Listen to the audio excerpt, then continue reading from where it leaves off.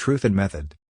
Catch only what you've thrown yourself, all is mere skill and little gain, but when you're suddenly the catcher of a ball thrown by an eternal partner with accurate and measured swing towards you, to your center, in an arch from the great bridge building of God, why catching then becomes a power, not yours, a world's. Rainer Maria Rilke. Translator's Preface. Truth and Method is one of the 2 or 3 most important works of this century on the philosophy of humanistic studies. The book is powerful, exciting, but undeniably difficult. Published when Gadamer was 60, it gathers the ripe fruit of a lifetime's reading, teaching, and thinking. Because it is immersed in German philosophy and scholarship, the book is even more challenging for an American reader. An emerging body of commentary in English as well as the many shorter essays Gadamer has, happily, lived to write and which are increasingly available in translation provide additional means of access to his thought. Truth and Method, however, remains his magnum opus, the comprehensive and integrated statement of his rich and penetrating reflections. The first edition of 1960 was revised in the footnotes, updated for the second and again for the third edition, and then for the last time for inclusion in Gadamer's 10-volume Gesammelte Werke. An English translation based on the second edition appeared in 1975. Gadamer teaches us that the idea of a perfect translation that could stand for all time is entirely illusory. Even apart from the inevitable mistakes that reflect limits of erudition or understanding, a translation must transpose a work from one time and cultural situation to another. Over the past decade, both philosophical and literary study have become increasingly interested in the thinkers and issues that figure prominently in Gadamer's work.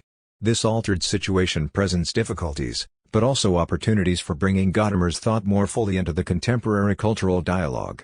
We have undertaken a thorough revision of the earlier translation of Truth and Method, based on the German text for the Gesammelte Werke, but using the fourth edition to correct some obvious errors. We have aimed at accuracy, not according to an abstract standard, but specifically to help his contemporary American readers understand Gadamer more fully, and we have tried to make our translation as readable and often powerfully eloquent as Gadamer's German. We have no illusion that our revised translation will speak clearly into every future situation, but we have been conscious that our version will have to stand for an indefinite length of time and have therefore aimed always to serve as a bridge, not an obstacle, between Gadamer and his readers. Some notes on important German terms and our translation of them will be helpful. The impossibility of translating even key terms the same way every time they occur is not due simply to the obvious fact that the range of meanings of the German word does not match precisely the range of any single English word. More telling is the fact that Gadamer's language resists hardening into a terminology, a technical language with stipulated, univocal meanings. He remains always responsive to the flexible usage of actual words, not simply in their ordinary meanings, but as they respond to the movement of thinking about particular subject matters. Bildung is translated by culture and related forms such as cultivation, cultivated.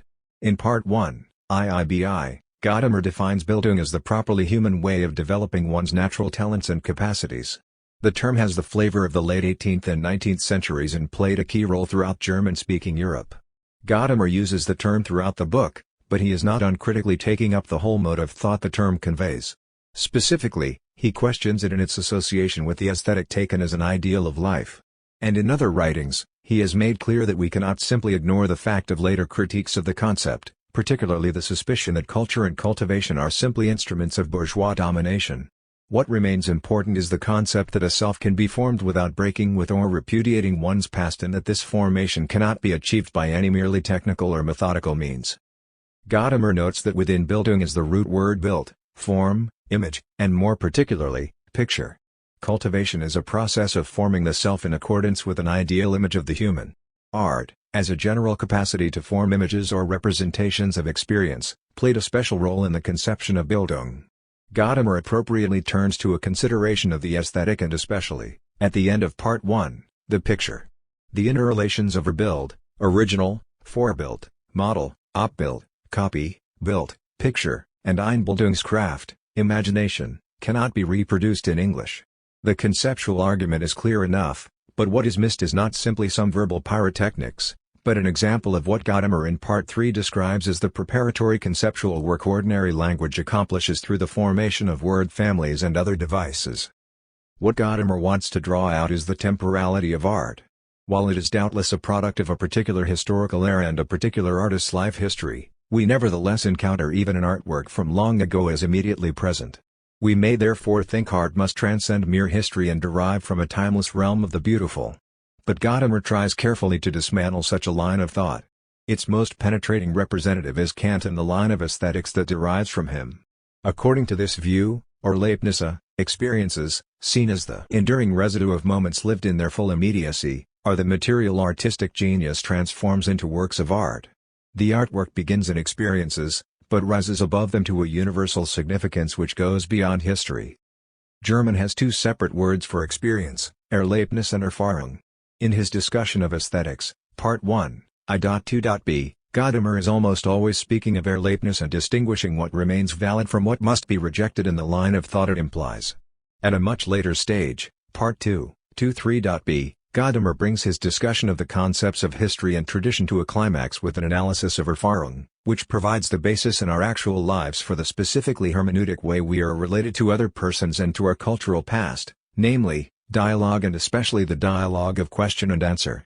This kind of experience is not the residue of isolated moments, but an ongoing integrative process in which what we encounter widens our horizon, but only by overturning an existing perspective, which we can then perceive was erroneous or at least narrow. Its effect, therefore, is not simply to make us knowing, to add to our stock of information, but to give us that implicit sense of broad perspectives, of the range of human life and culture, and of our own limits that constitutes a non-dogmatic wisdom. Erlebnis is something you have, and thus is connected with a subject and with the subjectivization of aesthetics. Erfahrung is something you undergo, so that subjectivity is overcome, and drawn into an event, Geschehen, of meaning. Gadamer typically uses the term Erlebnis with a critical overtone, and the term Erfahrung with a positive one. Because the more concentrated discussion of Erlebnis is widely separated from that of Erfahrung, the local context is fairly clear. But throughout the book, Gadamer returns to his critique of Erlebnis and of the aesthetics based on it. We have tried to mark these returns by some special phrases. Erlebnis permits a plural, experiences, whereas Erfahrung is normally integrative and hence singular. Art of experience, art based on experience, or aesthetics of experience are intended to hint a neologism, a special way of conceiving experience, whereas the experience of art translates Erfahrung in its range from neutral to decidedly positive. We have sometimes inserted the German in parentheses, particularly where Gadamer shifts from one term to another, so that the reader can be alert to the distinction. Against the idea that the genius transforms experiences into artworks, Gadamer sets transformation into structure, Verwandlung ins Gebilde, Part 1, ff.I.b. In a preparatory analysis of play, Gadamer shows that play is not a subjective attitude of the players, but rather the players are caught up in the shaped activity of the game itself. Where this activity takes on enduring form, it becomes structure, Gebilde. The root word maintains the line from Bildung to Bild, and thus anticipates the way even a picture transforms our world into a lasting shape, but does not thereby exit from that world into a timeless realm. In play, we do not express ourselves, but rather the game itself presents itself. The term here is Darstellung and sich darstellen, which implies that something is immediately present, but as something with a shape or structure which is particularly brought out in presentation. The same term can be used for theatrical presentation, performance or recital of musical or other temporal works, or any exhibition. In the interrelations of original, or Bild, and picture, Bild, Gadamer wants to stress that we find not mimetic repetition or aestheticist displacement of the real, but a process best described in Neoplatonic language, where the original reality comes to its fullest self-presentation in the picture and where the tie between original and picture is never broken. But as art, this interrelation is fully real only each time it is represented, exhibited, brought into the actuality of our participation in it. Pictorial art is thus in its temporality not fundamentally different from the reproductive arts, what English calls the performing arts. In representing, the work of art performs a total mediation, Vermittlung. That is, what has been transformed into structure is made fully available to us once again. We have generally translated Vermittlung and related forms as mediation, since this is the standard equivalent in philosophy. Occasionally, the context has led us to use communication, but Gadamer does not conceive communication as the passing of information from one person to another. Rather, in communication some subject matter becomes mutually accessible for two or more people, while the medium which gives us this access withdraws from prominence. In Part 2, Gadamer reviews the development of the historical sciences in their theory, particularly in 19th-century Germany, as well as what they contribute to our insight into understanding.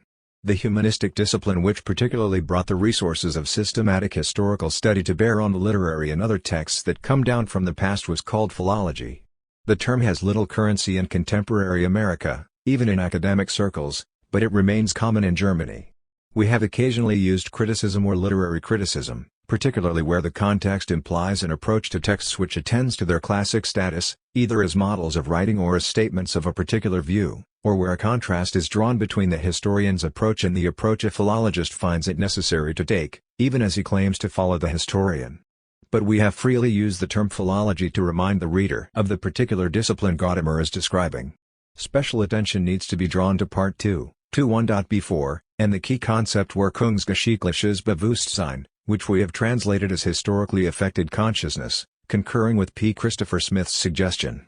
We have tried to capture Gadamer's delineation of a consciousness that is doubly related to tradition, at once affected by history. Paul Ricoeur translated this term as consciousness open to the effects of history, and also itself brought into being, affected by history, and conscious that it is so.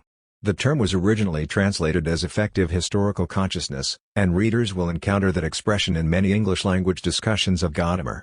Wirken is translated as effect, while its adjectival and adverbial forms are usually translated as actual, real, sometimes truly. Where something more emphatic seemed meant, we have rephrased or inserted the German. The reader should note the relation to Wirken, to work, to weave, and to Wirklichkeit, the real as something actual before us. The double relation of historically affected consciousness to the past, Gadamer names belonging. The German term is gehören, which contains the root hören, listen to. In many languages, to hear and to obey are the same word. When we genuinely listen to another's insight into whatever we are seriously discussing, Gadamer suggests, we discover some validity in it, something about the thing itself that would not have shown itself simply within our own limited horizon. But this gain in insight is only possible where both participants in a conversation grant what is due to the subject matter, another sense of gehören.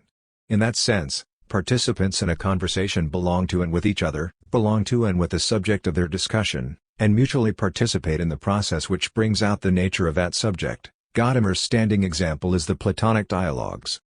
This ongoing conversation is Überlieferung, tradition. English has no corresponding verb, nor any adjective that maintains the active verbal implication, nor any noun for what is carried down in tradition. We have therefore admitted the neologism traditionary text, and have sometimes used the phrase what comes down to us from the past or handed down from the past to convey the active sense of the German. We are likely to think of tradition as what lies merely behind us or as what we take over more or less automatically. On the contrary, for Gadamer tradition or what is handed down from the past confronts us as a task, as an effort of understanding we feel ourselves required to make because we recognize our limitations, even though no one compels us to do so.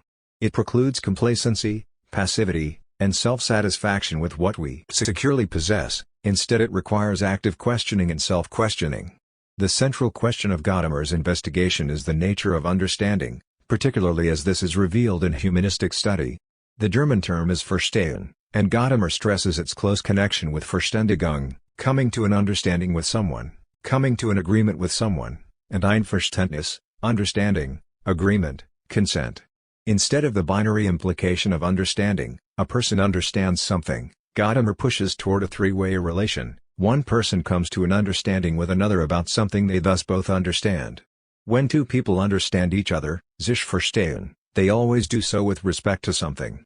That something is never just an opinion, Meinung, gemeint, as when two people merely exchange views.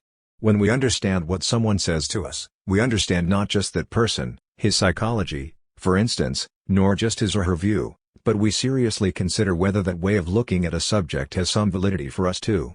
In this sense, even self-understanding, Selbstverstehen, does not for Gadamer mean turning oneself into an object, but in German idiom, knowing one's way around in a certain matter. What makes coming to an understanding possible is language, which provides the medium or middle ground, the place where understanding, as we say, takes place. See especially Part 3.3.b. Language is the Vermittlung, the communicative mediation which establishes common ground. But Gadamer stresses that the ground is not established by any explicit agreement or social contract that could be negotiated in advance, nor by any purely psychological processes of empathy or sympathy. As in play, it rests on a common willingness of the participants in conversation to lend themselves to the emergence of something else, the Sache or subject matter which comes to presence and presentation in conversation. We have generally reserved objective and related forms for Gegenstand, the German term which carries with it the whole set of philosophical problems that arose in the wake of Descartes' separation of subject from object, and we have translated Sache and related forms as subject matter, or just as thing. Sprache and related forms present a special problem. In German, they are close to the common verb sprechen. But English forms such as language, linguistic, and even speech are Latinate or remote from our equivalent common verbs. English phrasing therefore looks stiffer and more formal than the German. We have generally used verbal and related forms or rephrased. Where Gadamer speaks of the Sprachlichkeit of our thinking, English idiom wants to put it completely differently. For instance, what we think is always something we say or can say. Gadamer is thinking of language not as an entity or the object of scientific study, but as it inheres in the act of utterance and thus becomes an event, something historical. Gadamer ends with a return to the central topic of aesthetics, namely, beauty. When something is beautiful, its appearance strikes us with immediate self-evidence as valid. It appears or shines, scheinen, as a phenomenon, or Scheinung, and even though it may be a mere appearance, it may also have that special validity of what is visible that we call the beautiful, schöne. Gadamer relates this experience to the self-evidentness of what strikes us as valid in material conveyed to us from the past and preserved in language. What is thus evident, einleuchtend, seems self-evident or manifest, offenbar, with the root meaning of standing in the open, because it stands in the light, Licht, or is itself a shining light, Leuchte, that brings enlightenment, Aufklärung.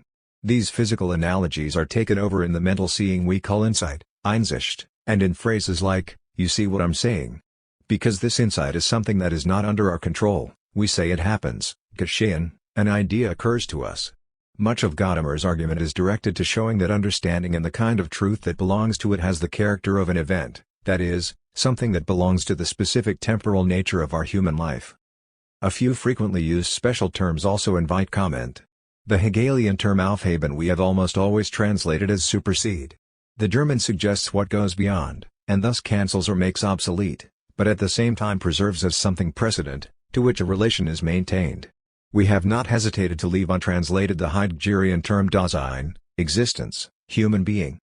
The German Wissenschaft suggests thorough, comprehensive, and systematic knowledge of something on a self-consciously rational basis.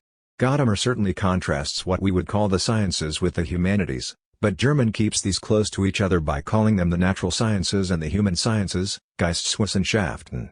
By the latter, Gadamer does not mean what has been called in English the human sciences, following the movement of structuralism and post-structuralism in recent French thought, and closer to what we call the social sciences.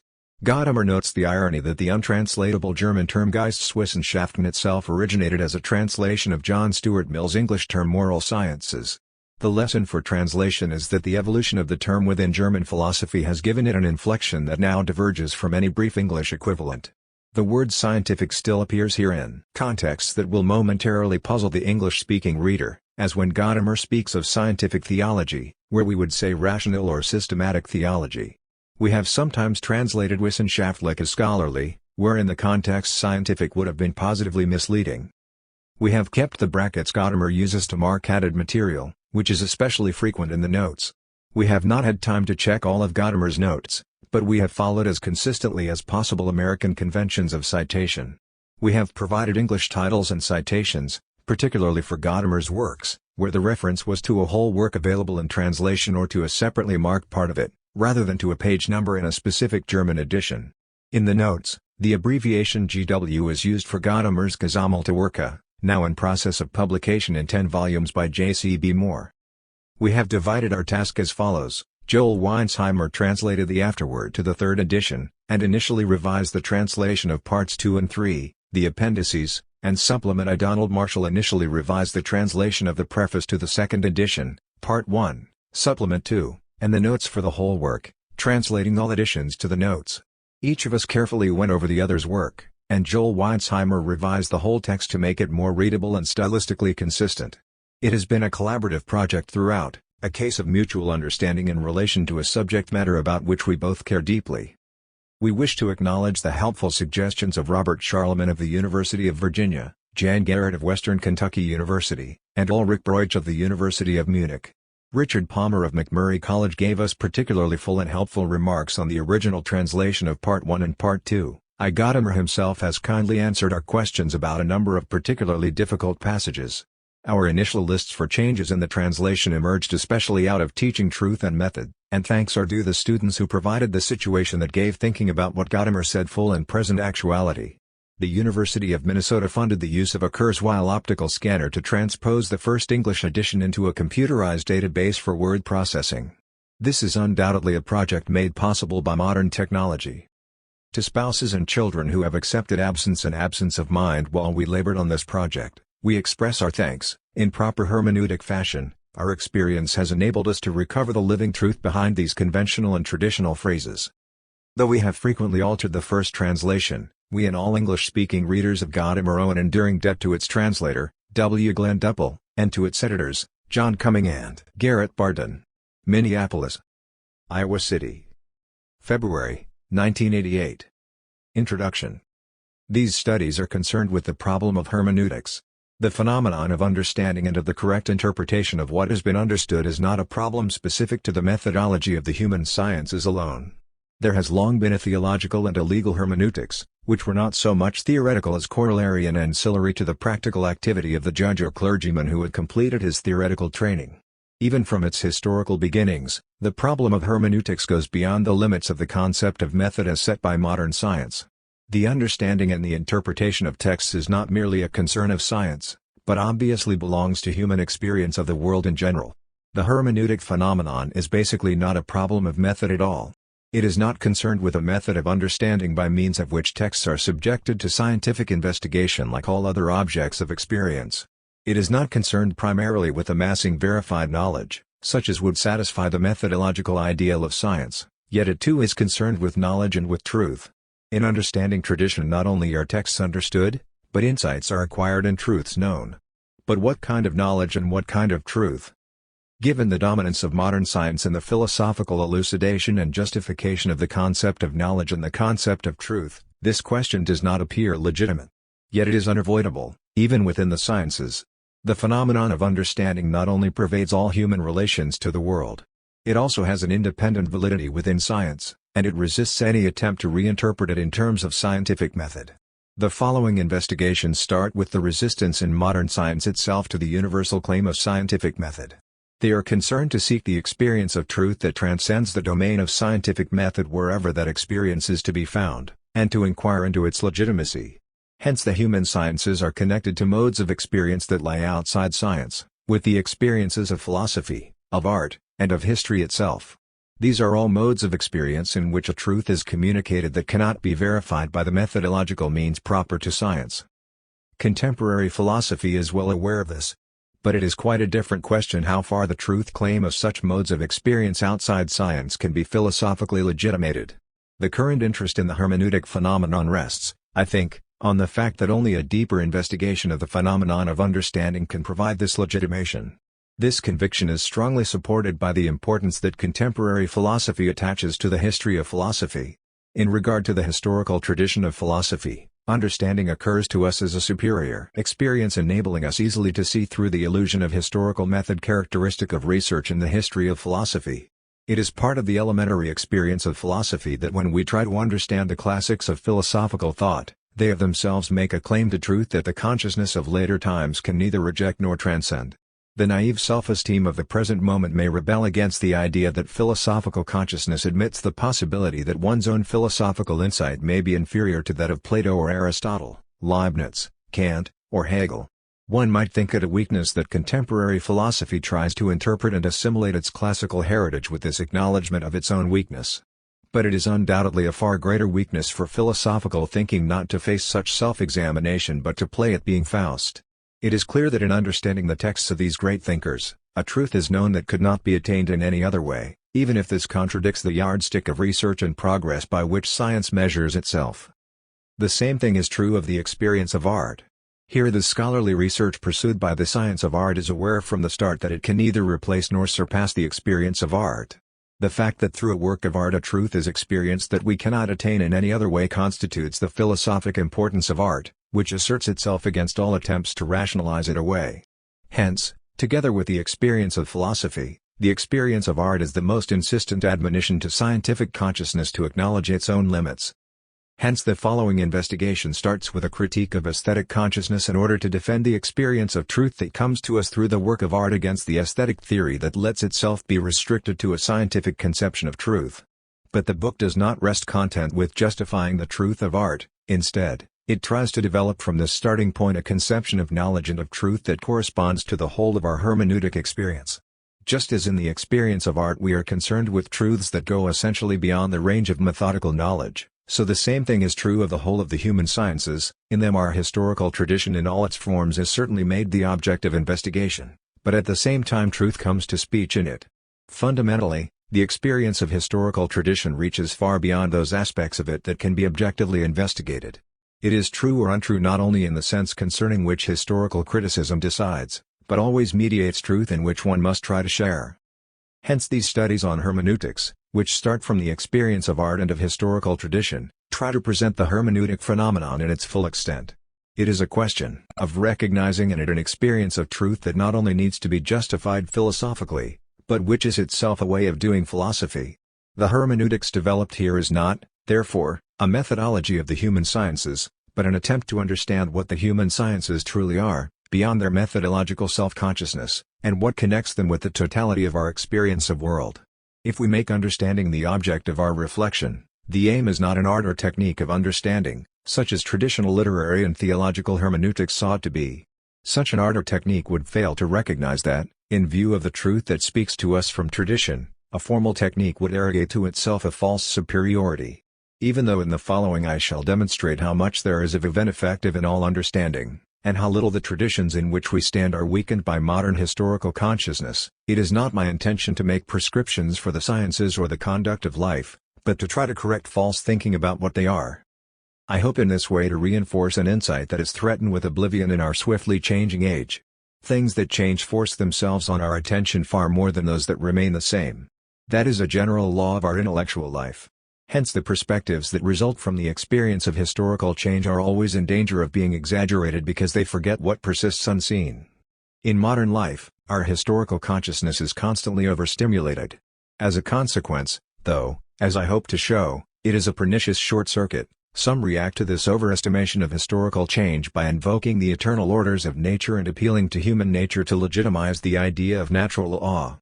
It is not only that historical tradition and the natural order of life constitute the unity of the world in which we live as men, the way we experience one another, the way we experience historical traditions, the way we experience the natural givenness of our existence and of our world, constitute a truly hermeneutic universe, in which we are not imprisoned, as if behind insurmountable barriers, but to which we are opened. A reflection on what truth is in the human sciences must not try to reflect itself out of the tradition whose binding force it has recognized. Hence in its own work it must endeavor to acquire as much historical self-transparency as possible. In its concern to understand the universe of understanding better than seems possible under the modern scientific notion of cognition, it has to try to establish a new relation to the concepts which it uses. It must be aware of the fact that its own understanding and interpretation are not constructions based on principles, but the furthering of an event that goes far back. Hence it will not be able to use its concepts unquestioningly, but will have to take over whatever features of the original meaning of its concepts have come down to it. The philosophical endeavor of our day differs from the classical tradition of philosophy in that it is not a direct and unbroken continuation of it. Despite its connection with its historical origin, philosophy today is well aware of the historical distance between it and its classical models. This is especially to be found in its changed attitude to the concept. However important and fundamental were the transformations that took place with the Latinization of Greek concepts and the translation of Latin conceptual language into the modern languages, the emergence of historical consciousness over the last few centuries is a much more radical rupture. Since then, the continuity of the Western philosophical tradition has been effective only in a fragmentary way. We have lost that naive innocence with which traditional concepts were made to serve one's own thinking. Since that time, the attitude of science towards these concepts has become strangely detached, whether it takes them up in a scholarly, not to say self-consciously archaizing way, or treats them as tools. Neither of these truly satisfies the hermeneutic experience. The conceptual world in which philosophizing develops has already captivated us in the same way that the language in which we live conditions us. If thought is to be conscientious, it must become aware of these anterior influences. A new critical consciousness must now accompany all responsible philosophizing, which takes the habits of thought and language built up in the individual in his communication with his environment and places them before the forum of the historical tradition to which we all belong. The following investigation tries to meet this demand by linking as closely as possible an inquiry into the history of concepts with the substantive exposition of its theme. That conscientiousness of phenomenological description which Husserl has made a duty for us all, the breadth of the historical horizon in which Dilthey has placed all philosophizing, and, not least, the penetration of both these influences by the impulse received from Heidegger, indicate the standard by which the writer desires to be measured, and which, despite all imperfection in the execution, he would like to see applied without reservation. Foreword to the second edition. The second edition of Truth and Method is virtually unaltered. It has found admirers and critics, and the attention it has received undoubtedly obliges the author to improve the whole by drawing on all the really valuable suggestions they have offered. And yet a line of thought that has matured over many years has its own stability. However much one tries to see through the critic's eyes, one's own generally pervasive viewpoint prevails. The 3 years that have passed since the publication of the first edition have proved too short a time for the author to put the whole again in question, and to use effectively all that he has learned from criticism 1 and from his own more recent work. 2. Perhaps I may once again briefly outline the overall intention and claim. My revival of the expression hermeneutics, with its long tradition, has apparently led to some misunderstandings. 3. I did not intend to produce a manual for guiding understanding in the manner of the earlier hermeneutics. I did not wish to elaborate a system of rules to describe, let alone direct, the methodical procedure of the human sciences. Nor was it my aim to investigate the theoretical foundation of work in these fields in order to put my findings to practical ends. If there is any practical consequence of the present investigation, it certainly has nothing to do with an unscientific commitment. Instead, it is concerned with the scientific integrity of acknowledging the commitment involved in all understanding. My real concern was and is philosophic, not what we do or what we ought to do, but what happens to us over and above our wanting and doing. Hence the methods of the human sciences are not at issue here. My starting point is that the historical human sciences, as they emerged from German Romanticism and were imbued with the spirit of modern science, maintained a humanistic heritage that distinguishes them from all other kinds of modern research and brings them close to other, quite different, extra-scientific experiences, especially those peculiar to art. Of course, this could also be explained in terms of the sociology of knowledge. In Germany, which has always been pre-revolutionary, the tradition of aesthetic humanism remained vitally influential in the development of the modern conception of science. In other countries more political consciousness may have entered into what is called the humanities, lettera, in short, everything formerly known as the humanura. This does not in the slightest prevent the methods of modern natural science from being applicable to the social world. Possibly the growing rationalization of society and the scientific techniques of administering it are more characteristic of our age than the vast progress of modern science. The methodical spirit of science permeates everywhere. Therefore I did not remotely intend to deny the necessity of methodical work within the human sciences, Geisteswissenschaften. Nor did I propose to revive the ancient dispute on method between the natural and the human sciences. It is hardly a question of different methods. To this extent, Windelband and Rickard's question concerning the limits of concept formation in the natural sciences seems to me misconceived. The difference that confronts us is not in the method but in the objectives of knowledge.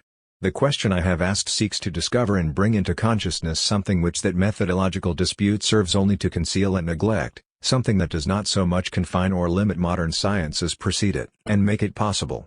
This does not make its own immanent law of advance any less decisive. It would be vain to appeal to the human desire for knowledge and the human capacity for achievement to be more considerate in their treatment of the natural and social orders of our world. Moral preaching under the guise of science seems rather absurd, as does the presumption of a philosopher who deduces from principles the way in which science must change in order to become philosophically legitimate. Therefore in this connection it seems to me a mere misunderstanding to invoke the famous Kantian distinction between quaestio juris and quaestio facti. Kant certainly did not intend to prescribe what modern science must do in order to stand honorably before the judgment seat of reason. He asked a philosophical question: what are the conditions of our knowledge, by virtue of which modern science is possible, and how far does it extend? The following investigation also asks a philosophic question in the same sense. But it does not ask it only of the so-called human sciences, which would give precedence to certain traditional disciplines. Neither does it ask it only of science and its modes of experience, but of all human experience of the world and human living. It asks, to put it in Kantian terms, how is understanding possible? This is a question which precedes any action of understanding on the part of subjectivity, including the methodical activity of the interpretive sciences and their norms and rules. Heidegger's temporal analytics of Dasein has, I think, shown convincingly that understanding is not just one of the various possible behaviors of the subject but the mode of being of Dasein itself. It is in this sense that the term hermeneutics has been used here. It denotes the basic being in motion of Dasein that constitutes its finitude and historicity, and hence embraces the whole of its experience of the world. Not caprice, or even an elaboration of a single aspect, but the nature of the thing itself makes the movement of understanding comprehensive and universal. I cannot agree with those who maintain that the limits of the province of hermeneutics are revealed in confrontation with extra-historical modes of being, such as the mathematical or aesthetic. For admittedly it is true that, say, the aesthetic quality of a work of art is based on structural laws and on a level of embodied form and shape that ultimately transcend all the limitations of its historical origin or cultural context. I shall not discuss how far, in relation to a work of art, the sense of quality represents an independent possibility of knowledge, or whether, like all taste, it is not only developed formally but is also a matter of education and inculcation. At any rate, taste is necessarily formed by something that indicates for what that taste is formed. To that extent, it perhaps always includes particular, preferred types of content and excludes others. But in any case it is true that everyone who experiences a work of art incorporates this experience wholly within himself, that is, into the totality of his self-understanding, within which it means something to him. I go so far as to assert that the act of understanding, including the experience of the work of art, surpasses all historicism in the sphere of aesthetic experience. Admittedly, there appears to be an obvious distinction between the original world structure established by a work of art and its survival in the changed circumstances of the world thereafter. 6 But where exactly is the dividing line between the present world and the world that comes to be? How is the original life significance transformed into the reflected experience that is cultural significance?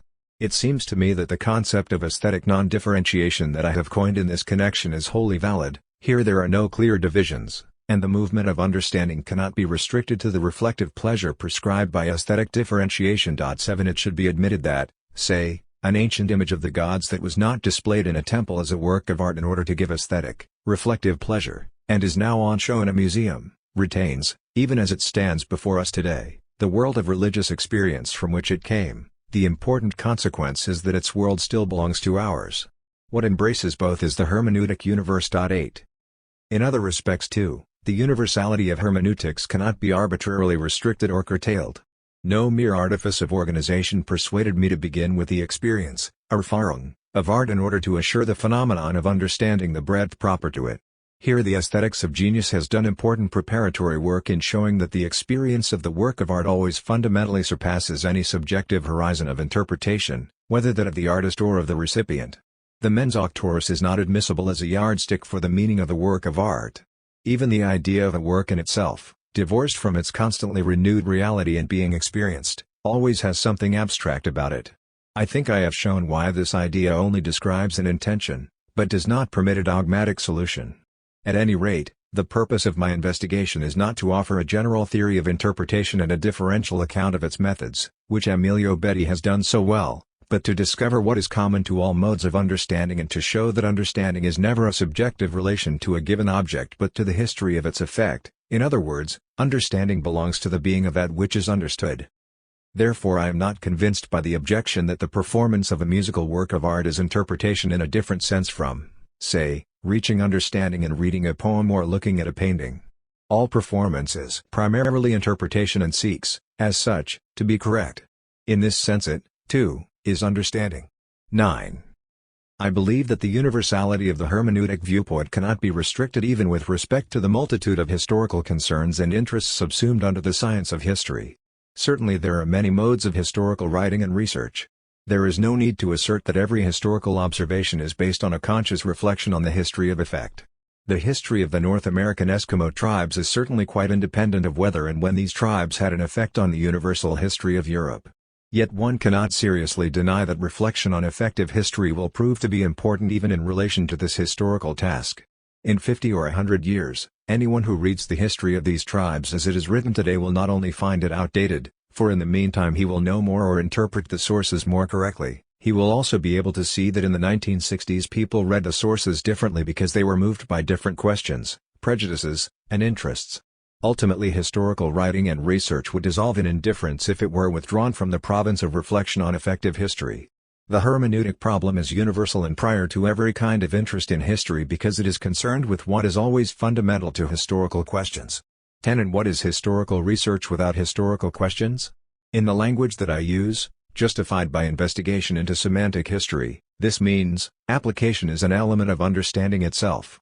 If, in this connection, I put the legal historian and the practicing lawyer on the same level, I do not deny that the former has exclusively a contemplative, and the other an exclusively practical, task. Yet application is involved in the activities of both. How could the legal meaning of a law be different for either?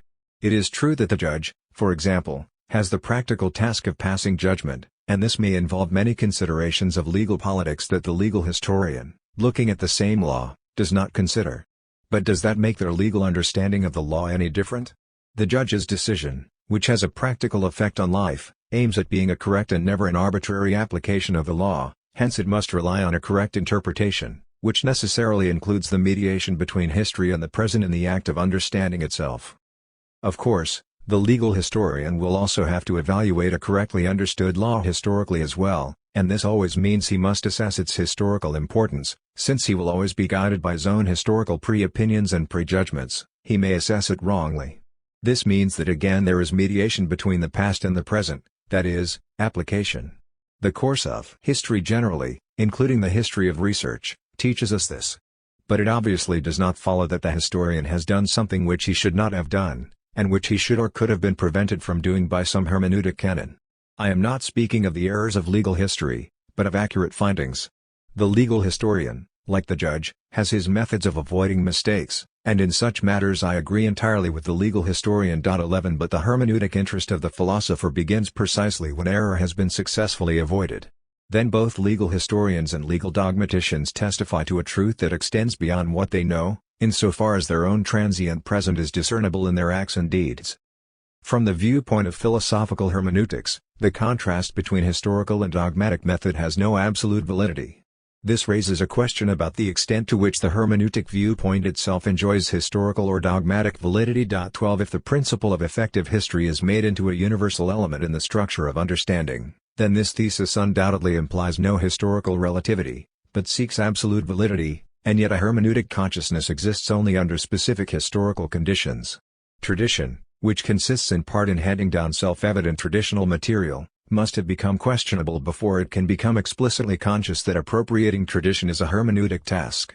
Augustine has just such a consciousness in regard to the Old Testament, and, during the Reformation, Protestant hermeneutics developed from an insistence on understanding Scripture solely on its own basis, sola scriptura, as against the principle of tradition upheld by the Roman Church.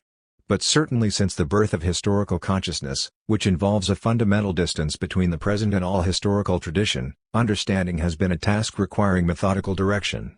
My thesis is that the element of effective history affects all understanding of tradition, even despite the adoption of the methodology of the modern historical sciences, which makes what has grown historically and has been transmitted historically an object to be established like an experimental finding, as if tradition were as alien, and from the human point of view as unintelligible, as an object of physics. Hence there is a certain legitimate ambiguity in the concept of historically affected consciousness, Wirkungsgeschichtliches Bewusstsein, as I have employed it. This ambiguity is that it is used to mean at once the consciousness affected in the course of history and determined by history, and the very consciousness of being thus affected and determined. Obviously the burden of my argument is that effective history still determines modern historical and scientific consciousness, and it does so beyond any possible knowledge of this domination. Historically affected consciousness is so radically finite that our whole being, affected in the totality of our destiny, inevitably transcends its knowledge of itself. But that is a fundamental insight which is not to be limited to any specific historical situation, an insight which, however, in the face of modern historical research and of science's methodological ideal of objectivity, meets with particular resistance in the self-understanding of science. We are certainly entitled to ask the reflective historical question, why, just now, at this precise moment in history, has this fundamental insight into the role of effective history in all understanding become possible? My investigations offer an indirect answer to this question. Only after the failure of the naive historicism of the very century of historicism does it become clear that the contrast between unhistorical dogmatic and historical, between tradition and historical science, between ancient and modern, is not absolute. The famous querelle d'ancien et de moderne ceases to pose real alternatives. Hence what is here affirmed, that the province of hermeneutics is universal and especially that language is the form in which understanding is achieved, embraces pre-hermeneutic consciousness as well as all modes of hermeneutic consciousness. Even the naive appropriation of tradition is a retelling, although it ought not to be described as a fusion of horizons. Cp. 537 below. And now to the basic question, how far does the province of understanding itself and its linguisticity reach? Can it justify the philosophical universality implied in the proposition, being that can be understood as language? Surely the universality of language requires the untenable metaphysical conclusion that everything is only language and language event? True, the patent objection implied by the ineffable does not necessarily affect the universality of language. The infinity of the dialogue in which understanding is achieved makes any reference to the ineffable itself relative. But is understanding the soul and sufficient access to the reality of history? Obviously there is a danger that the actual reality of the event, especially its absurdity and contingency, will be weakened and misperceived by being seen in terms of the experience of meaning.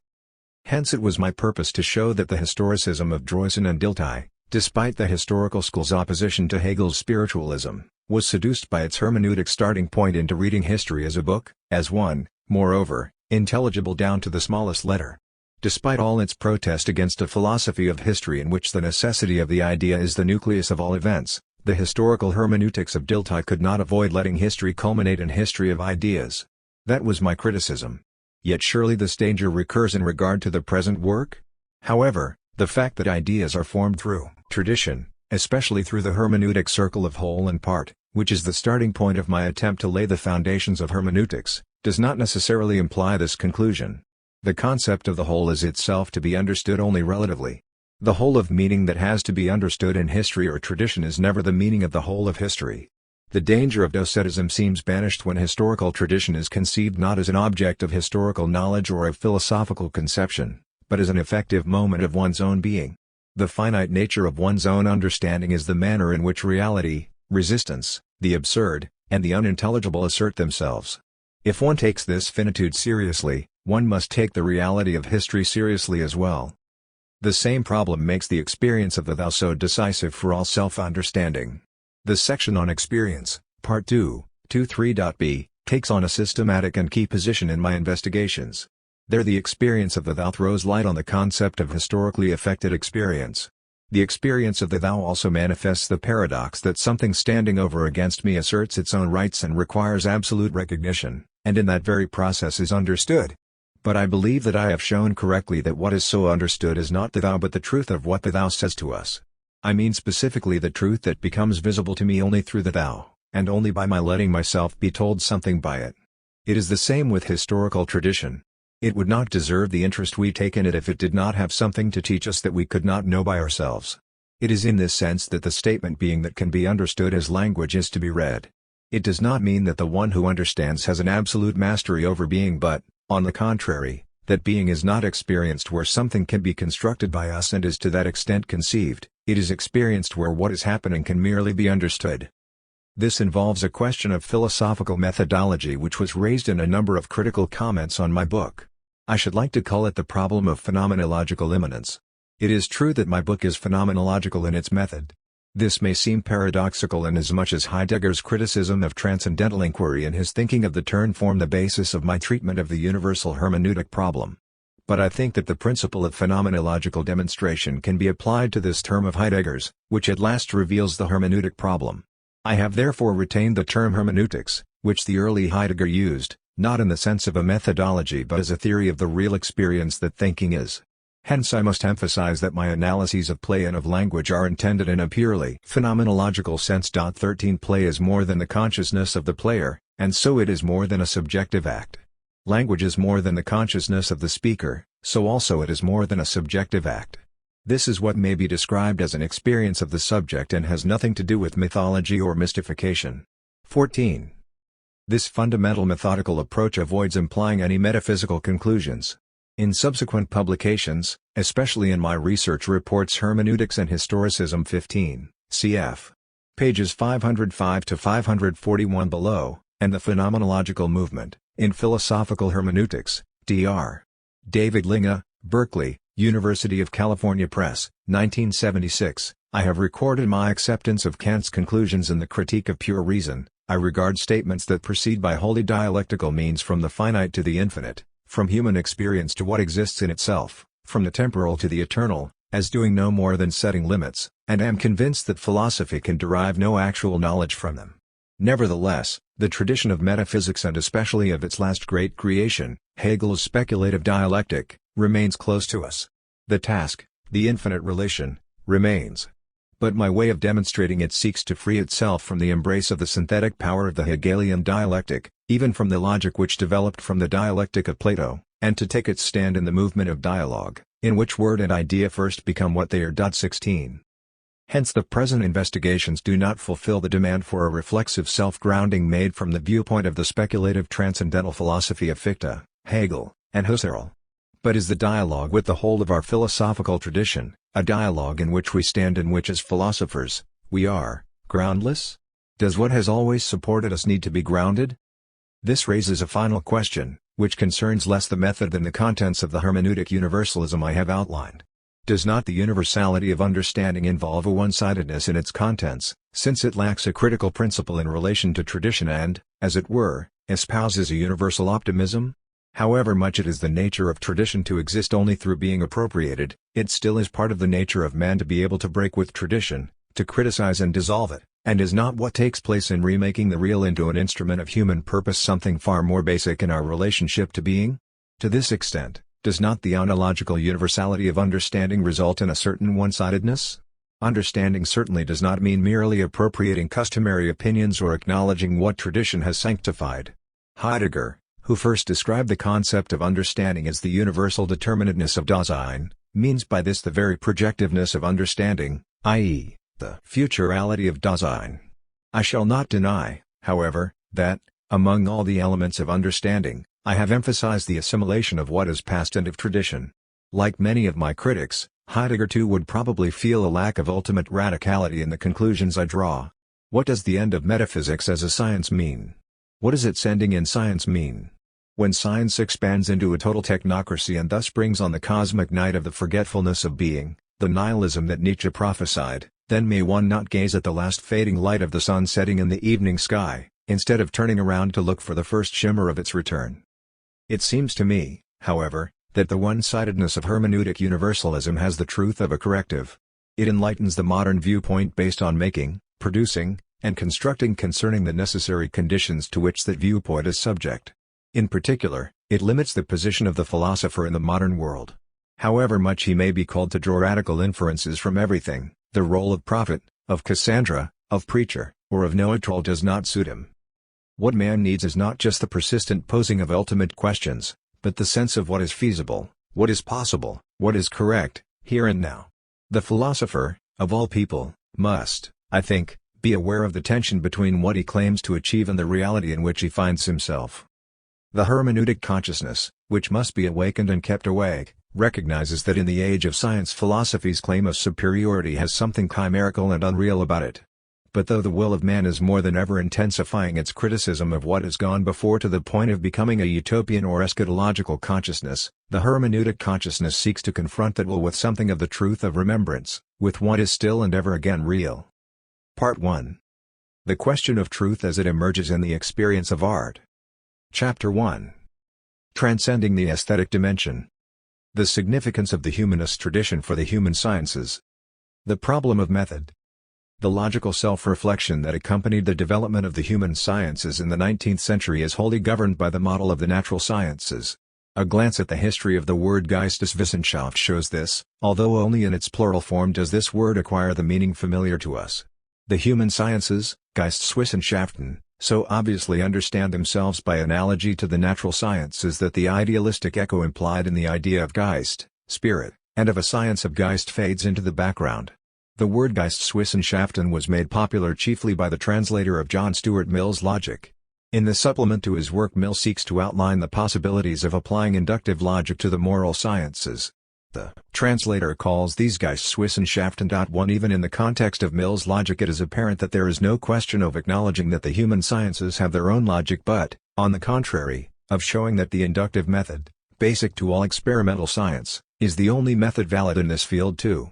In this respect Mill stands in an English tradition of which Hume has given the most effective formulation in the introduction to his treatise. To Human science too is concerned with establishing similarities, regularities, and conformities to law which would make it possible to predict individual phenomena and processes.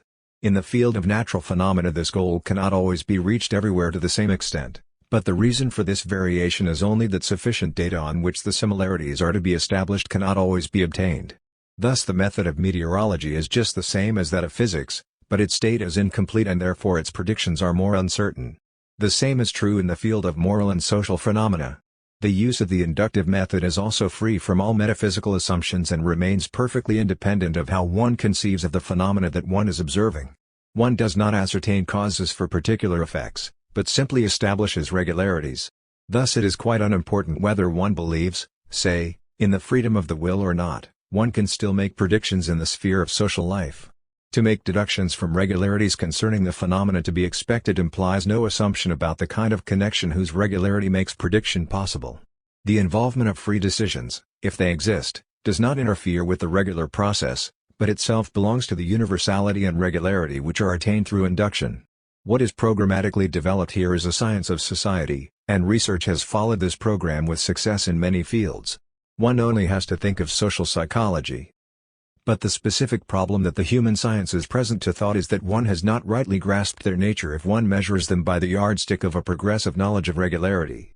The experience of the socio-historical world cannot be raised to a science by the inductive procedure of the natural sciences. Whatever science may mean here, and even if all historical knowledge includes the application of experiential universals to the particular object of investigation, historical research does not endeavor to grasp the concrete phenomenon as an instance of a universal rule.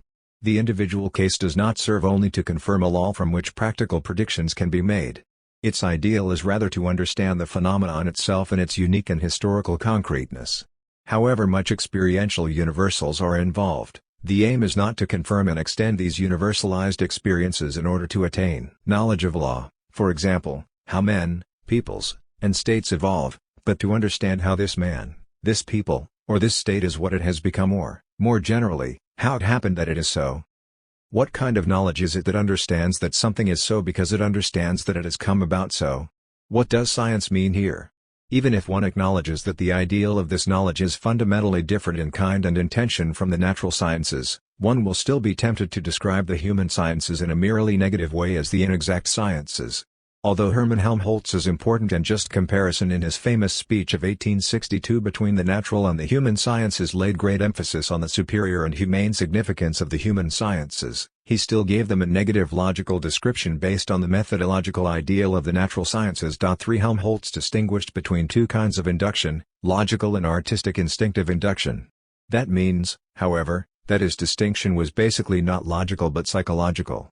Both kinds of science make use of the inductive conclusion, but the human sciences arrive at their conclusions by an unconscious process. Hence the practice of induction in the human sciences is tied to particular psychological conditions. It requires a kind of tact and other intellectual capacities as well, for example, a well-stocked memory and the acceptance of authorities, whereas the self-conscious inferences of the natural scientist depend entirely on the use of his own reason. Even if one acknowledges that this great natural scientist has resisted the temptation of making his own scientific practice a universally binding norm, he obviously had no other logical terms in which to characterize the procedure of the human sciences than the concept of induction, familiar to him from Mill's logic. The fact that the new mechanics and their triumph in the astronomy of Newton were a model for the sciences of the 18th century was still so self-evident for Helmholtz that the question of what philosophical conditions made the birth of this new science possible in the 17th century was utterly remote from him. Today we know what an influence the Parasochimist school had. For Helmholtz, the methodological ideal of the natural sciences needed neither to be historically derived nor epistemologically restricted, and that is why he could not understand the way the human sciences work as logically different. At the same time there was the pressing task of raising one branch of knowledge, namely that of the historical school, which was in fact in full flower, to logical self-consciousness. As early as 1843 J. G. Droysen, the author and founder of the History of Hellenism, wrote, "There is, I suppose, no field of knowledge that is so far from being theoretically justified, defined, and articulated as history." Droysen called for a Kant who, in a categorical imperative of history, would show the living source from which the historical life of mankind flowed. He expressed the hope that the more profoundly grasped idea of history will be the center of gravity in which the chaotic movement of the human sciences will gain stability and the possibility of further progress. 5. The model of the natural sciences invoked here by Droysen is not intended in terms of a specific content, that is, a theoretical model of science to which the human sciences must be assimilated. On the contrary, he means that the human sciences must be firmly established as an equally autonomous and self-reliant group of sciences. Droysen's historic attempts to carry out this task. Even Dilthey, on whom the scientific method and the empiricism of Mill's logic had a much stronger influence, retained the romantic, idealistic heritage and the concept of spirit, Geist. He always thought himself superior to English empiricism, because he vividly perceived what distinguished the historical school from all thinking in terms of the natural sciences and natural law. The real empirical procedure that can replace prejudiced dogmatic empiricism can come only from Germany. Mill is dogmatic because he lacks historical training. This was a note Dilthey made in his copy of Mill's Logic. 6 In fact, all the arduous work of decades that Dilthey devoted to laying the foundations of the human sciences was a constant debate with the logical demand that Mill's famous last chapter made on the human sciences. Nevertheless, Dilthey let himself be profoundly influenced by the model of the natural sciences, even when he was endeavoring to justify precisely the methodological independence of the human sciences. Two pieces of evidence will make this clear and will, as it were, point the way for our own investigation.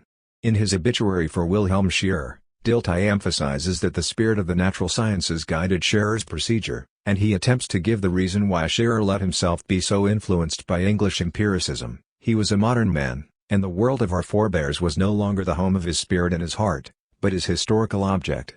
7 The antithesis shows that for Dilthey scientific knowledge obliges one to sever one's bond with life, to attain distance from one's own history, which alone makes it possible for that history to become an object. We may indeed acknowledge that Scherer and Dilthey's handling of the inductive and comparative methods was governed by genuine individual tact, and that such tact presupposes a spiritual cultivation which indicates that the world of classical culture and the romantic belief in individuality survive in them.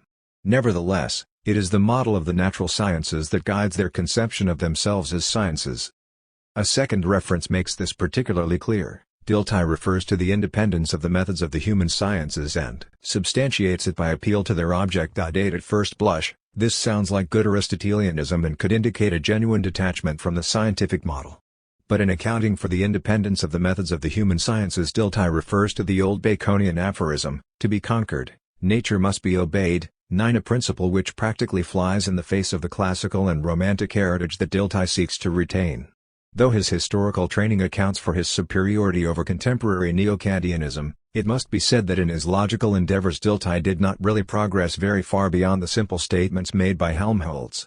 However strongly Dilthey defended the epistemological independence of the human sciences, what is called method in modern science remains the same everywhere and is only displayed in an especially exemplary form in the natural sciences. The human sciences have no method of their own. Yet one might well ask, with Helmholtz, to what extent method is significant in this case, and whether the other logical presuppositions of the human sciences are not perhaps far more important than inductive logic. Helmholtz had indicated this correctly when, in order to do justice to the human sciences, he emphasized memory and authority, and spoke of the psychological tact that here replaced the conscious drawing of inferences. What is the basis of this tact? How is it acquired? Does not what is scientific about the human sciences lie rather here than in their methodology? Because the human sciences prompt this question and thus cannot be fitted into the modern concept of science, they remain a problem for philosophy itself. The answer that Helmholtz and his century gave to this question cannot suffice.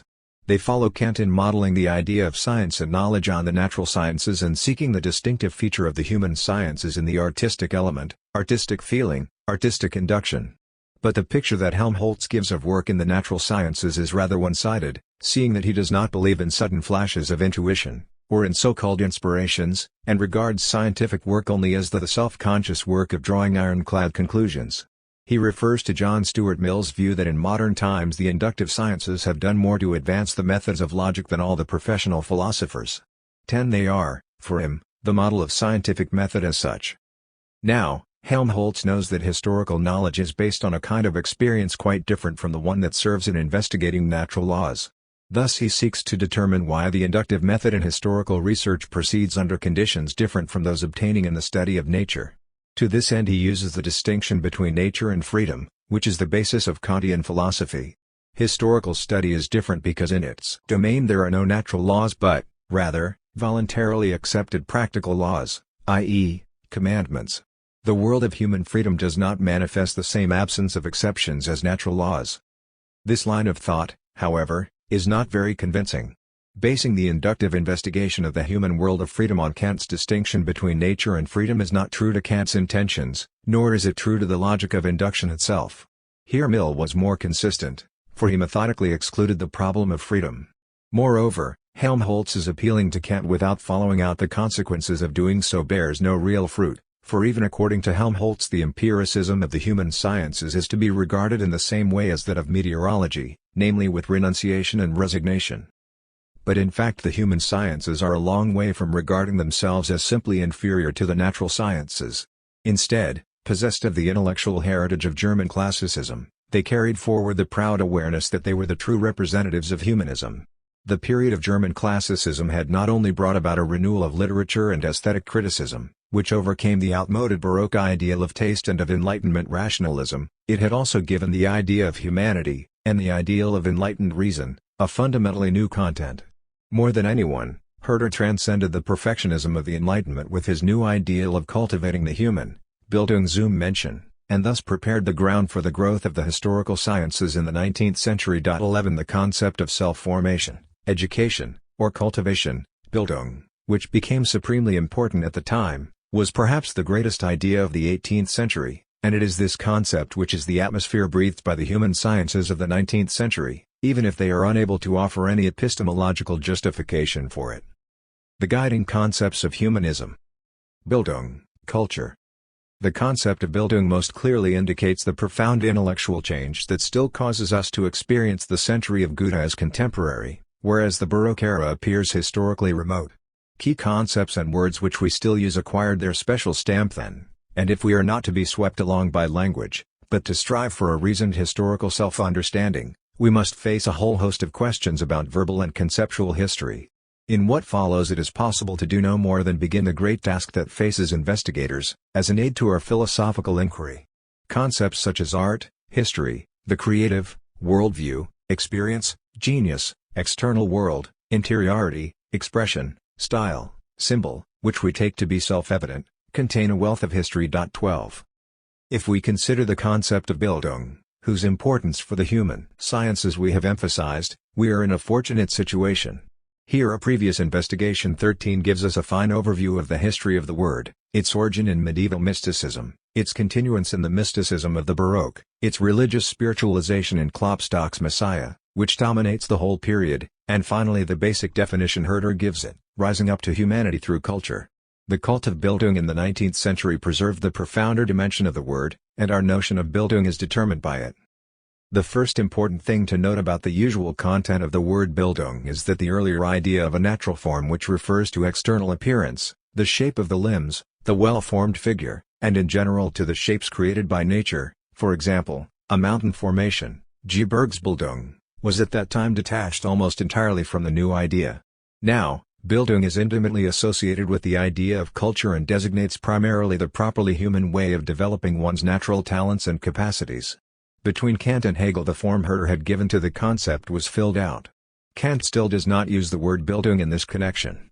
He speaks of cultivating a capacity, or natural talent, which is such as an act of freedom by the acting subject. Thus among duties to oneself he mentions not letting one's talents rust, but without using the word Bildung. 14 However, when Hegel takes up the same Kantian idea of duties to oneself, he already speaks of such Bilden, educating or cultivating oneself, and Bildung. 15 And Wilhelm von Humboldt, with his sensitive ear, already detects a difference in meaning between Kultur and Bildung. But when in our language we say Bildung, we mean something both higher and more inward, namely the disposition of mind which, from the knowledge and the feeling of the total intellectual and moral endeavor, flows harmoniously into sensibility and character. 16. Bildung here no longer means culture i.e., developing one's capacities or talents. Rather, the rise of the word Bildung evokes the ancient mystical tradition according to which man carries in his soul the image of God, after whom he is fashioned, and which man must cultivate in himself. The Latin equivalent for Bildung is formatio, with related words in other languages, for example, In English, in Shaftesbury, form and formation. In German, too, the corresponding derivations of the idea of Forma, for example, Formierung and formation have long vied with the word Bildung. Since the Aristotelianism of the Renaissance, the word forma has been completely separated from its technical meaning and interpreted in a purely dynamic and natural way. Yet the victory of the word Bildung over form does not seem to be fortuitous. For in Bildung there is built. The idea of form lacks the mysterious ambiguity of built, which comprehends both niche built, image, copy, and Vorbild, model. In accordance with the frequent transition from becoming to being, Bildung, like the contemporary use of the German word formation, describes more the result of the process of becoming than the process itself. The transition is especially clear here because the result of Bildung is not achieved in the manner of a technical construction, but grows out of an inner process of formation and cultivation, and therefore constantly remains in a state of continual Bildung. It is not accidental that in this respect the word Bildung resembles the Greek physis. Like nature, Bildung has no goals outside itself. The word and thing Bildungsziel, the goal of cultivation, is to be regarded with the suspicion appropriate to such a secondary kind of Bildung. Bildung as such cannot be a goal, it cannot as such be sought, except in the reflective thematic of the educator, in having no goals outside itself. The concept of Bildung transcends that of the mere cultivation of given talents, from which concept it is derived. The cultivation of a talent is the development of something that is given, so that practicing and cultivating it is a mere means to an end. Thus the educational content of a grammar book is simply a means and not itself an end. Assimilating it simply improves one's linguistic ability. In Bildung, by contrast, that by which and through which one is formed becomes completely one's own. To some extent everything that is received is absorbed, but in Bildung what is absorbed is not like a means that has lost its function. Rather, in acquired Bildung nothing disappears, but everything is preserved. Bildung is a genuine historical idea, and because of this historical character of preservation it is important for understanding in the human sciences. Thus even a preliminary glance at the linguistic history of Bildung introduces us to the circle of historical ideas that Hegel first introduced into the realm of first philosophy. In fact Hegel has worked out very astutely what Bildung is. We follow him initially. 17 He saw so that philosophy, and, we may add, the human sciences, Geisteswissenschaften, has, in Bildung, the condition of its existence. For the being of Geist, spirit, has an essential connection with the idea of Bildung. Man is characterized by the break with the immediate and the natural that the intellectual, rational side of his nature demands of him. In this sphere he is not, by nature, what he should be, and hence he needs Bildung. What Hegel calls the formal nature of Bildung depends on its universality. In the concept of rising to the universal, Hegel offers a unified conception of what is age understood by Bildung. Rising to the universal is not limited to theoretical Bildung and does not mean only a theoretical orientation in contrast to a practical one, but covers the essential character of human rationality as a whole. It is the universal nature of human Bildung to constitute itself as a universal intellectual being. Whoever abandons himself to his particularity is ungebildet, unformed. For example, if someone gives way to blind anger without measure or sense of proportion. Hegel shows that basically such a man is lacking in the power of abstraction. He cannot turn his gaze from himself towards something universal, from which his own particular being is determined in measure and proportion. Hence Bildung, as rising to the universal, is a task for man. It requires sacrificing particularity for the sake of the universal. But, negatively put, sacrificing particularity means the restraint of desire and hence freedom from the object of desire and freedom for its objectivity. Here the deductions of the phenomenological dialectic complement what is stated in the propedeutic. In his Phenomenology of Spirit Hegel works out the genesis of a truly free self-consciousness in and for itself, and he shows that the essence of work is to form the thing rather than consume it. 18 In the independent existence that work gives the thing, working consciousness finds itself again as an independent consciousness. Work is restrained desire. In forming the object, that is, in being selflessly active and concerned with the universal, working consciousness raises itself above the immediacy of its existence to universality, or, as Hegel puts it, by forming the thing it forms itself. What he means is that in acquiring a capacity, a skill, man gains the sense of himself. What seemed denied him in the selflessness of serving, inasmuch as he subjected himself to a frame of mind that was alien to him, becomes part of him inasmuch as he is working consciousness. As such he finds in himself his own frame of mind, and it is quite right to say of work that it forms. The self-awareness of working consciousness contains all the elements that make up practical Bildung, the distancing from the immediacy of desire, of personal need and private interest, and the exacting demand of a universal. In his Propaedeutic, Hegel demonstrates the nature of practical Bildung, of taking the universal upon oneself, by means of a number of examples.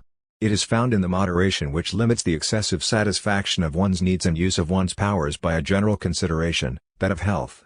It is found in the circumspection that, while concerned with the individual situation or business, remains open to observing what else might be necessary.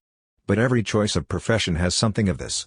For every profession has something about it of fate, of external necessity. It demands that one give oneself to tasks that one would not seek out as a private aim. Practical Bildung is seen in one's fulfilling one's profession wholly, in all its aspects. But this includes overcoming the element in it that is alien to the particularity which is oneself, and making it wholly one's own. Thus to give oneself to the universality of a profession is at the same time to know how to limit oneself, i.e., to make one's profession wholly one's concern. Then it is no longer a limitation. Even in this description of practical Bildung by Hegel, one can recognize the basic character of the historical spirit, to reconcile itself with itself, to recognize oneself in other being. It becomes completely clear in the idea of theoretical Bildung, for to have a theoretical stance is, as such, already alienation, namely the demand that one deal with something that is not immediate, something that is alien, with something that belongs to memory and to thought. Theoretical Bildung leads beyond what man knows and experiences immediately. It consists in learning to affirm what is different from oneself and to find universal viewpoints from which one can grasp the thing, the objective thing in its freedom, without selfish interest. 19 That is why acquiring Bildung always involves the development of theoretical interests, and Hegel declares the world and language of antiquity to be especially suitable for this, since this world is remote and alien enough to effect the necessary separation of ourselves from ourselves, but it contains at the same time all the exit points and threads of the return to oneself, for becoming acquainted with it and for finding oneself again, but oneself according to the truly universal essence of spirit. 20. In these words of Hegel, the gymnasium director, we recognize the classicist's prejudice that it is particularly in the world of classical antiquity that the universal nature of the spirit can most easily be found. But the basic idea is correct. To recognize one's own in the alien, to become at home in it, is the basic movement of spirit, whose being consists only in returning to itself from what is other. Hence all theoretical Bildung, even acquiring foreign languages and conceptual worlds, is merely the continuation of a process of Bildung that begins much earlier. Every single individual who raises himself out of his natural being to the spiritual finds in the language, customs, and institutions of his people a pre-given body of material which, as in learning to speak, he has to make his own. Thus every individual is always engaged in the process of Bildung and in getting beyond his naturalness, inasmuch as the world into which he is growing is one that is humanly constituted through language and custom. Hegel emphasizes that a people gives itself its existence in its world. It works out from itself and thus exteriorizes what it is in itself. Thus what constitutes the essence of Bildung is clearly not alienation as such, but the return to oneself, which presupposes alienation, to be sure. However, Bildung is not to be understood only as the process of historically raising the mind to the universal, it is at the same time the element within which the educated man, gebildet, moves. What kind of element is this? The questions we asked of Helmholtz arise here. Hegel's answer cannot satisfy us, for Hegel sees Bildung as brought to completion through the movement of alienation and appropriation in a complete mastery of substance, in the dissolution of all concrete being, reached only in the absolute knowledge of philosophy. But we can acknowledge that Bildung is an element of spirit without being tied to Hegel's philosophy of absolute spirit, just as the insight into the historicity of consciousness is not tied to his philosophy of world history. We must realize that the idea of perfect Bildung remains a necessary ideal even for the historical sciences that depart from Hegel. For Bildung is the element in which they move. Even what earlier usage, with reference to physical appearance, called perfection of form is not so much the last state of a development as the mature state that has left all development behind and makes possible the harmonious movement of all the limbs. It is precisely in this sense that the human sciences presuppose that the scholarly consciousness is already formed and for that very reason possesses the right, unlearnable, and inimitable tact that envelops the human sciences form of judgment and mode of knowledge as if it were the element in which they move. The way that Helmholtz describes how the human sciences work, especially what he calls artistic feeling and tact, in fact presupposes this element of Bildung, within which the mind has a special free mobility. Thus Helmholtz speaks of the readiness with which the most varied experiences must flow into the memory of the historian or philologist. 21 That may seem to be a description from an external viewpoint, namely, The ideal of the self-conscious work of drawing ironclad conclusions, according to which the natural scientist conceives himself. The concept of memory, as he uses it, is not sufficient to explain what is involved here. In fact, this tact or feeling is not rightly understood if one thinks of it as a supervening mental competence which uses a powerful memory and so arrives at cognitive results that cannot be rigorously examined. What makes tact possible, what leads to its acquisition and possession, is not merely a piece of psychological equipment that is propitious to knowledge in the human sciences. Moreover, the nature of memory is not rightly understood if it is regarded as merely a general talent or capacity. Keeping in mind, forgetting, and recalling belong to the historical constitution of man and are themselves part of his history and his Bildung. Whoever uses his memory as a mere faculty, and any technique of memory as such a use, does not yet possess it as something that is absolutely his own. Memory must be formed, for memory is not memory for anything and everything. One has a memory for some things, and not for others. One wants to preserve one thing in memory and banish another. It is time to rescue the phenomenon of memory from being asked of Helmholtz arise here. Hegel's answer cannot satisfy us, for Hegel sees Bildung as brought to completion through the movement of alienation and appropriation in a complete mastery of substance, in the dissolution of all concrete being, reached only in the absolute knowledge of philosophy. But we can acknowledge that Bildung is an element of spirit without being tied to Hegel's philosophy of absolute spirit, just as the insight into the historicity of consciousness is not tied to his philosophy of world history. We must realize that the idea of perfect Bildung remains a necessary ideal even for the historical sciences that depart from Hegel. For Bildung is the element in which they move. Even what earlier usage, with reference to physical appearance, called perfection of form is not so much the last state of a development as the mature state that has left all development behind and makes possible the harmonious movement of all the limbs. It is precisely in this sense that the human sciences presuppose that the scholarly consciousness is already formed and for that very reason possesses the right, unlearnable, and inimitable tact that envelops the human sciences form of judgment and mode of knowledge as if it were the element in which they move. The way that Helmholtz describes how the human sciences work, especially what he calls artistic feeling and tact, in fact presupposes this element of Bildung, within which the mind has a special free mobility. Thus Helmholtz speaks of the readiness with which the most varied experiences must flow into the memory of the historian or philologist. 21 That may seem to be a description from an external viewpoint, namely, the ideal of the self-conscious work of drawing ironclad conclusions, according to which the natural scientist conceives himself. The concept of memory, as he uses it, is not sufficient to explain what is involved here.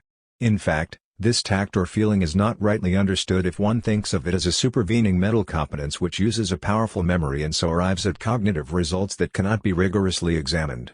What makes tact possible, what leads to its acquisition and possession, is not merely a piece of psychological equipment that is propitious to knowledge in the human sciences. Moreover, the nature of memory is not rightly understood if it is regarded as merely a general talent or capacity. Keeping in mind, forgetting, and recalling belong to the historical constitution of man and are themselves part of his history and his Bildung.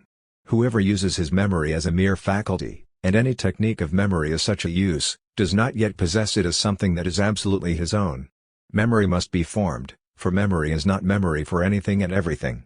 One has a memory for some things, and not for others. One wants to preserve one thing in memory and banish another. It is time to rescue the phenomenon of memory from being work of art or of the past. That is what, following Hegel, we emphasized as the general characteristic of Bildung, keeping oneself open to what is other, to other, more universal points of view. It embraces a sense of proportion and distance in relation to itself, and hence consists in rising above itself to universality. To distance oneself from oneself and from one's private purposes means to look at these in the way that others see them. This universality is by no means a universality of the concept or understanding. This is not a case of a particular being determined by a universal, nothing is proved conclusively. The universal viewpoints to which the cultivated man, gebildet, keeps himself open are not a fixed applicable yardstick, but are present to him only as the viewpoints of possible others. Thus the cultivated consciousness has in fact more the character of a sense. For every sense, for example, the sense of sight, is already universal in that it embraces its sphere, remains open to a particular field, and grasps the distinctions within what is open to it in this way. In that such distinctions are confined to one particular sphere at a time, whereas cultivated consciousness is active in all directions, such consciousness surpasses all of the natural sciences. It is a universal in common sense, This formulation of the nature of Bildung suggests an extensive historical context. A reflection on the idea of Bildung like that which lies at the basis of Helmholtz's thinking leads us far back into the history of this concept. We must pursue this context a little if we want to liberate the problem the human sciences present for philosophy from the artificial narrowness in which 19th-century methodology was caught. The modern concept of science and the associated concept of method are insufficient. What makes the human sciences into sciences can be understood more easily from the tradition of the concept of Bildung than from the modern idea of scientific method. It is to the humanistic tradition that we must turn. In its resistance to the claims of modern science it gains a new significance.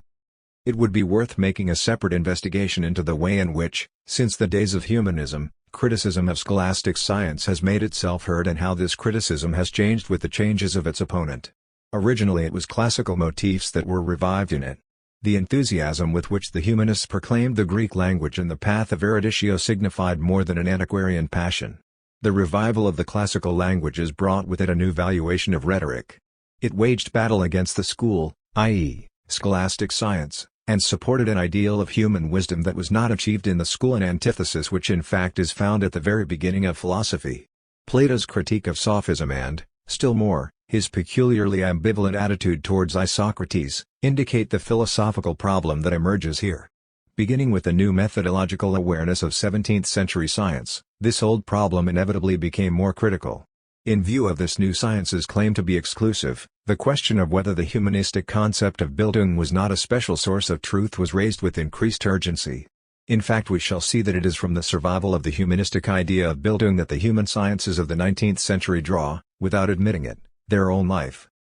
At the same time it is self-evident that it is not mathematics but humanistic studies that are important here. For what could the new methodology of the 17th century mean for the human sciences? One has only to read the appropriate chapters of the Logique de Port Royal concerning the rules of reason applied to historical truths to see how little can be achieved in the human sciences by that idea of method. 24 Its results are really trivial. For example, the idea that in order to judge an event in its truth one must take account of the accompanying circumstances, circumstance. With this kind of argument the Jansenists sought to provide a methodical way of showing to what extent miracles deserve belief. They countered an untested belief in miracles with the spirit of the new method and sought in this way to legitimate the true miracles of biblical and ecclesiastical tradition. The new science in the service of the old church, that this relationship could not last is only too clear, and one can foresee what had to happen when the Christian presuppositions themselves were questioned. When the methodological ideal of the natural sciences was applied to the credibility of the historical testimonies of scriptural tradition, it inevitably led to completely different results that were catastrophic for Christianity. There is no great distance between the criticism of miracles in the style of the Jansenists and historical criticism of the Bible. Spinoza is a good example of this. I shall show later that a logically consistent application of this method as the only norm for the truth of the human sciences would amount to their self-annihilation. Sensus communis. In this regard it is important to remember the humanistic tradition, and to ask what is to be learned from it with respect to the human sciences mode of knowledge. Vicos de nostri temporis studiorum ration makes a good starting point. 25 As its very title shows, Vicos' defense of humanism derives from the Jesuit pedagogical system and is directed as much against Jansenism as against Descartes. Like his outline of a new science, Vicos' pedagogical manifesto is based on old truths. He appeals to the sensus communis, common sense, and to the humanistic ideal of eloquentia, elements already present in the classical concept of wisdom. Talking well, legend, has always had two meanings. It is not merely a rhetorical ideal. It also means saying the right thing, i.e., the truth, and is not just the art of speaking, of saying something well. This ideal was proclaimed in the ancient world just as much by teachers of philosophy as by those of rhetoric.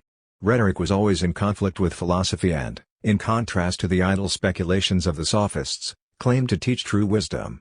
Here Vico, himself a teacher of rhetoric, is in a humanistic tradition that stems from antiquity. This tradition is obviously important for the self-understanding of the human sciences, especially so as the positive ambiguity of the rhetorical ideal, which is condemned not only by Plato, but by the anti-rhetorical methodology of modern times. In Vico, we already find much of what will concern us. But apart from the rhetorical element, his appeal to the sensus communis contains another element from classical tradition. This is the contrast between the scholar and the wise man on whom the scholar depends, a contrast that is drawn for the first time in the Cynic's conception of Socrates, and its content is based on the distinction between the ideas of Sophia and phronesis.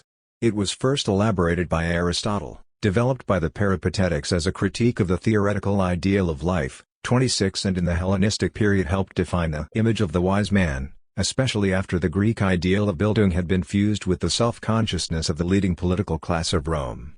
Late Roman legal science also developed against the background of an art and practice of law that is closer to the practical ideal of phronesis than to the theoretical ideal of Sophia. 27.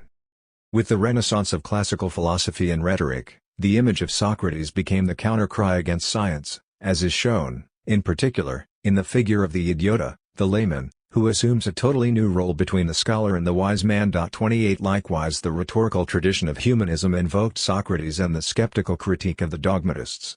We find that Vico criticizes the Stoics because they believe in reason as the regula veri and, contrariwise, praises the old academicians, who assert only the knowledge of not knowing anything, and the new ones, because they excel in the art of arguing, which is part of rhetoric. Vico's appeal to the sensus communis undoubtedly exhibits a special coloring within this humanistic tradition. In this sphere of knowledge too there is a querelle des anciens et des modernes. It is no longer the contrast with the school, but the particular contrast with modern science that Vico has in mind. He does not deny the merits of modern critical science but shows its limits. Even with this new science and its mathematical methodology, we still cannot do without the wisdom of the ancients and their cultivation of prudentia and eloquentia. But the most important thing in education is still something else, the training in the sensus communis, which is not nourished on the true but on the probable, the verisimilar. The main thing for our purposes is that here sensus communis obviously does not mean only that general faculty in all men but the sense that founds community. According to Vico, what gives the human will its direction is not the abstract universality of reason but the concrete universality represented by the community of a group, a people, a nation, or the whole human race. Hence developing this communal sense is of decisive importance for living. On this communal sense for what is true and right, which is not a knowledge based on argumentation, but enables one to discover what is evident, verisimile, Vico bases the significance and the independent rights of rhetoric.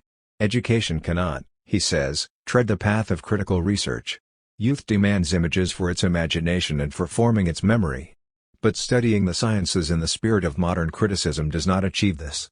Thus Vico supplements the Critica of Cartesianism with the old Topica. This is the art of finding arguments and serves to develop the sense of what is convincing, which works instinctively and extempore, and for that very reason cannot be replaced by science. Vico's prescriptions have an apologetical air. They indirectly take cognizance of science's new concept of truth by the very fact that they defend the rights of the probable. As we have seen, he here follows an ancient rhetorical tradition that goes back to Plato. But what Vico means goes far beyond the defense of rhetorical persuasion. The old Aristotelian distinction between practical and theoretical knowledge is operative here, a distinction which cannot be reduced to that between the true and the probable. Practical knowledge, phronesis, is another kind of knowledge. 29 Primarily, this means that it is directed towards the concrete situation. Thus it must grasp the circumstances in their infinite variety. This is what Vico expressly emphasizes about it. It is true that his main concern is to show that this kind of knowledge lies outside the rational concept of knowledge, but this is not in fact mere resignation. The Aristotelian distinction refers to something other than the distinction between knowing on the basis of universal principles and on the basis of the concrete. Nor does he mean only the capacity to subsume the individual case under a universal category, what we call judgment. Rather, there is a positive ethical motif involved that merges into the Roman Stoic doctrine of the sensus communis. The grasp and moral control of the concrete situation require subsuming what is given under the universal, that is, the goal that one is pursuing so that the right thing may result. Hence it presupposes a direction of the will, i.e., moral being, hexis. That is why Aristotle considers phronesis an intellectual virtue. He sees it not only as a capacity, dunamis, but as a determination of moral being which cannot exist without the totality of the ethical virtues, which in turn cannot exist without it. Although practicing this virtue means that one distinguishes what should be done from what should not, it is not simply practical shrewdness and general cleverness. The distinction between what should and should not be done includes the distinction between the proper and the improper and thus presupposes a moral attitude, which it continues to develop. This idea propounded by Aristotle against Plato's idea of the good is in fact what Vico's point about the sensus communis goes back to. In scholasticism, say for St. Thomas, in elaborating on the de anima, 30. The sensus communis is the common root of the outer senses, i.e., the faculty that combines them, that makes judgments about what is given, a capacity that is given to all men. 31. For Vico, however, the sensus communis is the sense of what is right and of the common good that is to be found in all men. Moreover, it is a sense that is acquired through living in the community and is determined by its structures and aims. This concept sounds like natural law, like the koinonia of the Stoics. But the sensus communis is not, in this sense, a Greek concept and definitely does not mean the koine dunamis of which Aristotle speaks in the De Anima when he tries to reconcile the doctrine of the specific senses, aesthesis idea, with the phenomenological finding that all perception is a differentiation and an intention of the universal. Rather, Vico goes back to the old Roman concept of the sensus communis, as found especially in the Roman classics which, when faced with Greek cultivation, held firmly to the value and significance of their own traditions of civil and social life. A critical note directed against the theoretical speculations of the philosophers can be heard in the Roman concept of the sensus communis, and that note Vico sounds again from his different position of opposition to modern science, the Critica. There is something immediately evident about grounding philological and historical studies in the ways the human sciences work on this concept of the sensus communis. For their object, the moral and historical existence of humanity, as it takes shape in our words and deeds, is itself decisively determined by the sensus communis. Thus a conclusion based on universals, a reasoned proof, is not sufficient, because what is decisive is the circumstances. But this is only a negative formulation. The sense of the community mediates its own positive knowledge. One does not at all exhaust the mode of historical knowledge by saying that here one has to allow belief in other people's testimony, Dayton's 32, instead of self-conscious deduction, Helmholtz. Nor is it at all true that such knowledge has less truth value. D'Alembert is correct when he writes, probability operates principally in the case of historical facts, and in general for all past, present and future events, which we attribute to a kind of chance because we do not unravel the causes. The part of this knowledge whose object is the present and the past, although it may be founded on testimony alone, often produces in us a conviction as strong as that born from axioms. 33. Historia is a source of truth totally different from theoretical reason. This is what Cicero meant when he called it the vita memoriae. 34. It exists in its own right because human passions cannot be governed by the universal prescriptions of reason. In this sphere one needs, rather, convincing examples as only history can offer them. That is why Bacon describes historia, which supplies these examples, as virtually another way of philosophizing, alia ratio philosophendi. 35. This, too, is negative enough in its formulation. But we will see that in all these versions the mode of being of moral knowledge, as recognized by Aristotle, is operative. It will be important to recall this so that the human sciences can understand themselves more adequately. Vico's return to the Roman concept of the sensus communis, and his defense of humanist rhetoric against modern science, is of special interest to us, for here we are introduced to an element of truth in the human sciences that was no longer recognizable when they conceptualized themselves in the 19th century. Vico lived in an unbroken tradition of rhetorical and humanist culture, and had only to reassert anew its ageless claim.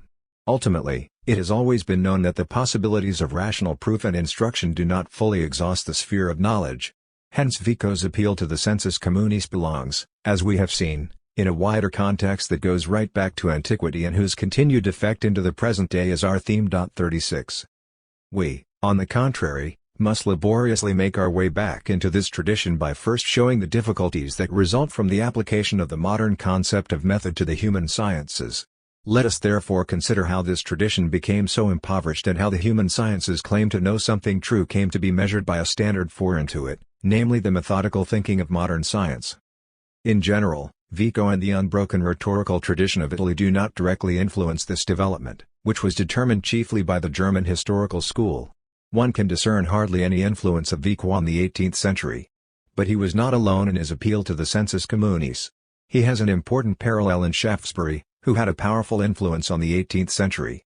Shaftesbury places the evaluation of the social significance of wit and humor under sensus communis and explicitly cites the Roman classics and their humanist interpreters. 37. As we have noted, the concept of the sensus communis undoubtedly reminds us of the Stoics and of the natural law. Nevertheless, it is impossible to deny the validity of the humanistic interpretation based on the Roman classics, which Shaftesbury follows. By sensus communis, according to Shaftesbury, the humanists understood a sense of the common weal, but also love of the community or society, natural affection, Humanity, obligingness. They adopt a term from Marcus Aurelius, koinonia, a most unusual and artificial word, confirming that the concept of sensus communis does not originate with the Greek philosophers, but has the Stoical conception sounding in it like a harmonic. 38 The humanist Salmasius describes the content of this word as a restrained, customary, and regular way of thinking in a man, which as it were looks to the community and does not refer everything to its own advantage but directs its attention to those things with which it is concerned, and thinks of itself with restraint and proper measure. What Shaftesbury is thinking of is not so much a capacity given to all men, part of the natural law, as a social virtue, a virtue of the heart more than of the head. And if he understands wit and humor in terms of it, then in this respect too he is following ancient Roman concepts that include in humanitas a refined savoir-vivre, the attitude of the man who understands a joke and tells one because he is aware of a deeper union with his interlocutor. Shaftesbury explicitly limits wit and humor to social intercourse among friends, though the sensus communis appears here mostly as a virtue of social intercourse, there is nevertheless a moral, even a metaphysical basis implied. Shaftesbury is thinking of the intellectual and social virtue of sympathy, and on it, we recall, he based not only morality, but an entire aesthetic metaphysics. His successors, above all Hutcheson 39 and Hume, elaborated his suggestions into the doctrine of the moral sense, which was later to serve as a foil to Kantian ethics. The concept of common sense acquired a quite central systematic function in Scottish philosophy, which was directed polemically against metaphysics and against its dissolution in skepticism, and built up its new system on the basis of original and natural judgments of common sense. Thomas Reid. 40 Doubtless this was influenced by the Aristotelian and scholastic tradition of the concept of sensus communis. Inquiry into the senses and their cognitive capacity comes from this tradition and is ultimately intended to correct the exaggerations of philosophical speculation. At the same time, however, the connection between common sense and society is preserved. They serve to direct us in the common affairs of life, where a reasoning faculty would leave us in the dark. In their eyes, the philosophy of sound understanding, of good sense, is not only a cure for the moon sickness of metaphysics, but also contains the basis of a moral philosophy that really does justice to the life of society.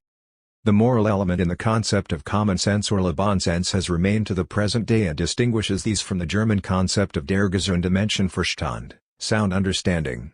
Take as an example Henri Bergson's fine speech on le bon sens given at the award ceremony in 1895 at the Sorbonne. 41 His criticism of the abstractions of natural science, of language and of legal thinking, his passionate appeal to the inner energy of an intelligence which at each moment wins itself back to itself, eliminating ideas already formed to give place to those in the process of being formed, p. 88, was called le bon sens in France. Naturally, the definition of this concept certainly contained a reference to the senses, but for Bergson it obviously goes without saying that, unlike the senses, le bon sens refers to the milieu social, while the other senses relate us to things. Good sense governs our relations with persons, p. 85. It is a kind of genius for practical life, but less a gift than the constant task of renewed adaptation to new situations, a work of adapting general principles to reality, through which justice is realized, a tactfulness in practical truth, a rightness of judgment, that stems from correctness of soul, p. 88. Le bon sens, for Bergson, is, as the common source of thought and will, a sense social, which avoids both the mistakes of the scientific dogmatists who are looking for social laws and those of the metaphysical utopians. Perhaps there is, properly speaking, no method, but rather a certain way of acting. It is true that he speaks of the importance of classical studies for the development of this bon sense. He sees them as an attempt to break through the ice of words and discover the free flow of thought below, p. 91. But he does not ask the contrary question, namely how necessary le bon sens is for classical studies, i.e., he does not speak of its hermeneutic function. His question has nothing to do with the sciences, but with the independent significance of le bon sens for life. We are emphasizing only the self-evidence with which the moral and political meaning of this concept dominated his mind and that of his hearers. It is very characteristic of the human sciences' self-reflection in the 19th century that they proceeded not under the influence of the tradition of moral philosophy to which both Vico and Shaftesbury belong and which is represented primarily by France, the classical land of le bon sens, but under the influence of the German philosophy of the age of Kant and Goethe. Whereas even today in England and the Romance countries the concept of the sensus communis is not just a critical slogan but a general civic quality, in Germany the followers of Shaftesbury and Hutcheson did not, even in the 18th century, take over the political and social element contained in sensus communis.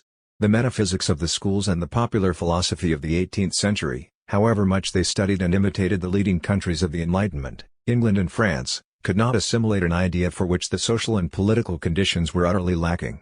The concept of sensus communis was taken over, but in being emptied of all political content it lost its genuine critical significance. Sensus communis was understood as a purely theoretical faculty, theoretical judgment, parallel to moral consciousness, conscience, and taste.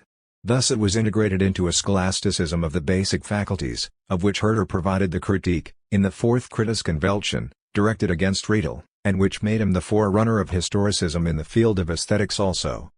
And yet there is one important exception, Pietism. It was important not only for a man of the world like Shaftesbury to delimit the claims of science, i.e., of demonstratio, against the school and to appeal to the sensus communis, but also for the preacher, who seeks to reach the hearts of his congregation. Thus the Swabian pietist Oetinger explicitly relied on Shaftesbury's defense of the sensus communis. We find sensus communis translated simply as heart in the following description: the sensus communis is concerned only with things that all men see daily before them, things that hold an entire society together, things that are concerned as much with truths and statements as with the arrangements and patterns comprised in statements. 42 Oetinger is concerned to show that it is not just a question of the clarity of the concepts. Clarity is not enough for living knowledge. Rather, there must be certain anticipations and predilections present. Fathers are moved without proof to care for their children, love does not demonstrate, but often against reason rends the heart at the beloved's reproach. Oetinger's appeal to the sensus communis against the rationalism of the school is especially interesting for us because he gives it an expressly hermeneutical application. For Oetinger, as a churchman, the important thing is the understanding of Scripture. Because the mathematical, demonstrative method fails here, he demands another, the generative method i.e., the organic presentation of Scripture, so that justice may be planted like a shoot. Oetinger also made the concept of sensus communis the object of an extended and learned investigation, which is likewise directed against rationalism. 43 He sees in it the source of all truths, the very ars invenient, in contrast to Leibniz, who bases everything on a mere calculus metaphysicus, excluso omni gusto interno. According to Oetinger, the true basis of the sensus communis is the concept of vita, life, sensus communis vitae gaudens. In contrast to the violent anatomization of nature through experiment and calculation, he sees the natural development of the simple into the complex as the universal law of growth of the divine creation and, likewise, of the human spirit. For the idea that all knowledge originates in the sensus communis he quotes Wolff, Bernoulli, and Pascal, Maupertuis investigation into the origin of language, Bacon, Fenelon, etc. and defines the sensus communis as the vivid and penetrating perception of objects evident to all human beings, from their immediate contact and intuition, which are absolutely simple. From this second sentence it is apparent that Oetinger throughout combines the humanistic, political meaning of the word with the peripatetic concept of sensus communis. The above definition reminds one here and there, immediate contact and intuition, of Aristotle's doctrine of nous. He takes up the Aristotelian question of the common dunamis, which combines seeing, hearing, etc., and for him it confirms the genuinely divine mystery of life. The divine mystery of life is its simplicity. Even if man has lost it through the fall, he can still find his way back, through the grace of God, to unity and simplicity. The activity of the Logos, that is, the presence of God, integrates diversity into unity. p. 162. The presence of God consists precisely in life itself. In this communal sense that distinguishes all living things from dead, it is no accident that he mentions the polyp and the starfish which, though cut into small pieces, regenerate themselves and form new individuals. In man the same divine power operates in the form of the instinct and inner stimulation to discover the traces of God and to recognize what has the greatest connection with human happiness and life. Oetinger expressly distinguishes rational truths from receptivity to common truths, sensible truths, useful to all men at all times and places.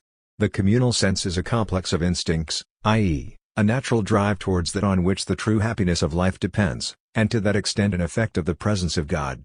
Instincts are not to be understood, with Leibniz, as effects, i.e., as confusive representations, for they are not ephemeral but deeply rooted tendencies and have a dictatorial, divine, irresistible force. 44 Based on these instincts, sensus communis is of special importance for our knowledge, precisely because they are a gift of God. 45 Oetinger writes, the ratio governs itself by rules, often even without God, but sense, always with God. Just as nature is different from art, so sense and ratio are different. God works through nature in a simultaneous increase and growth that spreads regularly throughout the whole. Art, however, begins with some particular part. Sense imitates nature, the ratio, art, p. 247. Interestingly enough, this statement comes from a hermeneutical context, as indeed in this learned work the Sapientius Alamanus represents the ultimate object and highest example of knowledge. It comes from the chapter on the usus, of the sensus communis. Here Oettinger attacks the hermeneutical theory of the Wolffian school. More important than all hermeneutical rules is to be sensu plenus. Naturally, this thesis is a spiritualistic extreme, but it still has its logical foundation in the concept of vita or sensus communis. Its hermeneutical meaning can be illustrated by this sentence: the ideas found in Scripture and in the works of God are the more fruitful and purified the more that each can be seen in the whole and all can be seen in each. 46 Here what people in the 19th and 20th centuries like to call intuition is brought back to its metaphysical foundation, that is, to the structure of living, organic being in which the whole is in each individual. The whole of life has its center in the heart, which by means of common sense grasps countless things all at the same time. Priav. More profound than all knowledge of hermeneutical rules is the application to oneself. Above all, apply the rules to yourself and then you will have the key to understanding Solomon's Proverbs, p. 207. 47 On this basis Oettinger is able to bring his ideas into harmony with those of Shaftesbury who, as he says, is the only one to have written about sensus communis under this title. But he also cites others who have noted the one-sidedness of the rational method, for example, Pascal's distinction between esprit géométrique and esprit de finesse. Nevertheless, for the Swabian pietist what crystallizes around the concept of sensus communis is rather a theological than a political or social interest. Of course other pietist theologians have emphasized application against the dominant rationalism in the same way as Oettinger, as we can see from the example of Rambach, whose very influential hermeneutics also dealt with application. But when pietistic tendencies were supplanted in the later 18th century, the hermeneutic function of sensus communis declined to a mere corrective, that which contradicts the consensus of feelings, judgments, and conclusions, i.e., the sensus communis, cannot be correct. 48 In contrast to the importance that Shaftesbury assigned to the sensus communis for society and state, this negative function shows that the concept was emptied and intellectualized by the German Enlightenment. Judgment.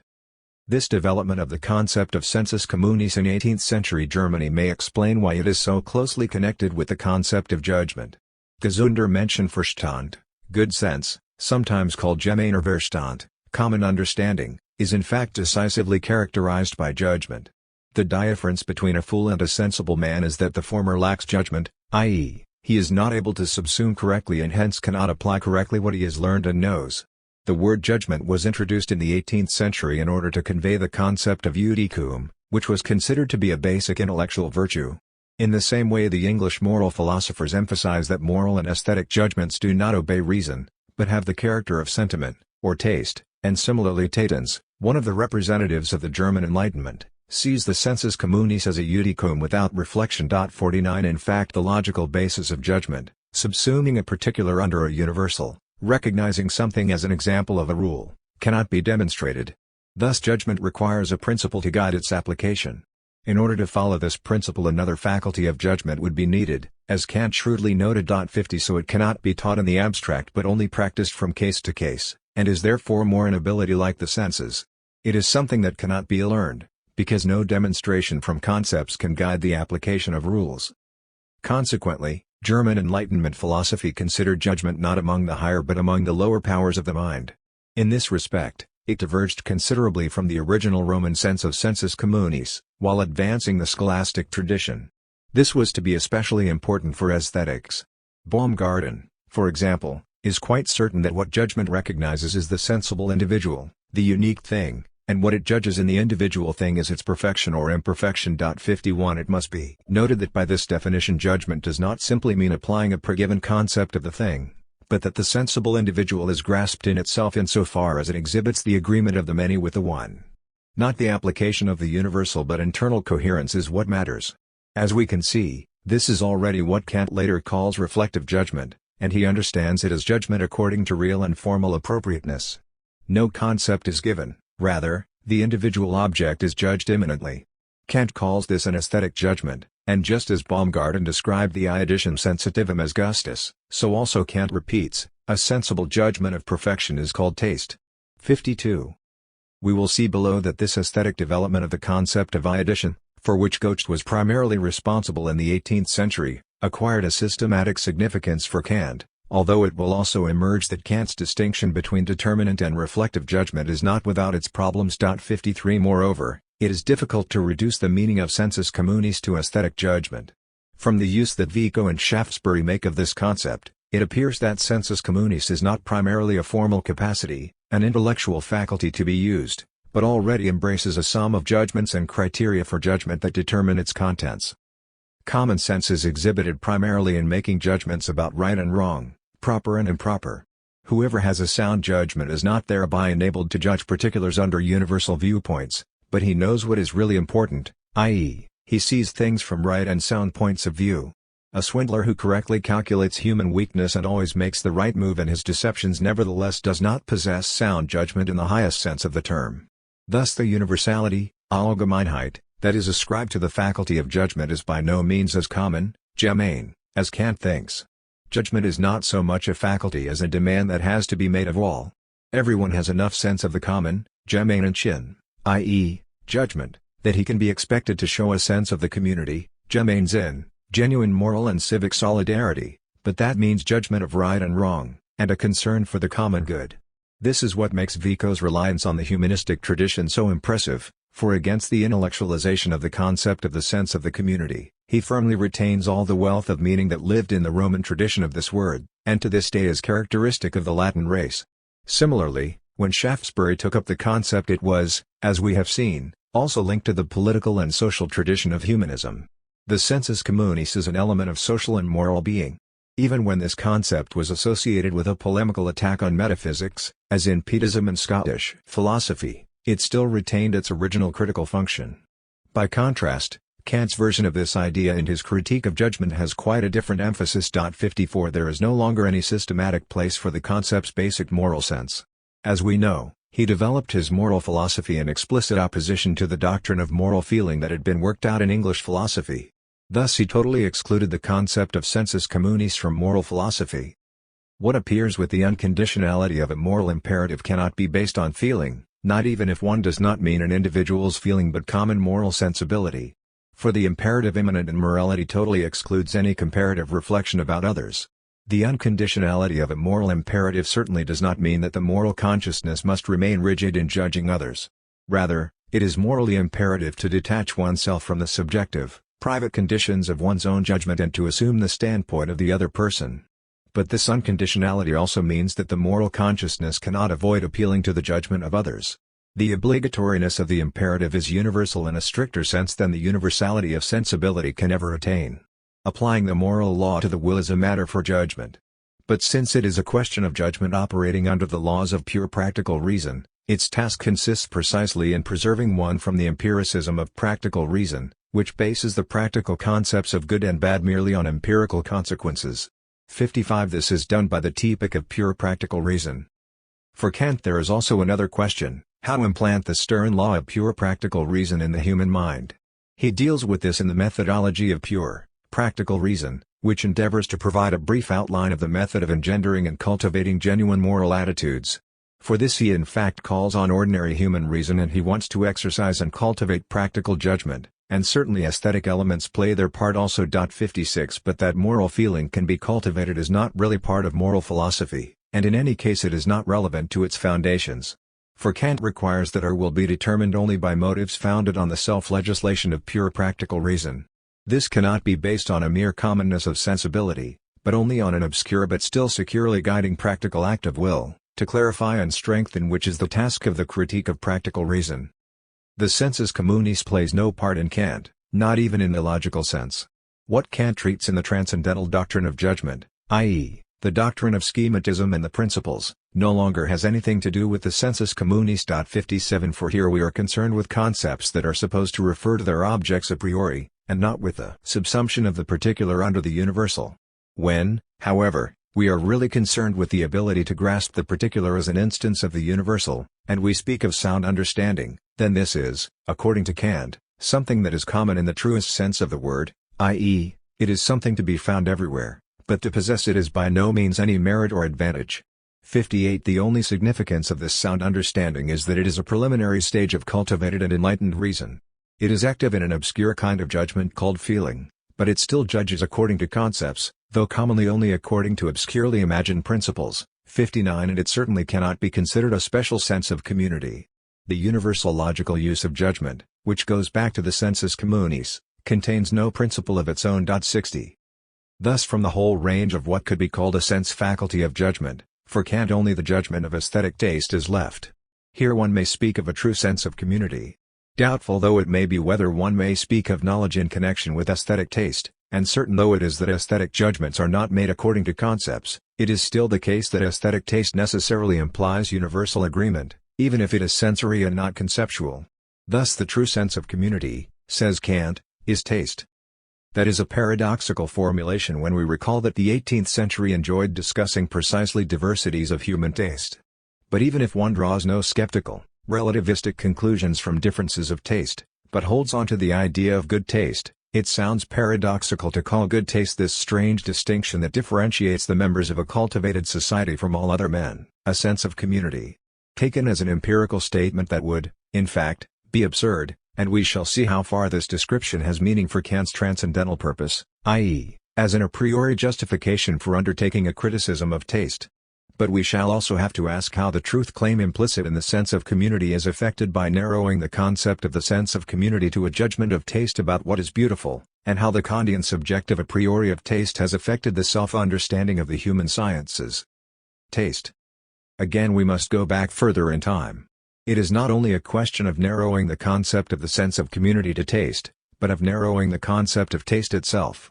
The long history of this idea before Kant made it the basis of his critique of judgment shows that the concept of taste was originally more a moral than an aesthetic idea.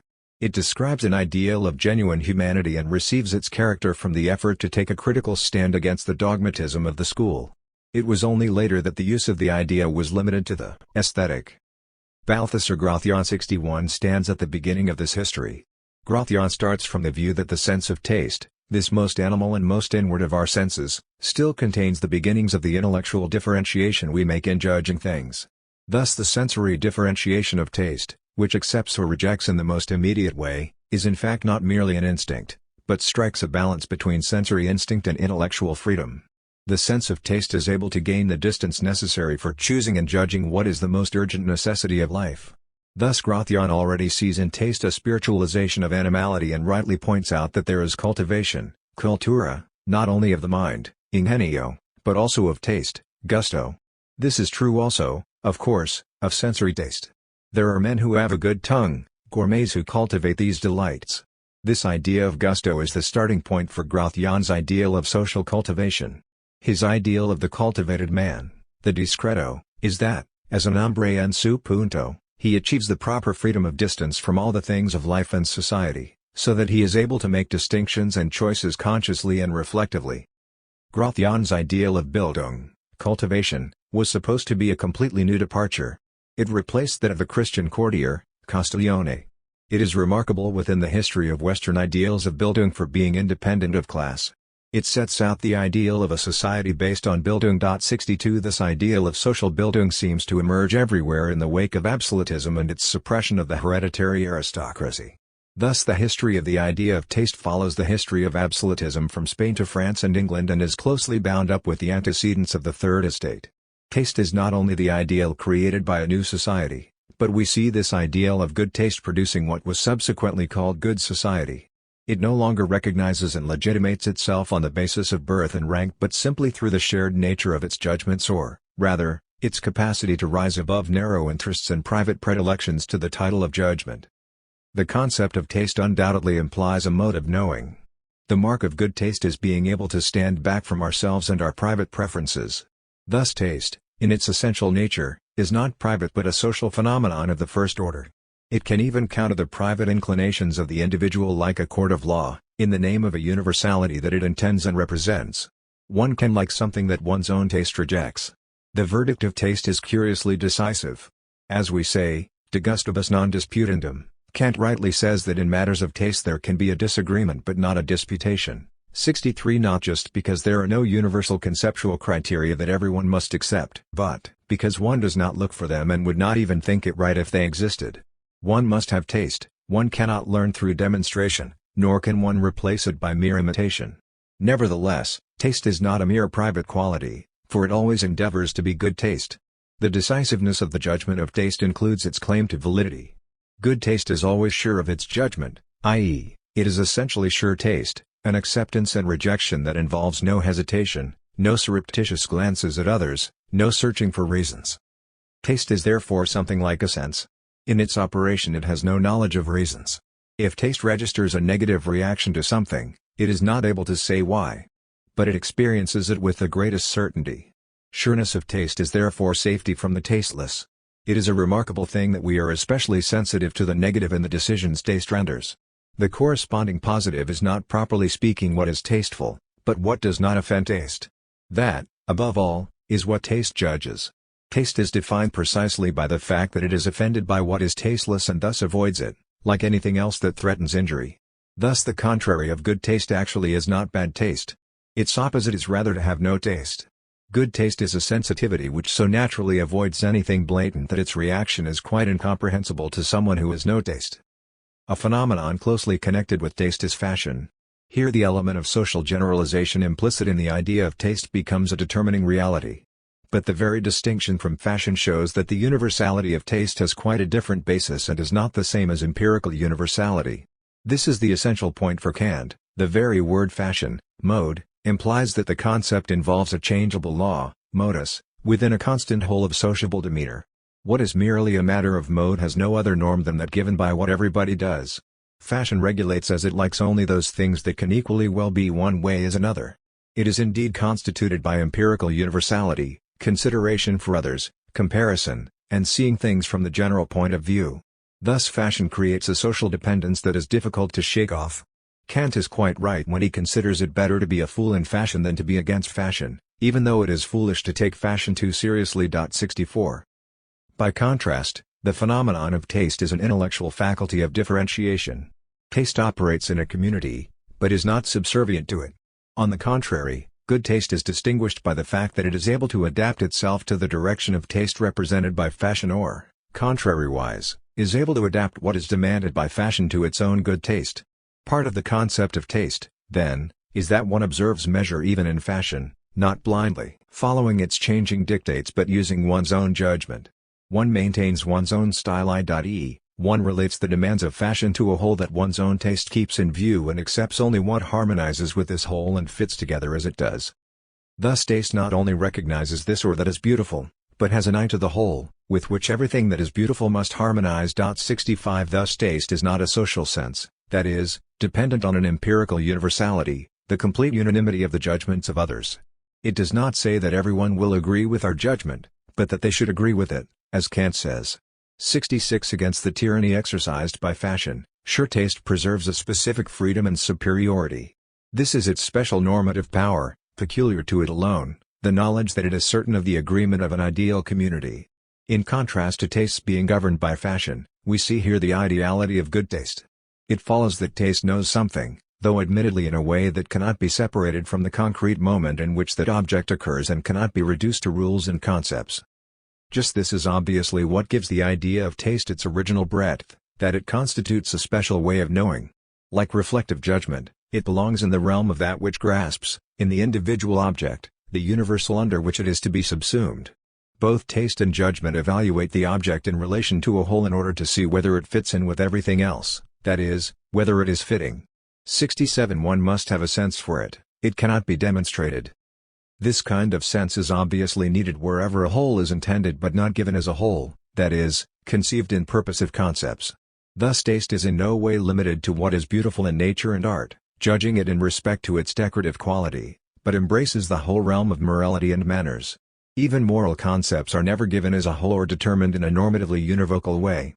Rather, the ordering of life by the rules of law and morality is incomplete and needs productive supplementation. Judgment is necessary in order to make a correct evaluation of the concrete instance. We are familiar with this function of judgment especially from jurisprudence, where the supplementary function of hermeneutics consists in concretizing the law. At issue is always something more than the correct application of general principles.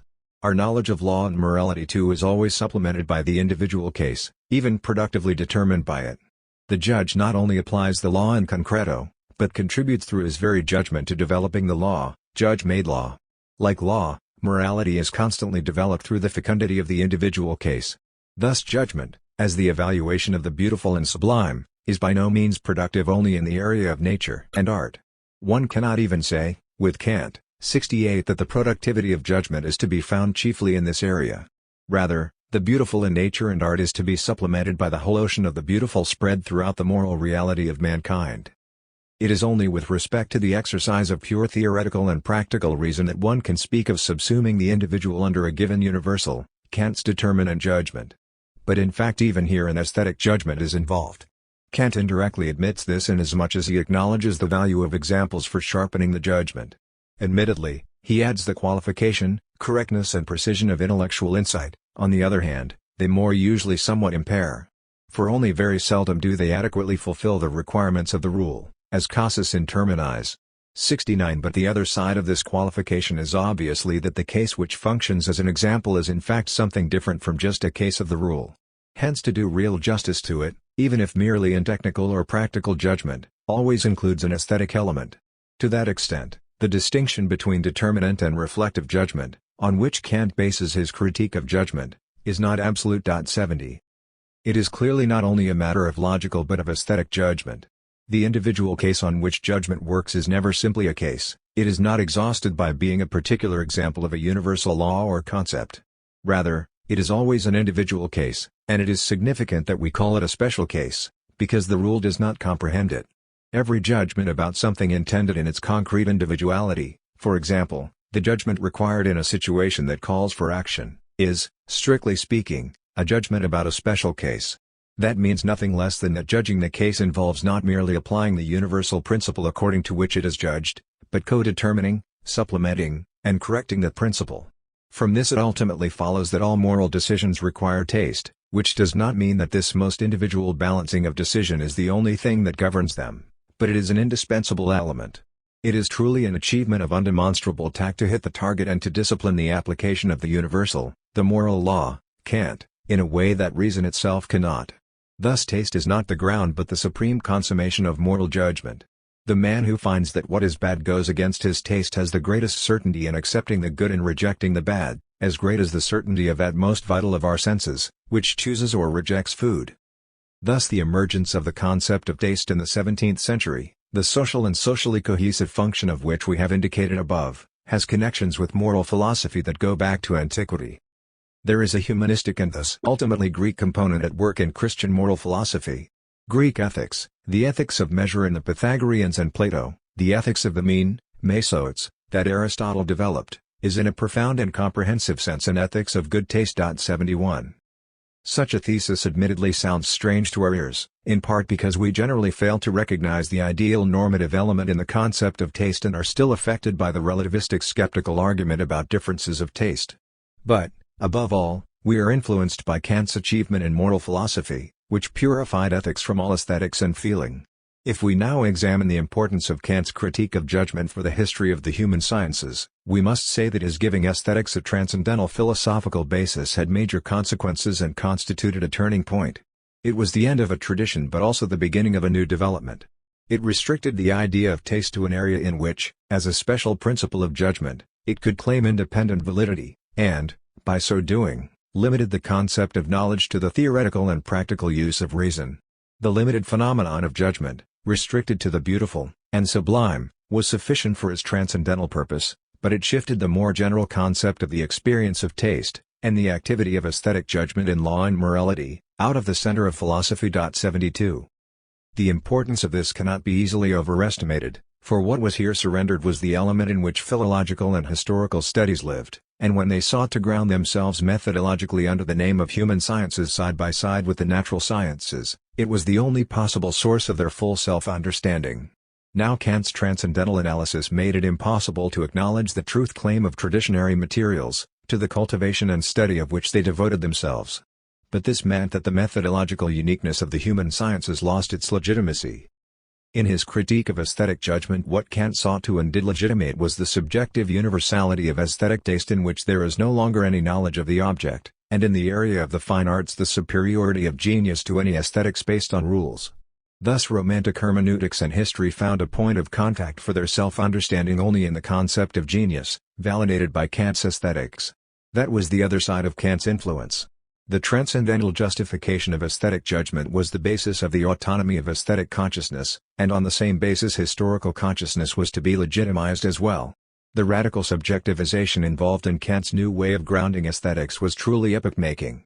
In discrediting any kind of theoretical knowledge except that of natural science, it compelled the human sciences to rely on the methodology of the natural sciences in conceptualizing themselves. But it made this reliance easier by offering the artistic element, feeling, and empathy as subsidiary elements. Helmholtz's description of the human sciences, which I considered above, 73 is in both respects a good example of the Kantian influence. If we want to show what is inadequate about this kind of self-interpretation on the part of the human sciences and open up more appropriate possibilities, we will have to proceed with the problems of aesthetics. The transcendental function that Kant ascribes to the aesthetic judgment is sufficient to distinguish it from conceptual knowledge and hence to determine the phenomena of the beautiful and of art. But is it right to reserve the concept of truth for conceptual knowledge? Must we not also acknowledge that the work of art possesses truth? We shall see that acknowledging this places not only the phenomenon of art but also that of history in a new light. 74. The subjectivization of aesthetics through the Kantian critique. Kant's doctrine of taste and genius. The transcendental distinctness of taste. In the process of investigating the foundations of taste, Kant himself was surprised to find an a priori element which went beyond empirical universality. 75 This insight gave birth to the critique of judgment. It is no longer a mere critique of taste in the sense that taste is the object of critical judgment by an observer. It is a critique of critique, that is, it is concerned with the legitimacy of such a critique in matters of taste. The issue is no longer merely empirical principles which are supposed to justify a widespread and dominant taste, such as, for example, in the old chestnut concerning the origin of differences in taste, but it is concerned with a genuine a priori that, in itself, would totally justify the possibility of critique. What could constitute such a justification? Clearly the validity of an aesthetic judgment cannot be derived and proved from a universal principle. No one supposes that questions of taste can be decided by argument and proof. Just as clear is that good taste will never really attain empirical universality, and thus appealing to the prevailing taste misses the real nature of taste. Inherent in the concept of taste is that it does not blindly submit to popular values and preferred models, and simply imitate them. In the realm of aesthetic taste, models and patterns certainly have a privileged function, but, as Kant rightly says, they are not for imitation but for following. 76 The model and example encourage taste to go its own way, but they do not do taste's job for it. For taste must be one's very own. 77. On the other hand, our outline of the history of the concept of taste has shown clearly enough that particular preferences are not what decides, but in the case of an aesthetic judgment, a supra-empirical norm is operative. We will see that Kant's grounding of aesthetics on the judgment of taste does justice to both aspects of the phenomenon, its empirical non-universality and its a priori claim to universality. But the price that he pays for this legitimation of critique in the area of taste is that he denies taste any significance as knowledge. He reduces sensus communis to a subjective principle. In taste nothing is known of the objects judged to be beautiful, but it is stated only that there is a feeling of pleasure connected with them a priori in the subjective consciousness. As we know, Kant sees this feeling as based on the fact that the representation of the object is suited, zweckmäßig, to our faculty of knowledge. It is a free play of imagination and understanding, a subjective relationship that is altogether appropriate to knowledge and that exhibits the reason for the pleasure in the object. This suitedness to the subject is in principle the same for all, i.e., it is universally communicable and thus grounds the claim that the judgment of taste possesses universal validity.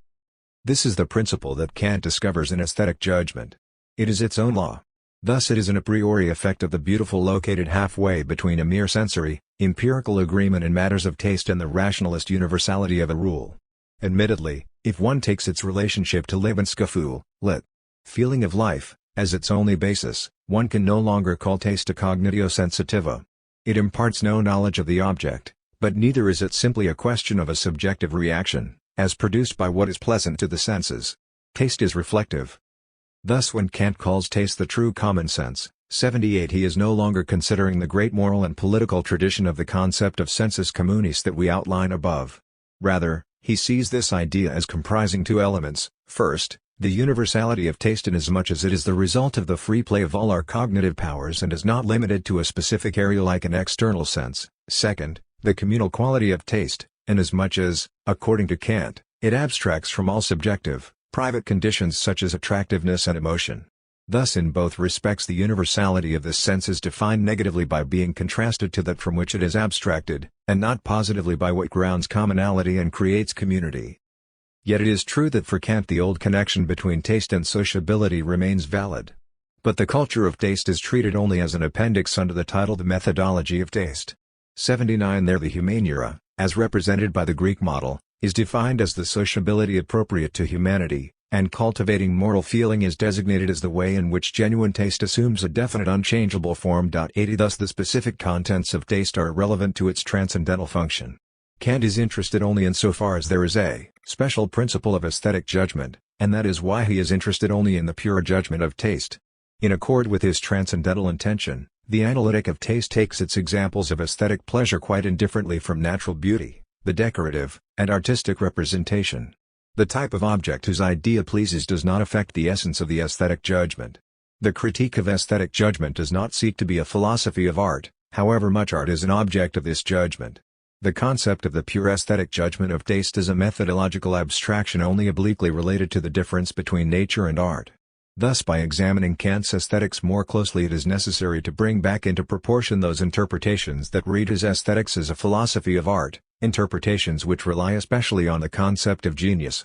To this end we will consider Kant's remarkable and controversial doctrine of free and dependent beauty. 81. The doctrine of free and dependent beauty. Kant here discusses the difference between the pure and the intellectualized judgment of taste, which corresponds to the contrast between free and dependent beauty, i.e., dependent on a concept. This is a particularly dangerous doctrine for the understanding of art, since the free beauty of nature and, in the sphere of art, the ornament appear as the beauty proper to the pure judgment of taste, for these are beautiful in themselves. Wherever a concept is brought in, and that is the case not only in the area of poetry, but in all representational art, the situation seems the same as in the examples of dependent beauty that Kant mentions. His examples, man, animal, building, are natural things as they occur in the world dominated by human ends, or things that have been manufactured for human ends. In each case the fact that the thing serves some end limits the aesthetic pleasure it can give. Thus for Kant tattooing, decorating the human form, is objectionable, even though it can arouse unmediated pleasure. Certainly, Kant is here speaking not of art as such, the beautiful representation of a thing, but more emphatically of beautiful things, of nature or architecture. The distinction between natural and artistic beauty, which he himself later discusses, section 48, is not important here, but when among the examples of free beauty apart from flowers he also mentions a carpet with arabesque designs and music, without a theme or even without a text, then that indirectly indicates all the things included as objects which come under a determinate concept and hence must be included under conditional, unfree beauty, the whole realm of poetry, of the plastic arts and of architecture, as well as all the objects of nature that we do not look at simply in terms of their beauty, as we do decorative flowers. In all these cases the judgment of taste is obscured and limited. It seems impossible to do justice to art if aesthetics is founded on the pure judgment of taste unless the criterion of taste is made merely a precondition. The introduction of the concept of genius in the later parts of the Critique of Judgment may be thus understood. But that would mean a subsequent shifting of emphasis. For this is not at first the issue. Here, in section 16, the standpoint of taste is so far from being a mere precondition that, rather, it claims to exhaust the nature of aesthetic judgment and protect it from being limited by intellectual criteria. And even though Kant sees the same object can be judged from the two different points of view, of free and of dependent beauty, the ideal arbiter of taste nevertheless seems to be he who judges according to what he is present to his senses and not according to what he is present to his thoughts. True beauty is that of flowers and of ornament, which in our world, dominated by ends, present themselves as beauties immediately and of themselves, and hence do not require that any concept or purpose be consciously disregarded. If one looks a little closer, however, this conception fits neither Kant's words nor his subject matter. The presumed shift in Kant's standpoint from taste to genius does not occur. One has only to learn to recognize in the beginning the hidden preparation for what is developed later. There is no doubt that Kant does not deplore but rather demands the restrictions that forbid a man to be tattooed or a church to be decorated with a particular ornament. Kant regards the resulting diminution of aesthetic pleasure as, from the moral point of view, a gain. The examples of free beauty are obviously not intended to exhibit beauty proper, but only to ensure that pleasure as such is not a judgment of the perfection of the object.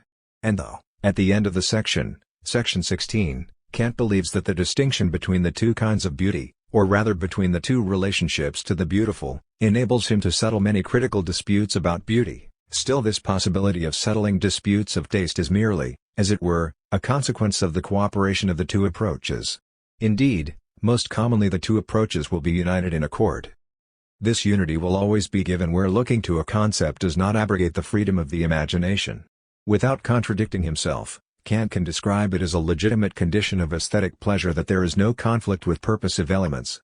And as it was artificial to isolate beauties which exist freely in themselves, taste, in any case, seems to prove itself most where not only the right thing is chosen, but the right thing for the right place. So also one can and must go beyond the standpoint of the pure judgment of taste by saying that one certainly cannot speak of beauty when a particular concept of the understanding is illustrated schematically through the imagination, but only when imagination is in free harmony with the understanding, i.e., where it can be productive.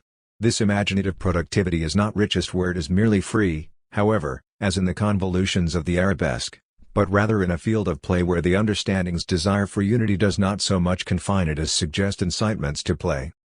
The doctrine of the ideal of beauty. These last remarks have stated more than is actually to be found in Kant's text, but the course of his thought, section 17, justifies this interpretation. The balance in this section becomes apparent only after careful examination. The normative idea of beauty discussed there at length is not the main thing and does not represent the ideal of beauty towards which taste naturally strives. Rather, there is an ideal of beauty only with regard to the human form, in the expression of the moral, without which the object could not be universally pleasing. Judgment according to an ideal of beauty is then, as Kant says, not a mere judgment of taste. The important consequence of this doctrine will prove to be that something must be more than merely tastefully pleasant in order to please as a work of art. 82. This is truly astounding. Although we have just seen that real beauty seemed to preclude being tied down by ideas of purpose, here the reverse is stated of a beautiful house, a beautiful tree, a beautiful garden, etc. i.e., that we can imagine no ideal of these things, because these ends are not sufficiently, my italics, determined and fixed by their concept, and consequently their purposiveness, zweckmäßigkeit, is almost as free as in the case of beauty that is quite at large. There is an ideal of beauty only of the human form precisely because it alone is capable of a beauty fixed by a concept of end. This doctrine, propounded by Winckelmann and Lessing, 83 comes to occupy a key position in Kant's foundation of aesthetics. And this thesis shows clearly how little a formal aesthetic of taste, arabesque aesthetic, corresponds to the Kantian idea. The doctrine of the ideal of beauty is based on the difference between the normative idea and the rational idea or ideal of beauty. The aesthetic normative idea is found in all natural genera. The way that a beautiful animal, for example, a cow, myron, should look is the standard by which to judge the individual example. Thus this normative idea is a single intuition of the imagination as the image of the genus hovering between all singular individuals. The representation of such a normative idea does not arouse pleasure because of its beauty, however, but merely because it does not contradict any condition under which alone a thing belonging to this genus can be beautiful. It is not the prototype of beauty but merely of correctness. This is also true of the normative idea of the human form. But there is a true ideal of the beauty of the human form and the expression of the moral. Expression of the moral, if we combine that with the later doctrine of aesthetic ideas and of beauty as the symbol of morality, then we can see that the doctrine of the ideal of beauty also prepares a place for the essence of art. 84 The application to art theory in the spirit of Winckelmann's classicism is patent. 85 Obviously what Kant means is that in the representation of the human form the object represented coincides with the artistic meaning that speaks to us in the representation. There can be no other meaning in this representation than is already expressed in the form and appearance of what is represented.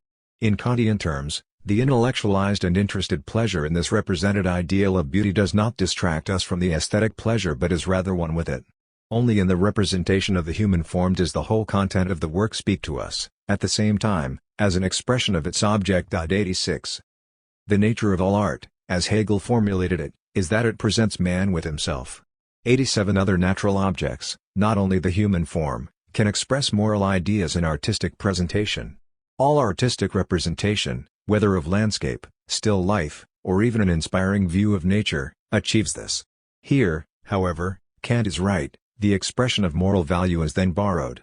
But man expresses these ideas in his own being, and because he is what he is.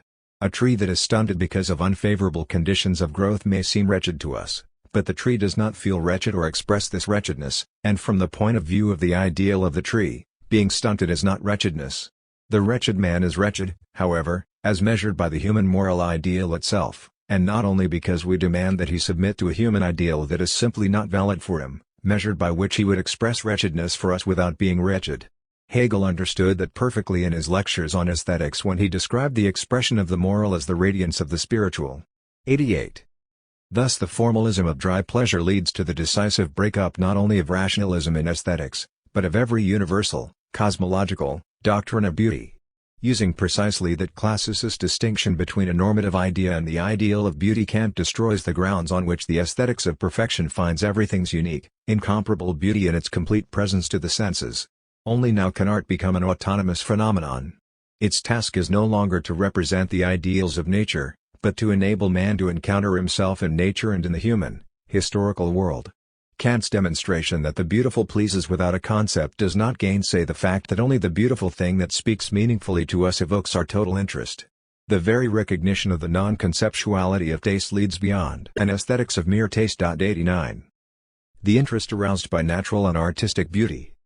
When Kant raises the question of the interest that is taken in the beautiful not empirically but a priori, this question of the interest in the beautiful, as opposed to what he states about the fundamental disinterestedness of aesthetic pleasure, raises a new problem and completes the transition from the standpoint of taste to the standpoint of genius.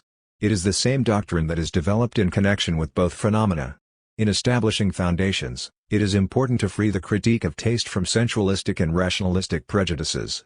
It is perfectly appropriate that Kant does not inquire into the mode of existence of the object being aesthetically judged, and thus into the whole question of the relation between the beauty of nature and that of art.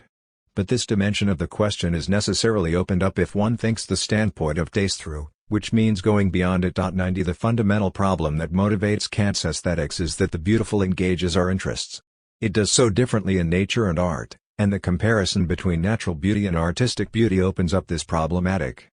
Here we find Kant's most characteristic convictions. 91. Contrary to what we might expect, it is not for the sake of art that Kant goes beyond disinterested pleasure and inquires into the interest in the beautiful. From the doctrine of the ideal of beauty we derived an advantage of art over natural beauty, the advantage of being a more direct expression of the moral. Kant, on the contrary, emphasizes primarily, section 42, the advantage of natural over artistic beauty. It is not only for the pure aesthetic judgment that natural beauty has an advantage, namely to make it clear that the beautiful depends on the suitability, zweckmäßigkeit, of the thing represented to our cognitive faculty. This is so clearly the case with natural beauty because it possesses no significance of content, and thus manifests the judgment of taste in its unintellectualized purity. But it does not have only this methodological advantage, according to Kant it also has one of content, and he obviously thinks a great deal of this point of his doctrine. Beautiful nature is able to arouse an immediate interest, namely a moral one. When we find the beautiful forms of nature beautiful, this discovery points beyond itself to the thought that nature has produced that beauty. Where this thought arouses interest, we have cultivation of the moral sensibility. While Kant, instructed by Rousseau, refuses to make a general argument back from the refinement of taste for the beautiful to moral sensibility, the sense of the beauty of nature is for Kant a special case. That nature is beautiful arouses interest only in someone who has already set his interest deep in the morally good. Hence the interest in natural beauty is akin to the moral. By observing the unintentional consonance of nature with our wholly disinterested pleasure, i.e., the wonderful purposiveness, zweckmäßigkeit, of nature for us, it points to us as to the ultimate purpose of creation, to the moral side of our being. Here the rejection of perfection aesthetics fits beautifully with the moral significance of natural beauty. Precisely because in nature we find no ends in themselves and yet find beauty, i.e., a suitedness, zweckmäßigkeit, to the end, zweck, of our pleasure, nature gives us a hint that we are in fact the ultimate end, the final goal of creation. The dissolution of the ancient cosmological thought that assigned man his place in the total structure of being and assigned each entity its goal of perfection gives the world, which ceases to be beautiful as a structure of absolute ends, the new beauty of being purposive for us. It becomes nature, whose innocence consists in the fact that it knows nothing of man or his social vices. Nevertheless, it has something to say to us. As beautiful, nature finds a language that brings to us an intelligible idea of what mankind is to be. Naturally, the significance of art also depends on the fact that it speaks to us, that it confronts man with himself and his morally determined existence. But the products of art exist only in order to address us in this way. Natural objects, however, do not exist to address us in this way. This is the significant interest of the naturally beautiful, that it is still able to present man with himself in respect to his morally determined existence. Art cannot communicate to us this self-discovery of man in a reality that does not intend to do so. When man encounters himself in art, this is not the confirmation of himself by another. 92. That is right, as far as it goes. The conclusiveness of Kant's argument is impressive, but he does not employ the appropriate criteria for the phenomenon of art. One can make a counter-argument. The advantage of natural beauty over artistic beauty is only the other side of natural beauty's inability to express something specific. Thus, contrariwise, one can see that the advantage of art over natural beauty is that the language of art exerts its claims, and does not offer itself freely and indeterminately for interpretation according to one's mood, but speaks to us in a significant and definite way. And the wonderful and mysterious thing about art is that this definiteness is by no means a fetter for our mind, but in fact opens up room for play, for the free play of our cognitive faculties. Kant is right when he says that art must be capable of being regarded as nature. 93, i.e., please without betraying the constraint of rules. We do not consider the intentional agreement between what is represented and the reality we know, we do not look to see what it resembles, we do not measure its claim to significance by a criterion that we already know well, but on the contrary, this criterion, the concept, becomes, in an unlimited way, aesthetically expanded. 94. Kant's definition of art as the beautiful representation of a thing takes this into account inasmuch as even the ugly is beautiful in artistic representation. Nevertheless, the nature of art proper emerges badly from the contrast with natural beauty. If the idea of a thing were presented only in a beautiful way, that would be a merely academic representation, and would fulfill only the minimum requirement of all beauty. But for Kant, art is more than the beautiful representation of a thing, it is the presentation of aesthetic ideas, i.e., of something that lies beyond all concepts. The concept of genius seeks to formulate this insight of Kant's. It cannot be denied that the doctrine of aesthetic ideas, through whose representation the artist infinitely expands the given concept and encourages the free play of the mental faculties, has something unsatisfactory about it for a modern reader. It looks as if these ideas were being connected to the already dominant concept, like the attributes of a deity to its form. The traditional superiority of the rational concept over the inexpugnable aesthetic representation is so strong that even with Kant there arises the false appearance that the concept has precedence over the aesthetic idea, whereas it is not at all the understanding, but the imagination that takes the lead among the faculties in play. 95. The aesthetician will find many other statements in the light of which it is difficult for Kant, without claiming the superiority of the concept, to hold on to his leading insight that the beautiful is grasped without a concept and yet at the same time has a binding force. But the basic lines of his thinking are free from these faults and exhibit an impressive logical consistency, which reaches its climax in his account of genius as the basis of art. Even without going into a more detailed interpretation of this capacity to represent aesthetic ideas, it may be pointed out that Kant here is not deflected from transcendental inquiry and pushed into the cul-de-sac of a psychology of artistic creation. Rather, the irrationality of genius brings out one element in the creative production of rules evident both in creator and recipient, namely that there is no other way of grasping the content of a work of art than through the unique form of the work and in the mystery of its impression, which can never be fully expressed by any language. Hence the concept of genius corresponds to what Kant sees as the crucial thing about aesthetic taste, namely that it facilitates the play of one's mental powers, increases the vitality that comes from the harmony between imagination and understanding, and invites one to linger before the beautiful. Genius is ultimately a manifestation of this vivifying spirit for, as opposed to the pedant's rigid adherence to rules, genius exhibits a free sweep of invention and thus the originality that creates new models. The relation between taste and genius. In this situation the question arises of how Kant sees the mutual relation between taste and genius. Kant preserves the privileged position of taste, inasmuch as works of art, that is, the art of genius, must be viewed from the guiding viewpoint of beauty. One may regret the improvements that taste imposes on the invention of genius, but taste is a necessary discipline for genius. Thus, in cases of conflict, Kant considers that taste should prevail. But this is not an important question, for, basically, taste and genius share common ground. The art of genius serves to make the free play of the mental faculties communicable. This is achieved by the aesthetic ideas that it invents. But the aesthetic pleasure of taste, too, was characterized by the communicability of a state of mind, pleasure. Taste is a faculty of judgment, and hence reflective, but what it reflects about is only that state of mind, the vitalization of the cognitive powers that results as much from natural as from artistic beauty. Thus the systematic significance of the concept of genius is limited by its being a special case of the artistically beautiful, whereas the concept of taste by contrast is universal. That Kant makes the concept of genius serve as transcendental inquiry completely and does not slip into empirical psychology is clearly shown by his narrowing the concept of genius to artistic creation. When he withholds this name from the great inventors and investigators in the spheres of science and technology, 96 this is, seen in terms of empirical psychology, completely unjustified. Wherever one must come upon something that cannot be found through learning and methodical work alone, i.e., wherever there is inventio, where something is due to inspiration and not to methodical calculation, the important thing is ingenium, genius. And yet Kant's intention is correct, only the work of art is eminently so determined that it can be created only by genius. It is only in the case of the artist that his invention the work, remains, of its own nature, related to the spirit that creates as well as the one that judges and enjoys. Only such inventions cannot be imitated, and hence it is right, from a transcendental point of view, when Kant speaks, only here, of genius, and defines art as the art of genius. All other achievements and inventions of genius, however much genius such inventions may have, are not determined in their essence by it. I maintain that for Kant the concept of genius was really only a complement to what was of interest to him for transcendental reasons in aesthetic judgment. We should not forget that the second part of the critique of judgment is concerned only with nature, and with its being judged by concepts of purpose, and not at all with art. Thus for the systematic intention of the whole, applying aesthetic judgment to the beautiful and sublime in nature is more important than the transcendental foundation of art.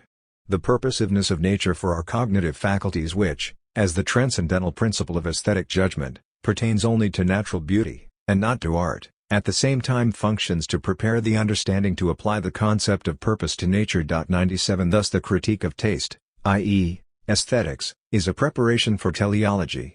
Kant's philosophical intention is to legitimate teleology, whose constitutive claim as a principle of judgment in the knowledge of nature had been destroyed by the critique of pure reason. This intention brings the whole of his philosophy to a systematic conclusion. Judgment provides the bridge between understanding and reason. The intelligible towards which taste points, the supersensible substrate in man, contains at the same time the mediation between the concepts of nature and of freedom. 98 This is the systematic significance that the problem of natural beauty has for Kant. It grounds the central position of teleology. Natural beauty alone, not art, can assist in legitimating the concept of purpose in judging nature. For this systematic reason alone, the pure judgment of taste provides the indispensable basis of the third critique. But even within the critique of aesthetic judgment there is no question but that the standpoint of genius finally ousts that of taste. One has only to look at how Kant describes genius. The genius is a favorite of nature, just as natural beauty is regarded as a favor of nature.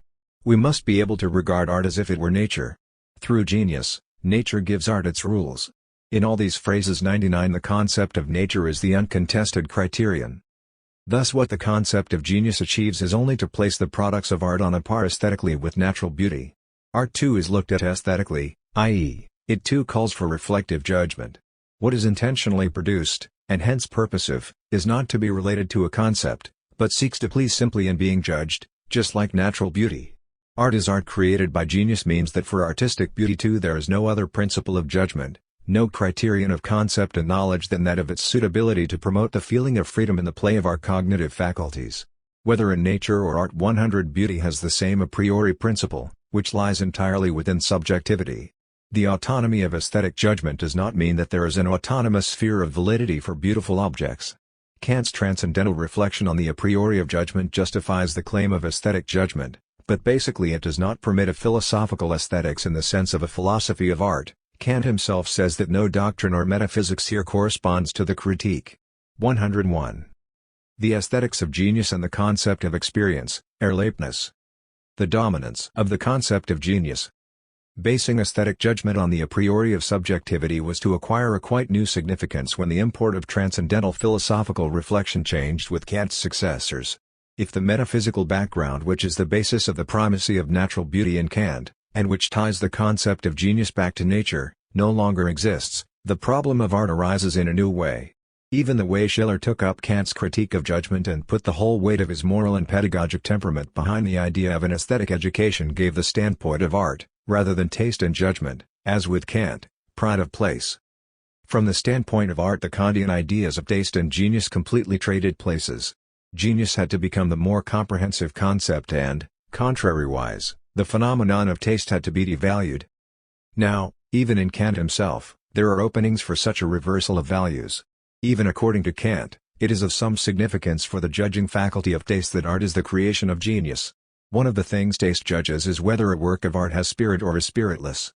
Kant says of artistic beauty that in judging such an object one must consider the possibility of spirit, and hence of genius, in it. 102. And in another place he makes the obvious point that without genius not only art but also a correct, independent taste in judging it is not possible. 103. Therefore the standpoint of taste, insofar as it is practiced on its most important object, art, passes inevitably into the standpoint of genius. Genius in understanding corresponds to genius in creation. Kant does not express it this way, but the concept of spirit that he uses here 104 is equally applicable in both instances. On this basis more must be built later. It is in fact clear that the concept of taste loses its significance if the phenomenon of art steps into the foreground. The standpoint of taste is secondary to the work of art.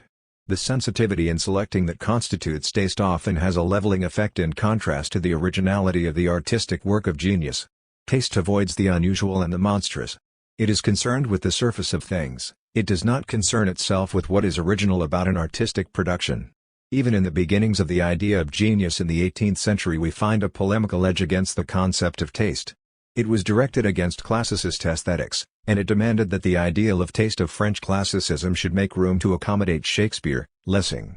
To that extent Kant is old-fashioned and adopts an intermediate position inasmuch as, for transcendental purposes, he steadfastly maintained the concept of taste which the Sturm-und-Drang not only violently dismissed but also violently demolished. But when Kant passes from laying general foundations to the specific problems of the philosophy of art, he himself points beyond the concept of genius. Basing aesthetic judgment on the a priori of subjectivity was to acquire a quite new significance when the import of transcendental philosophical reflection changed with Kant's successors. If the metaphysical background which is the basis of the primacy of natural beauty in Kant, and which ties the concept of genius back to nature, no longer exists, the problem of art arises in a new way. Even the way Schiller took up Kant's critique of judgment and put the whole weight of his moral and pedagogic temperament behind the idea of an aesthetic education gave the standpoint of art, rather than taste and judgment, as with Kant, pride of place. From the standpoint of art the Kantian ideas of taste and genius completely traded places. Genius had to become the more comprehensive concept and, contrariwise, the phenomenon of taste had to be devalued. Now, even in Kant himself, there are openings for such a reversal of values. Even according to Kant, it is of some significance for the judging faculty of taste that art is the creation of genius. One of the things taste judges is whether a work of art has spirit or is spiritless. Kant says of artistic beauty that in judging such an object one must consider the possibility of spirit, and hence of genius, in it. 102. And in another place he makes the obvious point that without genius not only art but also a correct, independent taste in judging it is not possible. 103. Therefore the standpoint of taste, insofar as it is practiced on its most important object, art, passes inevitably into the standpoint of genius. Genius in understanding corresponds to genius in creation. Kant does not express it this way, but the concept of spirit that he uses here 104 is equally applicable in both instances. On this basis more must be built later. It is in fact clear that the concept of taste loses its significance if the phenomenon of art steps into the foreground. The standpoint of taste is secondary to the work of art. The sensitivity in selecting that constitutes taste often has a leveling effect in contrast to the originality of the artistic work of genius. Taste avoids the unusual and the monstrous. It is concerned with the surface of things, it does not concern itself with what is original about an artistic production. Even in the beginnings of the idea of genius in the 18th century we find a polemical edge against the concept of taste. It was directed against classicist aesthetics, and it demanded that the ideal of taste of French classicism should make room to accommodate Shakespeare, Lessing. To that extent Kant is old-fashioned and adopts an intermediate position inasmuch as, for transcendental purposes, he steadfastly maintained the concept of taste which the Sturm-und-Drang not only violently dismissed but also violently demolished. But when Kant passes from laying general foundations to the specific problems of the philosophy of art, he himself points beyond the German idealism drew this conclusion. Following Kant's doctrine of transcendental imagination in this and other respects, Fichte and Schelling made new use of this idea in their aesthetics. Unlike Kant, they considered the standpoint of art as the unconscious production of genius, all-inclusive, embracing even nature, which is understood as a product of spirit. 107. But now the basis of aesthetics has shifted. Like the concept of taste, the concept of natural beauty is also devalued, or differently understood. The moral interest in natural beauty that Kant had portrayed so enthusiastically now retreats behind the self-encounter of man in works of art. In Hegel's magnificent aesthetics, natural beauty exists only as a reflection of spirit. There is in fact no longer any independent element in the systematic whole of aesthetics. 108. Obviously, the indeterminacy with which natural beauty presents itself to the interpreting and understanding spirit justifies our saying with Hegel that its substance is contained in the spirit. 109. Aesthetically speaking, Hegel here draws an absolutely correct inference. I approached it above when I spoke of the inappropriateness of applying the idea of taste to nature. For judgments on the beauty of a landscape undoubtedly depend on the artistic taste of the time. One has only to think of the Alpine landscape being described as ugly, which we still find in the 18th century, the effect, as we know, of the spirit of artificial symmetry that dominates the century of absolutism. Thus Hegel's aesthetics is based squarely on the standpoint of art. In art man encounters himself, spirit meets spirit. It is decisive for the development of modern aesthetics that here too, as in the whole sphere of systematic philosophy, speculative idealism had an effect which far exceeds its recognized importance. The violent rejection of the dogmatic schematism of the Hegelian school in the mid-19th century led to the demand for a renewal of criticism under the banner back to Kant. The same was true in aesthetics. However brilliantly art was used for writing the history of worldviews, like that in Hegel's aesthetics, this method of a priori history writing, which was frequently employed by the Hegelian school, Rosenkranz, Schissler, etc., was quickly discredited. The call for a return to Kant which arose in opposition to this could not now, however, be a real return and recovery of the horizon of Kant's critiques. Rather, the phenomenon of art and the concept of genius remained at the center of aesthetics. The problem of natural beauty and the concept of taste were marginalized. This appears in linguistic usage as well. Kant's limiting the concept of genius to the artist, which I have examined above, did not prevail. On the contrary, in the 19th century the concept of genius rose to the status of a universal concept of value and, together with the concept of the creative, achieved a true apotheosis. The romantic and idealistic concept of unconscious production lay behind this development and, through Schopenhauer and the philosophy of the unconscious, it acquired enormous popular influence. I have shown that this kind of systematic predominance of the concept of genius over the concept of taste is not Kantian. Kant's main concern, however, was to give aesthetics an autonomous basis freed from the criterion of the concept, and not to raise the question of truth in the sphere of art, but to base aesthetic judgment on the subjective a priori of our feeling of life, the harmony of our capacity for knowledge in general, which is the essence of both taste and genius. All of this was of a piece with 19th-century irrationalism and the cult of genius. Kant's doctrine of the heightening of the feeling of life, Lebensgefühl, in aesthetic pleasure helped the idea of genius to develop into a comprehensive concept of life, Leben, especially after Fichte had elevated genius and what genius created to a universal transcendental position. Hence, by trying to derive all objective validity from transcendental subjectivity, Neo-Kantianism declared the concept of Erlebnis to be the very stuff of consciousness. 110. On the history of the word Erlebnis. It is surprising to find that, unlike the verb erleben, the noun Erlebnis became common only in the 1870s. In the 18th century it is not to be found at all, and even Schiller and Goethe do not know it. 111 Its first appearance, seemingly, is in one of Hegel's letters. 112 But even in the 30s and 40s I know of only occasional instances, in Teague, Alexis, and Gutzkow. The word appears equally seldom in the 50s and 60s, and appears suddenly with some frequency in the 70s. 113 Apparently the word enters general usage at the same time as it begins to be used in biographical writing. Since Erlebnis is a secondary formation from the verb erleben, which is older and appears often in the age of Goethe, we must analyze the meaning of erleben in order to determine why the new word was coined. Erleben means primarily to be still alive when something happens. Thus the word suggests the immediacy with which something real is grasped, unlike something which one presumes to know but which is unattested by one's own experience, whether because it is taken over from others or comes from hearsay, or whether it is inferred, surmised, or imagined. What is experienced is always what one has experienced oneself. but at the same time the form das Erlebnis is used to mean the permanent content of what is experienced. This content is like a yield or result that achieves permanence, weight, and significance from out of the transience of experiencing.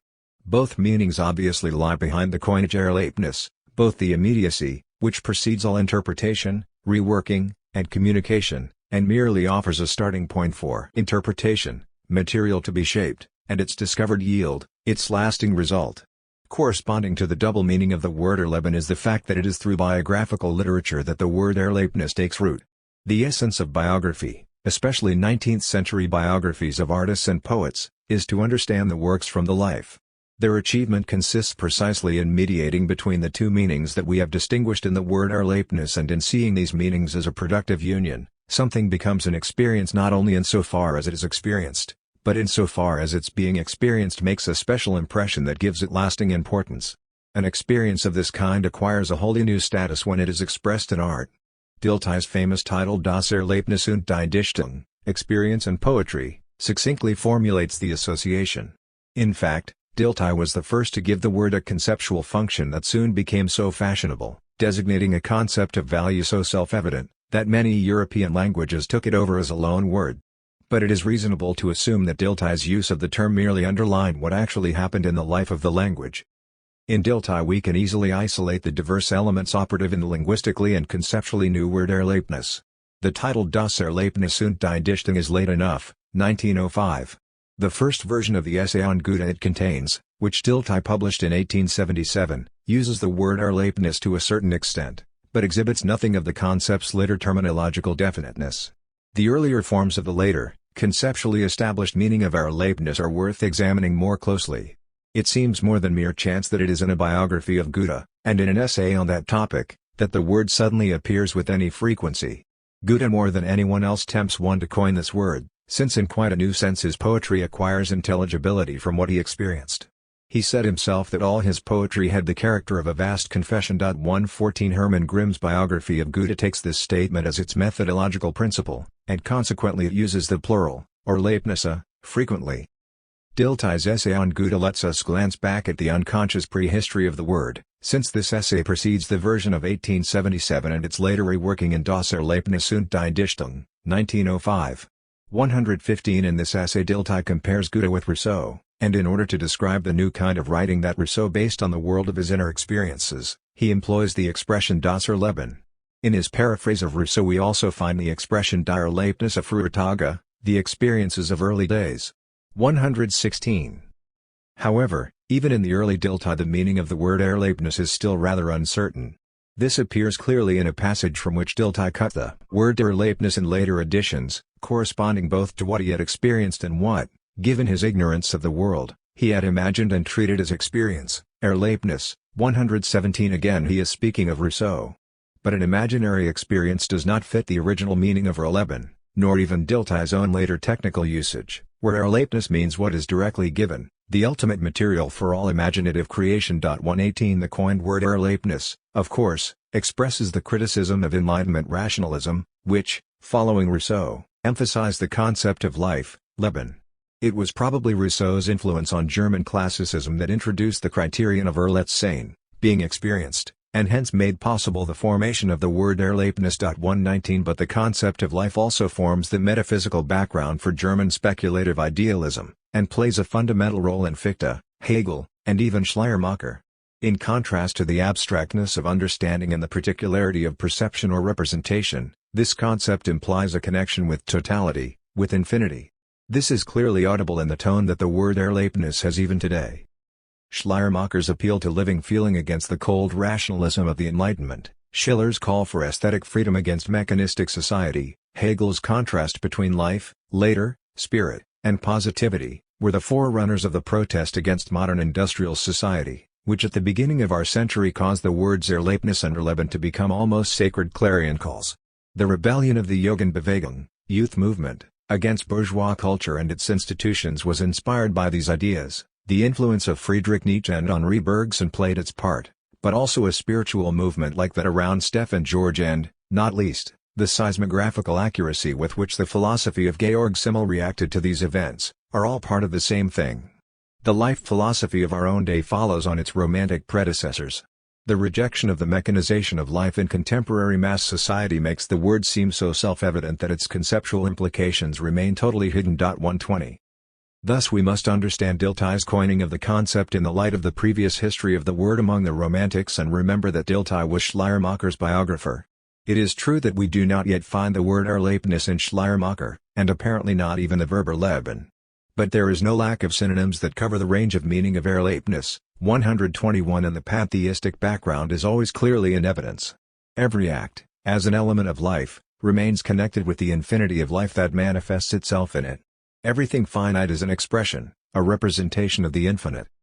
In fact we find in Dilthey's biography of Schleiermacher, in the description of religious contemplation, a particularly pregnant use of the word Erlebnis, which already intimates its conceptual content. Each one of his experiences, Erlebnisse, existing by itself as a separate picture of the universe taken out of the explanatory context. 122. The concept of Erlebnis. Having considered the history of the word, let us now examine the history of the concept Erlebnis. We know from the foregoing that Dilthey's concept of Erlebnis clearly contains two elements, the pantheistic and the positivist, the experience, Erlebnis, and still more its result, Erlebnis. This is not an accident, but a result of his own intermediate position between speculation and empiricism, which we shall have to consider later. Since he is concerned to legitimate the work of the human sciences epistemologically, he is dominated throughout by the question of what is truly given. Thus his concepts are motivated by this epistemological purpose or rather by the needs of epistemology itself, needs reflected in the linguistic process analyzed above. Just as the remoteness from and hunger for experience, caused by distress over the complicated workings of civilization transformed by the Industrial Revolution, brought the word Erlebnis into general usage, so also the new, distanced attitude that historical consciousness takes to tradition gives the concept of Erlebnis its epistemological function. Characteristic of the development of the human sciences in the 19th century is that they not only acknowledge the natural sciences as an extrinsic model but that, coming from the same background as modern science, they develop the same feeling for experiment and research.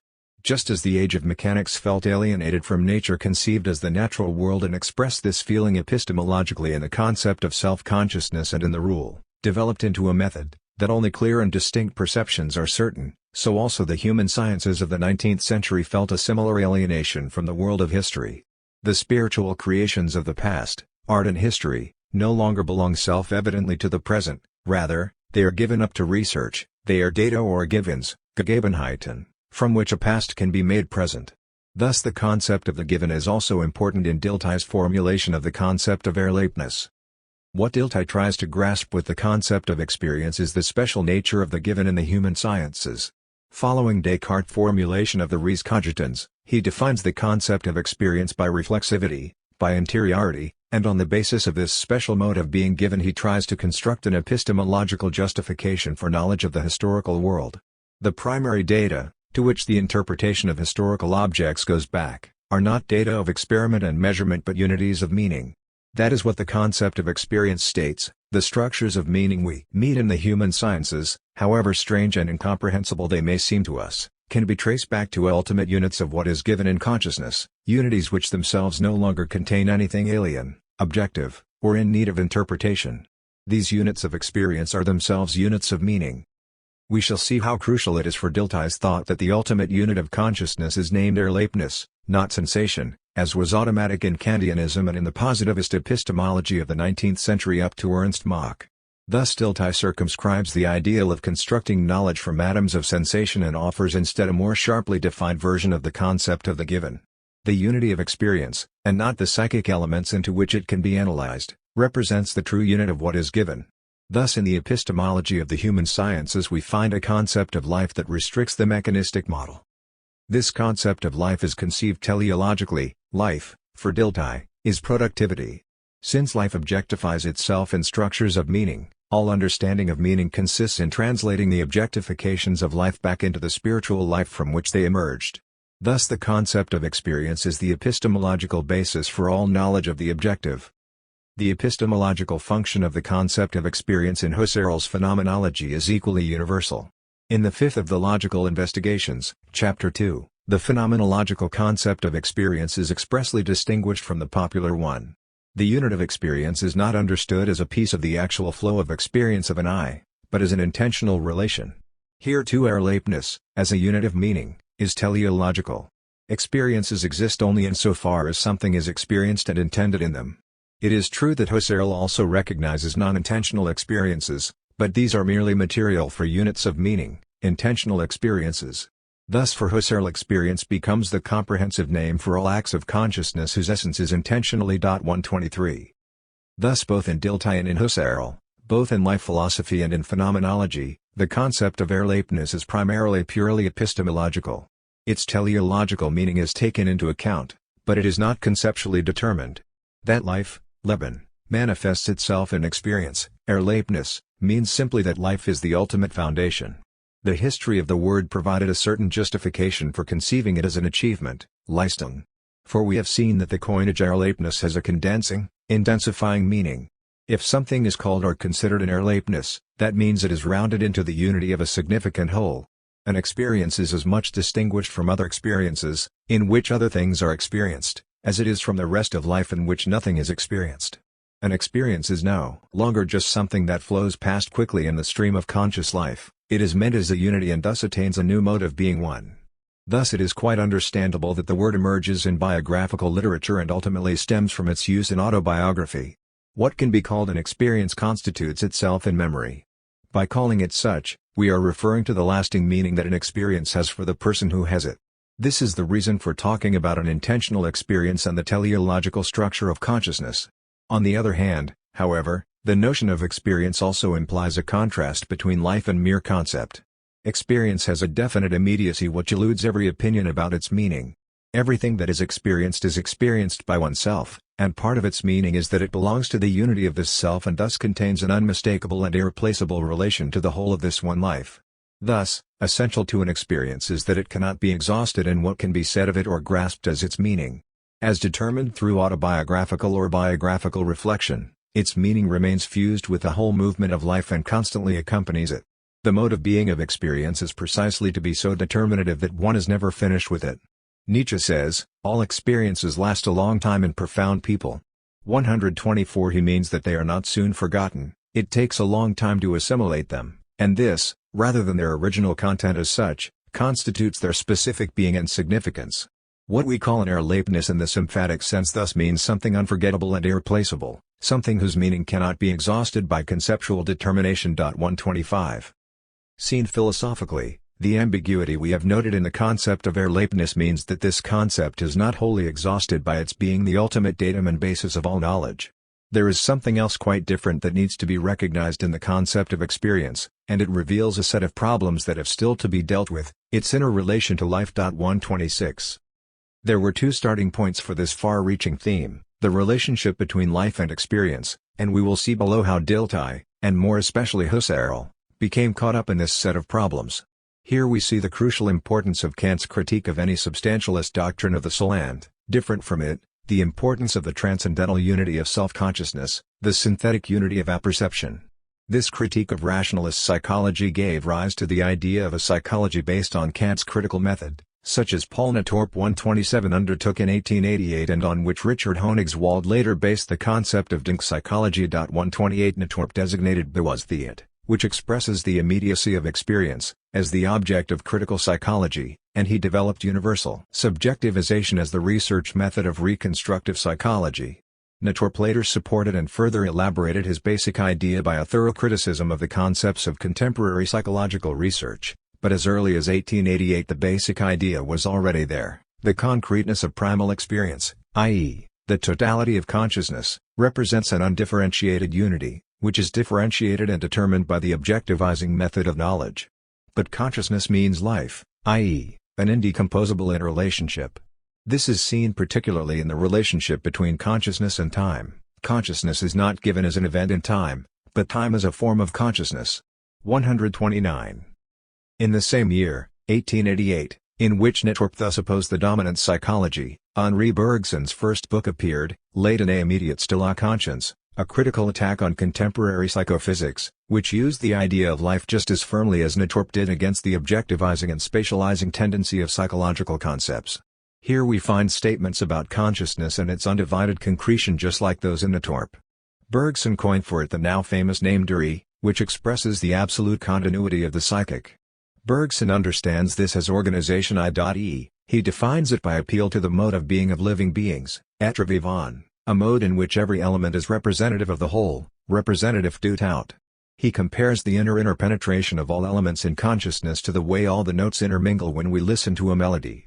Bergson too, then, defends the anti-Cartesian element of the concept of life against objectivizing science. 130. If we look more closely at what is here called life and which of its aspects affect the concept of experience, we see that the relationship of life to experience is not that of a universal to a particular. Rather, the unity of experience as determined by its intentional content stands in an immediate relationship to the whole, to the totality of life. Bergson speaks of the representation of the whole, and similarly Natorp's concept of interrelationship is an expression of the organic relationship of part and whole that takes place here. It was primarily Georg Simmel who analyzed the concept of life in this respect as life's reaching out beyond itself. 131. The representation of the whole in the momentary Erlebnis obviously goes far beyond the fact of its being determined by its object. Every experience is, in Schleiermacher's words, an element of infinite life. 132 Georg Simmel, who was largely responsible for the word Erlebnis becoming so fashionable, considers the important thing about the concept of experience as this: the objective not only becomes an image and idea, as in knowing, but an element in the life process itself. 133 He even says that every experience has something of an adventure about it. 134 But what is an adventure? An adventure is by no means just an episode. Episodes are a succession of details which have no inner coherence and for that very reason have no permanent significance. An adventure, however, interrupts the customary course of events, but is positively and significantly related to the context which it interrupts. Thus an adventure lets life be felt as a whole, in its breadth and in its strength. Here lies the fascination of an adventure. It removes the conditions and obligations of everyday life. It ventures out into the uncertain. But at the same time it knows that, as an adventure, it is exceptional and thus remains related to the return of the everyday, into which the adventure cannot be taken. Thus the adventure is undergone, like a test or trial from which one emerges enriched and more mature. There is an element of this, in fact, in every Erlebnis. Every experience is taken out of the continuity of life and at the same time related to the whole of one's life. It is not simply that an experience remains vital only as long as it has not been fully integrated into the context of one's life consciousness, but the very way it is preserved and dissolved, aufgehoben, by being worked into the whole of life consciousness goes far beyond any significance it might be thought to have. Because it is itself within the whole of life is present in it too. Thus at the end of our conceptual analysis of experience we can see the affinity between the structure of Erlebnis as such and the mode of being of the aesthetic. Aesthetic experience is not just one kind of experience among others, but represents the essence of experience per se. As the work of art is such as a world for itself, so also what is experienced aesthetically is, as an Erlebnis, removed from all connections with actuality. The work of art would seem almost by definition to be an aesthetic experience. That means, however, that the power of the work of art suddenly tears the person experiencing it out of the context of his life, and yet relates him back to the whole of his existence. In the experience of art is present a fullness of meaning that belongs not only to this particular content or object but rather stands for the meaningful whole of life. An aesthetic Erlebnis always contains the experience of an infinite whole. Precisely because it does not combine with other experiences to make one open experiential flow, but immediately represents the whole, its significance is infinite. Since aesthetic experience, as was said above, is an exemplary instance of the meaning of the concept Erlebnis, it is clear that the concept of Erlebnis is a determining feature of the foundation of art. The work of art is understood as the consummation of the symbolic representation of life, and towards this consummation every experience already tends. Hence it is itself marked out as the object of aesthetic experience. For aesthetics, the conclusion follows that so-called Erlebniskunst, art based on experience, is art per se. The limits of Erlebniskunst and the rehabilitation of allegory. The concept of Erlebniskunst contains an important ambiguity. Originally Erlebniskunst obviously meant that art comes from experience and is an expression of experience. But in a derived sense the concept of Erlebniskunst is then used for art that is intended to be aesthetically experienced. Both are obviously connected. The significance of that whose being consists in expressing an experience cannot be grasped except through an experience. As always in such a case, the concept of Erlebniskunst is affected by the experience of the limits set to it. only when it is no longer self-evident that a work of art consists in the transformation of experiences, and when it is no longer self-evident that this transformation is based on the experience of an inspired genius which, with the assuredness of a somnambulist, creates the work of art, which then becomes an experience for the person exposed to it, does one become conscious of the concept of Erlebniskunst in its outline.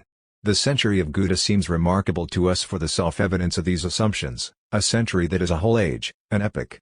Only because it is self-contained for us and we can see beyond it are we able to see it within its own limits and have a concept of it. Slowly we realize that this period is only an episode in the total history of art and literature. Curtius' monumental work on medieval literary aesthetics gives us a good idea of this. 135 If we start to look beyond the limits of Erlebniskunst and have recourse to other criteria, new vistas open up within European art. We discover that from the classical period up to the age of the Baroque art was dominated by quite other standards of value than that of being experienced, and thus our eyes are open to totally unfamiliar artistic worlds. Of course, these too can become experiences for us. Such an aesthetic self-understanding is always available. But it cannot be denied that the work of art which becomes an experience for us in this way was not itself meant to be understood thus. Genius and being experienced, our criteria of value, are not adequate here. We may also remember quite different criteria and say, for example, that it is not the genuineness of the experience or the intensity of its expression, but the ingenious manipulation of fixed forms and modes of statement that makes something a work of art. This difference in criteria is true of all kinds of art, but is particularly noticeable in the literary arts. 136 As late as the 18th century we find poetry and rhetoric side by side in a way that is surprising to modern consciousness. Kant sees in both a free play of the imagination and a serious business of the understanding. 137 For in both poetry and rhetoric are fine arts and are free insofar as both exhibit the undesigned harmony of both cognitive faculties, the senses and the understanding. Against this tradition, the criteria of being experienced and of the inspired genius inevitably introduced a quite different conception of free art, to which poetry belongs only insofar as it eliminates everything merely occasional and banishes rhetoric entirely. Thus the devaluation of rhetoric in the 19th century follows necessarily from the doctrine that genius creates unconsciously. We shall pursue one particular example of this devaluation, the history of the concepts of symbol and allegory, and the changing relationship between them in the modern period. Even scholars interested in linguistic history often take insufficient account of the fact that the aesthetic opposition between allegory and symbol, which seems self-evident to us, has been philosophically elaborated only during the last 2 centuries, and is so little to be expected before then that the question to be asked is rather how the need for this distinction and opposition arose. It cannot be forgotten that Winckelmann, whose influence on the aesthetics and philosophy of history of the time was very great, used both concepts synonymously, and the same is true of 18th century aesthetics as a whole. The meanings of the two words have in fact something in common. Both words refer to something whose meaning does not consist in its external appearance or sound but in a significance that lies beyond it. Common to both is that, in both, one thing stands for another. This relation of meaning whereby the non-sensory is made apparent to the senses is found in the field of poetry and the plastic arts, as well as in that of the religious and sacramental. A more detailed investigation would be required to discover to what extent the classical use of the words symbol and allegory paved the way for the later contrast between the two with which we are familiar. Here we can sketch out only a few of the basic outlines. Of course the two words originally had nothing to do with each other. Allegory originally belonged to the sphere of talk, of the logos, and is therefore a rhetorical or hermeneutical figure. Instead of what is actually meant, something else, more tangible, is said, but in such a way that the former is understood. 138 Symbol, however, is not limited to the sphere of the logos, for a symbol is not related by its meaning to another meaning, but its own sensory existence has meaning. As something shown, it enables one to recognize something else, as with the tessera hospitalis and the like. Obviously a symbol is something which has value not only because of its content, but because it can be produced i.e., because it is a document 139 by means of which the members of a community recognize one another, whether it is a religious symbol or appears in a secular context, as a badge or a pass or a password. In every case the meaning of the symbol depends on its physical presence and acquires a representational function only by being shown or spoken.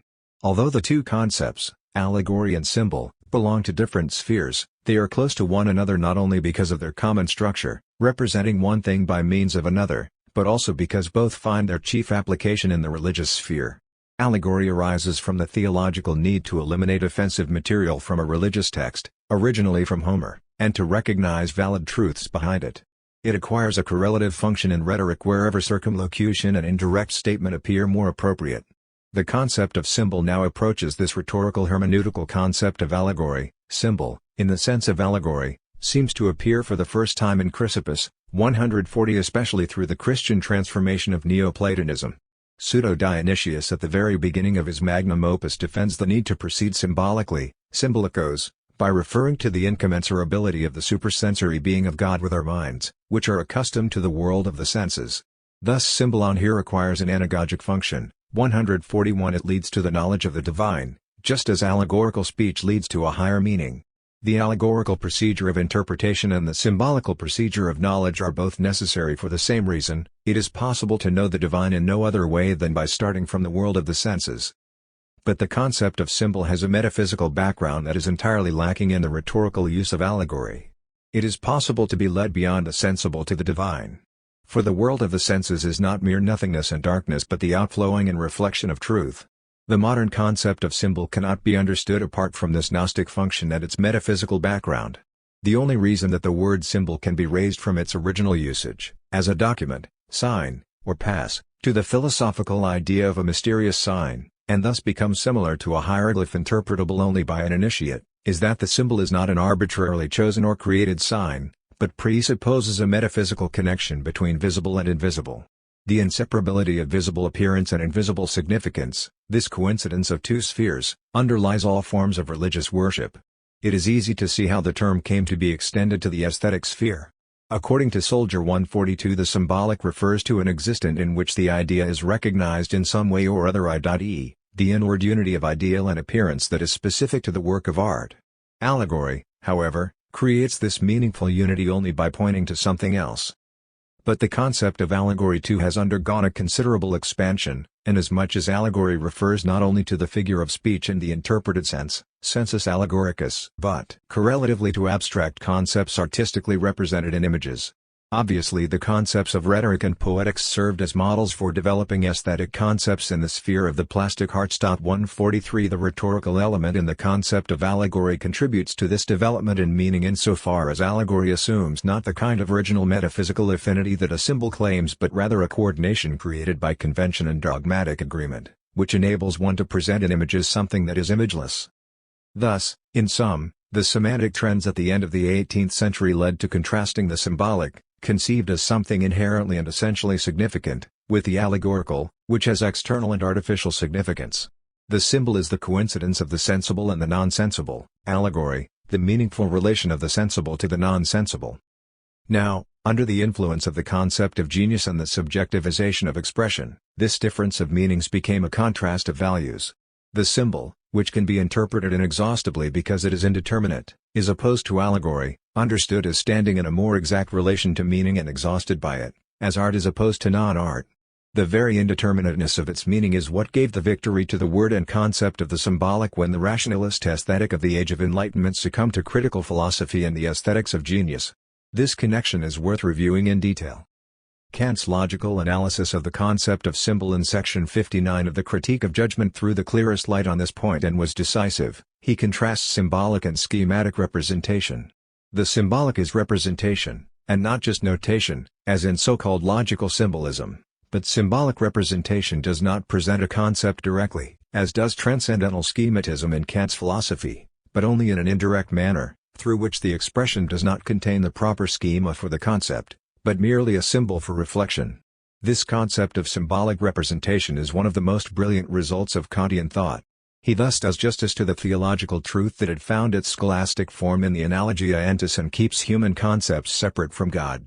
Beyond this he discovers, referring specifically to the fact that this business requires a more profound investigation, the symbolic way that language works, its consistent metaphoricity, and finally he uses the concept of analogy, in particular, to describe the relationship of the beautiful to the morally good, a relationship that can be neither subordination nor equivalence. The beautiful is the symbol of the morally good. In this formula, as cautious as it is pregnant, Kant combines the demand for full freedom of reflection in aesthetic judgment with its humane significance, an idea which was to be of the greatest historical consequence. Schiller followed him in this respect. 144 When he based the idea of an aesthetic education of humankind on the analogy of beauty and morality that Kant had formulated, Schiller was able to pursue a line explicitly laid down by Kant: taste makes possible the transition from sensory attractiveness to habitual moral interest without, as it were, too violent a leap. 145. The question is, how did symbol and allegory come into the now familiar opposition? At first, we can find nothing of this opposition in Schiller, even though he shares the criticism of the cold and artificial allegory which Klopstock, Lessing, the young Goethe, Carl Philipp Moritz, and others directed at the time against Winckelmann. 146. It is only in the correspondence between Schiller and Goethe that we find the beginnings of the new concept of symbol. In his well-known letter of August 17, 1797, Goethe describes the sentimental mood brought about by his impressions of Frankfurt, and says of the objects that induce it that they are properly symbolic, i.e., as I hardly need to say, they are eminent examples which stand in a characteristic multiplicity, as representatives of many others, and embrace a certain totality. He attaches importance to this experience because it is intended to help him escape the million-headed hydra of empiricism. Schiller supports him in this and finds this sentimental mode of feeling wholly in accord with what we have agreed on in this sphere. But with Goethe it is, as we know, not so much an aesthetic experience as an experience of reality, and to describe it he apparently draws the concept of the symbolic from early Protestant usage. Schiller raises idealist objections to conceiving reality as symbolic, and thus pushes the meaning of symbol towards the aesthetic. Goethe's art-loving friend, Meyer, also applies the concept of the symbol to the aesthetic in order to distinguish the true work of art from allegory. But for Goethe himself the contrast between symbol and allegory in art theory is only a special instance of the general tendency towards meaning that he seeks in all phenomena. Thus he applies the concept of the symbol to colors because there too the true relationship at the same time expresses the meaning. Here the influence of the traditional hermeneutical scheme of allegoris, symbolize, mystis is so clear. 147 that he finally writes the sentence, so typical of him, everything that happens is a symbol, and, in fully representing itself, it points towards everything else. 148. In philosophical aesthetics this usage of the word symbol must have established itself via the Greek religion of art. This is shown clearly by Schelling's developing the philosophy of art out of mythology. In his Götterlehre Carl Philipp Moritz, to whom Schelling refers, had rejected dissolving mythological poetry into mere allegory, but still he did not use the word symbol for this language of fantasy. However, Schelling writes, mythology in general and any piece of mythological literature in particular is not to be understood schematically or allegorically, but symbolically. For the demand of absolute artistic representation is, representation with complete indifference, so that the universal is wholly the particular, and the particular is at the same time wholly the universal, and does not simply mean it. 149 When in his criticism of Heine's view of Homer Schelling thus establishes the true relationship between mythology and allegory, he is at the same time giving the concept of symbol a central position within the philosophy of art. Similarly, we find Soldier saying that all art is symbolic. 150 Soldier opines that the work of art is the existence of the idea itself, its meaning is not an idea sought apart from the actual work of art. For this is what is characteristic of the work of art, the creation of genius, that its meaning lies in the phenomenon itself and does not arbitrarily read into it. Referring to the German translation of the word symbol as Sinnbild, meaning image, Schelling describes it as concrete, resembling only itself, like an image, and yet as universal and full of meaning as a concept. 151 In fact, what distinguishes the symbol even as Goethe conceives it is that in it the idea itself gives itself existence. Only because the concept of symbol implies the inner unity of symbol and what is symbolized, was it possible for the symbol to become a basic concept universal to aesthetics. A symbol is the coincidence of sensible appearance and supersensible meaning, and this coincidence is, like the original significance of the Greek symbol on its continuance in the terminology of various religious denominations, not a subsequent coordination, as in the use of signs, but the union of two things that belong to each other. All symbolism, through which the priesthood reflects higher knowledge, rests, rather, on the original connection between gods and men, writes Friedrich Kreuzer. 152 Whose symbolic took on the controversial task of interpreting the enigmatic symbolism of antiquity. But the concept of symbol was not expanded into a universal aesthetic principle without difficulty. For the inner unity of image and significance that constitutes the symbol is not simple. The symbol does not simply dissolve the tension between the world of ideas and the world of the senses, it points up a disproportion between form and essence, expression and content. In particular the religious function of the symbol lives from this tension. The possibility of the instantaneous and total coincidence of the apparent with the infinite in a religious ceremony assumes that what fills the symbol with meaning is that the finite and infinite genuinely belong together. Thus the religious form of the symbol corresponds exactly to the original nature of symbolon, the dividing of what is one and reuniting it again. The disproportion of form and essence is essential to the symbol inasmuch as the meaning of symbols points beyond their sensory appearance. This is the origin of that vacillation, that undecidedness between form and essence that is peculiar to the symbol. This disproportion is obviously greater, the more obscure and more meaningful the symbol is, and less, the more the meaning penetrates the form. That was Kreuser's idea. 153 Hegel limits the term symbolic to the symbolic art of the East because of this disproportion of image and meaning. For him, excessive meaning is characteristic of a particular art form, 154, which differs from classical art in that the latter has progressed beyond this disproportion. But to say this is obviously to consciously fix and artificially narrow the concept, a concept which, as we saw, seeks to express less the disproportion than the coincidence of image and meaning. It must also be admitted that when Hegel limits the concept of the symbolic, despite its many followers, he is running counter to the tendency of modern aesthetics, which, since Schelling, has sought to emphasize precisely the unity of appearance and meaning in the symbolic in order thereby to justify aesthetic autonomy against the claims of the concept. 155. Let us now pursue the corresponding de-evaluation of allegory. At the outset, one factor may have been the abandonment of French classicism in German aesthetics from the time of Lessing and Herder. 156 Still, Soldier employs the term allegorical in an elevated sense for the whole of Christian art, and Friedrich Schlegel goes even further. He says, all beauty is allegory, Gespräch über Poesie. Hegel's use of the concept symbolic, like Kreuser's, is still very close to this concept of the allegorical. But the philosopher's usage, based on a romantic conception of the relation of the ineffable to language and on the discovery of the allegorical poetry of the East, was not retained by 19th-century cultural humanism. An appeal was made to Weimar classicism, and in fact the demotion of allegory was the dominant concern of German classicism. That concern inevitably resulted from the emergence of the concept of genius and from arts being freed from the fetters of rationalism. Allegory is certainly not the product of genius alone.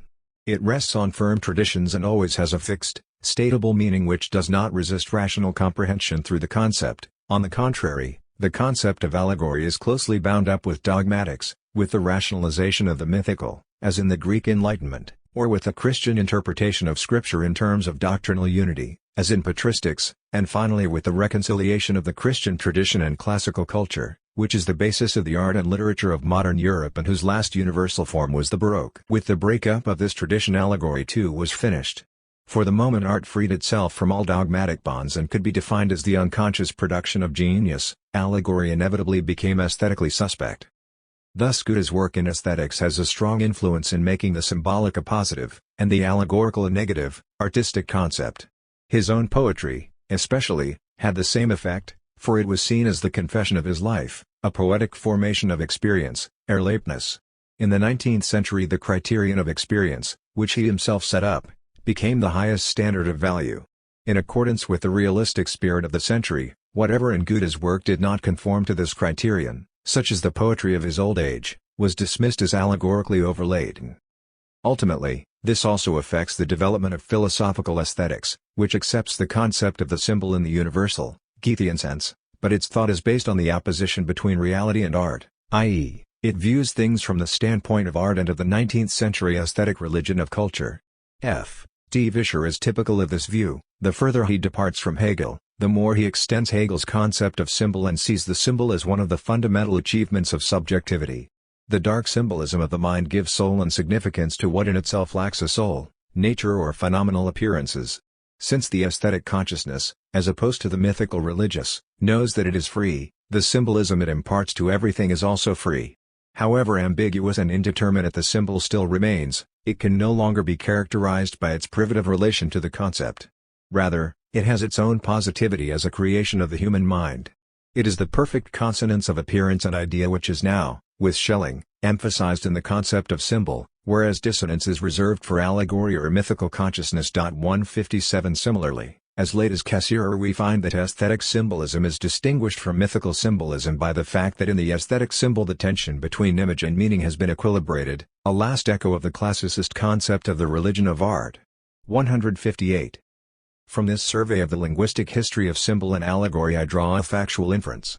The fixed contrast between the two concepts, the symbol that has emerged organically, and cold, rational allegory, becomes less compelling when we see its connection with the aesthetics of genius and of experience, Erlebnis.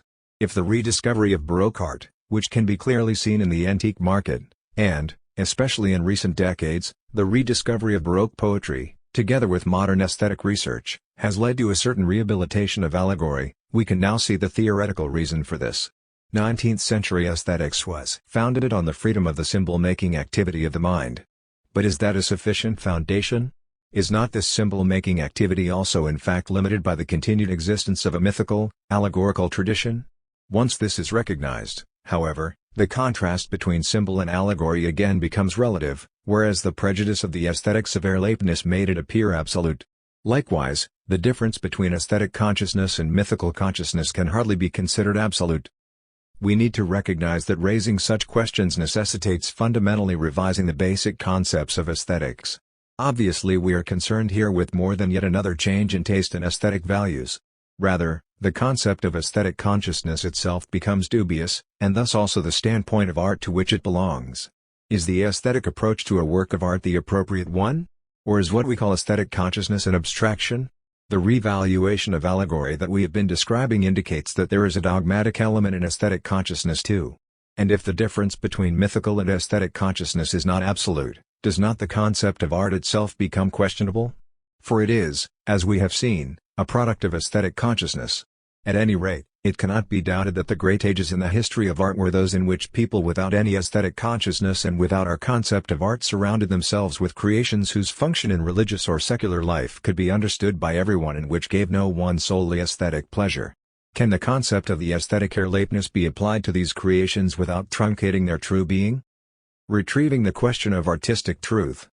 The dubiousness of the concept of aesthetic cultivation, Bildung. In order to gauge the extent of this question correctly, we will first undertake an historical inquiry to discover the specific, historically developed meaning of the concept of aesthetic consciousness. Obviously today we no longer mean by aesthetic what Kant still associated with the word when he called the doctrine of space and time transcendental aesthetics and called the doctrine of the beautiful and sublime in nature and art a critique of aesthetic judgment.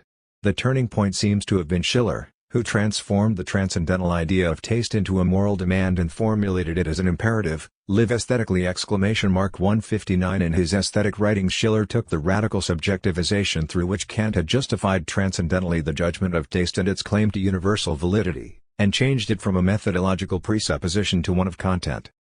It is true that he was able to follow Kant himself, inasmuch as Kant had already accorded taste the significance of a transition from sensory pleasure to moral feeling. 160 But when Schiller proclaimed that art is the practice of freedom, he was referring more to Fichte than to Kant. Kant based the a priori of taste and genius on the free play of the faculties of knowledge.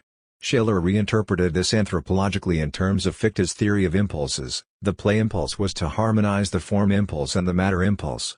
Cultivating the play impulse is the end of aesthetic education. This had far-reaching consequences. For now art, as the art of beautiful appearance, was contrasted with practical reality and understood in terms of this contrast. Instead of art and nature complementing each other, as had long seemed to be the case, they were contrasted as appearance and reality.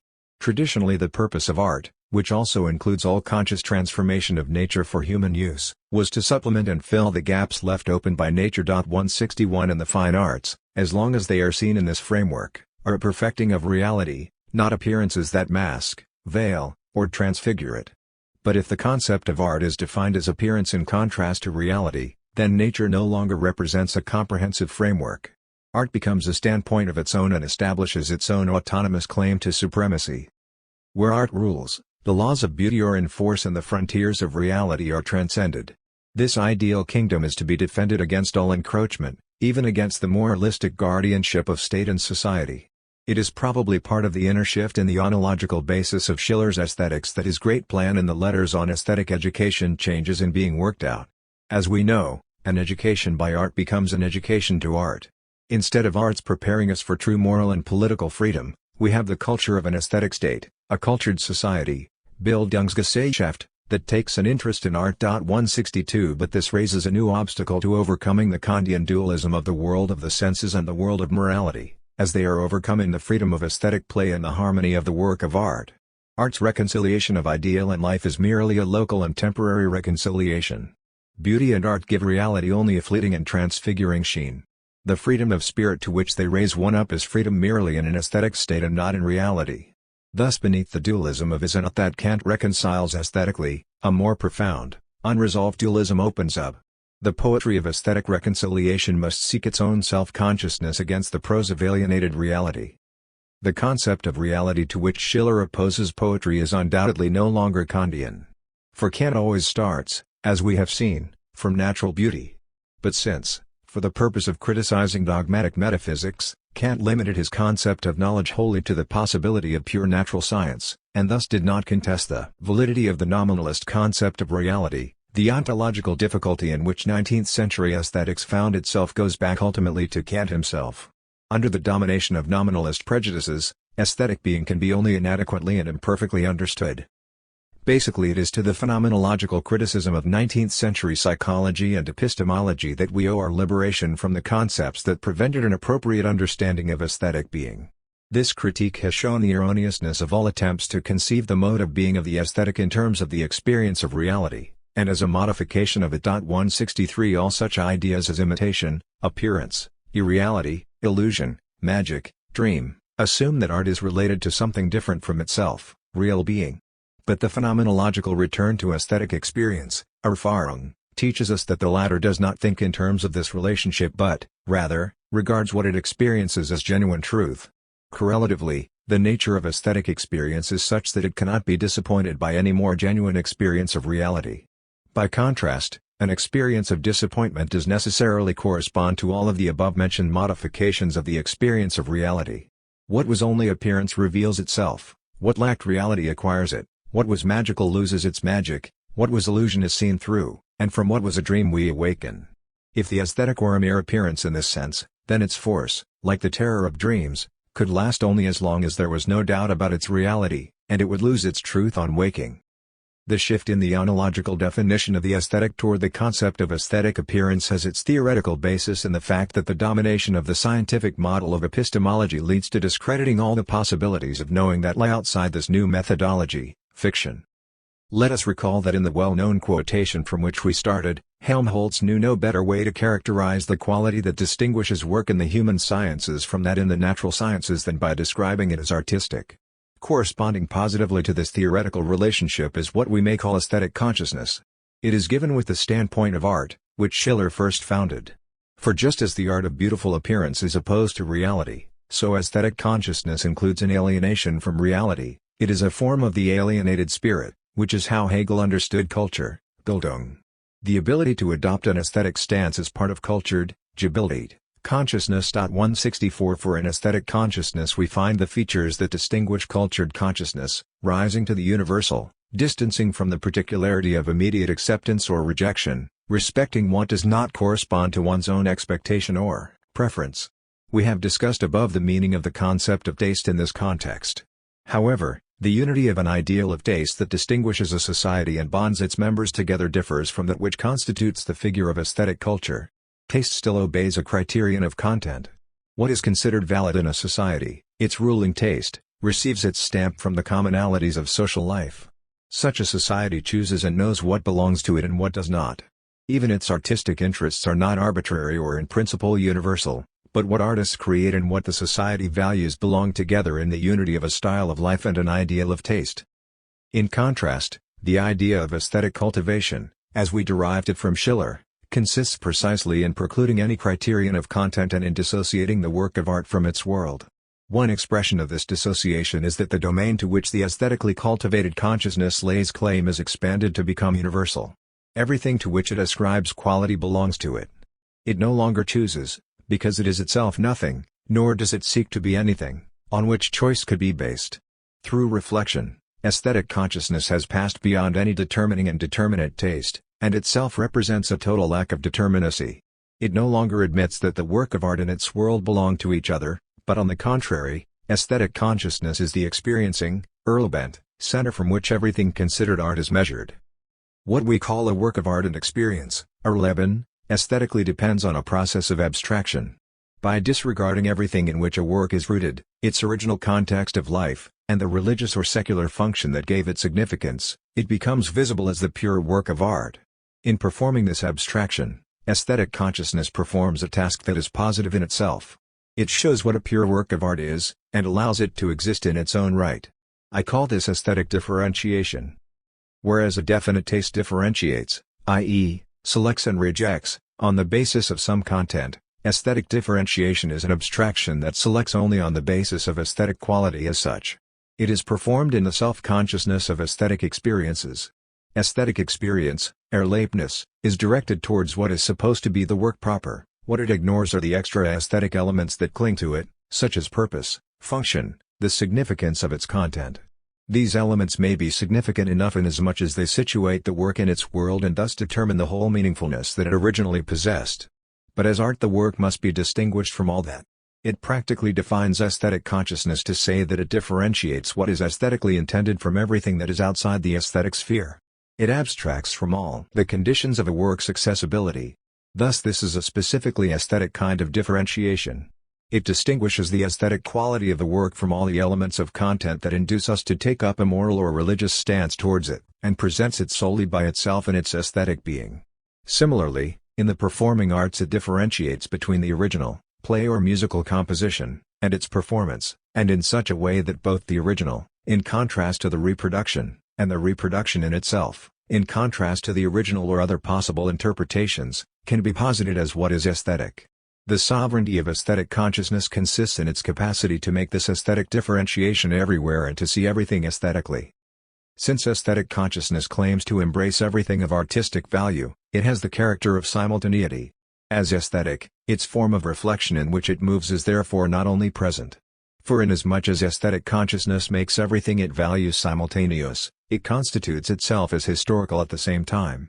It is not just that it includes historical knowledge and uses it as a distinguishing mark: 165 rather, the dissolution of all taste determined by content, as proper to aesthetic taste, is also seen explicitly in the creative work of artists who turn to the historical.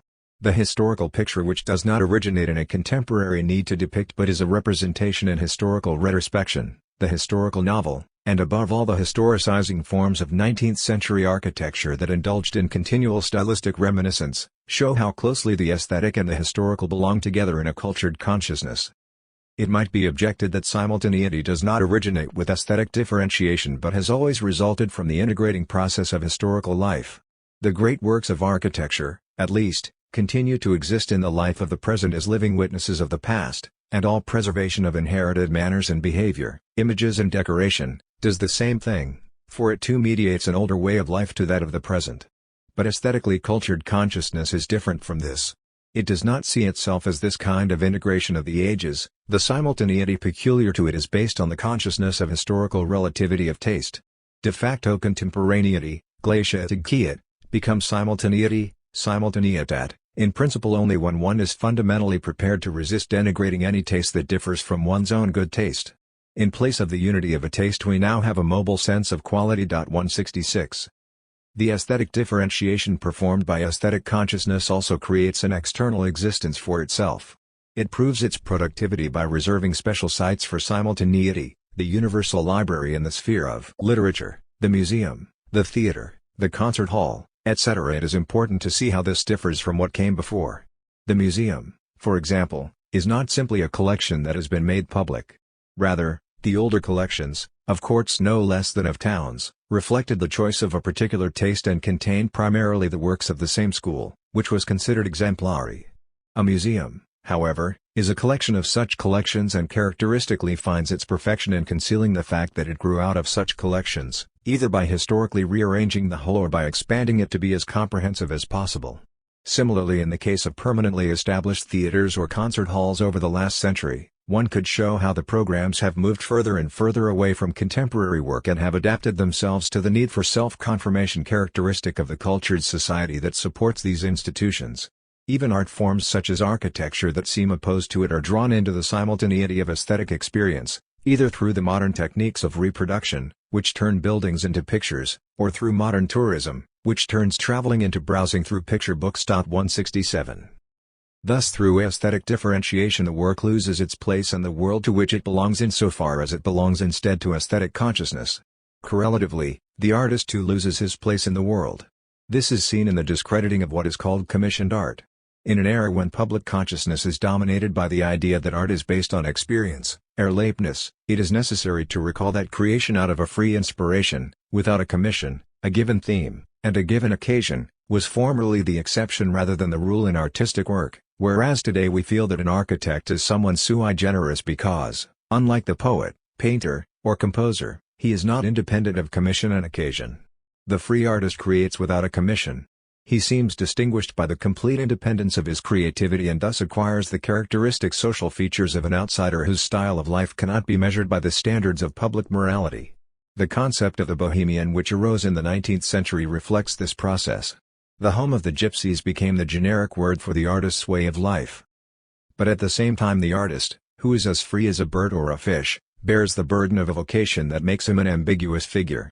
For a cultured society that has fallen away from its religious traditions expects more from art than aesthetic consciousness and the standpoint of art can deliver. The romantic demand for a new mythology, as expressed by F. Schlegel, Schelling, Hölderlin, and the young Hegel, 168 but as found also in the paintings and reflections of Runch, gives the artist and his task in the world, the consciousness of a new consecration. He is something like a secular savior, Immermann, for his creations are expected to achieve on a small scale the propitiation of disaster for which an unsaved world hopes.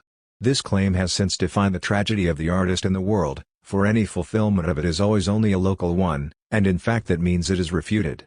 The experimental search for new symbols or a new myth that will unite everyone may certainly gather a public and create a community, but since every artist finds his own community, the particularity of such communities merely testifies to the disintegration that is taking place. What unites everyone is merely the universal form of aesthetic culture. Here the actual process of cultivation, i.e., the elevation to the universal, is, as it were, disintegrated in itself. The readiness of intellectual reflection to move in generalities, to consider anything at all from whatever point of view it adopts, and thus to clothe it with ideas is, according to Hegel, the way not to get involved with the real content of ideas.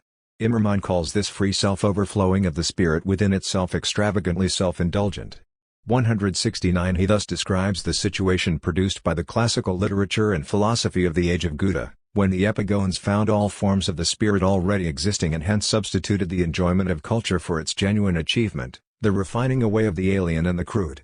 It had become easy to write a good poem, and, for that very reason, hard to be a poet. Critique of the abstraction inherent in aesthetic consciousness. Having described the form it took as cultivation, Bildung, let us now consider the concept of aesthetic differentiation, and discuss the theoretical difficulties involved in the concept of the aesthetic. Abstracting down to the purely aesthetic obviously eliminates it.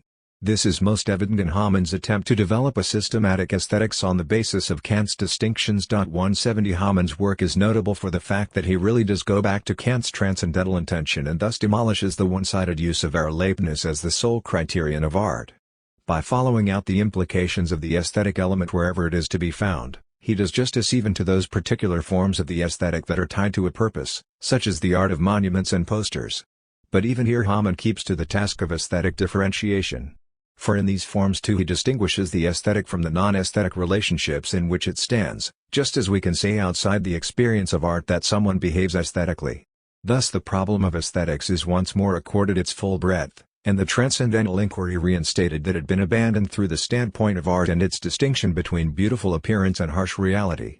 Aesthetic experience is indifferent to whether or not its object is real, whether the scene is the stage or whether it is real life. Aesthetic consciousness has unlimited sovereignty over everything. But Hamann's attempt fails at the opposite end, in the concept of art, which, with perfect consistency, he impels so far beyond the realm of the aesthetic that it coincides with virtuosity. 171 Here aesthetic differentiation is pushed to its furthest extreme. It even abstracts from art. The basic aesthetic concept from which Hamann starts is that perception is significant in itself, Eigenbedeutsamkeit der Wahrnehmung. This concept obviously means the same as Kant's theory of purposive consonance with the state of our cognitive faculty. As for Kant, so for Hamann the criterion of the concept or of meaning, which is essential for knowledge, is thus suspended.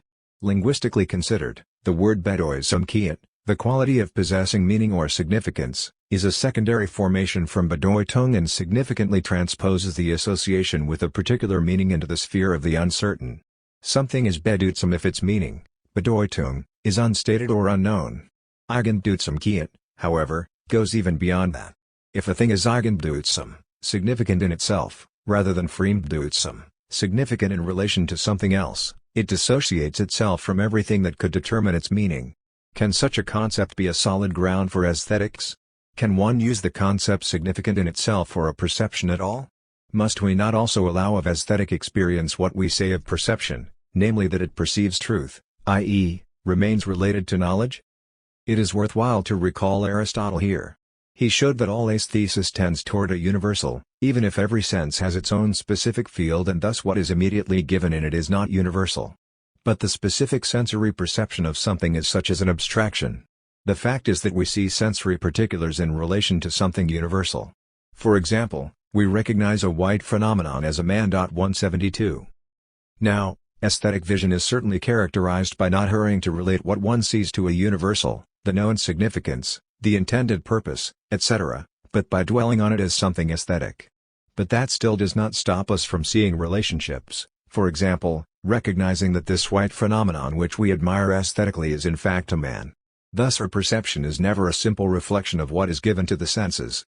On the contrary, we have learned from modern psychology, especially from the trenchant criticism that Schiller, as well as W. Kohler, E. Strauss, M. Wertheimer and others, made of the conception of pure perception as a response to a stimulus, that this conception owes its origin to an epistemological dogmatism. 173 Its true sense is merely a normative one. Response to a stimulus is the ideal end result of the destruction of all instinct fantasies, the consequence of a great sobering up process that finally enables one to see what is there, instead of the imaginings of the instinct fantasy.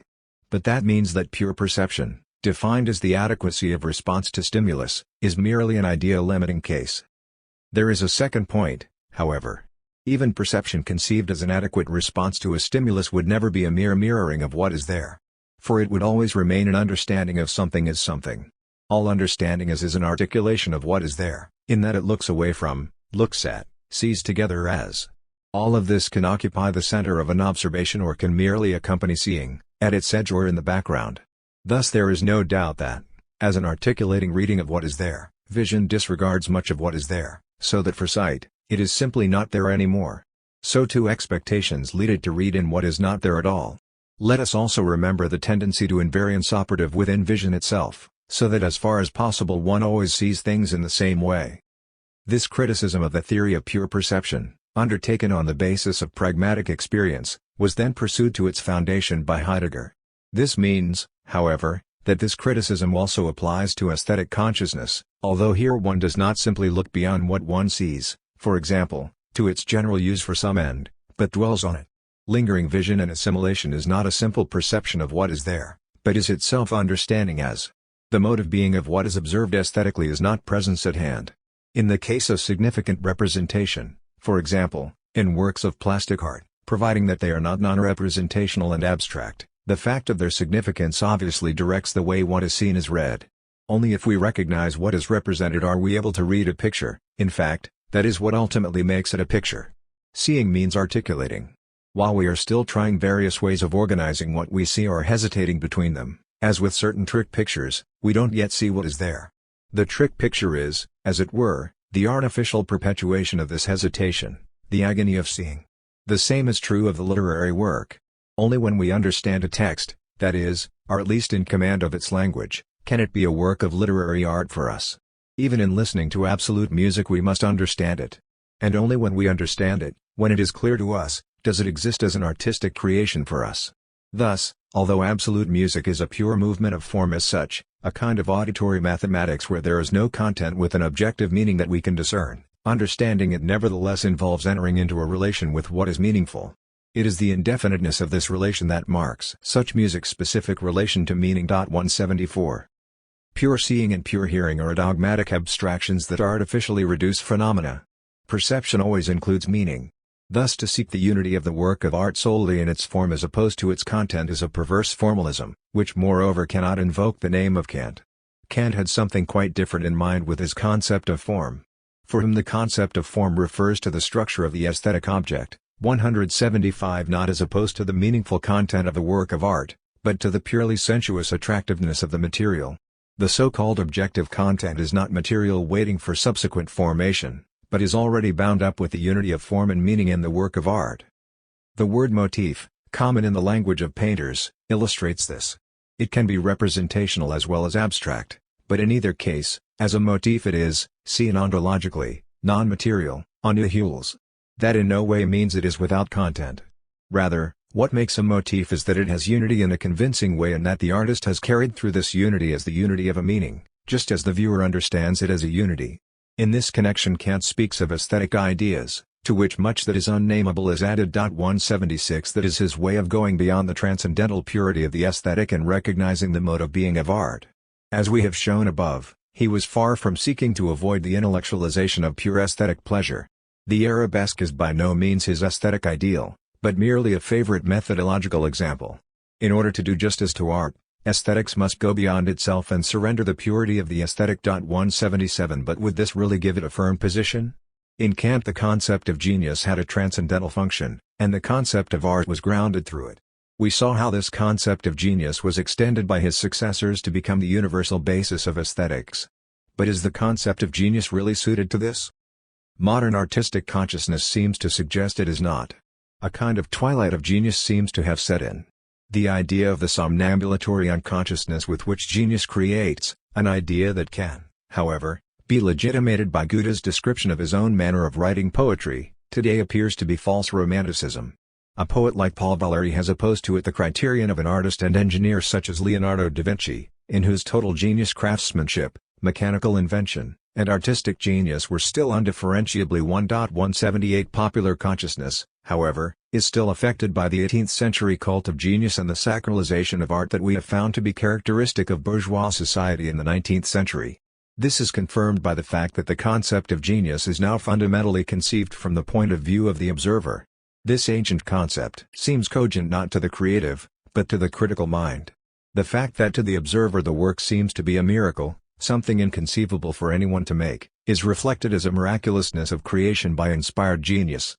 Those who create then use these same categories in regard to themselves, and thus the genius cult of the 18th century was certainly nourished by artists too. 179 But they have never gone as far in self-apotheosis as bourgeois society would have allowed them to. The self-knowledge of the artist remains far more down to earth.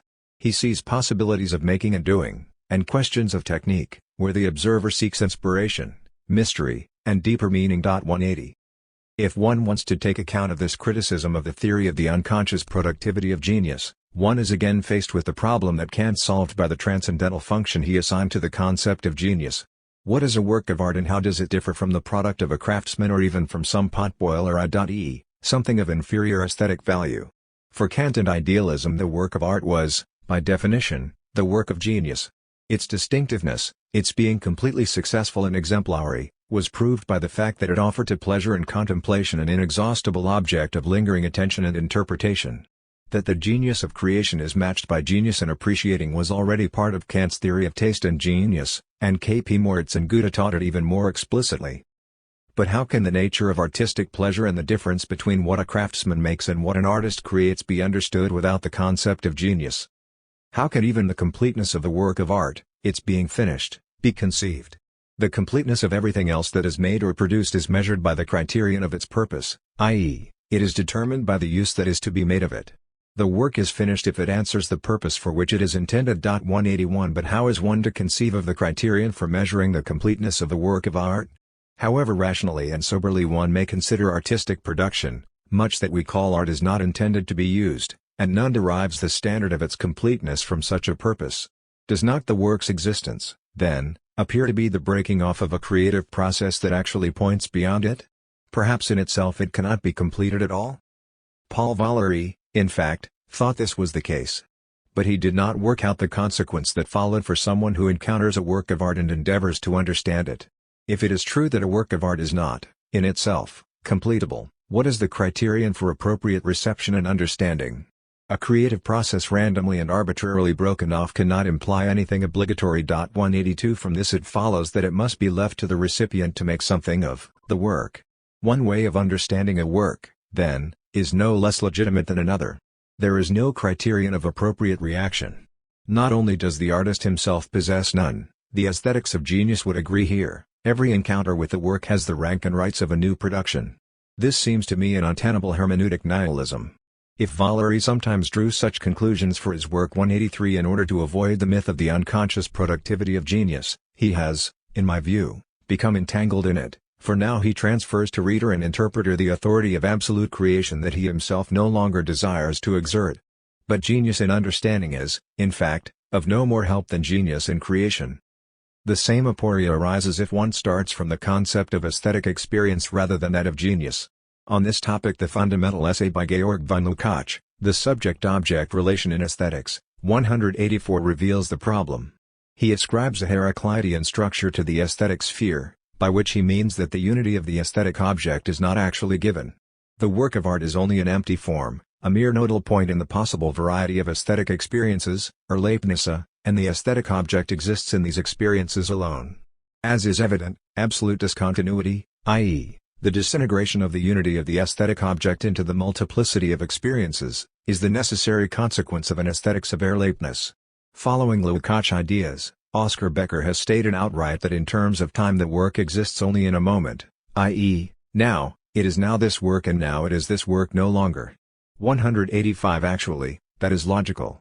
Basing aesthetics on experience leads to an absolute series of points, which annihilates the unity of the work of art, the identity of the artist with himself, and the identity of the person understanding or enjoying the work of art. 186. By acknowledging the destructive consequences of subjectivism and describing the self-annihilation of aesthetic immediacy, Kierkegaard seems to me to have been the first to show the untenability of this position. His doctrine of the aesthetic stage of existence is developed from the standpoint of the moralist who has seen how desperate and untenable is existence in pure immediacy and discontinuity. Hence his criticism of aesthetic consciousness is of fundamental importance because he shows the inner contradictions of aesthetic existence, so that it is forced to go beyond itself.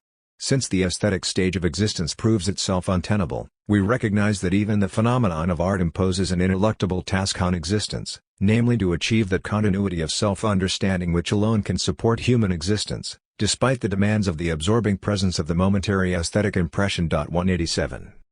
If one still wanted to define the nature of aesthetic existence in a way that constructed it outside the hermeneutic continuity of human existence, then I think one would have missed the point of Kierkegaard's criticism. Admittedly, the natural, as a joined condition of our mental life, limits our self-understanding and does so by projecting itself into the mental in many forms, as myth, as dream, as the unconscious pre-formation of conscious life. And one must admit that aesthetic phenomena similarly manifest the limits of Dasein's historical self-understanding. But we are given no vantage point that would allow us to see these limits and conditions in themselves or to see ourselves from the outside as limited and conditioned in this way. Even what is close to our understanding we ourselves experience as limiting, and consequently it still belongs to the continuity of self-understanding in which human existence moves. We recognize the fragility of the beautiful and the adventurousness of the artist. But that does not constitute being situated outside a hermeneutic phenomenology of Dasein. Rather, it sets the task of preserving the hermeneutic continuity which constitutes our being, despite the discontinuity intrinsic to aesthetic being and aesthetic experience. 188. The pantheon of art is not a timeless present that presents itself to a pure aesthetic consciousness, but the act of a mind and spirit that has collected and gathered itself historically. Our experience of the aesthetic too is a mode of self-understanding.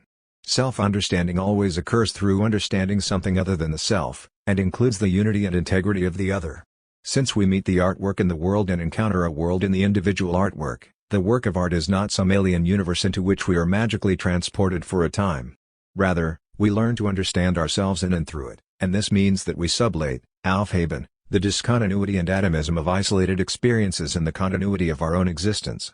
For this reason, we must adopt a standpoint in relation to art and the beautiful that does not pretend to immediacy but corresponds to the historical nature of the human condition. The appeal to immediacy, to the instantaneous flash of genius, to the significance of experiences, Erlebnisse, cannot withstand the claim of human existence to continuity and unity of self-understanding.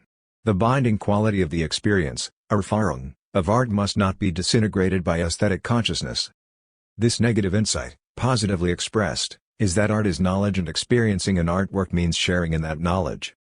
This raises the question of how one can do justice to the truth of aesthetic experience, Erfahrung, and overcome the radical subjectivization of the aesthetic that began with Kant's critique of aesthetic judgment. We have shown that it was a methodological abstraction corresponding to a quite particular transcendental task of laying foundations which led Kant to relate aesthetic judgment entirely to the condition of the subject. If, however, this aesthetic abstraction was subsequently understood as a content and was changed into the demand that art be understood purely aesthetically, we can now see how this demand for abstraction ran into indissoluble contradiction with the true experience of art. Is there to be no knowledge in art? Does not the experience of art contain a claim to truth which is certainly different from that of science, but just as certainly is not inferior to it? And is not the task of aesthetics precisely to ground the fact that the experience, Erfahrung, of art is a mode of knowledge of a unique kind, certainly different from that sensory knowledge which provides science with the ultimate data from which it constructs the knowledge of nature, and certainly different from all moral rational knowledge, and indeed from all conceptual knowledge, but still knowledge, i.e., conveying truth? This can hardly be recognized if, with Kant, one measures the truth of knowledge by the scientific concept of knowledge and the scientific concept of reality. It is necessary to take the concept of experience, Erfahrung, more broadly than Kant did, so that the experience of the work of art can be understood as experience. For this we can appeal to Hegel's admirable lectures on aesthetics. Here the truth that lies in every artistic experience is recognized and at the same time mediated with historical consciousness. Hence aesthetics becomes a history of worldviews, i.e., a history of truth, as it is manifested in the mirror of art. It is also a fundamental recognition of the task that I formulated thus, to legitimate the knowledge of truth that occurs in the experience of art itself. The familiar concept of worldview, which first appears in Hegel in the Phenomenology of Mind 189 as a term for Kant's and Fichte's postulatory amplification of the basic moral experience into a moral world order, acquires its special stamp only in aesthetics. It is the multiplicity and the possible change of worldviews that has given the concept of worldview its familiar ring. 190 But the history of art is the best example of this, because this historical multiplicity cannot be superseded through progress towards the one, true art. Admittedly, Hegel was able to recognize the truth of art only by subordinating it to philosophy's comprehensive knowledge and by constructing the history of worldviews, like world history and the history of philosophy, from the viewpoint of the present's complete self-consciousness. But this cannot be regarded simply as a wrong turn, for the sphere of subjective mind has been far exceeded. Hegel's move beyond it remains a lasting element of truth in his thought. Certainly, inasmuch as it makes conceptual truth omnipotent, since the concept supersedes all experience, Hegel's philosophy at the same time disavows the way of truth it has recognized in the experience of art. If we want to justify art entirely to the condition of the subject. If, however, this aesthetic abstraction was subsequently understood as a content and was changed into the demand that art be understood purely aesthetically, we can now see how this demand for abstraction ran into indissoluble contradiction with the true experience of art. Is there to be no knowledge in art? Does not the experience of art contain a claim to truth which is certainly different from that of science, but just as certainly is not inferior to it? And is not the task of aesthetics precisely to ground the fact that the experience, Erfahrung, of art is a mode of knowledge of a unique kind, certainly different from that sensory knowledge which provides science with the ultimate data from which it constructs the knowledge of nature, and certainly different from all moral rational knowledge, and indeed from all conceptual knowledge, but still knowledge, i.e., conveying truth? This can hardly be recognized if, with Kant, one measures the truth of knowledge by the scientific concept of knowledge and the scientific concept of reality. It is necessary to take the concept of experience, Erfahrung, more broadly than Kant did, so that the experience of the work of art can be understood as experience. For this we can appeal to Hegel's admirable lectures on aesthetics. Here the truth that lies in every artistic experience is recognized and at the same time mediated with historical consciousness. Hence aesthetics becomes a history of worldviews, i.e., a history of truth, as it is manifested in the mirror of art. It is also a fundamental recognition of the task that I formulated thus, to legitimate the knowledge of truth that occurs in the experience of art itself. The familiar concept of worldview, which first appears in Hegel in the Phenomenology of Mind 189 as a term for Kant's and Fichte's postulatory amplification of the basic moral experience into a moral world order, acquires its special stamp only in aesthetics. It is the multiplicity and the possible change of worldviews that has given the concept of worldview its familiar ring. 190 But the history of art is the best example of this, because this historical multiplicity cannot be superseded through progress towards the one, true art. Admittedly, Hegel was able to recognize the truth of art only by subordinating it to philosophy's comprehensive knowledge and by constructing the history of worldviews, like world history and the history of philosophy, from the viewpoint of the present's complete self-consciousness. But this cannot be regarded simply as a wrong turn, for the sphere of subjective mind has been far exceeded. Hegel's move beyond it remains a lasting element of truth in his thought. Certainly, inasmuch as it makes conceptual truth omnipotent, since the concept supersedes all experience, Hegel's philosophy at the same time disavows the way of truth it has recognized in the experience of art. If we want to justify art commitment out of nihilistic despair, but opens itself to a hitherto concealed experience that transcends thinking from the position of subjectivity, an experience that Heidegger calls. In order to do justice to the experience, Erfahrung, of art, we began with a critique of aesthetic consciousness. The experience of art acknowledges that it cannot present the full truth of what it experiences in terms of definitive knowledge. There is no absolute progress and no final exhaustion of what lies in a work of art. The experience of art knows this of itself. At the same time, we cannot simply accept what aesthetic consciousness considers its experience to be. For as we saw, it ultimately considers its experience to be the discontinuity of experiences, Erlebnisse. But we have found this conclusion unacceptable. We do not ask the experience of art to tell us how it conceives of itself, then, but what it truly is and what its truth is, even if it does not know what it is and cannot say what it knows, just as Heidegger has asked what metaphysics is, by contrast to what it thinks itself to be. In the experience of art we see a genuine experience, Erfahrung, induced by the work, which does not leave him who has it unchanged, and we inquire into the mode of being of what is experienced in this way. So we hope to better understand what kind of truth it is that encounters us there. We will see that this opens up the dimension in which, in the understanding practiced by the human sciences, the question of truth is raised in a new way. 191. If we want to know what truth is in the field of the human sciences, we will have to ask the philosophical question of the whole procedure of the human sciences in the same way that Heidegger asked it of metaphysics and we have asked it of aesthetic consciousness. But we shall not be able simply to accept the human sciences' own understanding of themselves, but must ask what their mode of understanding in truth is. The question of the truth of art in particular can serve to prepare the way for this more wide-ranging question, because the experience of the work of art includes understanding, and thus itself represents a hermeneutical phenomenon, but not at all in the sense of a scientific method. Rather, understanding belongs to the encounter with the work of art itself, and so this belonging can be illuminated only on the basis of the mode of being of the work of art itself. Chapter 2. The ontology of the work of art and its hermeneutic significance. Play as the clue to ontological explanation. The concept of play. For my starting point I select an idea that has played a major role in aesthetics, the concept of play.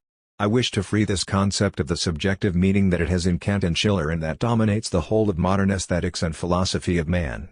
When we speak of play in reference to the experience of art, this means neither the orientation nor even the state of mind of the creator or of those enjoying the work of art, nor the freedom of a subjectivity engaged in play, but the mode of being of the work of art itself. In analyzing aesthetic consciousness we recognized that conceiving aesthetic consciousness as something that confronts an object does not do justice to the real situation. This is why the concept of play is important in my exposition. We can certainly distinguish between play and the behavior of the player, which, as such, belongs with the other kinds of subjective behavior. Thus it can be said that for the player play is not serious, that is why he plays. We can try to define the concept of play from this point of view. What is merely play is not serious. Play has a special relation to what is serious. It is not only that the latter gives it its purpose, we play for the sake of recreation, as Aristotle says. One more important, play itself contains its own, even sacred, seriousness. Yet, in playing, all those purposive relations that determine active and caring existence have not simply disappeared, but are curiously suspended. The player himself knows that play is only play and that it exists in a world determined by the seriousness of purposes. But he does not know this in such a way that, as a player, he actually intends this relation to seriousness. Play fulfills its purpose only if the player loses himself in play. Seriousness is not merely something that calls us away from play, rather, seriousness in playing is necessary to make the play wholly play. Someone who doesn't take the game seriously is a spoilsport. The mode of being of play does not allow the player to behave toward play as if toward an object. The player knows very well what play is, and that what he is doing is only a game, but he does not know what exactly he knows in knowing that. Our question concerning the nature of play itself cannot, therefore, find an answer if we look for it in the player's subjective reflection. 2 Instead, we are inquiring into the mode of being of play as such. We have seen that it is not aesthetic consciousness but the experience, Erfahrung, of art, and thus the question of the mode of being of the work of art that must be the object of our examination. But this was precisely the experience of the work of art that I maintained in opposition to the leveling process of aesthetic consciousness, namely that the work of art is not an object that stands over against a subject for itself. Instead, the work of art has its true being in the fact that it becomes an experience that changes the person who experiences it. The subject of the experience of art, that which remains and endures, is not the subjectivity of the person who experiences it but the work itself. This is the point at which the mode of being of play becomes significant. For play has its own essence, independent of the consciousness of those who play. Play, indeed, play proper, also exists when the thematic horizon is not limited by any being for itself of subjectivity, and where there are no subjects who are behaving playfully. The players are not the subjects of play, instead play merely reaches presentation, Darstellung, through the players. We can already see this from the use of the word, especially from its many metaphorical usages, which Beitnauck in particular has noted. 3. Here as always the metaphorical usage has methodological priority. If a word is applied to a sphere to which it did not originally belong, the actual original meaning emerges quite clearly. Language has performed in advance the abstraction that is, as such, the task of conceptual analysis. Now thinking need only make use of this advance achievement. The same is also true of etymologies. They are admittedly far less reliable because they are abstractions achieved not by language but by linguistic science, and can never be wholly verified by language itself, that is, by actual usage. Hence even when etymologies are right, they are not proofs but achievements preparatory to conceptual analysis, and only in such analysis do they obtain a firm foundation. 4. If we examine how the word play is used and concentrate on its so-called metaphorical senses, we find talk of the play of light, the play of the waves, the play of gears or parts of machinery, the interplay of limbs, the play of forces, the play of gnats, even a play on words. In each case what is intended is to and fro movement that is not tied to any goal that would bring it to an end. Correlatively, the word spiel originally meant dance, and is still found in many word forms, for example, in spielman, jongleur. 5. The movement of playing has no goal that brings it to an end, rather, it renews itself in constant repetition.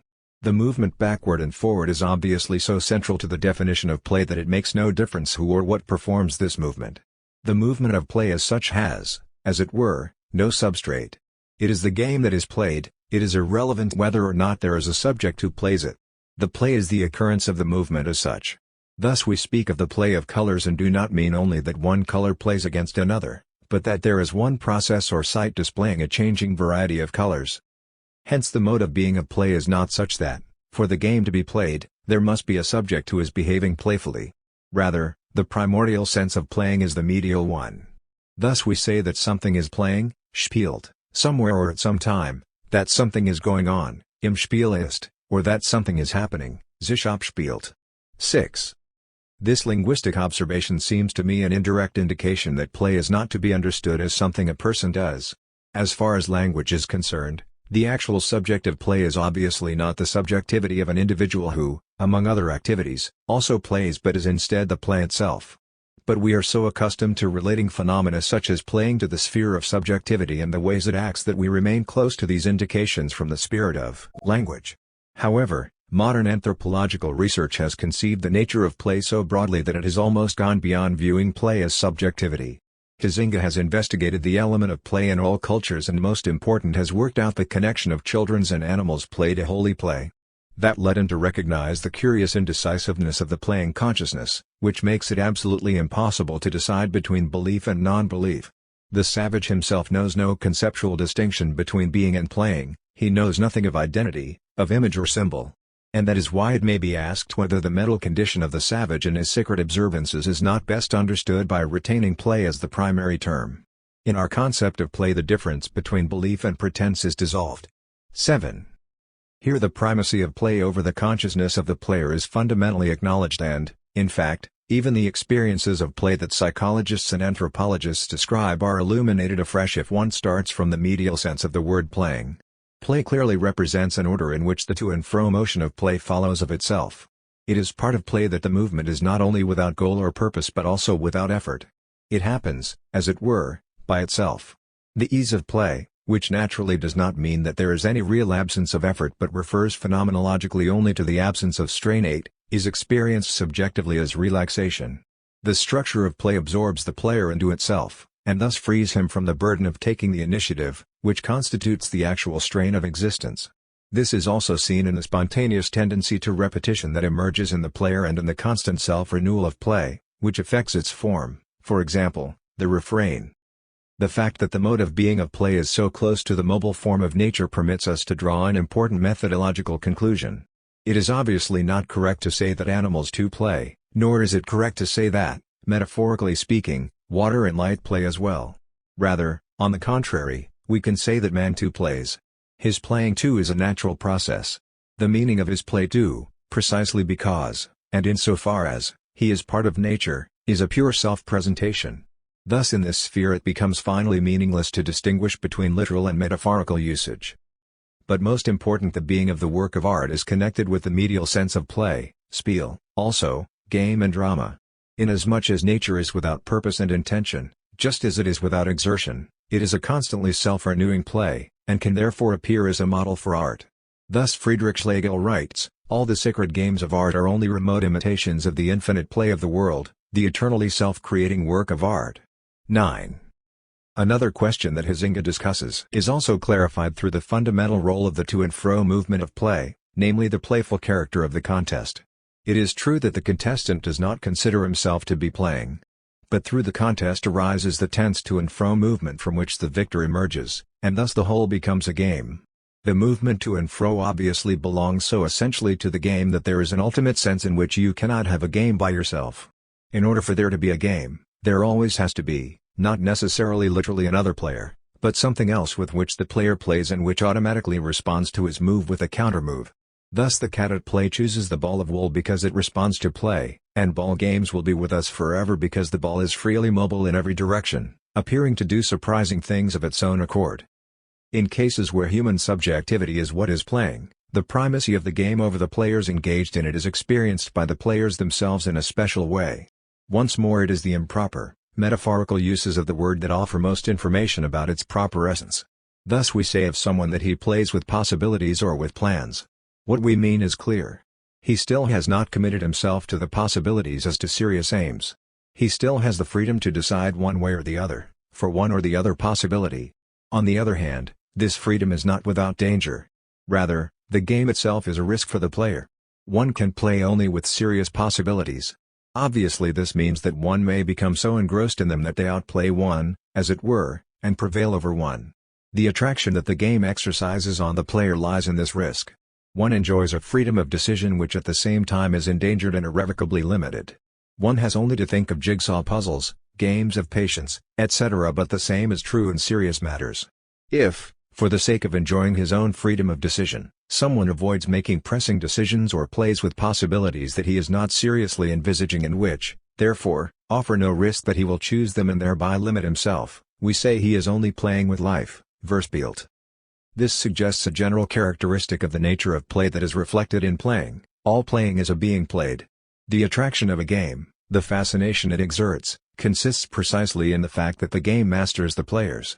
Even in the case of games in which one tries to perform tasks that one has set oneself, there is a risk that they will not work, succeed, or succeed again, which is the attraction of the game. Whoever tries is in fact the one who has tried. The real subject of the game, this is shown in precisely those experiences in which there is only a single player, is not the player but instead the game itself. What holds the player in its spell, draws him into play, and keeps him there is the game itself. This is shown also by the fact that every game has its own proper spirit. But even this does not refer to the mood or the mental state of those who play the game. Rather, the variety of mental attitudes exhibited in playing various games, and in the desire to play them, is the result and not the cause of the differences among the games themselves. Games differ from one another in their spirit. The reason for this is that the to and fro movement that constitutes the game is patterned in various ways. The particular nature of a game lies in the rules and regulations that prescribe the way the field of the game is filled. This is true universally, whenever there is a game. It is true, for example, of the play of fountains and of playing animals. The playing field on which the game is played is, as it were, set by the nature of the game itself and is defined far more by the structure that determines the movement of the game from within than by what it comes up against, i.e., the boundaries of the open space, limiting movement from without. Apart from these general determining factors, it seems to me characteristic of human play that it plays something. That means that the structure of movement to which it submits has a definite quality which the player chooses. First, he expressly separates his playing behavior from his other behavior by wanting to play. But even within his readiness to play he makes a choice. He chooses this game rather than that. Correlatively, the space in which the game's movement takes place is not simply the open space in which one plays oneself out, but one that is specially marked out and reserved for the movement of the game. Human play requires a playing field. Setting off the playing field, just like setting off sacred precincts, as Huizinga rightly points out 11, sets off the sphere of play as a closed world, one without transition and mediation to the world of aims. That all play is playing something is true here, where the ordered to and fro movement of the game is determined as one kind of comportment, for Halton, among others. A person playing is, even in his play, still someone who comports himself, even if the proper essence of the game consists in his disburdening himself of the tension he feels in his purposive comportment. This determines more exactly why playing is always a playing of something. Every game presents the man who plays it with a task. He cannot enjoy the freedom of playing himself out without transforming the aims of his purposive behavior into mere tasks of the game. Thus the child gives itself a task in playing with a ball, and such tasks are playful ones because the purpose of the game is not really solving the task, but ordering and shaping the movement of the game itself.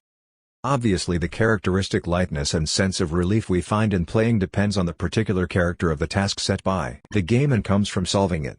One can say that performing a task successfully presents it, stellt sie dar. This phrasing especially suggests itself in the case of a game, for here fulfilling the task does not point to any purposive context. Play is really limited to presenting itself. Thus its mode of being is self-presentation. But self-presentation is a universal ontological characteristic of nature. We know today how inadequate are conceptions of biological purpose when it comes to understanding the form of living things. 12 So too it is an inadequate approach to ask what the life function and biological purpose of play is. First and foremost, play is self-presentation. As we have seen, the self-presentation of human play depends on the player's conduct being tied to the make-believe goals of the game, but the meaning of these goals does not in fact depend on their being achieved. Rather, in spending oneself on the task of the game, one is in fact playing oneself out.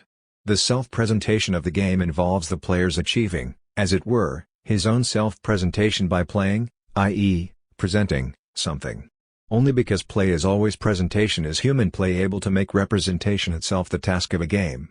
Thus there are games which must be called representation games, either because, in their use of meaningful illusion, they have something about them of representation, say tinker, tailor, soldier, sailor, or because the game itself consists in representing something, for example, when children play cars. All presentation is potentially a representation for someone. That this possibility is intended is the characteristic feature of art as play. The closed world of play lets down one of its walls, as it were. 13 A religious rite and a play and a theater obviously do not represent in the same sense as a child playing. Their being is not exhausted by the fact that they present themselves, for at the same time they point beyond themselves to the audience which participates by watching. Play here is no longer the mere self-presentation of an ordered movement, nor mere representation in which the child playing is totally absorbed, but it is representing for someone. The directedness proper to all representation comes to the fore here and is constitutive of the being of art. In general, however much games are in essence representations and however much the players represent themselves in them, games are not presented for anyone, i.e., they are not aimed at an audience. Children play for themselves, even when they represent. And not even those games, for example, sports, that are played before spectators are aimed at them. Indeed, contests are in danger of losing their real play character precisely by becoming shows. A procession as part of a religious rite is more than a spectacle, since its real meaning is to embrace the whole religious community. And yet a religious act is a genuine representation for the community, and likewise, a drama is a kind of playing that, by its nature, calls for an audience. The presentation of a god in a religious rite, the presentation of a myth in a play, are play not only in the sense that the participating players are wholly absorbed in the presentational play and find in it their heightened self-representation, but also in that the players represent a meaningful whole for an audience. Thus it is not really the absence of a fourth wall that turns the play into a show. Rather, openness toward the spectator is part of the closedness of the play. The audience only completes what the play as such is. 14. This point shows the importance of defining play as a process that takes place in between. We have seen that play does not have its being in the player's consciousness or attitude, but on the contrary play draws him into its dominion and fills him with its spirit. The player experiences the game as a reality that surpasses him. This is all the more the case where the game is itself intended as such a reality, for instance, the play which appears as presentation for an audience. Even a play remains a game, i.e., it has the structure of a game, which is that of a closed world. But however much a religious or profane play represents a world wholly closed within itself, it is as if open toward the spectator, in whom it achieves its whole significance. The players play their roles as in any game, and thus the play is represented, but the play itself is the whole, comprising players and spectators. In fact, it is experienced properly by, and presents itself, as it is meant, to, one who is not acting in the play but watching it. In him the game is raised, as it were, to its ideality. For the players this means that they do not simply fulfill their roles as in any game, rather, they play their roles, they represent them for the audience. The way they participate in the game is no longer determined by the fact that they are completely absorbed in it, but by the fact that they play their role in relation and regard to the whole of the play, in which not they but the audience is to become absorbed. A complete change takes place when play as such becomes a play. It puts the spectator in the place of the player. He, and not the player, is the person for and in whom the play is played. Of course this does not mean that the player is not able to experience the significance of the whole in which he plays his representing role. The spectator has only methodological precedence, in that the play is presented for him. It becomes apparent that the play bears within itself a meaning to be understood and that can therefore be detached from the behavior of the player. Basically the difference between the player and the spectator is here superseded. The requirement that the play itself be intended in its meaningfulness is the same for both. This is still the case even when the play community is sealed off against all spectators, either because it opposes the social institutionalization of artistic life, as in so-called chamber music, which seeks to be more authentic music making and being performed for the players themselves and not for an audience. If someone performs music in this way, he is also in fact trying to make the music sound good, but that means that it would really be there for any listener. Artistic presentation, by its nature, exists for someone, even if there is no one there who merely listens or watches. Transformation into structure and total mediation. I call this change, in which human play comes to its true consummation in being art, transformation into structure. Only through this change does play achieve ideality, so that it can be intended and understood as play. Only now does it emerge as detached from the representing activity of the players and consist in the pure appearance, or Erscheinung, of what they are playing. As such, the play, even the unforeseen elements of improvisation, is in principle repeatable and hence permanent. It has the character of the work, of an ergon and not only of Energia. 15 In this sense I call it a structure, Gebilde. What can be thus dissociated from the representing activity of a player is still linked to representation. This linkage does not mean dependence in the sense that the play acquires a definite meaning only through the particular persons representing it, nor even through the originator of the work, its real creator, the artist. Rather, in relation to them all, the play has an absolute autonomy, and that is what is suggested by the concept of transformation. What this implies about defining the nature of art emerges when one takes the sense of transformation seriously. Transformation is not alteration, even an alteration that is especially far-reaching. Alteration always means that what is altered also remains the same and is maintained. However totally it may change, something changes in it. In terms of the categories, all alteration, alaiosis, belongs in the sphere of quality, i.e., of an accident of substance. But transformation means that something is suddenly and as a whole something else, that this other transformed thing that it has become is its true being, in comparison with which its earlier being is nil. When we find someone transformed we mean precisely this, that he has become another person, as it were. There cannot here be any gradual transition leading from one to the other, since the one is the denial of the other. Thus transformation into structure means that what existed previously exists no longer. But also that what now exists, what represents itself in the play of art, is the lasting and true. It is clear that to start from subjectivity here is to miss the point. What no longer exists is the players, with the poet or the composer being considered as one of the players. None of them has his own existence for himself, which he retains so that his acting would mean that he is only acting. If we describe from the point of view of the actor what his acting is, then obviously it is not transformation but disguise. A man who is disguised does not want to be recognized, but instead to appear as someone else and be taken for him. In the eyes of others he no longer wants to be himself, but to be taken for someone else. Thus he does not want to be discovered or recognized. He plays another person, but in the way that we play something in our daily intercourse with other people, i.e., that we merely pretend, act a part, and create an impression. A person who plays such a game denies, to all appearances, continuity with himself. But in truth it means that he holds on to this continuity with himself for himself and only withholds it from those before whom he is acting.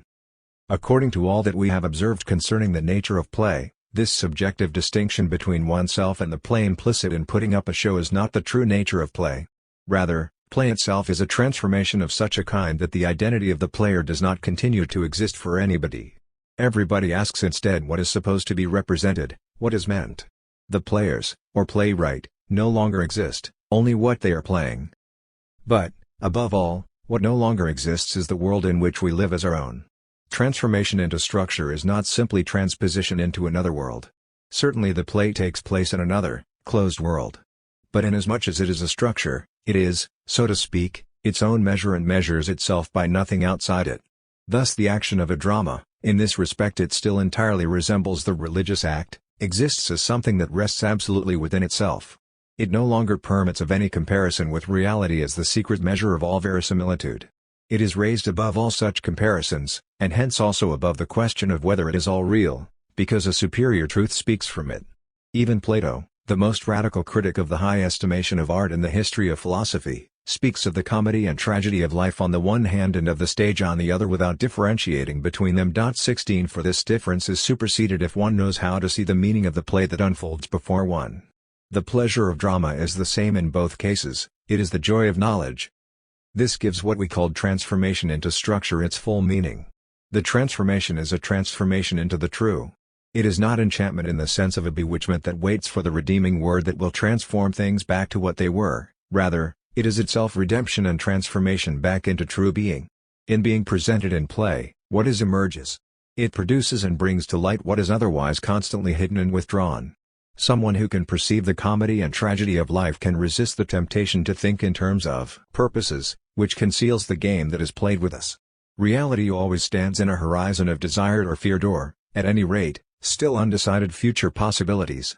Hence it is always the case that mutually exclusive expectations are aroused, not all of which can be fulfilled. The undecidedness of the future permits such a superfluity of expectations that reality necessarily lags behind them. Now if, in a particular case, a context of meaning closes and completes itself in reality, such that no lines of meaning scatter in the void, then this reality is itself like a drama. Likewise, someone who can see the whole of reality as a closed circle of meaning in which everything is fulfilled will speak of the comedy and tragedy of life. In these cases, where reality is understood as a play, emerges the reality of play, which we call the play of art. The being of all play is always self-realization, sheer fulfillment, energy which has its telos within itself.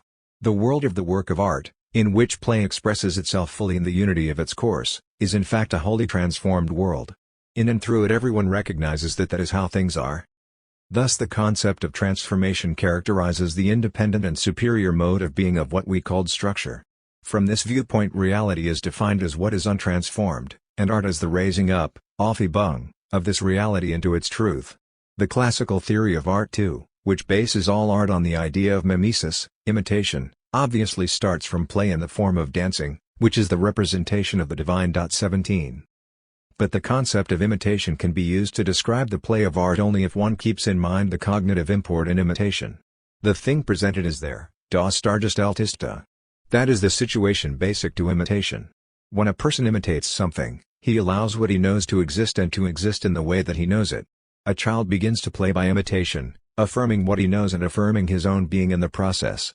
Also, when children enjoy dressing up, as Aristotle remarks, they are not trying to hide themselves, pretending to be something else in order to be discovered and recognized behind it, but, on the contrary, they intend a representation of such a kind that only what is represented exists.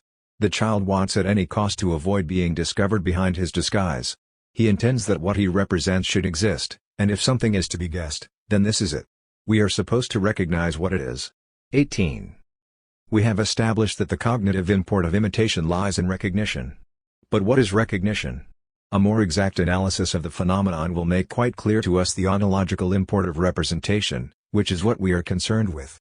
As we know, Aristotle emphasizes that artistic presentation even makes the unpleasant appear pleasant, 19 And for this reason Kant defined art as the beautiful representation of something, because it can make even the ugly appear beautiful. 20 But this obviously does not refer to artifice and artistic technique. One does not admire the skill with which something is done, as in the case of a high-wire artist. This has only secondary interest, as Aristotle explicitly says. 21 Rather, what we experience in a work of art and what invites our attention is how true it is, i.e., to what extent one knows and recognizes something in oneself. But we do not understand what recognition is in its profoundest nature if we only regard it as knowing something again that we know already, i.e., what is familiar is recognized again. The joy of recognition is rather the joy of knowing more than is already familiar. In recognition what we know emerges, as if illuminated, from all the contingent and variable circumstances that condition it. It is grasped in its essence. It is known as something. This is the central motif of Platonism. In his theory of anamnesis Plato combined the mythical idea of remembrance with his dialectic, which sought the truth of being in the logoi, i.e., the ideality of language. 22 In fact this kind of idealism of being is already suggested in the phenomenon of recognition. The known enters into its true being and manifests itself as what it is only when it is recognized. As recognized, it is grasped in its essence, detached from its accidental aspects. This applies especially to the kind of recognition that takes place in a play. This kind of representation leaves behind it everything that is accidental and unessential, for example, the private, particular being of the actor. He disappears entirely in the recognition of what he is representing. But even what is represented, a well-known event of mythological tradition, is, by being represented, raised, as it were, to its own validity and truth. With regard to knowledge of the true, the being of the representation is more than the being of the thing represented, Homer's Achilles more than the original. 23 Thus the situation basic to imitation that we are discussing not only implies that what is represented is there, das Dargestellt ist, but also that it has come into the there more authentically, Eigentlicher gekommen ist. Imitation and representation are not merely a repetition, a copy, but knowledge of the essence. Because they are not merely repetition, but a bringing forth, they imply a spectator as well. They contain in themselves an essential relation to everyone for whom the representation exists. Indeed, one can say even more, the presentation of the essence, far from being a mere imitation, is necessarily revelatory. In imitating, one has to leave out and to heighten. Because he is pointing to something, he has to exaggerate, whether he likes it or not. Apeiron and Syncheiron also belong together in Plato's doctrine of ideas. Hence there exists an insuperable ontological difference between the one thing that is a likeness and the other that it seeks to resemble. As we know, Plato insisted on this ontological distance, on the greater or lesser difference between the copy and the original, and for this reason he placed imitation and presentation in the play of art as an imitation of an imitation, in the third rank. 24 Nevertheless, operative and artistic presentation is recognition, which has the character of genuine knowledge of essence, and since Plato considers all knowledge of essence to be recognition, this is the ground of Aristotle's remark that poetry is more philosophical than history. 25 Thus imitation, as representation, has a special cognitive function. For this reason, the concept of imitation sufficed for the theory of art as long as the cognitive significance of art went unquestioned. But that was the case only as long as knowledge of the true was considered to be knowledge of the essence. 26 For art supports this kind of knowledge in a convincing way. By contrast, for nominalistic modern science and its idea of reality, from which Kant drew agnostic consequences for aesthetics, the concept of mimesis has lost its aesthetic force. Once the aporias of this subjective turn in aesthetics have become evident to us, we are forced to return to the older tradition. If art is not the variety of changing experiences, Erlebnisse, whose object is filled subjectively with meaning like an empty mold, we must recognize that presentation, Darstellung, is the mode of being of the work of art. This was prepared for by deriving the concept of presentation from the concept of play, for self-presentation is the true nature of play, and hence of the work of art also. In being played the play speaks to the spectator through its presentation, and it does so in such a way that, despite the distance between it and himself, the spectator still belongs to play. This is seen most clearly in one type of representation, a religious rite. Here the relation to the community is obvious. An aesthetic consciousness, however reflective, can no longer suppose that only aesthetic differentiation, which views the aesthetic object in its own right, discovers the true meaning of the religious image or the play. No one will be able to suppose that for religious truth the performance of the ritual is inessential. The same is true for drama generally, even considered as literature. The performance of a play, like that of a ritual, cannot simply be detached from the play itself, as if it were something that is not part of its essential being, but is as subjective and fluid as the aesthetic experiences in which it is experienced. Rather, it is in the performance and only in it, as we see most clearly in the case of music, that we encounter the work itself, as the divine is encountered in the religious rite. Here it becomes clear why starting from the concept of play is methodologically advantageous. The work of art cannot simply be isolated from the contingency of the chance conditions in which it appears, and where this kind of isolation occurs, the result is an abstraction that reduces the actual being of the work. It itself belongs to the world to which it represents itself. A drama really exists only when it is played, and ultimately music must resound. My thesis, then, is that the being of art cannot be defined as an object of an aesthetic consciousness because, on the contrary, the aesthetic attitude is more than it knows of itself. It is a part of the event of being that occurs in presentation, and belongs essentially to play as play. What ontological consequences does this have? If we start in this way from the play character of play, what follows for defining the mode of being of art more exactly? This much is clear: drama, and the work of art understood as a drama, is not a mere scheme of rules or prescribed approaches within which play can freely realize itself. The playing of the drama does not ask to be understood as satisfying a need to play, but as the coming into existence of the work itself. And so there arises the question of what such a work properly is, given that it exists only in being played and in its presentation as a play, though it is nevertheless its own being that is thereby presented. Let us recall the phrase used above: transformation into structure. Play is structure. This means that despite its dependence on being played, it is a meaningful whole which can be repeatedly presented as such and the significance of which can be understood. But structure is also play, because, despite this theoretical unity, it achieves its full being only each time it is played. That both sides of the question belong together is what we have to emphasize against the abstraction of aesthetic differentiation. We may now formulate this by opposing aesthetic non-differentiation to aesthetic differentiation, which is the properly constitutive element of aesthetic consciousness. It has become clear that what is imitated in imitation, what is formed by the poet, represented by the actor, and recognized by the spectator is to such an extent what is meant, that in which the significance of the representation lies, that the poet's creativity or the actor's prowess as such are not foregrounded from it. When a distinction is made, it is between the material and what the poet makes of it, between the poem and the conception. But these distinctions are of a secondary nature. What the actor plays and the spectator recognizes are the forms and the action itself, as they are formed by the poet. Thus we have here a double mimesis: the writer represents and the actor represents. But even this double mimesis is one, it is the same thing that comes to existence in each case. More exactly, one can say that the mimetic representation, Darstellung, the performance, brings into existence, zum Dasein, what the play itself requires. The double distinction between a play and its subject matter and a play and its performance corresponds to a double non-distinction as the unity of the truth which one recognizes in the play of art. To investigate the origin of the plot on which it is based is to move out of the real experience of a piece of literature, and likewise it is to move out of the real experience of the play if the spectator reflects about the conception behind a performance or about the proficiency of the actors. Already implicit in this kind of reflection is the aesthetic differentiation of the work itself from its representation. But for the content of the experience as such, as we have seen, it is not even important whether the tragic or comic scene playing before one is taking place on the stage or in life, when one is only a spectator. What we have called a structure is one insofar as it presents itself as a meaningful whole. It does not exist in itself, nor is it encountered in a mediation, Vermittlung, accidental to it; rather, it acquires its proper being in being mediated.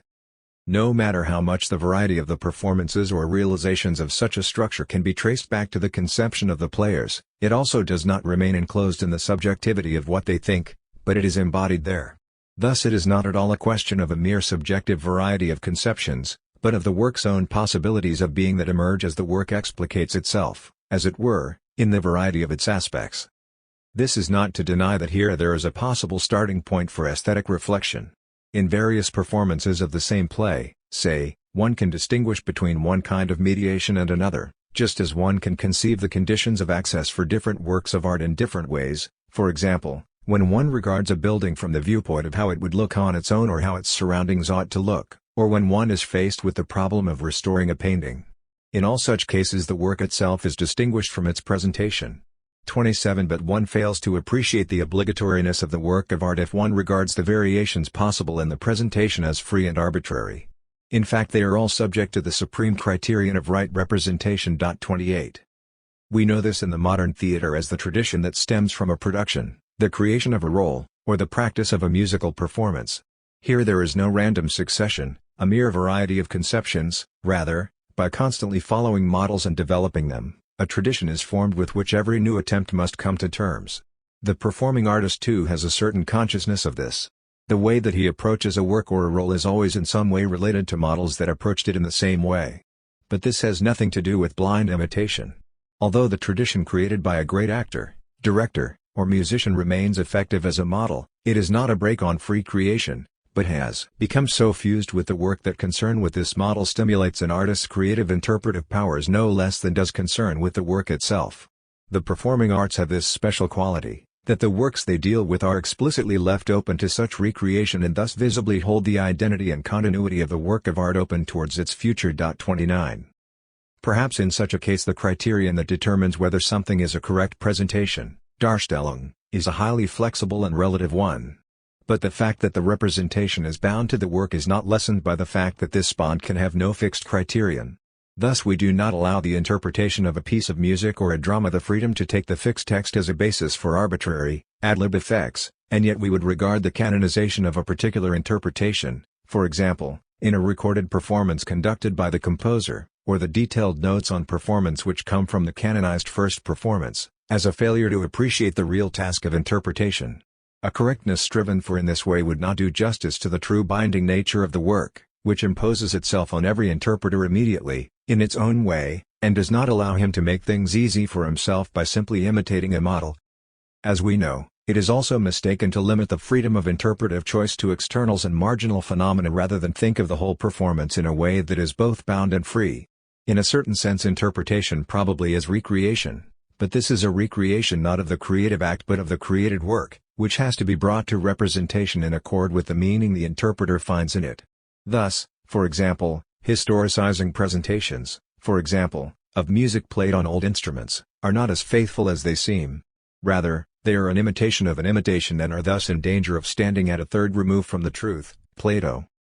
In view of the finitude of our historical existence, it would seem that there is something absurd about the whole idea of a unique, correct interpretation. We will return to this subject in another context. 30 Here the obvious fact that every interpretation tries to be correct serves only to confirm that the non-differentiation of the mediation, Vermittlung, from the work itself is the actual experience of the work. This accords with the fact that aesthetic consciousness is generally able to make the aesthetic distinction between the work and its mediation only in a critical way, i.e., where the interpretation breaks down. The mediation that communicates the work is, in principle, total. Total mediation means that the medium as such is superseded, off-het. In other words, the performance, in the case of drama and music, but also in the recitation of epics or lyrics, does not become, as such, thematic, but the work presents itself, through it and in it. We will see that the same is true of the way buildings and statues present themselves to be approached and encountered. Here too the approach as such is not thematic. But neither is it true that one would have to abstract from the work's relations to the life world in order to grasp the work itself. Rather, it exists within them. The fact that works stretch out of a past into the present as enduring monuments still does not mean that their being is an object of aesthetic or historical consciousness. As long as they still fulfill their function, they are contemporaneous with every age. Even if their place is only in museums as works of art, they are not entirely alienated from themselves. Not only does a work of art never completely lose the trace of its original function which enables an expert to reconstruct it, but the work of art that has its place next to others in a gallery is still its own origin. It affirms itself, and the way it does so, by killing other things or using them to complement itself, is still part of itself. We ask what this identity is that presents itself so differently in the changing course of ages and circumstances. It does not disintegrate into the changing aspects of itself so that it would lose all identity, but it is there in them all. They all belong to it. They are all contemporaneous, gleichzeitig, with it. Thus we have the task of interpreting the work of art in terms of time, Zeit. The temporality of the aesthetic. What kind of contemporaneity is this? What kind of temporality belongs to aesthetic being? This contemporaneity and presentness of aesthetic being is generally called its timelessness. But this timelessness has to be thought of together with the temporality to which it essentially belongs. Timelessness is primarily only a dialectical feature which arises out of temporality and in contrast with it. Even if one tries to define the temporality of the work of art by speaking of two kinds of temporality, a historical and a suprahistorical one, as does Zadelmayer, for example, following Botter and with reference to Bollnow, 31, one cannot move beyond a dialectical antithesis between the two. The suprahistorical, sacred time, in which the present is not the fleeting moment but the fullness of time, is described from the point of view of existential temporality, characterized by its being solemn, leisurely, innocent, or whatever. The inadequacy of this kind of antithesis emerges when one inevitably discovers that through time projects into historical existential appearance time. This kind of projection would obviously have the character of an epiphany, but this means that for the experiencing consciousness it would be without continuity. This reintroduces all the aporias of aesthetic consciousness that we pointed out above. For it is precisely continuity that every understanding of time has to achieve, even when it is a question of the temporality of the work of art. Here the misunderstanding of Heidegger's ontological exposition of the time horizon takes its revenge. Instead of holding on to the methodological significance of the existential analytic of Dasein, people treat Dasein's existential, historical temporality, determined by care and the movement towards death, i.e., radical finitude, as one among many possible ways of understanding existence, and they forget that it is the mode of being of understanding itself which is here revealed as temporality. To define the proper temporality of the work of art as sacred time and distinguish it from transient, historical time remains, in fact, a mere mirroring of the human and finite experience of art. Only a biblical theology of time, starting not from the standpoint of human self-understanding but of divine revelation, would be able to speak of a sacred time and theologically legitimate the analogy between the timelessness of the work of art and this sacred time. Without this kind of theological justification, to speak of sacred time obscures the real problem, which does not lie in the artworks being removed from time but in its temporality. Thus we take up our question again: what kind of temporality is this? 32. We started from the position that the work of art is play, i.e., that its actual being cannot be detached from its presentation and that in this presentation the unity and identity of a structure emerge. To be dependent on self-presentation belongs to what it is. This means that however much it is transformed and distorted in being presented, it still remains itself. This constitutes the obligation of every presentation, that it contain a relation to the structure itself and submit itself to the criterion of correctness that derives from it. Even the extreme of a completely distortive presentation confirms this. It is known as a distortion inasmuch as the presentation is intended and judged to be the presentation of the structure. Inescapably, the presentation has the character of a repetition of the same. Here repetition does not mean that something is literally repeated, i.e., can be reduced to something original. Rather, every repetition is as original as the work itself. We are familiar with this kind of highly puzzling temporal structure from festivals. 33 It is in the nature of periodic festivals, at least, to be repeated. We call that the return of the festival. But the festival that comes round again is neither another festival nor a mere remembrance of the one that was originally celebrated.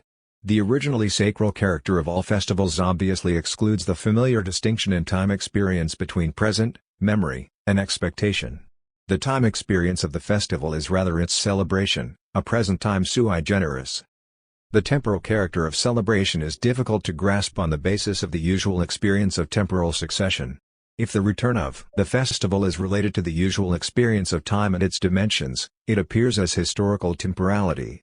The festival changes from one time to the next. For there are always other things going on at the same time. Nevertheless, from this historical perspective it would still remain one and the same festival that undergoes this change. It was originally of such and such a nature and was celebrated in such and such a way, then differently, and then differently again. However, this perspective does not cover the characteristic of festival time that comes from its being celebrated. For the essence of the festival, its historical connections are secondary. As a festival it is not an identity like a historical event, but neither is it determined by its origin so that there was once the real festival, as distinct from the way in which it later came to be celebrated. From its inception, whether instituted in a single act or introduced gradually, the nature of a festival is to be celebrated regularly. Thus its own original essence is always to be something different, even when celebrated in exactly the same way. An entity that exists only by always being something different is temporal in a more radical sense than everything that belongs to history. It has its being only in becoming and return. 34. A festival exists only in being celebrated. This is not to say that it is of a subjective character and has its being only in the subjectivity of those celebrating it. Rather, the festival is celebrated because it is there. The same is true of drama. It must be presented for the spectator, and yet its being is by no means just the point of intersection of the spectator's experiences. Rather, the contrary is true. The being of the spectator is determined by his being there present, dabei sein. Being present does not simply mean being there along with something else that is there at the same time. To be present means to participate. If someone was present at something, he knows all about how it really was. It is only in a derived sense that presence at something means also a kind of subjective act, that of paying attention to something, bei der Sache sein. Thus watching something is a genuine mode of participating. Here we can recall the concept of sacral communion that lies behind the original Greek concept of theoria. Theoros means someone who takes part in a delegation to a festival. Such a person has no other distinction or function than to be there.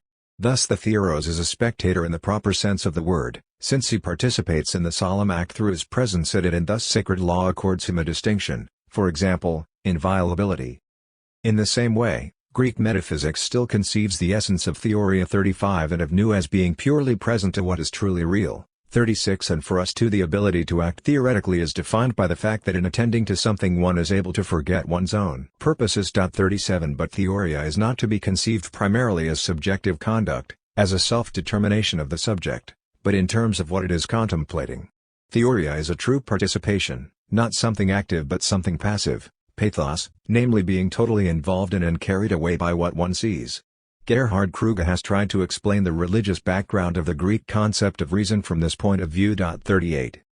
We started by saying that the true being of the spectator, who belongs to the play of art, cannot be adequately understood in terms of subjectivity, as a way that aesthetic consciousness conducts itself. But this does not mean that the nature of the spectator cannot be described in terms of being present at something, in the way that we pointed out. Considered as a subjective accomplishment in human conduct, being present has the character of being outside oneself.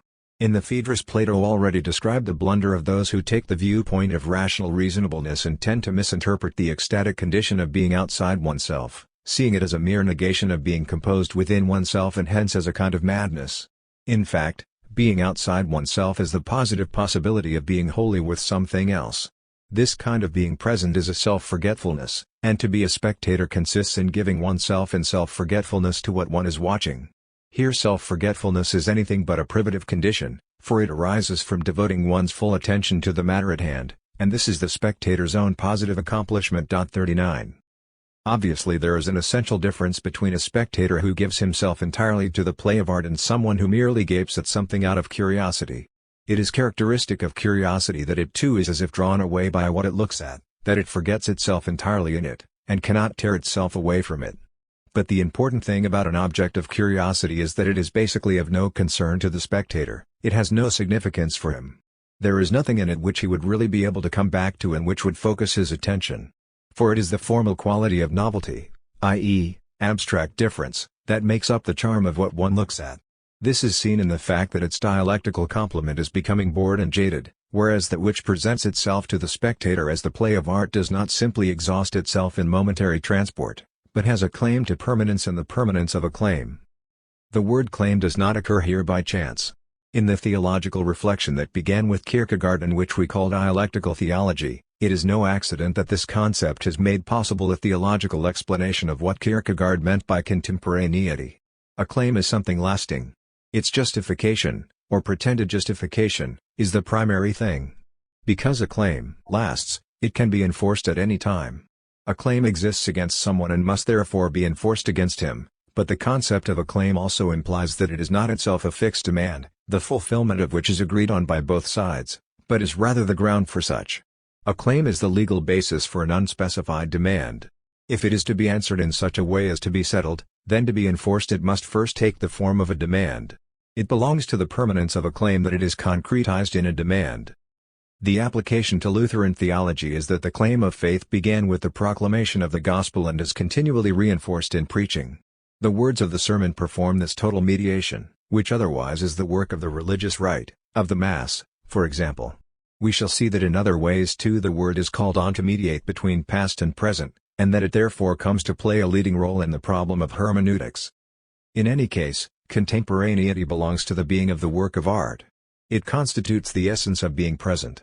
This is not the simultaneity of aesthetic consciousness, for that simply means that several objects of aesthetic experience, Erlebnis, are all held in consciousness at the same time, all indifferently, with the same claim to validity.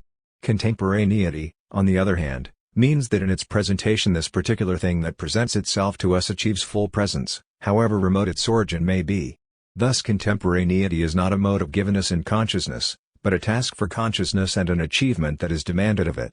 It consists in holding on to the thing in such a way that it becomes contemporaneous, which is to say, however, that all mediation is superseded in total presence.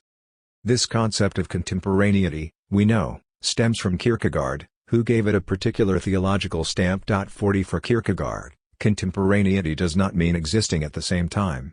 Rather, it names the task that confronts the believer, to bring together two moments that are not concurrent, namely one's own present and the redeeming act of Christ, and yet so totally to mediate them that the latter is experienced and taken seriously as present, and not as something in a distant past.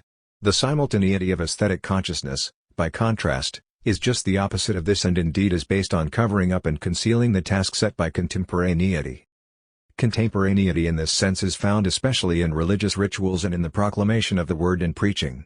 Here, being present means genuine participation in the redemptive event itself. No one can doubt that aesthetic differentiation, attending to how beautiful the ceremony was or how well preached the sermon, is out of place, given the kind of claim that is made on us. Now, I maintain that the same thing is basically true when we experience art. Here too the mediation must be thought of as total. Neither the being that the creating artist is for himself, call it his biography, nor that of whoever is performing the work, nor that of the spectator watching the play, has any legitimacy of its own in the face of the being of the artwork itself. What unfolds before us is so much lifted out of the ongoing course of the ordinary world and so much enclosed in its own autonomous circle of meaning that no one is prompted to seek some other future or reality behind it. The spectator is set at an absolute distance, a distance that precludes practical or goal-oriented participation. But this distance is aesthetic distance in a true sense, for it signifies the distance necessary for seeing, and thus makes possible a genuine and comprehensive participation in what is presented before us. A spectator's ecstatic self-forgetfulness corresponds to his continuity with himself. Precisely that in which one loses oneself as a spectator demands that one grasp the continuity of meaning. For it is the truth of our own world, the religious and moral world in which we live, that is presented before us and in which we recognize ourselves. Just as the ontological mode of aesthetic being is marked by parrhesia, absolute presence, and just as an artwork is nevertheless self-identical in every moment where it achieves such a presence, so also the absolute moment in which a spectator stands is both one of self-forgetfulness and of mediation with himself. What rends him from himself at the same time gives him back the whole of his being. The fact that aesthetic being depends on being presented, then, does not imply some deficiency, some lack of autonomous meaning. Rather, it belongs to its very essence. The spectator is an essential element in the kind of play we call aesthetic. I want to turn now to the famous definition of tragedy in Aristotle's Poetics. There the spectator's frame of mind figures expressly in the definition of tragedy's essential nature. The example of the tragic. Aristotle's theory of tragedy may serve to exemplify the structure of aesthetic being as a whole. To be sure, it is situated in the context of a poetics and seems to apply only to dramatic poetry. However, the tragic is a fundamental phenomenon, a structure of meaning that does not exist only in tragedy, the tragic work of art in the narrower sense, but also in other artistic genres, especially epic. Indeed, it is not even a specifically artistic phenomenon, for it is also found in life. For this reason, modern scholars, Richard Hamann, Max Scheler 41, see the tragic as something extra-aesthetic, an ethical and metaphysical phenomenon that enters into the sphere of aesthetic problems only from outside. But now that we have seen how questionable the concept of the aesthetic is, we must now ask, conversely, whether the tragic is not indeed a phenomenon basic to the aesthetic in general. The being of the aesthetic has emerged for us as play and presentation. Thus we may also consult the theory of the tragic play, i.e., the poetics of tragedy, to get at the essence of the tragic. What we find reflected in thought about the tragic, from Aristotle down to the present, is certainly no unchanging essence. There is no doubt that the essence of tragedy is presented in Attic tragedy in a unique way, and differently for Aristotle, for whom Euripides was the most tragic, 42 differently again for someone to whom Aeschylus reveals the true depth of the tragic phenomenon, and very differently for someone who is thinking of Shakespeare. But this variety does not simply mean that the question about the unity of the tragic would be without an object, but rather, on the contrary, that the phenomenon presents itself in an outline drawn together in a historical unity. Modern thought about tragedy is always aware of the fact that, as Kierkegaard has remarked, 43 what is now considered tragic reflects classical thought on the topic. If we begin with Aristotle, we will see the whole scope of the tragic phenomenon. In his famous definition of tragedy, Aristotle made a decisive contribution to the problem of the aesthetic. In defining tragedy, he included its effect, Wirkung, on the spectator. I cannot hope to treat his famous and much discussed definition fully here. But the mere fact that the spectator is included in Aristotle's definition of the essence of tragedy makes quite clear what we have said above, that the spectator belongs essentially to the playing of the play. The way the spectator belongs to it makes apparent why it is meaningful to figure art as play. Thus the spectator's distance from the drama is not an arbitrary posture, but the essential relation whose ground lies in the play's unity of meaning. Tragedy is the unity of a tragic course of events that is experienced as such. But what is experienced as a tragic course of events, even if it is not a play that is shown on the stage but a tragedy in life, is a closed circle of meaning that of itself resists all penetration and interference. What is understood as tragic must simply be accepted. Hence it is, in fact, a phenomenon basic to the aesthetic. We learn from Aristotle that the representation of the tragic action has a specific effect on the spectator. The representation works through Helios and Phobos. The traditional translation of these emotions as pity and fear gives them a far too subjective tinge. Aristotle is not at all concerned with pity or with the changing valuations of pity over the centuries. 44 And similarly, fear is not to be understood as an inner state of mind. Rather, both are events that overwhelm man and sweep him away. Helios is the misery that comes over us in the face of what we call miserable. Thus we commiserate with the fate of Oedipus, the example that Aristotle always returns to. The German word Jammer, misery, is a good equivalent because it too refers not merely to an inner state but to its manifestation. Likewise, Phobos is not just a state of mind but, as Aristotle says, a cold shudder. 45 That makes one's blood run cold, that makes one shiver.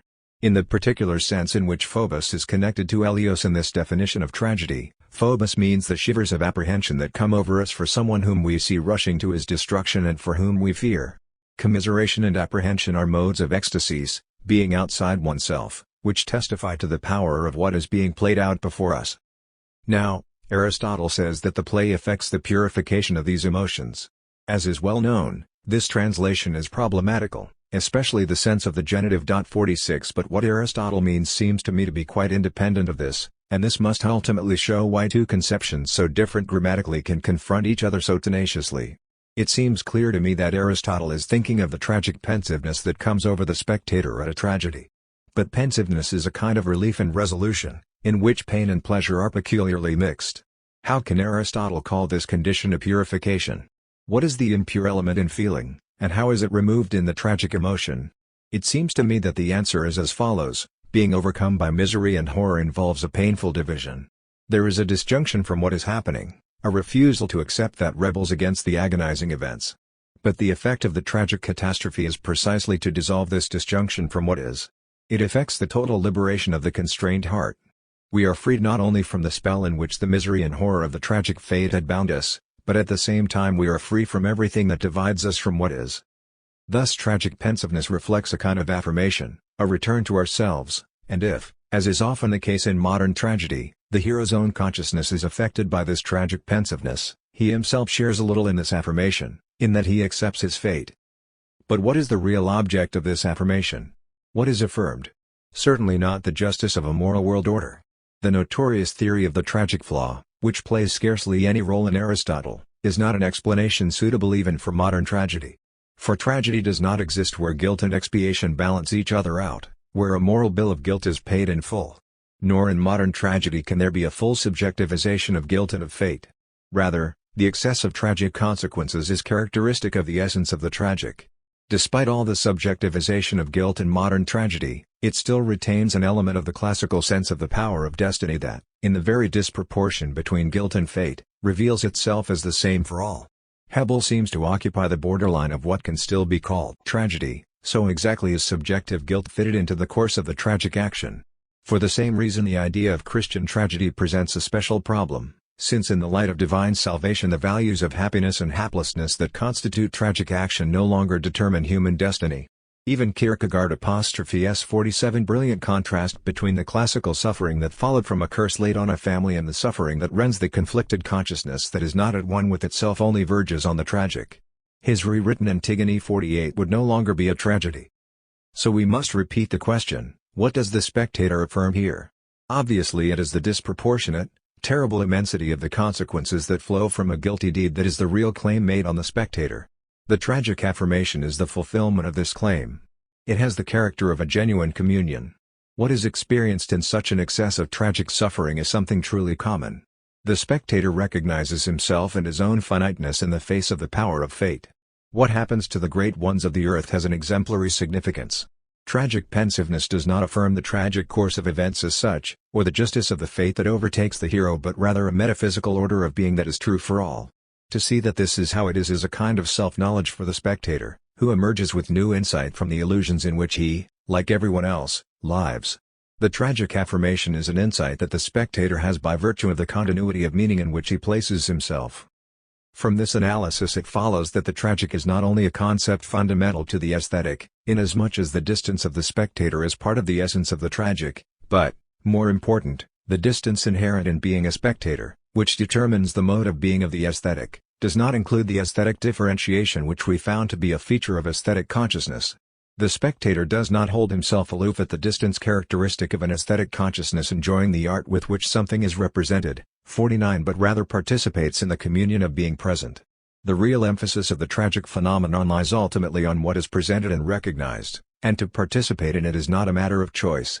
However much the tragic play performed solemnly in the theater presents an exceptional situation in everyone's life, it is not an experience of an adventure producing a temporary intoxication from which one reawakens to one's true being. Instead, the elevation and strong emotion that sees the spectator in fact deepen his continuity with himself. Tragic pensiveness flows from the self-knowledge that the spectator acquires. He finds himself again in the tragic action because what he encounters is his own story, familiar to him from religious or historical tradition, and even if this tradition is no longer binding for a later consciousness, as was already the case with Aristotle, and was certainly true of Seneca and Corneille, there is more in the continuing effect of such tragic works and themes than merely the continuing influence of a literary model. This effect presumes not only that the spectator is still familiar with the story, but also that its language still really reaches him. Only then can the spectator's encounter with the tragic theme and tragic work become a self-encounter. What is true of the tragic, however, is true in a far wider context. For the writer, free invention is always only one side of a mediation conditioned by values already given. He does not freely invent his plot, however much he imagines that he does. Rather, even today the mimesis theory still retains something of its old validity. The writer's free invention is the presentation of a common truth that is binding on the writer also. It is the same with the other arts, especially the plastic arts. The aesthetic myth of freely creative imagination that transforms experience into literature, and the cult of genius belonging to that myth, proves only that in the 19th century mythical and historical tradition was no longer a self-evident heritage.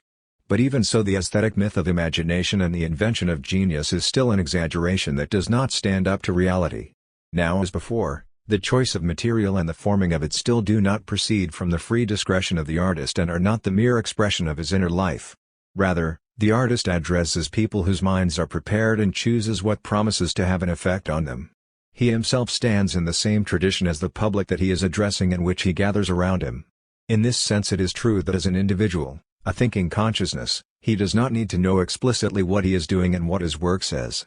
The player, sculptor, or viewer is never simply swept away into a strange world of magic, of intoxication, of dream. Rather, it is always his own world, and he comes to belong to it more fully by recognizing himself more profoundly in it. There remains a continuity of meaning which links the work of art with the existing world and from which even the alienated consciousness of a cultured society never quite detaches itself. Let us sum up. What is aesthetic being? We have sought to show something about the concept of play in general and about the transformation into structure characteristic of the play of art, namely that the presentation or performance of a work of literature or music is something essential, and not incidental to it, for it merely completes what the works of art already are, the being there of what is presented in them. The specific temporality of aesthetic being, its having its being in the process of being presented, comes to exist in reproduction as a distinct, independent phenomenon. Now we can ask whether this is really true generally, whether aesthetic being can be defined on this basis. Does this apply to works of sculptural and architectural art as well? Let us first ask this question of the plastic arts. We will find that the most plastic of the arts, architecture, is especially instructive. Aesthetic and hermeneutic consequences. The ontological valence of the picture 50. In the plastic arts it first seems as if the work has such a clear identity that there is no variability of presentation. What varies does not seem to belong to the side of the work itself and so seems to be subjective. Thus one might say that certain subjective limitations prevent one's experiencing the work fully, but these subjective limitations can ultimately be overcome. We can experience every work of plastic art immediately as itself, i.e., without its needing further mediation to us. In the case of reproductions of statues, these mediations certainly do not belong to the work of art itself. But inasmuch as certain subjective conditions pertain whenever a work of sculpture is accessible, we must obviously abstract from them if we want to experience the work itself.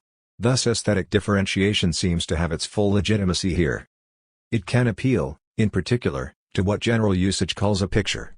By this we understand, above all, the modern framed picture that is not tied to a particular place but offers itself entirely by itself by virtue of the frame that encloses it. This makes it possible for such pictures to be put side by side in any order, as we see in modern galleries. Such pictures apparently have nothing about them of the objective dependence on mediation that we emphasized in the case of drama and music. And pictures painted for an exhibition or a gallery, which is becoming the rule as commissioned art declines, conform visibly to the abstraction that characterizes aesthetic consciousness and to the theory of inspiration formulated in the aesthetics of genius. The picture thus appears to confirm the immediacy of aesthetic consciousness and its claim to universality. It is obviously no coincidence that aesthetic consciousness, which develops the concept of art and the artistic as a way of understanding traditional structures and so performs aesthetic differentiation, is simultaneous with the creation of museum collections that gather together everything we look at in this way. Thus we make every work of art, as it were, into a picture. By detaching all art from its connections with life and the particular conditions of our approach to it, we frame it like a picture and hang it up. Thus it is necessary to investigate more closely the mode of being of a picture and to ask whether the aesthetic mode of being, which I described in terms of play, also applies to pictures. The question that I pose here about the mode of being of a picture is an inquiry into what is common to all the different forms of picture. This involves a task of abstraction, but this abstraction is not an arbitrary abstraction undertaken by philosophical reflection, rather, it is performed by aesthetic consciousness itself, since for it everything is a picture that can be subjected to the pictorial techniques of the present. There is certainly no historical truth in this use of the concept of the picture.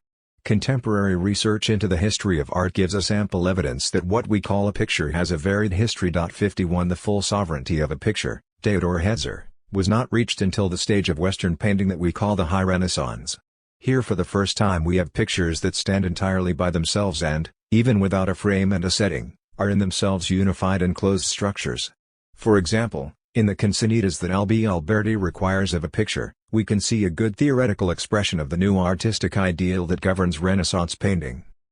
The interesting thing, however, is that what the theoretician of the picture presents here are the classical definitions of the beautiful.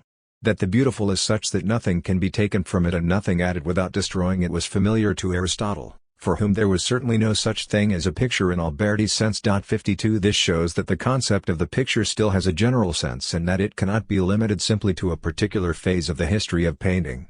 Even the Ottonian miniature or the Byzantine icon is a picture in an extended sense, though the form of these paintings follows quite different principles and they are to be conceived rather as picture signs. 53 In the same way the aesthetic concept of a picture will always inevitably include sculpture, which is one of the plastic arts. This is no arbitrary generalization but corresponds to a historical problem of philosophical aesthetics, which ultimately goes back to the role of the image in Platonism and is expressed in the usage of the word built, image or picture. 54. The concept of the picture prevalent in recent centuries cannot automatically be taken as a starting point. Our present investigation seeks to rid itself of that assumption. It tries to find a way of understanding the mode of being of a picture that detaches it both from aesthetic consciousness and from the concept of the picture to which the modern gallery has accustomed us, and it tries to recuperate the concept of the decorative, discredited by the aesthetics of experience. And if in doing so we find that we share common ground with recent work in art history, which has also sought to free itself from the naive concepts of picture and sculpture that not only dominated aesthetic consciousness in the era of Erlebnis art but also that era's thinking about art history, this convergence of views is certainly no accident. Rather, underlying aesthetic research and philosophical reflection is the same crisis of the picture that the existence of the modern industrial and administrative state and its functionalized public spaces has produced. Only since we no longer have any room for pictures do we know that pictures are not just images but need space. 55. The intention of the present conceptual analysis, however, has to do not with theory of art but with ontology. Its first task, the criticism of traditional aesthetics, is only a stage on the way to acquiring a horizon that embraces both art and history. In our analysis of the concept of a picture we are concerned with two questions only. We are asking in what respect the picture, built, also, image, is different from a copy, op-built, that is, we are raising the problem of the original, your built, also, picture. Further, we are asking in what way the picture's relation to its world follows from this. Thus the concept of the picture goes beyond the concept of presentation, Darstellung, used hitherto, because a picture has an essential relation to its original. To take the first question, here the concept of presentation becomes involved with the concept of the picture that is related to its original. In the temporal or performing arts from which we started, we spoke of presentation but not of a picture. Presentation there seemed doubled, as it were.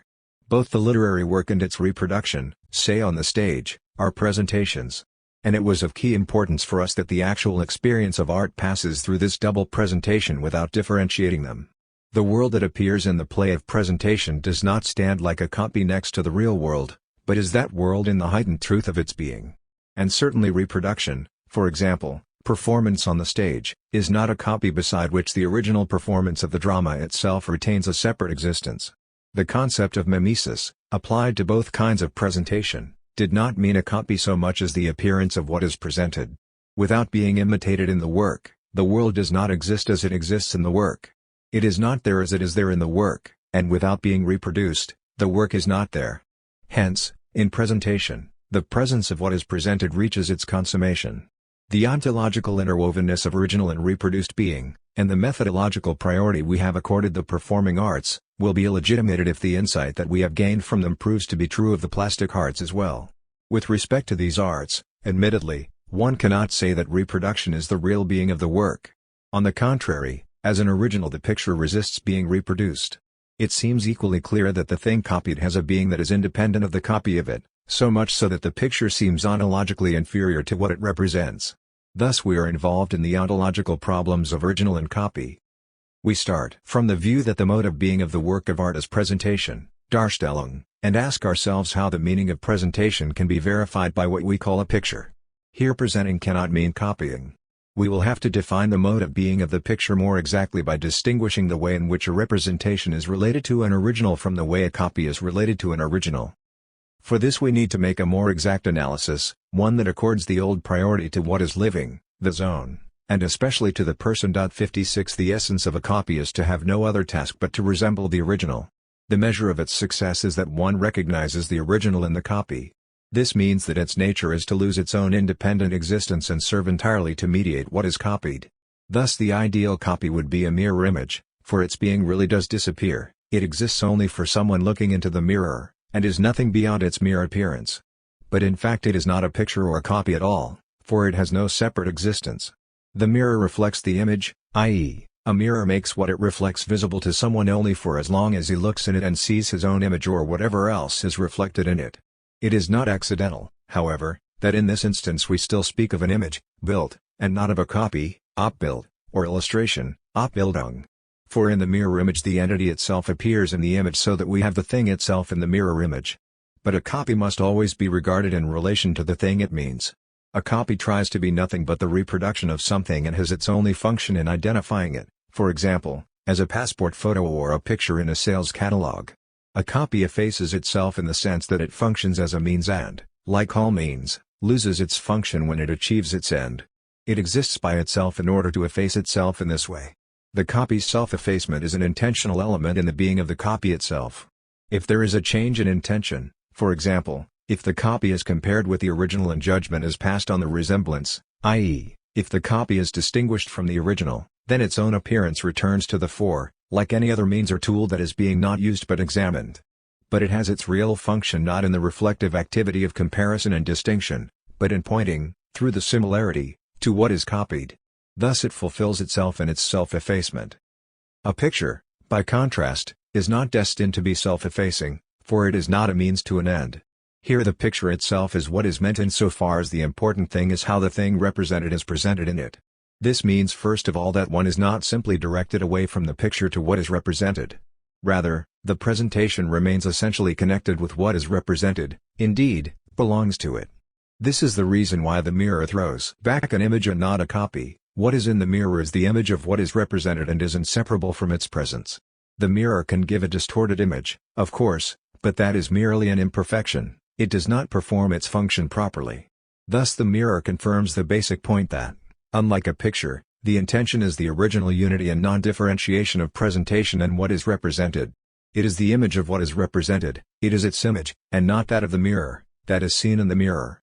Though it is only at the beginning of the history of the picture, in its prehistory, as it were, that we find picture magic, which depends on the identity and non-differentiation of picture and pictured, still this does not mean that a consciousness of the picture that increasingly differentiates and departs further and further from magical identity can never detach itself entirely from it. 57 Rather, non-differentiation remains essential to all experience of pictures. The irreplaceability of the picture, its fragility, its sacredness are all explained in the ontology of the picture here presented. Even the sacralization of art in the 19th century, described earlier, rests on this basis. The aesthetic conception of the picture, however, is not fully covered by the model of the mirror image. It only shows the ontological inseparability of the picture from what is represented. But this is important enough, since it makes clear that the primary intention in the case of a picture is not to differentiate between what is represented and the presentation. That special intention of differentiation that we called aesthetic differentiation is only a secondary structure based on this.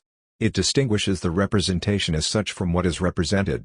It does not do so by treating the copy of what is represented in the representation the way one usually treats copies. It does not desire the picture to cancel itself, so that what is depicted can exist by itself. On the contrary, it is by affirming its own being that the picture enables what is depicted to exist. At this point the mirror image can guide us no further as a model. The mirror image is a mere appearance, i.e., it has no real being and is understood in its fleeting existence as something that depends on being reflected. But the picture has its own being. This being as presentation, as precisely that in which it is not the same as what is represented, gives it the positive distinction of being a picture as opposed to a mere reflected image. Even today's mechanical techniques can be used in an artistic way, when they bring out something that is not to be found simply by looking. This kind of picture is not a copy, for it presents something which, without it, would not present itself in this way.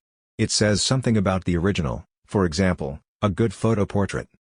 Hence presentation remains essentially tied to the original. Back an image and not a copy. What is in the mirror is the image of what is represented and is inseparable from its presence. The mirror can give a distorted image, of course, but that is merely an imperfection. It does not perform its function properly. Thus the mirror confirms the basic point that, unlike a picture, the intention is the original unity and non-differentiation of presentation and what is represented. It is the image of what is represented, it is its image, and not that of the mirror, that is seen in the mirror. Though it is only at the beginning of the history of the picture, in its prehistory, as it were, that we find picture magic, which depends on the identity and non-differentiation of picture and pictured, still this does not mean that a consciousness of the picture that increasingly differentiates and departs further and further from magical identity can never detach itself entirely from it. 57 Rather, non-differentiation remains essential to all experience of pictures. The irreplaceability of the picture, its fragility, its sacredness are all explained in the ontology of the picture here presented. Even the sacralization of art in the 19th century, described earlier, rests on this basis. The aesthetic conception of the picture, however, is not fully covered by the model of the mirror image. It only shows the ontological inseparability of the picture from what is represented. But this is important enough, since it makes clear that the primary intention in the case of a picture is not to differentiate between what is represented and the presentation. That special intention of differentiation that we called aesthetic differentiation is only a secondary structure based on this. It distinguishes the representation as such from what is represented. It does not do so by treating the copy of what is represented in the representation the way one usually treats copies. It does not desire the picture to cancel itself, so that what is depicted can exist by itself. On the contrary, it is by affirming its own being that the picture enables what is depicted to exist. At this point the mirror image can guide us no further as a model. The mirror image is a mere appearance, i.e., it has no real being and is understood in its fleeting existence as something that depends on being reflected. But the picture has its own being. This being as presentation, as precisely that in which it is not the same as what is represented, gives it the positive distinction of being a picture as opposed to a mere reflected image. Even today's mechanical techniques can be used in an artistic way, when they bring out something that is not to be found simply by looking. This kind of picture is not a copy, for it presents something which, without it, would not present itself in this way. It says something about the original, for example, a good photo portrait. Hence presentation remains essentially tied to the original. This can be shown simply in the special case of the representational picture. The way the ruler, the statesman, the hero shows and presents himself, this is brought to presentation in the picture. What does this mean? Not that the person represented acquires a new, more authentic mode of appearance through the picture. Rather, it is the other way around. It is because the ruler, the statesman, or the hero must show and present himself to his followers, because he must represent, that the picture acquires its own reality. Nevertheless, here there is a reversal. When he shows himself, he must fulfill the expectations that his picture arouses. Only because he thus has his being in showing himself as he represented in the picture. First, then, there is undoubtedly self-presentation, and secondly the representation in the picture of this self-presentation.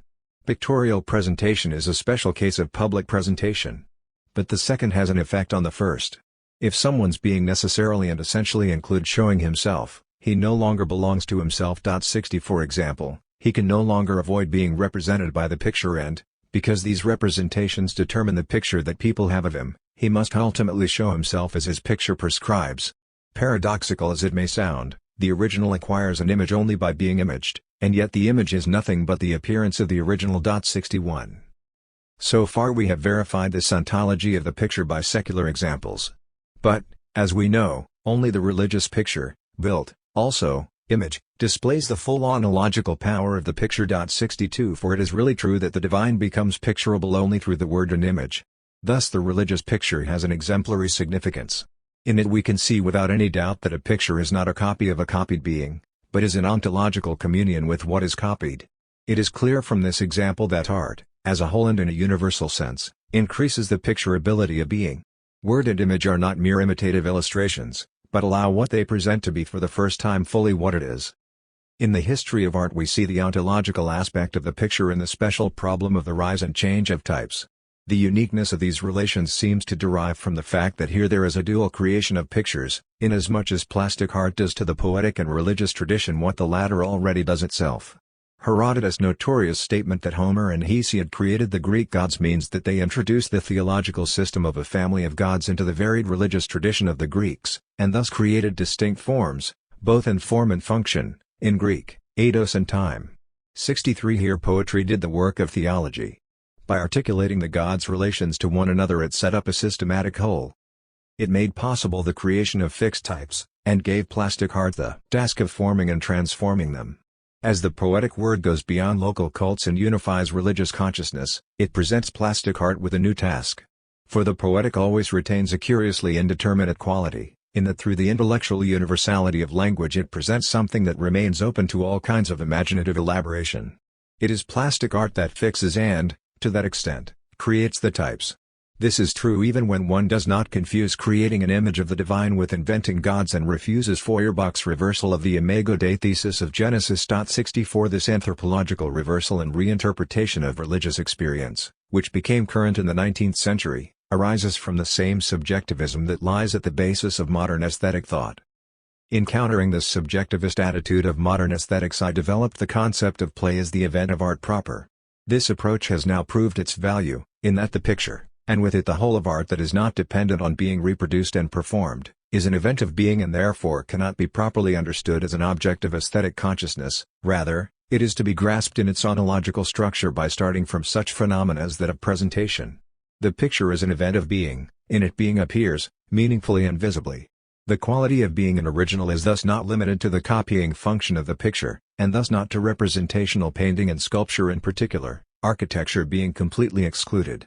The quality of being an original, rather, is an essential element founded in the fact that art is by nature presentational. The ideality of the work of art does not consist in its imitating and reproducing an idea but, as with Hegel, in the appearing of the idea itself. On the basis of such an ontology of the picture, the primacy which aesthetic consciousness accords the framed picture that belongs in a collection of paintings can be shown to fail. The picture contains an indissoluble connection with its world. The ontological foundation of the occasional and the decorative. If we begin with the fact that the work of art cannot be understood in terms of aesthetic consciousness, then many phenomena of marginal importance to modern aesthetics become less problematical and, indeed, even move into the center of an aesthetic questioning that is not artificially truncated. I refer to such things as portraits, poems dedicated to someone, or even references to contemporary events in comedy. The aesthetic concepts of the portrait, the dedicated poem, the contemporary illusion are, of course, themselves constructed from the point of view of aesthetic consciousness. For aesthetic consciousness, what is common to all of these is the occasionality that characterizes such art forms. Occasionality means that their meaning and contents are determined by the occasion for which they are intended, so that they contain more than they would without this occasion. 65 Hence the portrait is related to the man represented, a relation that is not just dragged in but is expressly intended in the representation itself and indeed makes it a portrait. The important thing is that this occasionality belongs to the work's own claim and is not something forced on it by its interpreter. This is why such art forms as the portrait, where such occasionality is patent, have no real place in an aesthetics based on the concept of experience, erlebnis. By way of its own pictorial content, a portrait contains a relation to its original. This does not simply mean that the picture is like the original, but rather that it is a picture of the original. This becomes clear when we distinguish it from the way a painter uses a model in a genre picture or a figure composition. In a portrait, the individuality of the person portrayed is represented. If, however, in a genre picture the model appears to be an individual, an interesting type whom the painter has got to sit for him, then this is an objection to the picture, for one then no longer sees what the painter presents in the picture, but its untransformed material. Hence it destroys the meaning of the picture of a figure if we recognize the painter's usual model in it. For a model is a disappearing schema. The relation to the original that served the painter must be effaced in the picture.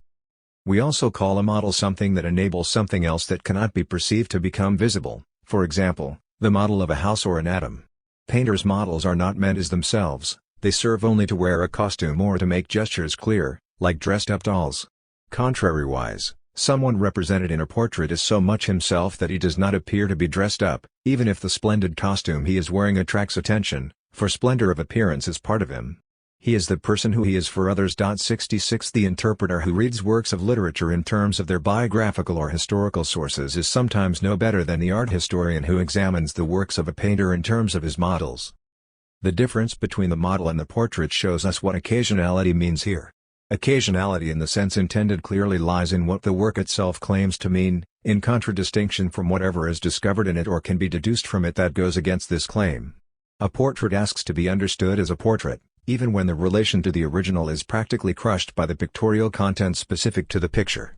This is particularly clear in the case of pictures that are not portraits but contain elements of portraiture, so to speak. They too cause one to inquire into the originals recognizable behind the picture, and therefore they are more than a mere model, simply a disappearing schema. It is the same with works of literature, which can contain portraits without therefore necessarily falling a victim to the indiscretion of being a pseudo-artistic Roman clef. 67. However fluid and controversial the borderline between an intentional allusion referring to something specific and other documentary aspects of the work, there is still the basic question whether one accepts the work's claim to meaning or simply regards it as a historical document that one merely interrogates.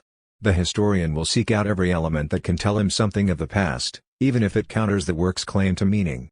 He will examine works of art in order to discover the models, that is, the connections with their own age that are woven into them, even if they remained invisible to contemporary observers and are not important for the meaning of the whole. This is not occasionality in the sense intended here, which pertains rather to those instances in which alluding to a particular original is part of a work's own claim to meaning. It is not, then, left to the observer's whim to decide whether or not a work has such occasional elements. A portrait really is a portrait, and does not become one just through and for those who recognize the person portrayed. Although the relation to the original resides in the work itself, it is still right to call it occasional.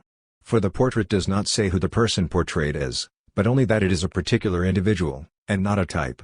We can recognize who it is only when the person portrayed is known to us, and be sure only when there is a title or some other information to go on.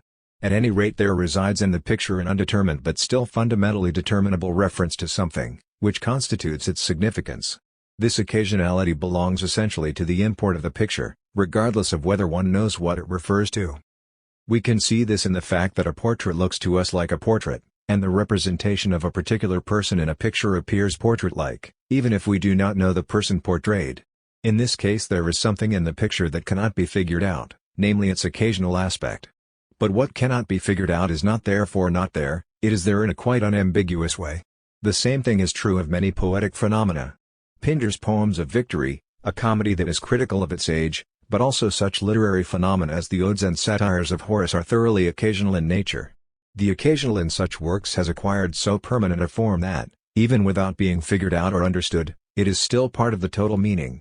Someone might explain to us the particular historical context, but this would be only secondary for the poem as a whole. He would be only filling out the meaning that exists in the poem itself. It is important to recognize that what I call occasionality here in no way diminishes the claim of such works to be artistic and to be unambiguous.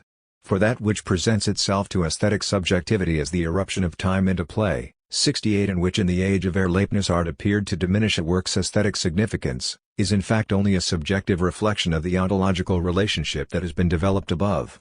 A work of art belongs so closely to what it is related to that it enriches the being of that as if through a new event of being. To be fixed in a picture, addressed in a poem, to be the object of an allusion from the stage, are not incidental and remote from what the thing essentially is, they are presentations of the essence itself.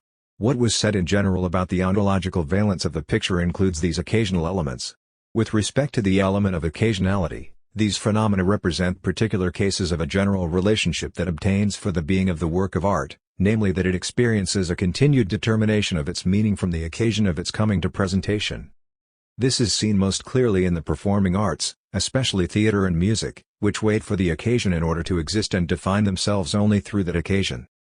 Hence the stage is a political institution par excellence because only the performance brings out everything that is in the play, its allusions and its echoes. No one knows beforehand what will hit home and what will have no impact. Every performance is an event, but not one in any way separate from the work. The work itself is what takes place. Arignet, also, comes into its own, in the event, arigness, of performance. To be occasional is essential to it, the occasion of the performance makes it speak and brings out what is in it. The director who stages the play displays his skill in being able to make use of the occasion.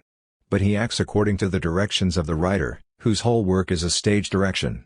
This is quite clearly the case with a musical work. The score is really only a set of directions. Aesthetic differentiation may judge the performance against the inner structure of sound read in the score, but no one believes that reading music is the same as listening to it. 69. Essential to dramatic or musical works, then, is that their performance at different times and on different occasions is, and must be, different. Now it is important to see that, mutatis mutandis, the same is true of the plastic arts. But in them too it is not the case that the work exists en sich and only the effect varies, it is the work of art itself that displays itself under various conditions. The viewer of today not only sees things in a different way, he sees different things. We have only to recall how the idea of the pale marble of antiquity has governed our taste since the Renaissance and even our attitude to preservation, or how the purist spirituality of Gothic cathedrals reflects the classicist feeling of the Romantic North.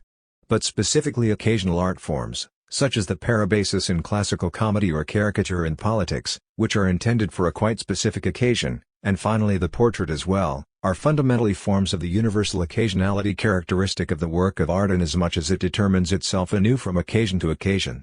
The uniqueness of an element occasional in this narrower sense is fulfilled in a work of art, but is fulfilled in such a way that through the being of the work this uniqueness comes to participate in a universality that makes it capable of yet further fulfillment. Thus the work's unique relation to the occasion can never be finally determined, but though indeterminable this relation remains present and effective in the work itself. In this sense the portrait too is independent of its unique relation to the original, and contains the latter even in transcending it. The portrait is only an intensification of what constitutes the essence of all pictures. Every picture is an increase of being and is essentially definable as representation, as coming to presentation. In the special case of the portrait this representation acquires a personal significance, in that here an individual is presented in a representative way. For this means that the person represented represents himself in his portrait and is represented by his portrait. The picture is not just an image and certainly not just a copy, it belongs to the present or to the present memory of the man represented. This is its real nature. To that extent the portrait is a special case of the general ontological valence that we have assigned to the picture as such. What comes into being in it is not contained in what acquaintances can already see in the person portrayed. The best judges of a portrait are never the nearest relatives nor even the person himself. For a portrait never tries to reproduce the individual it represents as he appears in the eyes of people close to him. Of necessity, what it shows is an idealization, which can run through an infinite number of stages from the representative to the most intimate. This kind of idealization does not alter the fact that a portrait represents an individual, and not a type, however much the portrait may transform the person portrayed from the incidental and the private into the essential, the true appearance. Religious or secular monuments display the universal ontological valence of pictures more clearly than do intimate portraits. For their public function depends on it. A monument makes present what it represents in a way that is obviously quite different from the way aesthetic consciousness does so. 70 The monument does not live only through the autonomous expressive power of the images on it. This is clear from the fact that things other than works of art, for example, symbols or inscriptions, can have the same function. The familiarity, the potential presence, as it were, of what the monument memorializes is always assumed. The figure of a god, the picture of a king, the memorial to someone, assume that the god, the king, the hero, the event, the victory or peace treaty, already possess a presence affecting everyone. The statue that represents them thus adds nothing other than, say, an inscription. It holds them present in their general significance. Nevertheless, if the statue is a work of art, then it not only recalls something whose meaning is already familiar, but it can also say something of its own, and thus it becomes independent of the prior knowledge that it conveys. Despite all aesthetic differentiation, it remains the case that an image is a manifestation of what it represents, even if it brings it to appearance through its autonomous expressive power. This is obvious in the case of the religious image, but the difference between the sacred and the secular is relative in a work of art. Even an individual portrait, if it is a work of art, shares in the mysterious radiation of being that flows from the being of what is represented. What comes to presence there, was Desir Darstellung kommt. We can illustrate this by an example. Justi 71 once described Velázquez as the surrender of Breda as a military sacrament. He meant that the picture was not a group portrait, nor simply a historical picture. What is caught in this picture is not just a solemn event as such. The solemnity of this ceremony is present in the picture because the ceremony itself has a pictorial quality and is performed like a sacrament. There are things that need to be and are suitable for being depicted. Their being is, as it were, consummated in being represented in a picture. It is not accidental that religious concepts come to mind when one is defending the special ontological status of works of fine art against aesthetic leveling. It is quite in order that the opposition between profane and sacred proves to be only relative. We need only recall the meaning and history of the word profane. The profane is the place in front of the sanctuary. The concept of the profane and its cognate, profanation, always presuppose the sacred. Actually, the difference between profane and sacred could only be relative in classical antiquity, when it originated, since the whole sphere of life was sacrally ordered and determined. Only with Christianity does profaneness come to be understood in a stricter sense. The New Testament undemonized the world to such an extent that an absolute contrast between the profane and the religious became possible. The Church's promise of salvation means that the world is always only this world. The fact that this claim was special to the Church also creates the tension between it and the state, which coincides with the end of the classical world, and thus the concept of the profane acquires special currency. The entire history of the Middle Ages is dominated by the tension between Church and state. What ultimately opens a place for the secular state is the spiritualistic deepening of the idea of the Christian Church. The historical significance of the High Middle Ages is that they created the profane world and gave the concept of the profane its broad modern meaning. 72 But that does not alter the fact that the profane has remained a concept related to sacred law and can be defined by reference to it alone. There is no such thing as profaneness in itself. 73 The relativity of profane and sacred is not only part of the dialectic of concepts, but can be seen as a reality in the phenomenon of the picture. A work of art always has something sacred about it.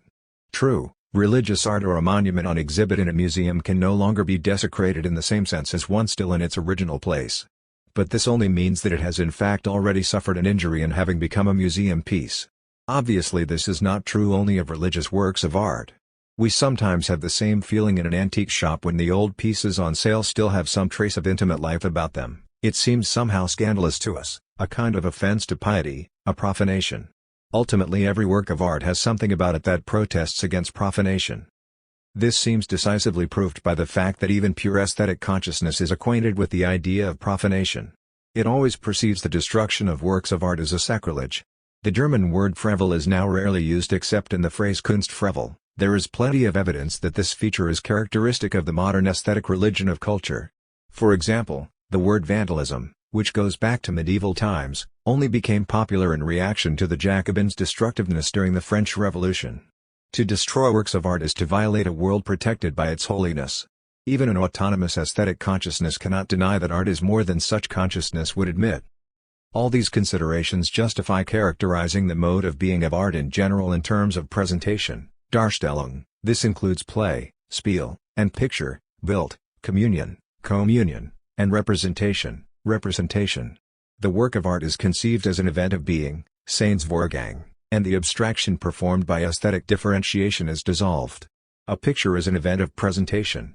Its being related to the original is so far from lessening its ontological autonomy that, on the contrary, I had to speak, in regard to the picture, of an increase of being. Using religious concepts thus proved appropriate. Now, it is important not to confuse the special sense of presentation proper to the work of art with the sacred representation performed by, say, the symbol. Not all forms of representation have the character of art. Symbols and badges are also forms of representation. They too indicate something, and this makes them representations. In the logical analysis of the nature of expression and meaning undertaken during the last few decades, the structure of indicating, common to all these forms of representation, has been investigated in unusually great detail. 74 I mention this work here for another reason. We are primarily concerned not with the problem of meaning but with the nature of a picture. We want to grasp its distinctive nature without being confused by the abstraction performed by aesthetic consciousness. And so to discover both similarities and difference, we need to examine the nature of indicating. The essence of the picture is situated, as it were, halfway between two extremes. These extremes of representation are pure indication, Verweisung, also, reference, which is the essence of the sign, and pure substitution, Vertreten, which is the essence of the symbol. There is something of both in a picture. Its representing includes indicating what is represented in it. We saw that this emerges most clearly in specific forms such as the portrait, for which the relation to the original is essential. At the same time a picture is not a sign, Zeichen. For a sign is nothing but what its function requires, and that is to point away from itself. In order to fulfill this function, of course, it must first draw attention to itself. It must be striking, that is, it must clearly foreground itself and present itself as an indicator, like a poster. But neither a sign nor a poster is a picture. It should not attract attention to itself in such a way that one lingers over it, for it is there only to make present something that is absent and to do so in such a way that the absent thing, and that alone, comes to mind. 75 It should not invite the viewer to pause over its own intrinsic pictorial interest. The same is true of all signs, for instance, traffic signs, bookmarks, and the like. There is something schematic and abstract about them, because they point not to themselves but to what is not present, for example, to the curve ahead or to one's page. Even natural signs, for example, indications of the weather, function as signs only by way of an abstraction. If we look at the sky and are filled with the beauty of what we see there and linger over it, we experience a shift in attention that causes its sign character to retreat into the background. Of all signs, the memento most seems to have a reality of its own. It refers to the past and so is effectively a sign, but it is also precious in itself since, as a bit of the past that has not disappeared, it keeps the past present for us. But it is clear that this characteristic is not grounded in the being of the object itself. A memento has value as a memento only for someone who already, i.e., still, recalls the past. Mementos lose their value when the past of which they remind one no longer has any meaning. Furthermore, someone who not only uses mementos to remind him but makes a cult of them and lives in the past as if it were the present has a disturbed relation to reality. Hence a picture is certainly not a sign. Even a memento does not cause us to linger over it but over the past that it represents for us. But a picture points to what it represents only through its own content. By concentrating on it, we too come into contact with what is represented. The picture points by causing us to linger over it, for as I emphasized, its ontological valence consists in not being absolutely different from what it represents but sharing in its being. We saw that what is represented comes into its own in the picture. It experiences an increase in being. But that means it is there in the picture itself. To abstract from the presence of the original in the picture is merely an aesthetic reflection. I called it aesthetic differentiation. The difference between a picture and a sign has an ontological basis. The picture does not disappear in pointing to something else but, in its own being, shares in what it represents. This ontological sharing pertains not only to a picture but to what we call a symbol. Neither symbol nor picture indicates anything that is not at the same time present in them themselves.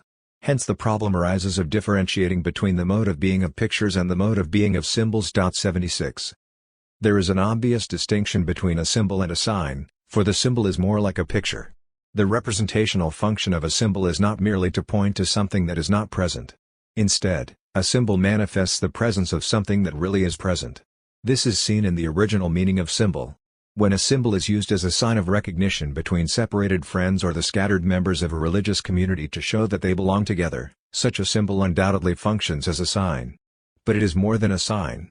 It not only points to the fact that people belong together, but demonstrates and visibly presents that fact. The tessera hospitalis is a relic of past life, and its existence attests to what it indicates. It makes the past itself present again and causes it to be recognized as valid. It is especially true of religious symbols that they not only function as distinguishing marks, but that the meaning of these symbols is understood by everyone, unites everyone, and can therefore assume a sign function. Hence what is symbolized is undoubtedly in need of representation, inasmuch as it is itself nonsensible, infinite, and unrepresentable, but also capable of it. It is only because what is symbolized is present itself that it can be present in the symbol. A symbol not only points to something, it represents it by taking its place. But to take the place of something means to make something present that is not present. Thus in representing, the symbol takes the place of something, that is, it makes something immediately present. Only because it thus presents the presence of what it represents is the symbol itself treated with the reverence due to the symbolized. Such symbols as a crucifix, a flag, a uniform have so fully taken the place of what is revered that the latter is present in them. That the concept of representation, we used above to describe the picture essentially belongs here shows the proximity between pictorial representation and symbolic representation. In both cases, what they represent is itself present. Yet a picture as such is not a symbol, and not only because symbols need not be pictorial. Through their mere existence and manifesting of themselves, symbols function as substitutes, but of themselves they say nothing about what they symbolize.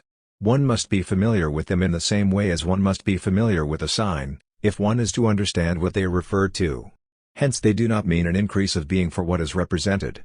It is true that making itself present in symbols belongs to the being of what is represented. But its own being is not further determined by the fact that the symbols exist and are shown. It does not exist any more fully when they exist. They merely take its place. Hence their own significance, if they have any, is of no importance. They are representatives and receive their ontological function of representing from what they are supposed to represent. The picture also represents, but through itself, through the increment of meaning that it brings. But this means that in it what is represented, the original is there more fully, more genuinely, just as it truly is. Hence a picture is situated halfway between a sign and a symbol.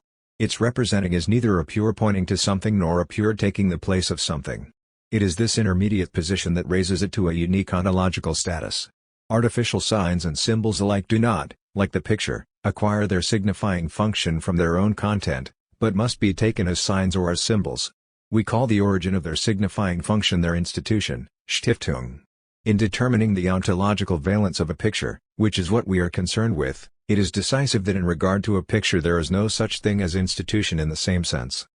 By institution we mean the origin of something's being taken as a sign or functioning symbolically. In this fundamental sense, even so-called natural signs, for example, all the indications and presages of an event in nature, are instituted. They function as signs only when they are taken as signs. But they are taken as signs only because the linkage between the sign and the signified has previously been established. This is also true of all artificial signs. Here the sign is established by convention, and the originating act by which it is established is called its institution.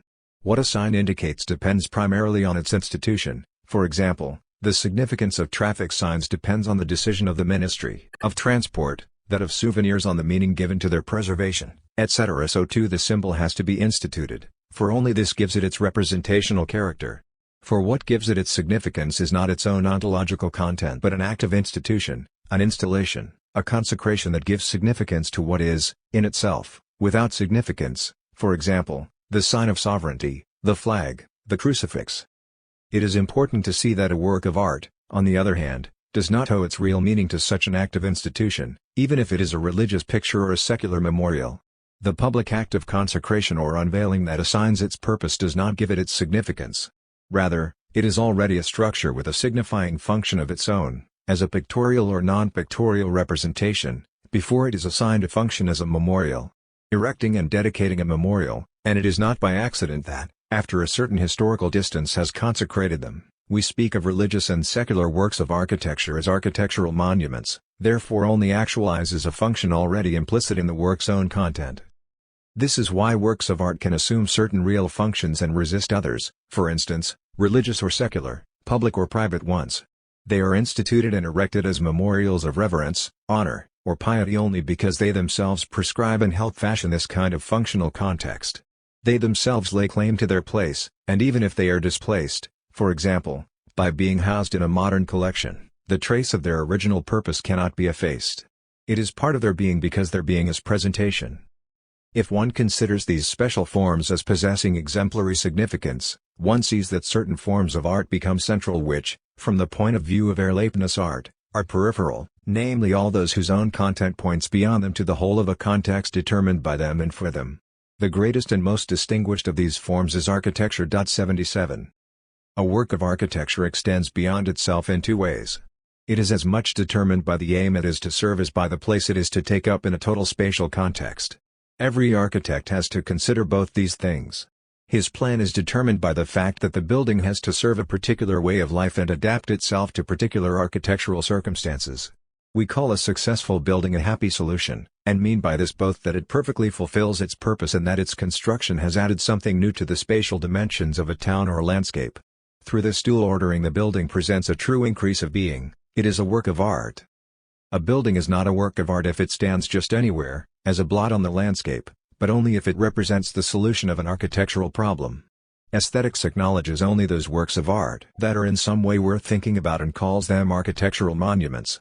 If a building is a work of art, then it is not only the artistic solution to a building problem posed by the contexts of purpose and life to which it originally belongs, but somehow preserves them, so that they are visibly present even though the building's present appearance is completely alienated from its original purpose. Something in it points back to the original.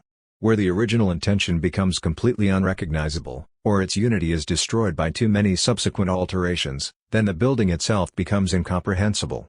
Thus architecture, this most statuary of all art forms, shows how secondary aesthetic differentiation is. A building is never only a work of art. Its purpose, through which it belongs in the context of life, cannot be separated from it without its losing some of its reality.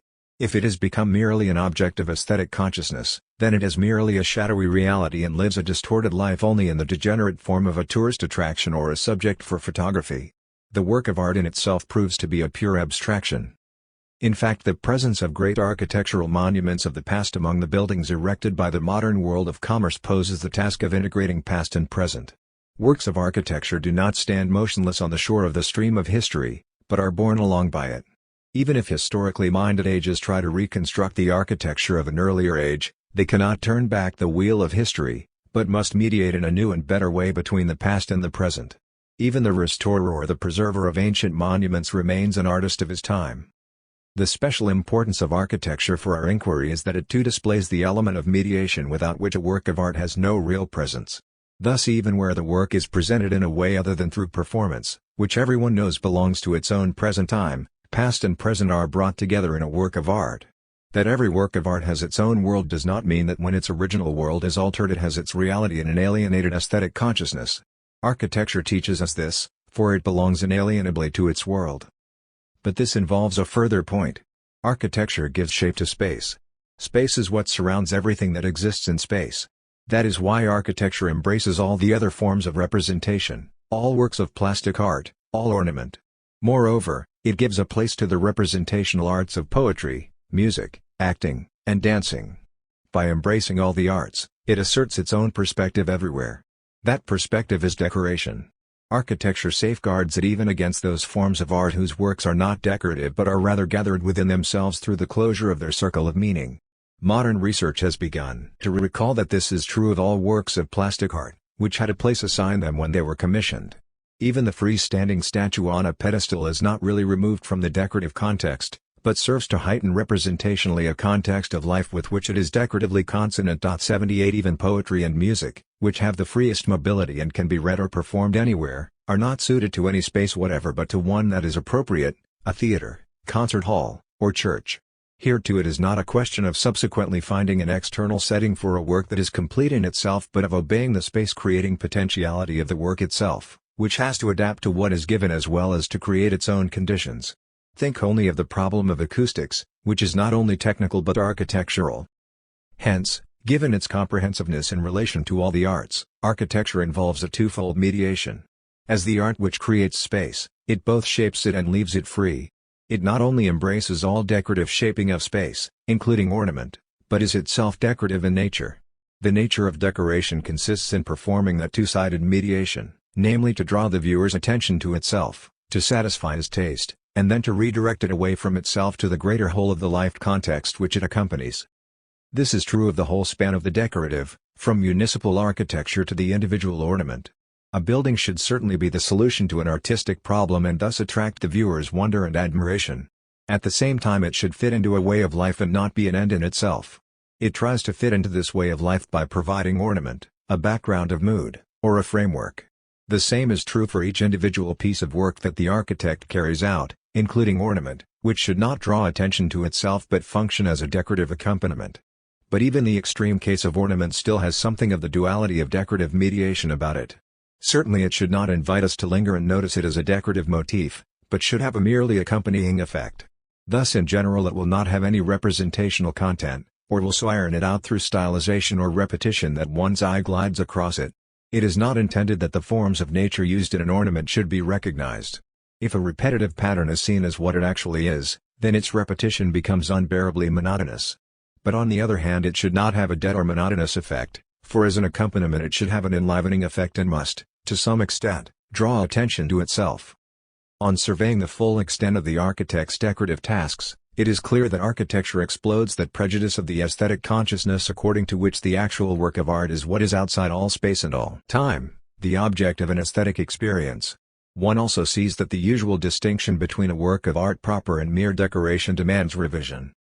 The antithesis of the decorative to a real work of art is obviously based on the idea that the latter originates in the inspiration of genius. The argument was more or less that what is only decorative is not the art of genius but mere craftsmanship. It is only a means, subordinated to what it is supposed to decorate, and can therefore be replaced, like any other means subordinated to an end, by another appropriate means. It has no share in the uniqueness of the work of art. The truth is that the concept of decoration needs to be freed from this antithetical relationship to the concept of art as based on experience, erlebnis. Rather, it needs to be grounded in the ontological structure of representation, which we have shown to be the mode of being of the work of art. We have only to remember that the ornamental and the decorative originally meant the beautiful as such. It is necessary to recover this ancient insight. Ornament or decoration is determined by its relation to what it decorates, to what carries it. It has no aesthetic import of its own that is thereafter limited by its relation to what it is decorating. Even Kant, who endorsed this opinion, admits in his famous judgment on tattooing that ornament is ornament only when it suits the wearer. 79 It is part of taste not only to judge something to be beautiful per se but also to know where it belongs and where not. Ornament is not primarily something by itself that is then applied to something else but belongs to the self-presentation of its wearer. Ornament too belongs to presentation. But presentation is an event of being. It is representation. An ornament, a decoration, a piece of sculpture set up in a chosen place are representative in the same sense that, say, the church where they are found is itself representative. Hence the concept of the decorative serves to complete our inquiry into the mode of being of the aesthetic. Later we will see other reasons for reinstating the old, transcendental meaning of the beautiful. What we mean by representation is, at any rate, a universal ontological structural element of the aesthetic, an event of being, not an experiential event that occurs at the moment of artistic creation and is merely repeated each time in the mind of the viewer. Starting from the universal significance of play, we saw that the ontological significance of representation lies in the fact that reproduction is the original mode of being of the original artwork itself.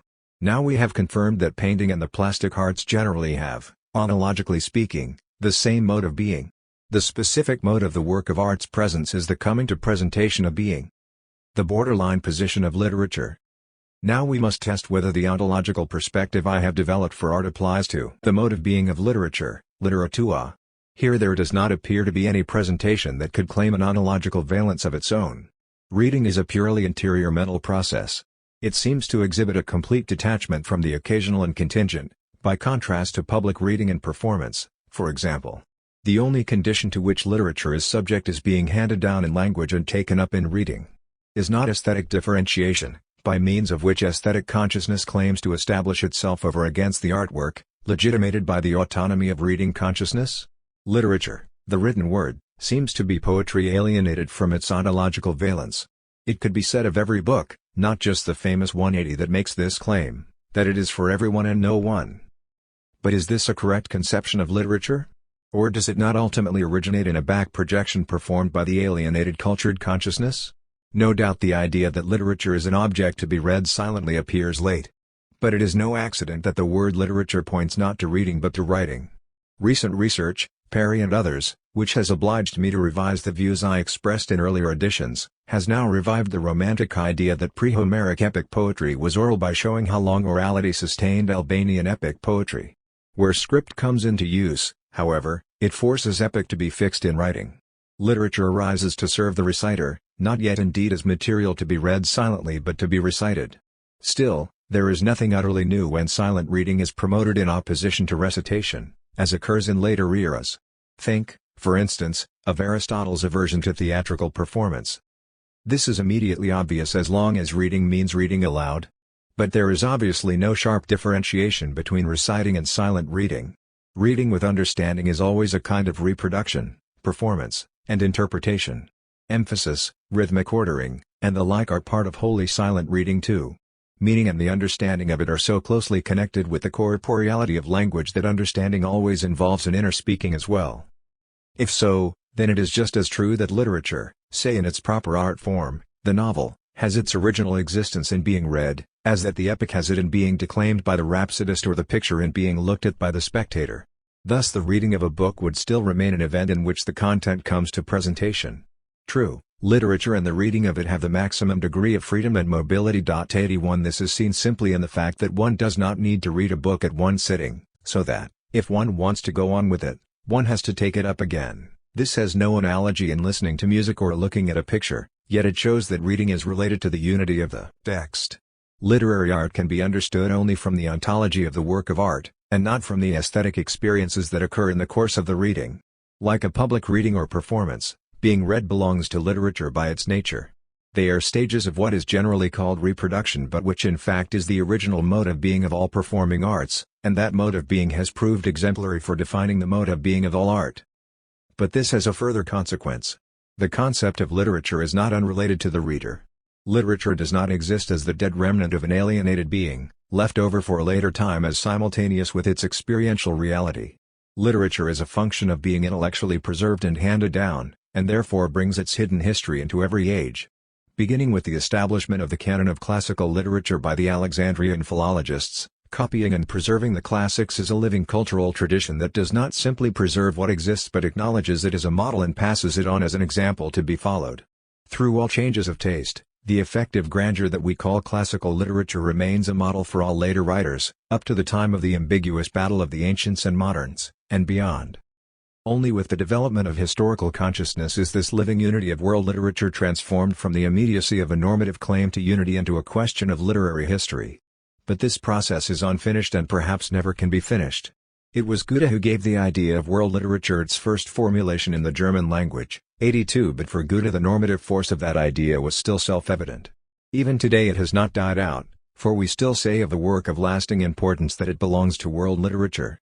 What belongs to world literature has its place in the consciousness of all? It belongs to the world. Now, the world which considers a given work to belong to world literature may be far removed from the original world in which that work was born. It is at any rate no longer the same world. But even then the normative sense implied in the concept of world literature means that works that belong to world literature remain eloquent although the world to which they speak is quite different. Similarly, the existence of literature in translation shows that something is presented in such works that is true and valid for all time. Thus it is by no means the case that world literature is an alienated form of what originally constituted a given work's mode of being. Rather, the historical mode of being of literature is what makes it possible for something to belong to world literature. The qualitative distinction accorded a work by the fact that it belongs to world literature places the phenomenon of literature in a new perspective. Even though only literature that has value of its own as art is declared to belong to world literature, the concept of literature is far wider than that of the literary work of art. All written texts share in the mode of being of literature, not only religious, legal, economic, public and private texts of all kinds, but also scholarly writings that edit and interpret these texts, namely the human sciences as a whole. Moreover, all scholarly research takes the form of literature insofar as it is essentially bound to language. Literature in the broadest sense is bounded only by what can be said, for everything that can be said can be written. We may ask ourselves, then, whether what we have discovered about the mode of being of art still applies to literature in this broad sense. Must we confine the normative sense of literature which we elaborated above to literary works that can be considered works of art, and must we say that they alone share in the analogical valence of art? Do the other forms of literature have no share in it? Or is there no such sharp division here? There are works of scholarship whose literary merit has caused them to be considered works of art and part of world literature.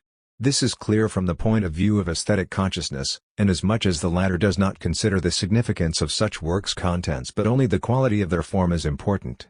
But since our criticism of aesthetic consciousness has shown the limited validity of that point of view, this principle dividing literary art from other written texts becomes dubious for us. We have seen that aesthetic consciousness is unable to grasp the essential truth even of literary art. For literary art has in common with all other texts the fact that it speaks to us in terms of the significance of its contents. Our understanding is not specifically concerned with its formal achievement as a work of art but with what it says to us. The difference between a literary work of art and any other text is not so fundamental. It is true that there is a difference between the language of poetry and the language of prose, and again between the language of poetic prose and that of scientific or scholarly prose. These differences can certainly also be considered from the point of view of literary form. But the essential difference between these various languages obviously lies elsewhere, namely in the distinction between the claims to truth that each makes. All written works have a profound community in that language is what makes the contents meaningful. In this light, when texts are understood by, say, a historian, that is not so very different from their being experienced as art. And it is not mere chance that the concept of literature embraces not only works of literary art but everything passed down in writing. At any rate, it is not by chance that literature is the place where art and science merge. The mode of being of a text has something unique and incomparable about it.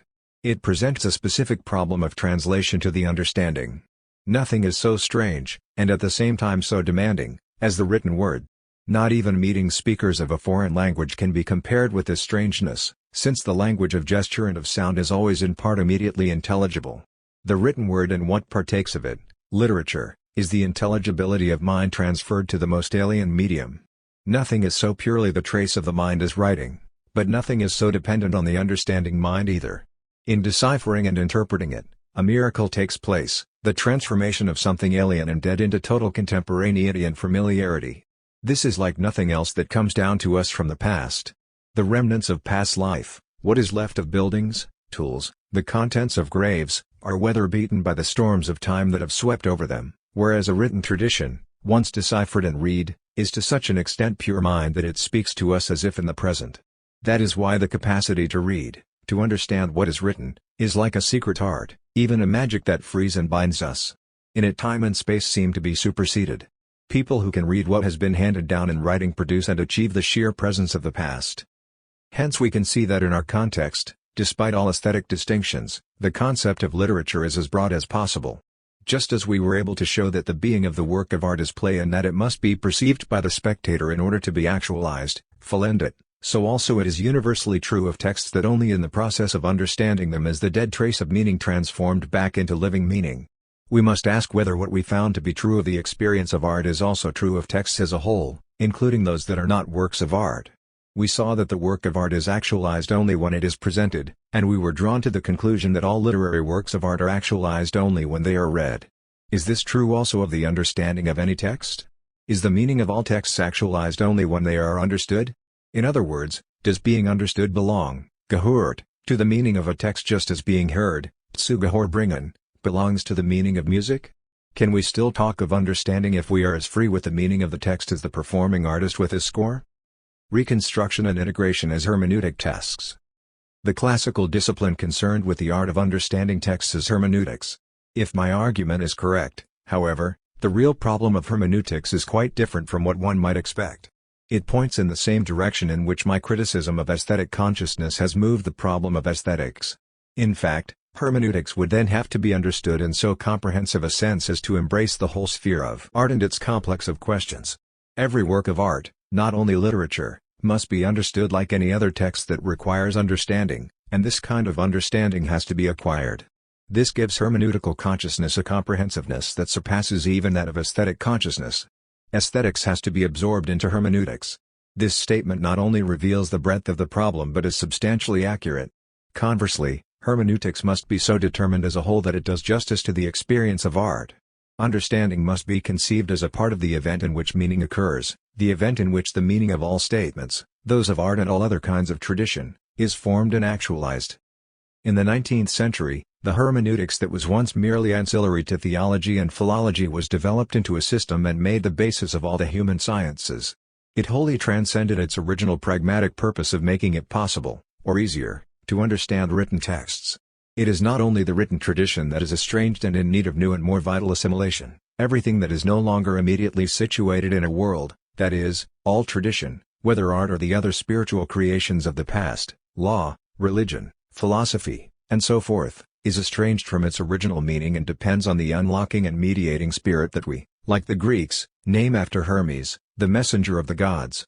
It is to the rise of historical consciousness that hermeneutics owes its centrality within the human sciences. But we may ask whether the whole extent of the problem that hermeneutics poses can be adequately grasped on the basis of the premises of historical consciousness.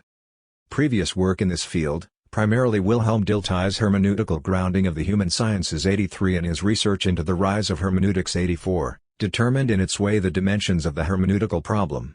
Today's task could be to free ourselves from the dominant influence of Dilthey's approach to the question and from the prejudices of the discipline that he founded, namely Geistesgeschichte, intellectual history. To give a preliminary sketch of what is involved and to combine the systematic result of my argument so far with the new extension of the problem, let us consider first the hermeneutical task set by the phenomenon of art. However clearly I showed that aesthetic differentiation was an abstraction that could not supersede the artworks belonging to its world, it remains irrefutable that art is never simply past but is able to overcome temporal distance by virtue of its own meaningful presence.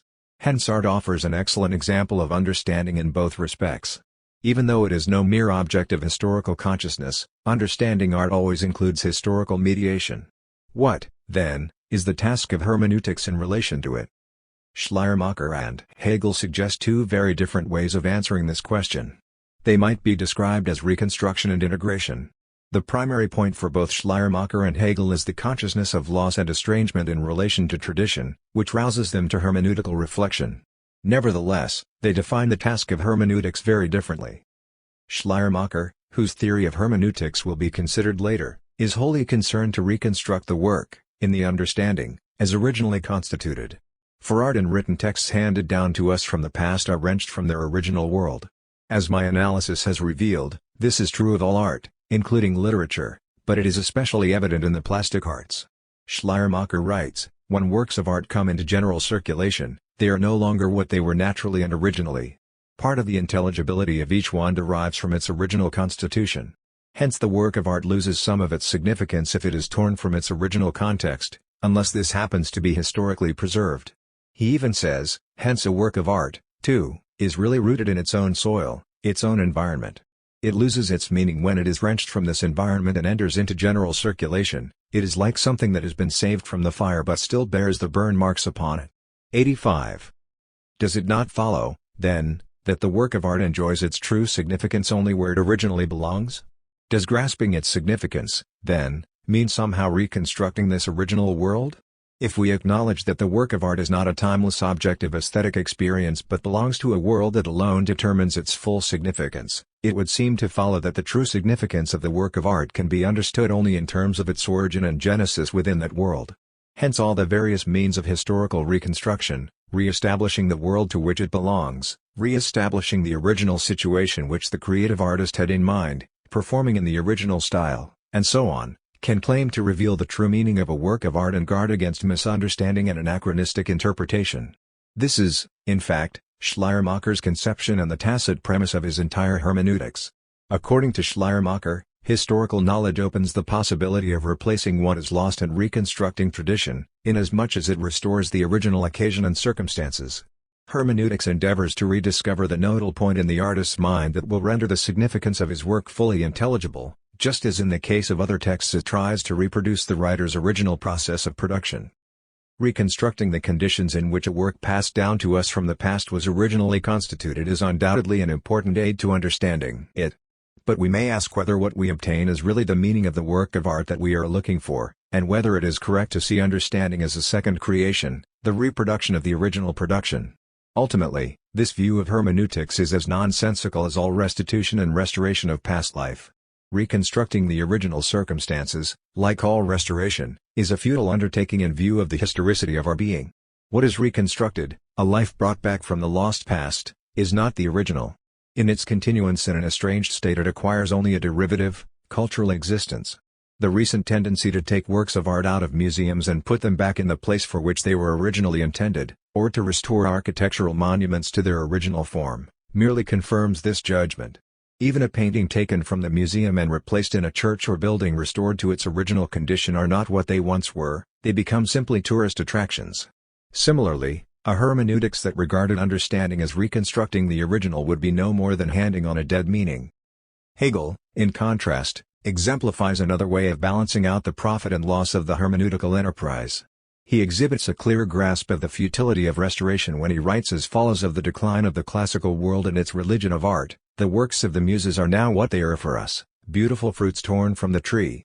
A friendly fate presents them to us as a girl might offer those fruits. We have not the real life of their being, the tree that bore them, the earth and elements, the climate that constituted their substance, the seasonal changes that govern their growth. Nor does fate give us, with those works of art, their world, the spring and summer of the moral life in which they bloomed and ripened, but only the veiled memory of this reality." 86. And he calls the relationship of posterity to those works of art that have been handed down an external activity that wipes spots of rain or dust from this fruit, and instead of the internal elements of the surrounding, productive, and life-giving reality of the moral world, it substitutes the elaborate structure of the dead elements of its external existence, of language, of its historical features and so forth. And this not in order to live within that reality but merely to represent it within oneself. 87. What Hegel is describing here is precisely what is involved in Schleiermacher's prescription for historical preservation, except that with Hegel there is a negative emphasis. The search for the occasional circumstances that would fill out the significance of works of art cannot succeed in reconstructing them. They remain fruit torn from the tree.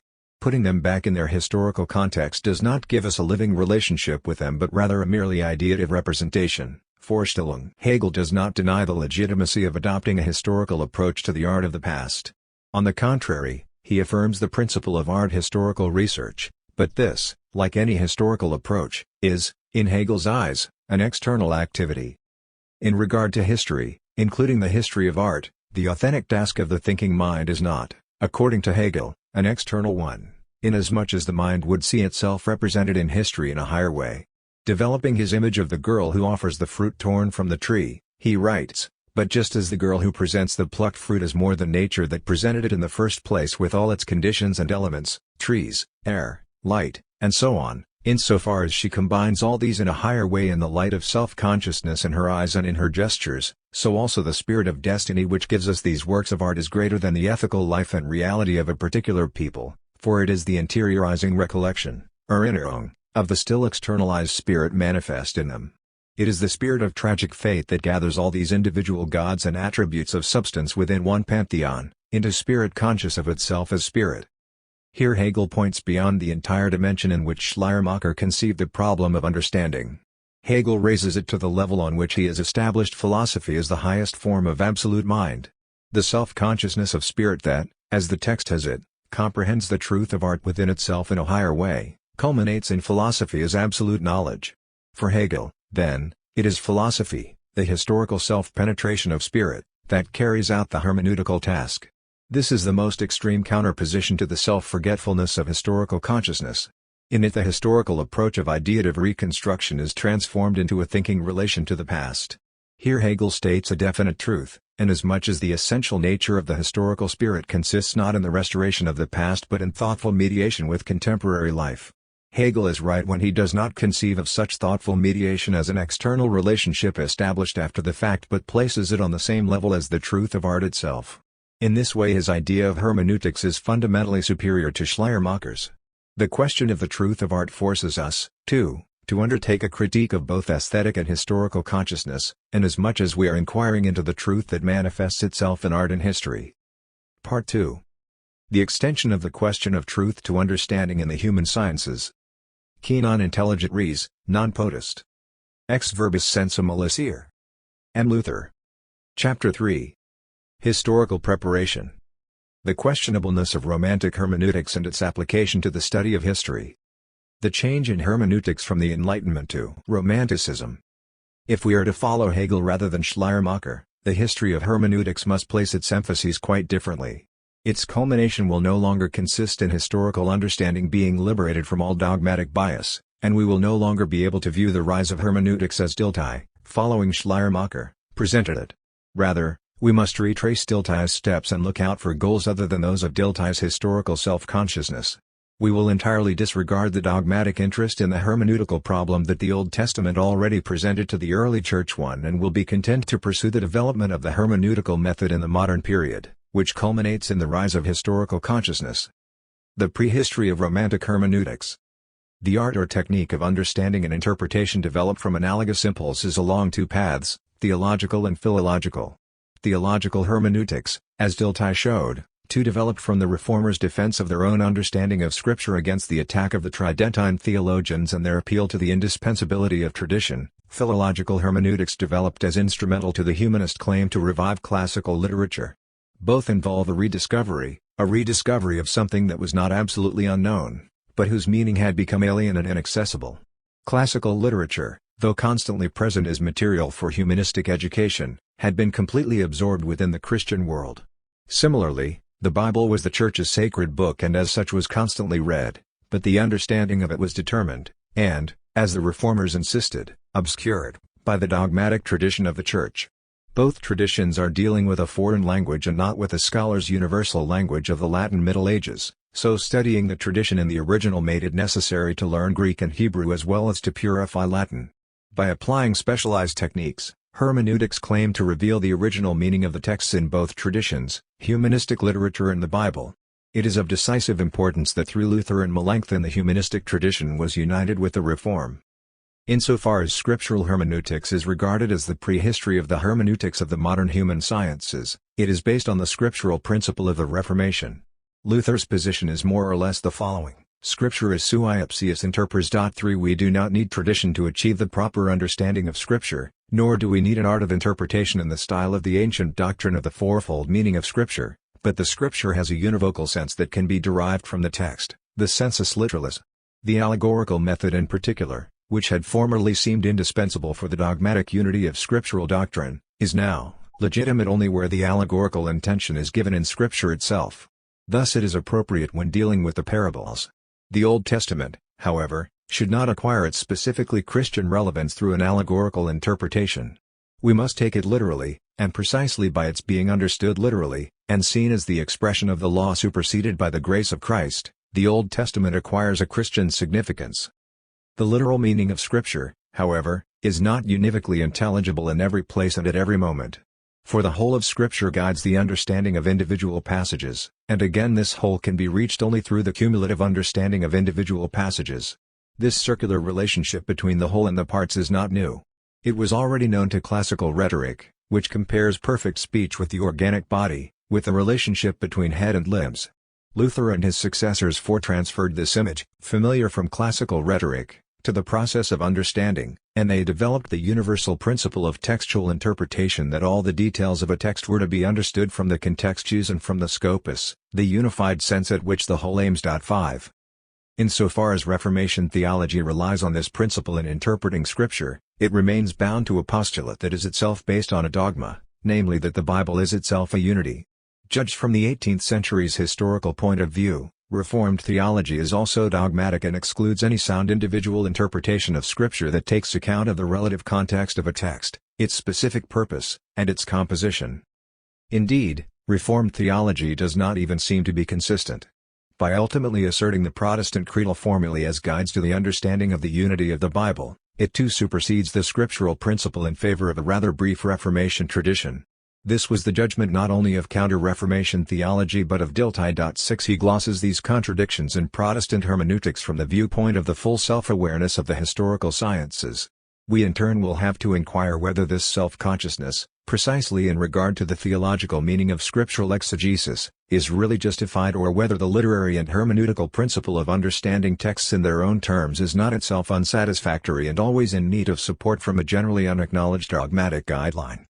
We can ask this question today, however, after historical enlightenment has reached the full extent of its possibilities. Dilthey's studies on the origin of hermeneutics manifest a convincing logical coherence, given the modern concept of science. Hermeneutics had to rid itself one day of all its dogmatic limitations and become free to be itself, so that it could rise to the significance of a universal historical organon. This took place in the 18th century, when men like Semler and Ernesti realized that to understand Scripture properly it was necessary to recognize that it had various authors, i.e., to abandon the idea of the dogmatic unity of the canon. With this liberation of interpretation from dogma, Dilthey, the collection of the sacred Christian writings came to be seen as a collection of historical sources that, as written works, had to be subjected not only to grammatical but also to historical interpretation. 7 Understanding them in terms of their total context now necessarily also required the historical restitution of the living context to which the documents belong. The old interpretive principle of understanding the part in terms of the whole was no longer bound and limited to the dogmatic unity of the canon. It was concerned with the totality of the historical reality to which each individual historical document belonged. And since there is no longer any difference between interpreting sacred or secular writings, and since there is therefore only one hermeneutics, this hermeneutics has ultimately not only the propedeutic function of all historical research, as the art of the correct interpretation of literary sources, but involves the whole business of historical research itself. For what is true of the written sources, that every sentence in them can be understood only on the basis of its context, is also true of their content. Its meaning is not fixed. The context of world history, in which appears the true meaning of the individual objects, large or small, of historical research, is itself a whole, in terms of which the meaning of every particular is to be fully understood, and which in turn can be fully understood only in terms of these particulars. World history is, as it were, the great dark book, the collected work of the human spirit, written in the languages of the past, whose texts it is our task to understand. Historical research conceives itself on the model of philology. We will see that this is, in fact, the model on which Dilthey founded the historical view of the world. In Dilthey's eyes, then, hermeneutics comes into its own only when it ceases serving a dogmatic purpose, which, for the Christian theologian, is the right proclamation of the gospel, and begins functioning as a historical organon. If, however, the ideal of the historical enlightenment that Dilthey pursued should prove to be an illusion, then the prehistory of hermeneutics that he outlined will also acquire a quite different significance. Its evolution to historical consciousness would not then be its liberation from the chains of dogma but a transformation of its nature. Precisely the same thing is true of philological hermeneutics. For the Ars Critica of philology unreflectively presupposed the exemplariness of classical antiquity, which it helped to hand down. It, too, had to change its nature when there was no longer any clear relation of model to copy between classical antiquity and the present. That this is the case is shown by the Querelle des Anciens et des Modernes, which sounds the general theme for the whole period from French classicism to the German classical period. This problem resulted in the development of historical reflection, which finally demolished classical antiquity's claim to be normative. In the case of both literary criticism and theology, then, the same process led ultimately to the conception of a universal hermeneutics for which the special exemplariness of tradition is no longer a presupposition of the hermeneutical task. Thus the science of hermeneutics, as developed by Schleiermacher in his debate with the philologist F. A. Wolff at F. Ast, and further elaborated in Ernesti's theological hermeneutics, is not, then, just one more stage in the history of the art of understanding. Actually, the history of understanding has been accompanied, since the days of classical philology, by theoretical reflection. But these reflections have the character of a technique, i.e., they try to serve the art of understanding, just as rhetoric tries to serve the art of speaking, and poetics the art and appreciation of poetry. In this sense both the theological hermeneutics of the Fathers and that of the Reformation were techniques. But now understanding as such becomes a problem.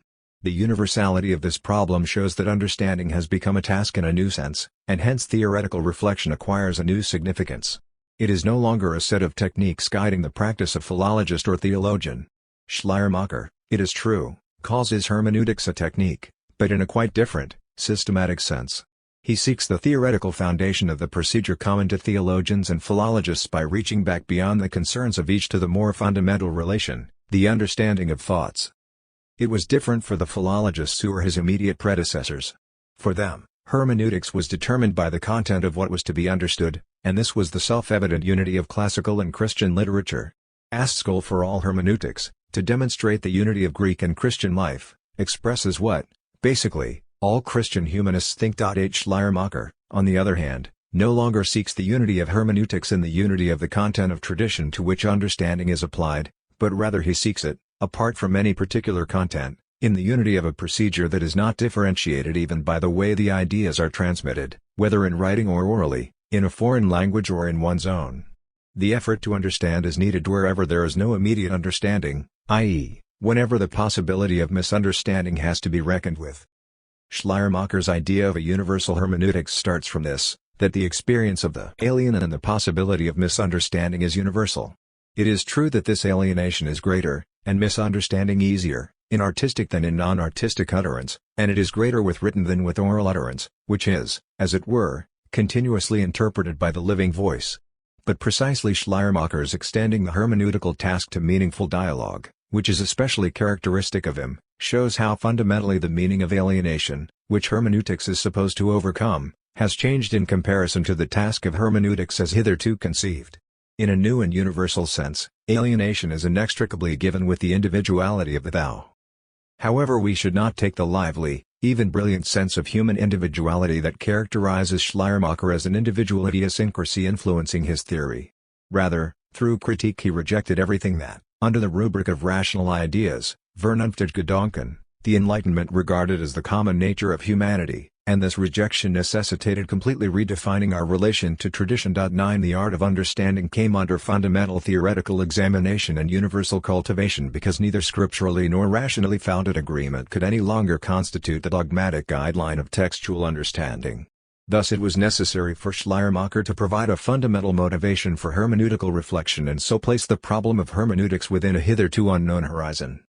To provide the right background for the genuine change that Schleiermacher makes in the history of hermeneutics, let us consider a point which Schleiermacher himself does not and which, since Schleiermacher, has totally disappeared from the sphere of hermeneutics, its absence curiously narrows Dilthey's historical interest in the history of hermeneutics. Nevertheless, it in fact dominates the problem of hermeneutics and must be taken into account if we are to understand Schleiermacher's place in its history. We begin with this proposition: to understand means to come to an understanding with each other, sich miteinander verstehen. Understanding is, primarily, agreement, Verständnis ist zunächst Einverständnis. Thus people usually understand, verstehen, each other immediately, or they make themselves understood, verständigen sich, with a view toward reaching agreement, Einverständnis. Coming to an understanding, Verständigung, then, is always coming to an understanding about something. Understanding each other, sich verstehen, is always understanding each other with respect to something. From language we learn that the subject matter, Sache, is not merely an arbitrary object of discussion, independent of the process of mutual understanding, such verstehen, but rather is the path and goal of mutual understanding itself. And if two people understand each other independently of any topic, then this means that they understand each other not only in this or that respect, but in all the essential things that unite human beings. Understanding becomes a special task only when natural life, this joint meaning of the men where both intend a common subject matter, is disturbed. Where misunderstandings have arisen or where an expression of opinion alienates us because it is unintelligible, their natural life in the subject matter intended is impeded in such a way that the meaning is given as the opinion of another, the opinion of the thou or of the text, or in general as a fixed datum. And even then in general one attempts to reach a substantive agreement, not just sympathetic understanding of the other person, and this in such a way that again one proceeds via the subject matter. Only if all these movements comprising the art of conversation, argument, question and answer, objection and refutation, which are undertaken in regard to a text as an inner dialogue of the soul seeking understanding, are in vain is the inquiry detoured.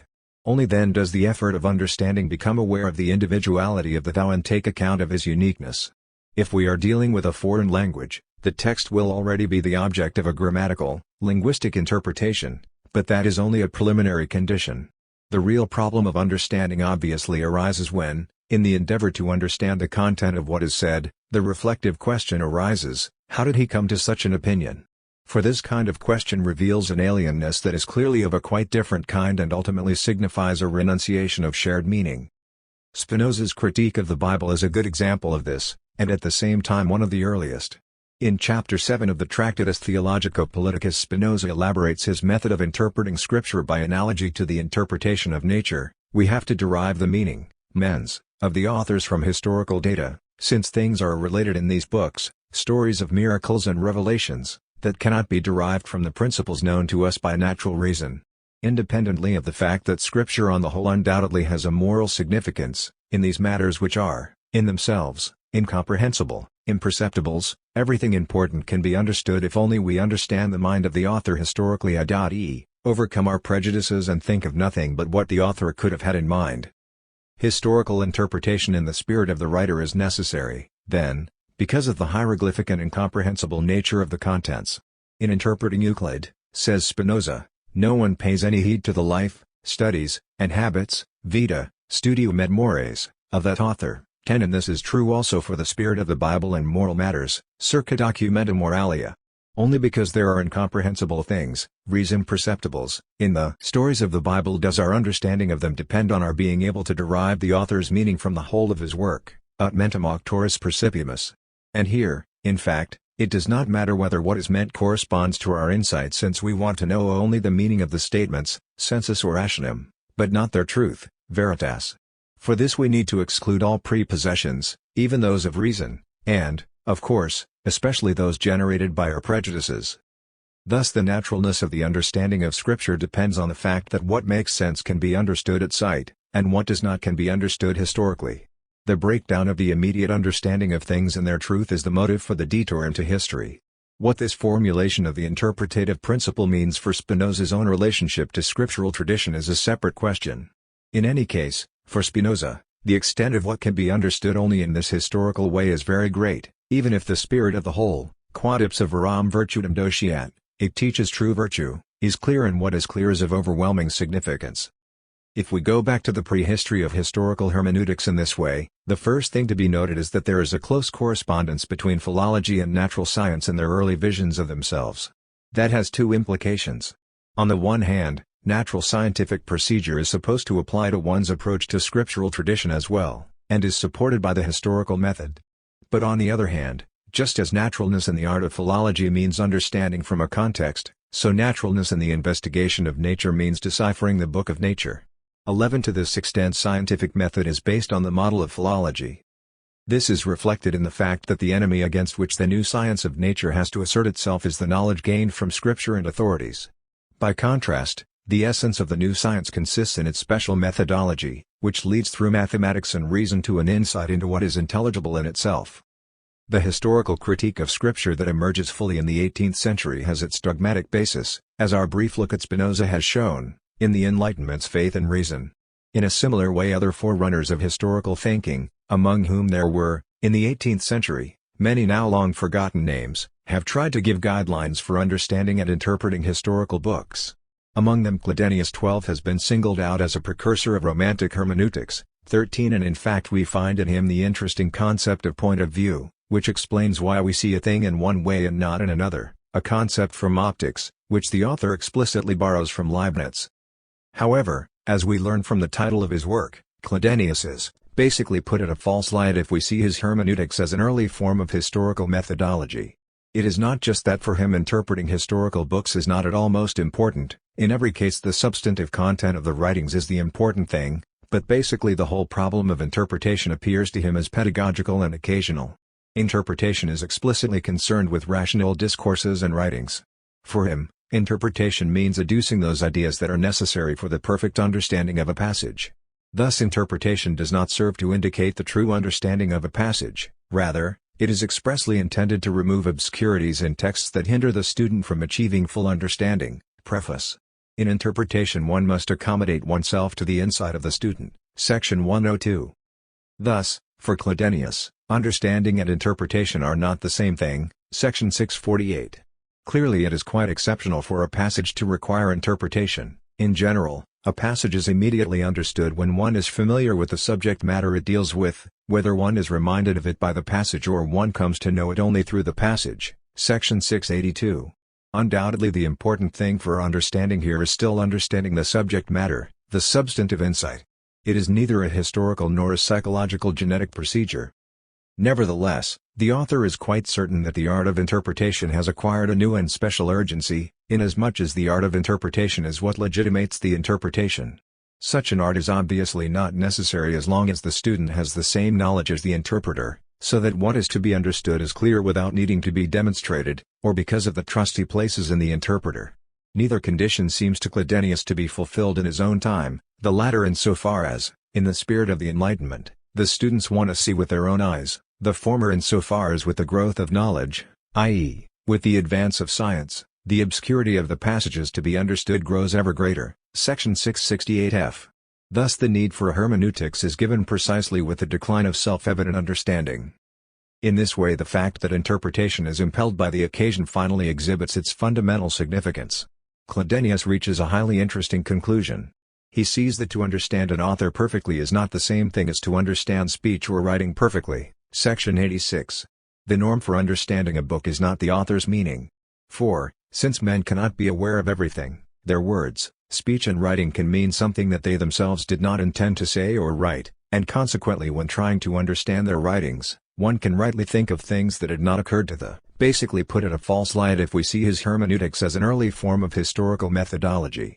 It is not just that for him interpreting historical books is not at all most important, in every case the substantive content of the writings is the important thing, but basically the whole problem of interpretation appears to him as pedagogical and occasional. Interpretation is explicitly concerned with rational discourses and writings. For him, interpretation means adducing those ideas that are necessary for the perfect understanding of a passage. Thus interpretation does not serve to indicate the true understanding of a passage, rather, it is expressly intended to remove obscurities in texts that hinder the student from achieving full understanding. Preface. In interpretation one must accommodate oneself to the insight of the student. Section 102.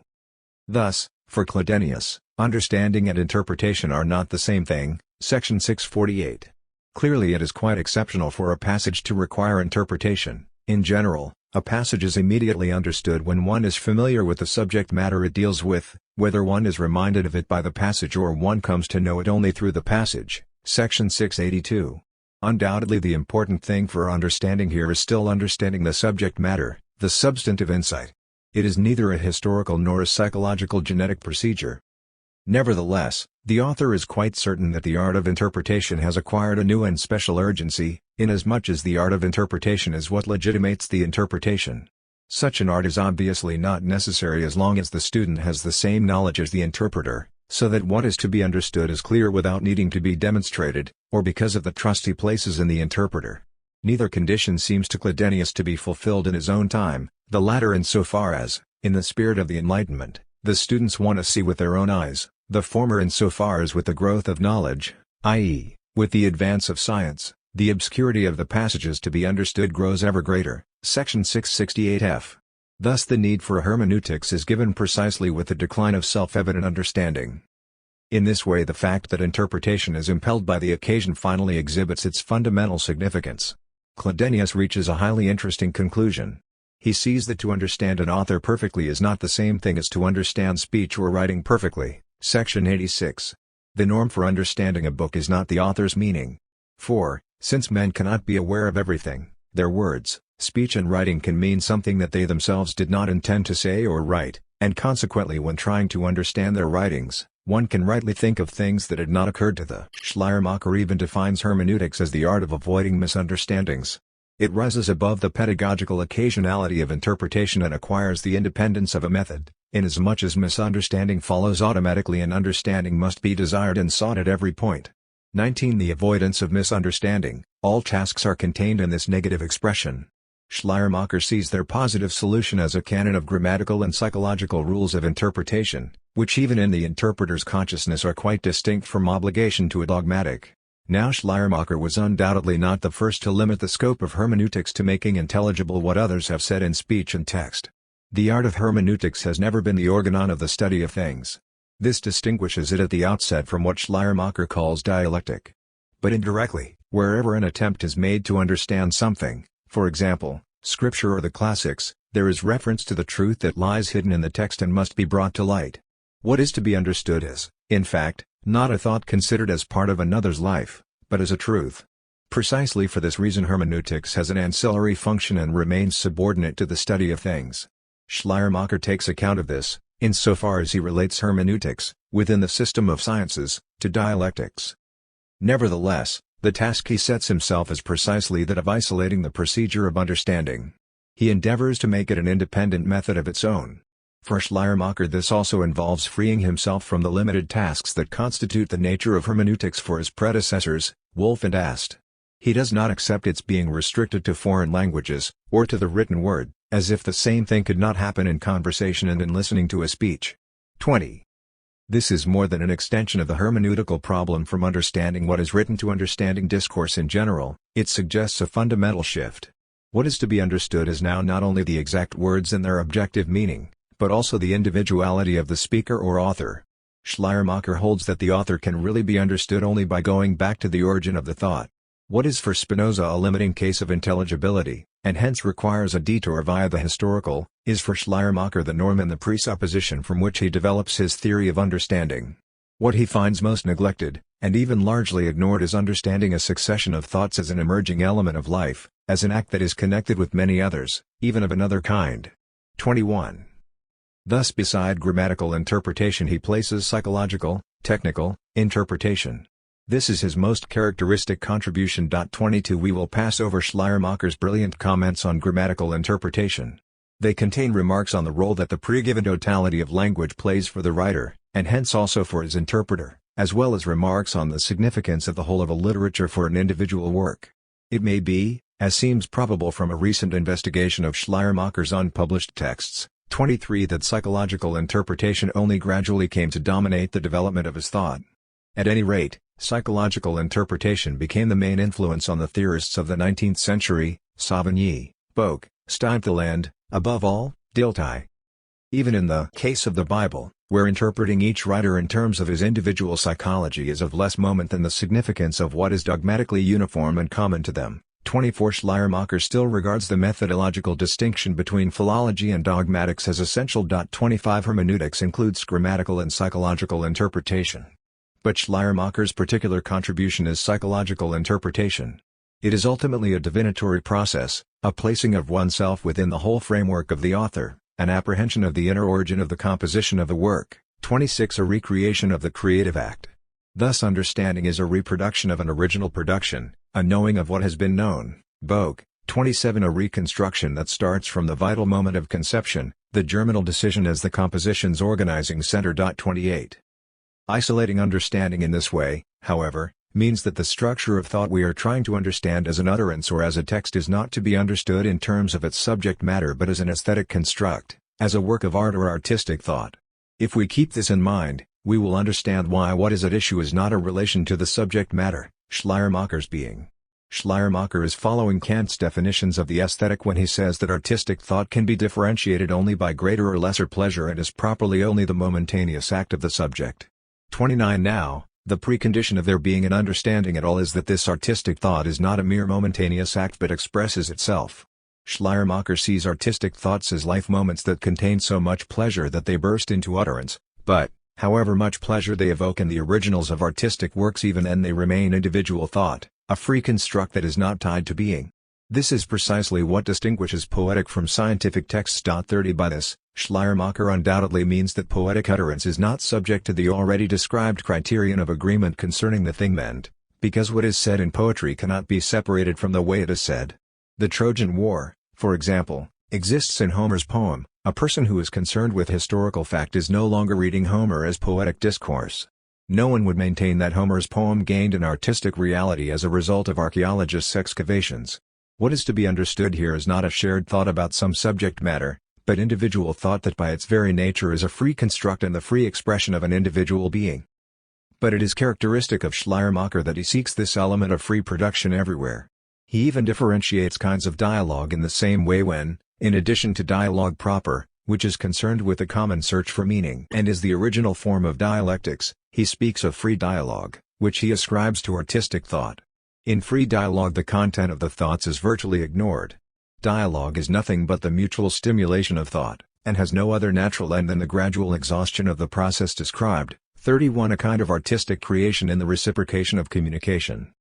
Insofar as utterance is not merely an inner product of thought but also communication and has, as such, an external form, it is not simply the immediate manifestation of the thought but presupposes reflection.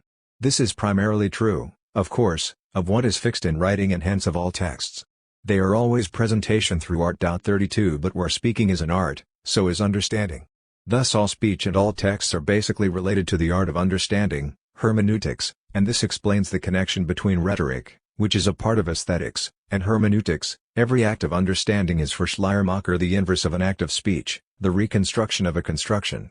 Thus hermeneutics is a kind of inversion of rhetoric and poetics. We may be somewhat surprised to find poetry linked in this way with the art of speaking. 33 For it seems to us precisely the distinction and dignity of poetry that in it language is not rhetoric, i.e., that it possesses a unity of meaning and form that is independent of any connection with rhetoric in the sense of addressing or persuading. However, Schleiermacher's conception of artistic thought, in which he includes poetry and rhetoric, is concerned not with the product but with the orientation of the subject. Thus eloquence is here regarded purely as art, i.e., disregarding any reference to purpose or fact, as an expression of a creative productivity. Of course the borderline between the artistic and the non-artistic is fluid, like that between artless, immediate, understanding and the understanding reached through an artful procedure. Insofar as this production takes place mechanically according to laws and rules and not through unconscious genius, the process of composition will be consciously reperformed by the interpreter, but if it is an individual, truly creative product of genius, then there can be no such recreation according to rules. Genius itself creates models and rules. It creates new ways of using language, new literary forms. Schleiermacher is fully cognizant of this difference. In hermeneutics, what corresponds to the production of genius is divination, the immediate solution, which ultimately presupposes a kind of congeniality. But the frontier between artless and artful, mechanical and genial production, is fluid insofar as an individuality is always being expressed and hence an element of rule-free genius is always at work. As with children, who grow into a language, it follows that the ultimate ground of all understanding must always be a divinatory act of congeniality, the possibility of which depends on a pre-existing bond between all individuals. This is, in fact, Schleiermacher's presupposition, namely that all individuality is a manifestation of universal life and hence everyone carries a tiny bit of everyone else within him, so that divination is stimulated by comparison with oneself. Thus he can say that the individuality of the author can be directly grasped by, as it were, transforming oneself into the other. Since Schleiermacher focuses understanding on the problem of individuality, the task of hermeneutics presents itself to him as universal. For the extremes of alienness and familiarity are both given with the relative difference of all individuality. The method of understanding will be concerned equally with what is common, by comparison, and with what is unique, by intuition. It will be both comparative and divinatory. But in both respects it remains art, because it cannot be turned into a mechanical application of rules. The divinatory remains indispensable. 34.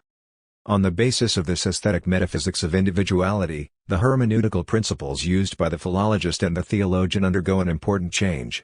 Schleiermacher follows Friedrich Hast in the whole hermeneutical and rhetorical tradition when he regards it as a fundamental principle of understanding that the meaning of the part can be discovered only from the context, i.e., ultimately from the whole. This is, of course, true of understanding any sentence grammatically as well as setting it within the context of the whole work, even of the whole of it literature or literary form concerned, but Schleiermacher applies it to psychological understanding, which necessarily understands every structure of thought as an element in the total context of a man's life. It has always been known that this is a logically circular argument, insofar as the whole, in terms of which the part is to be understood, is not given before the part, unless in the manner of a dogmatic canon, as governs the Catholic and, as we saw, to some degree the Protestant understanding of Scripture, or of some analogous preconception of the spirit of an age, as, for example, when Ast presumes that retribution characterizes the spirit of the ancient world. But Schleiermacher says that these dogmatic guidelines cannot claim any prior validity and hence are only relative limitations of the circularity. Fundamentally, understanding is always a movement in this kind of circle, which is why the repeated return from the whole to the parts, and vice versa, is essential. Moreover, this circle is constantly expanding, Since the concept of the whole is relative, and being integrated in ever larger contexts always affects the understanding of the individual part. Schleiermacher applies his usual procedure of a polar dialectical description to hermeneutics, and thus he takes account of the fact that understanding is provisional and unending by elaborating it on the basis of the old hermeneutical principle of the whole and the parts. But he intends this characteristic speculative relativization more as a schema describing the process of understanding than as a fundamental principle. This is shown by the fact that he assumes something like complete understanding when divinatory transposition takes place, when all the individual elements at last suddenly seem to receive full illumination. We might ask whether such phrases, which we also find in Boek with the same meaning, are to be taken strictly or as describing only a relative completeness of understanding. It is true that Schleiermacher saw individuality as a secret that can never be fully unlocked, as Wilhelm von Humboldt even more definitely did, but even this statement needs to be taken only in a relative way. The barrier to reason and understanding that remains here is not entirely insuperable. It is to be overcome by feeling, by an immediate, sympathetic, and congenial understanding. Hermeneutics is an art and not a mechanical process. Thus it brings its work, understanding, to completion like a work of art. Now, the limitation of this hermeneutics based on the concept of individuality can be seen in the fact that Schleiermacher does not find the task of literary or scriptural exegesis, i.e., of understanding a text written in a foreign language and coming from a past age, fundamentally more problematical than any other kind of understanding. It is true that, even according to Schleiermacher, there is a special task when a temporal distance has to be bridged. Schleiermacher calls it identifying with the original reader. But this process of identifying, the linguistic and historical production of sameness, is for him only an ideal precondition for the actual act of understanding, which for him does not consist in identifying with the original reader but in putting oneself on the same level as the author, whereby the text is revealed as a unique manifestation of the author's life. Schleiermacher's problem is not historical obscurity, but the obscurity of the thou. We may wonder, however, whether it is possible to distinguish in this way between identifying with the original reader and the process of understanding. Actually, this ideal precondition of understanding, identifying with the original reader, cannot be fulfilled prior to the effort of understanding proper but rather is inextricable from it. Even in the case of a contemporary text with whose language or content we are unfamiliar, the meaning is revealed only in the manner described, in the oscillating movement between whole and part. Schleiermacher recognizes this. It is always in this movement that we learn to understand an unfamiliar meaning, a foreign language or a strange past. The circular movement is necessary because nothing that needs interpretation can be understood at once. 35 For even within one's own language it is still true that the reader must completely assimilate both the author's vocabulary and, even more, the uniqueness of what he says. From these statements, which are found in Schleiermacher himself, it follows that identifying with the original reader is not a preliminary operation that can be detached from the actual effort of understanding, which Schleiermacher sees as identifying with the writer. Let us examine more closely what Schleiermacher means by identification, for of course it cannot mean mere equation. Production and reproduction remain essentially distinct operations. Thus Schleiermacher asserts that the aim is to understand a writer better than he understood himself, a formula that has been repeated ever since, and in its changing interpretation the whole history of modern hermeneutics can be read. Indeed, this statement contains the whole problem of hermeneutics. It would be valuable, therefore, to go further into its meaning. What it means for Schleiermacher is clear. He sees the act of understanding as the reconstruction of the production. This inevitably renders many things conscious of which the writer may be unconscious. It is obvious that here Schleiermacher is applying the aesthetics of genius to his universal hermeneutics. Creation by artistic genius is the model on which this theory of unconscious production and necessarily conscious reproduction is based out. 36. In fact, the formula, understood in this way, can be regarded as a principle of all philology, insofar as the latter is regarded as the understanding of artful discourse. The better understanding that distinguishes the interpreter from the writer does not refer to the understanding of the text's subject matter but simply to the understanding of the text, i.e., of what the author meant and expressed. This understanding can be called better insofar as the explicit, thematized understanding of an opinion as opposed to actualizing its contents implies an increased knowledge. Thus the sentence says something almost self-evident. A person who learns to understand a text in a foreign language will make explicitly conscious the grammatical rules and literary forms which the author followed without noticing, because he lived in the language and in its means of artistic expression. The same is true of all production by artistic genius and its reception by others. We must remember this especially in regard to the interpretation of poetry. There too it is necessary to understand a poet better than he understood himself, for he did not understand himself at all when the structure of his text took shape within him. From this also follows the point, which hermeneutics ought never to forget, that the artist who creates something is not the appointed interpreter of it. As an interpreter he has no automatic authority over the person who is simply receiving his work. Insofar as he reflects on his own work, he is his own reader. The meaning that he, as reader, gives his own work does not set the standard. The only standard of interpretation is the sense of his creation, what it means. 37 Thus the idea of production by genius performs an important theoretical task, in that it collapses the distinction between interpreter and author. It legitimizes identification insofar as it is not the author's reflective self-interpretation but the unconscious meaning of the author that is to be understood. This is what Schleiermacher means by his paradoxical formula.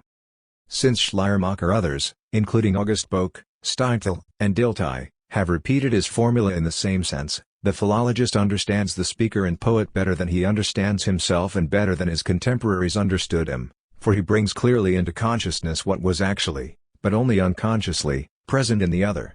38 Through the knowledge of psychological laws the philologist, according to Steinthal, can deepen his understanding by grasping the causality, the genesis of the work of literature, and the mechanics of the writer's mind.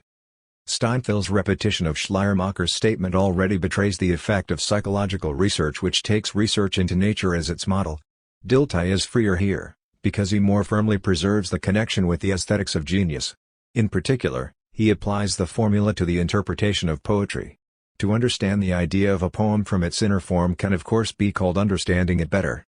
Dilthey regards this as the highest triumph of hermeneutics. 39 For the philosophical import of great poetry is revealed when it is understood as free creation.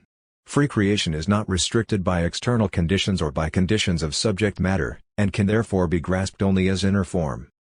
But we might ask whether this ideal case of free creation can really be taken as paradigmatic of the problem of hermeneutics, indeed, whether even the understanding of works of art can be satisfactorily conceived by this criterion.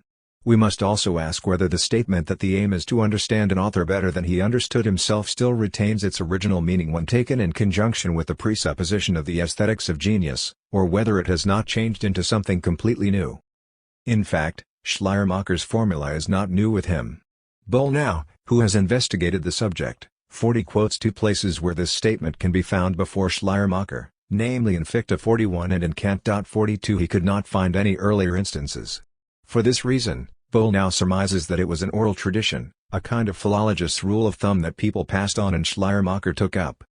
For both external and internal reasons this seems to me highly unlikely. 43 This sophisticated methodological formula, which is still often used today as a license for arbitrary interpretations and is accordingly attacked, does not seem consistent with the philological mind. As humanists, they take pride in recognizing the absolute exemplariness of classical texts. For the true humanist, the classic author is certainly not such that the interpreter would claim to understand the work better than did the author himself. We must not forget that the highest aim of the humanist was not originally to understand his models, but to imitate or even surpass them. Hence he was originally obligated to his models, not only as an expositor but also as an imitator, if not a rival. Like the dogmatic bond to the Bible, the humanist's bond to the classics had to give way to a looser relationship, if the work of the interpreter was to reach the extreme self-conscious assurance expressed in the formula we are considering. Hence it is likely that not until Schleiermacher, with whom hermeneutics became an independent method, detached from all content, could the interpreter claim superiority over his object. On closer examination, this accords with Kant and Fichte's use of the formula, for the context in which this alleged philologist's rule of thumb is employed shows that Fichte and Kant meant something quite different by it. With them it is not a principle of philology, but a philosophical claim to move beyond the contradictions of a given theory by achieving greater conceptual clarity. Thus it is a principle entirely in the spirit of rationalism. It claims, solely through thought, through elaborating the implications of an author's ideas, to achieve insights into the real intention of the author, insights he would have shared if his thinking had been clear enough. Even the hermeneutically impossible thesis in which Fichte involves himself in the polemic against the dominant interpretation of Kant, that the inventor of a system is one thing, its expositors and followers another 44, as well as his claim to interpret Kant according to the spirit 45 are justified by the claim to critique the subject matter. Thus the disputed formula makes no claim beyond that of philosophic critique of the subject matter. Someone who is better able to think his way through what an author is talking about will be able to see what the author says in the light of a truth hidden from the author. In this sense, the principle that one must understand an author better than he understands himself is a very old one, as old as scientific critique itself. 46 But it acquires its special pertinence to philosophical critique from the spirit of rationalism. As such, it has a sense completely different from Schleiermacher's philological rule. It is likely that Schleiermacher reinterpreted this principle of philosophical critique and made it a principle of philological interpretation. 47 This would clearly indicate the position of Schleiermacher and the Romantics. In creating a universal hermeneutics, they expel critique based on understanding the subject matter from the sphere of scholarly interpretation. Schleiermacher's formula, as he understands it, no longer pertains to the subject matter under discussion. Rather, he views the statement a text makes as a free production, and disregards its content as knowledge. Accordingly, he organizes hermeneutics, which for him is concerned with understanding everything cast in language, according to the normative example of language itself. The discourse of the individual is in fact a free creative activity, however much its possibilities are limited by the fixed forms that language has taken. Language is an expressive field, and its primacy in the field of hermeneutics means, for Schleiermacher, that as an interpreter he regards the texts, independently of their claim to truth, as purely expressive phenomena. For him even history is simply the display of this free creation, that of a divine productivity, and he regards the historian's posture as the observation and enjoyment of this mighty spectacle. The entry in Schleiermacher's diary that Dilthey quotes 48 describes beautifully this romantic reflective enjoyment of history. True historical significance rises above history. Phenomena exist, like miracles, only to direct our attention towards the spirit that playfully generates them. When we read this, we can see how tremendous was the step that led from Schleiermacher's hermeneutics to a universal understanding of the historical sciences. But however universal the hermeneutics that Schleiermacher evolved, it was a universality with very perceptible limits. His hermeneutics, in fact, had in mind texts whose authority was undisputed.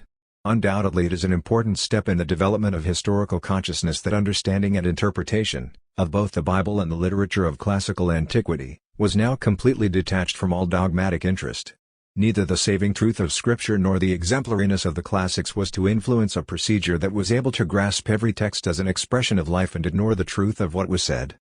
However, the interest that motivated Schleiermacher's methodological abstraction was not that of the historian but the theologian. He sought to teach how speech and a written tradition were to be understood, because theology was concerned with one particular tradition, the biblical.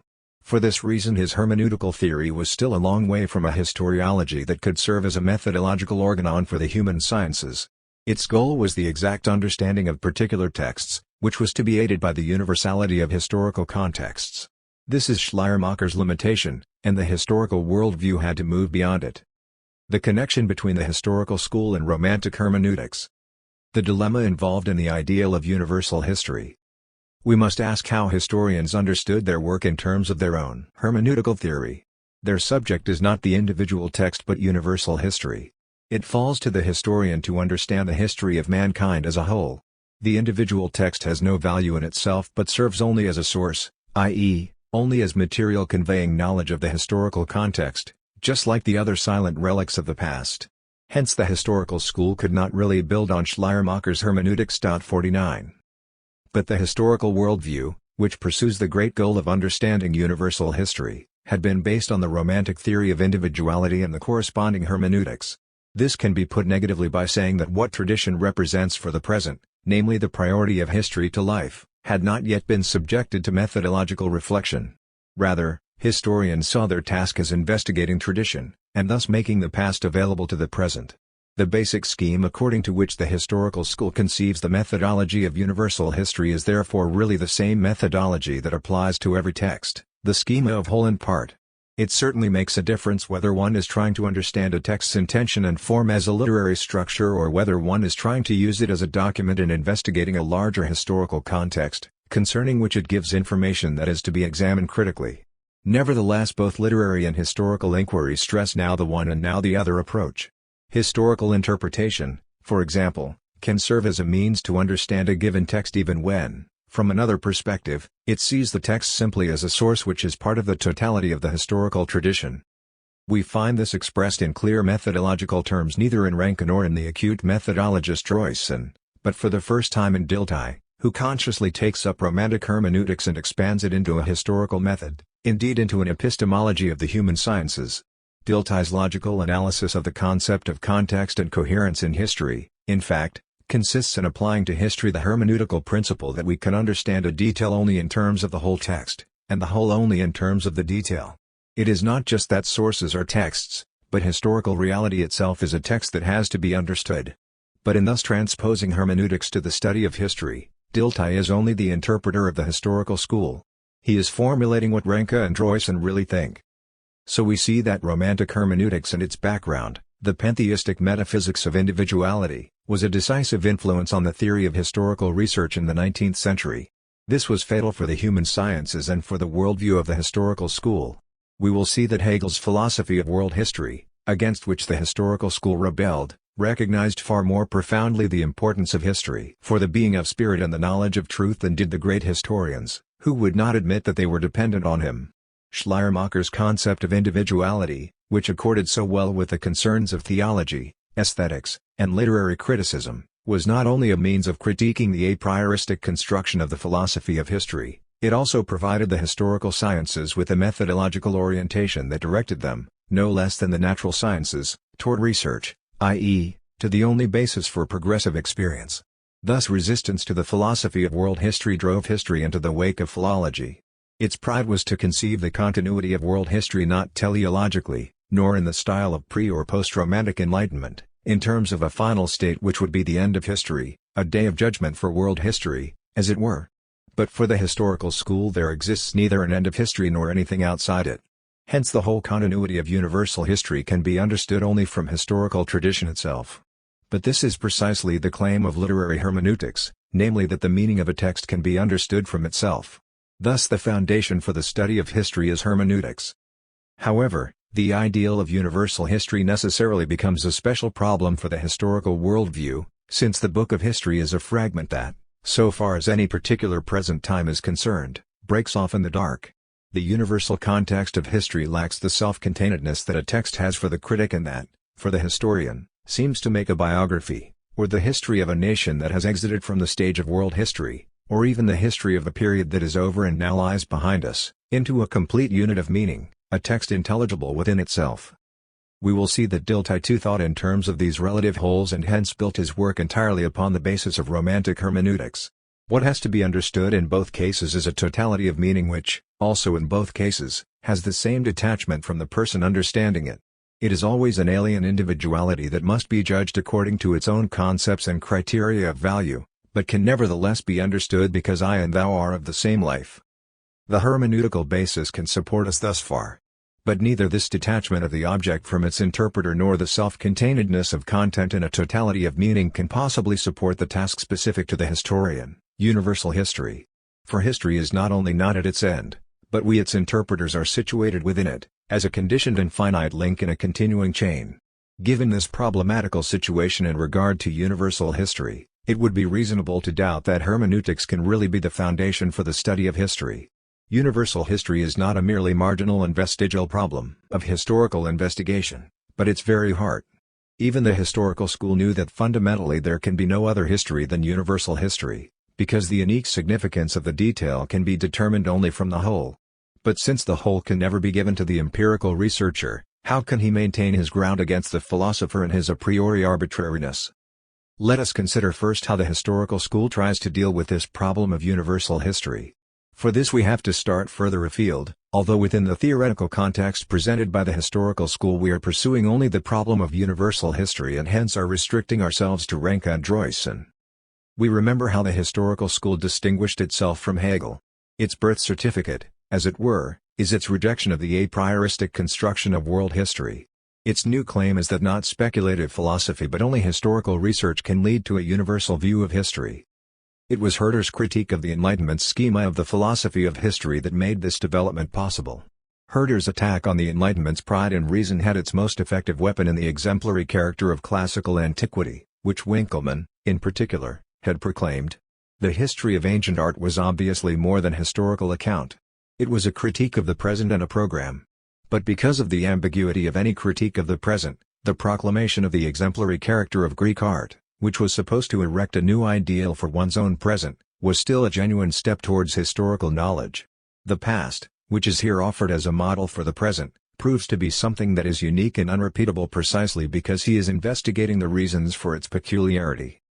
Herder went only a little beyond Winckelmann when he saw that in everything past there is a dialectical relationship between what is exemplary and what is unrepeatable. He could then set a universal historical worldview against the Enlightenment's teleological view of history. To think historically now means to acknowledge that each period has its own right to exist, its own perfection. Herder took this step.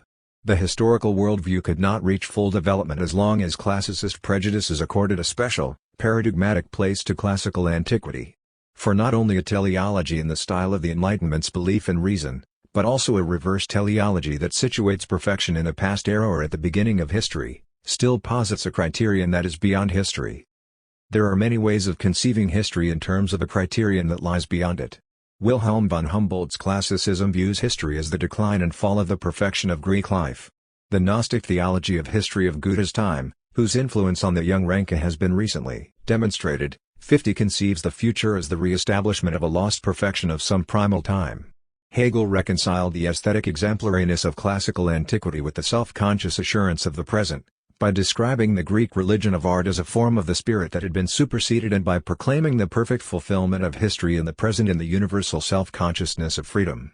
All these are ways of conceiving history that invoke a criterion that lies outside history.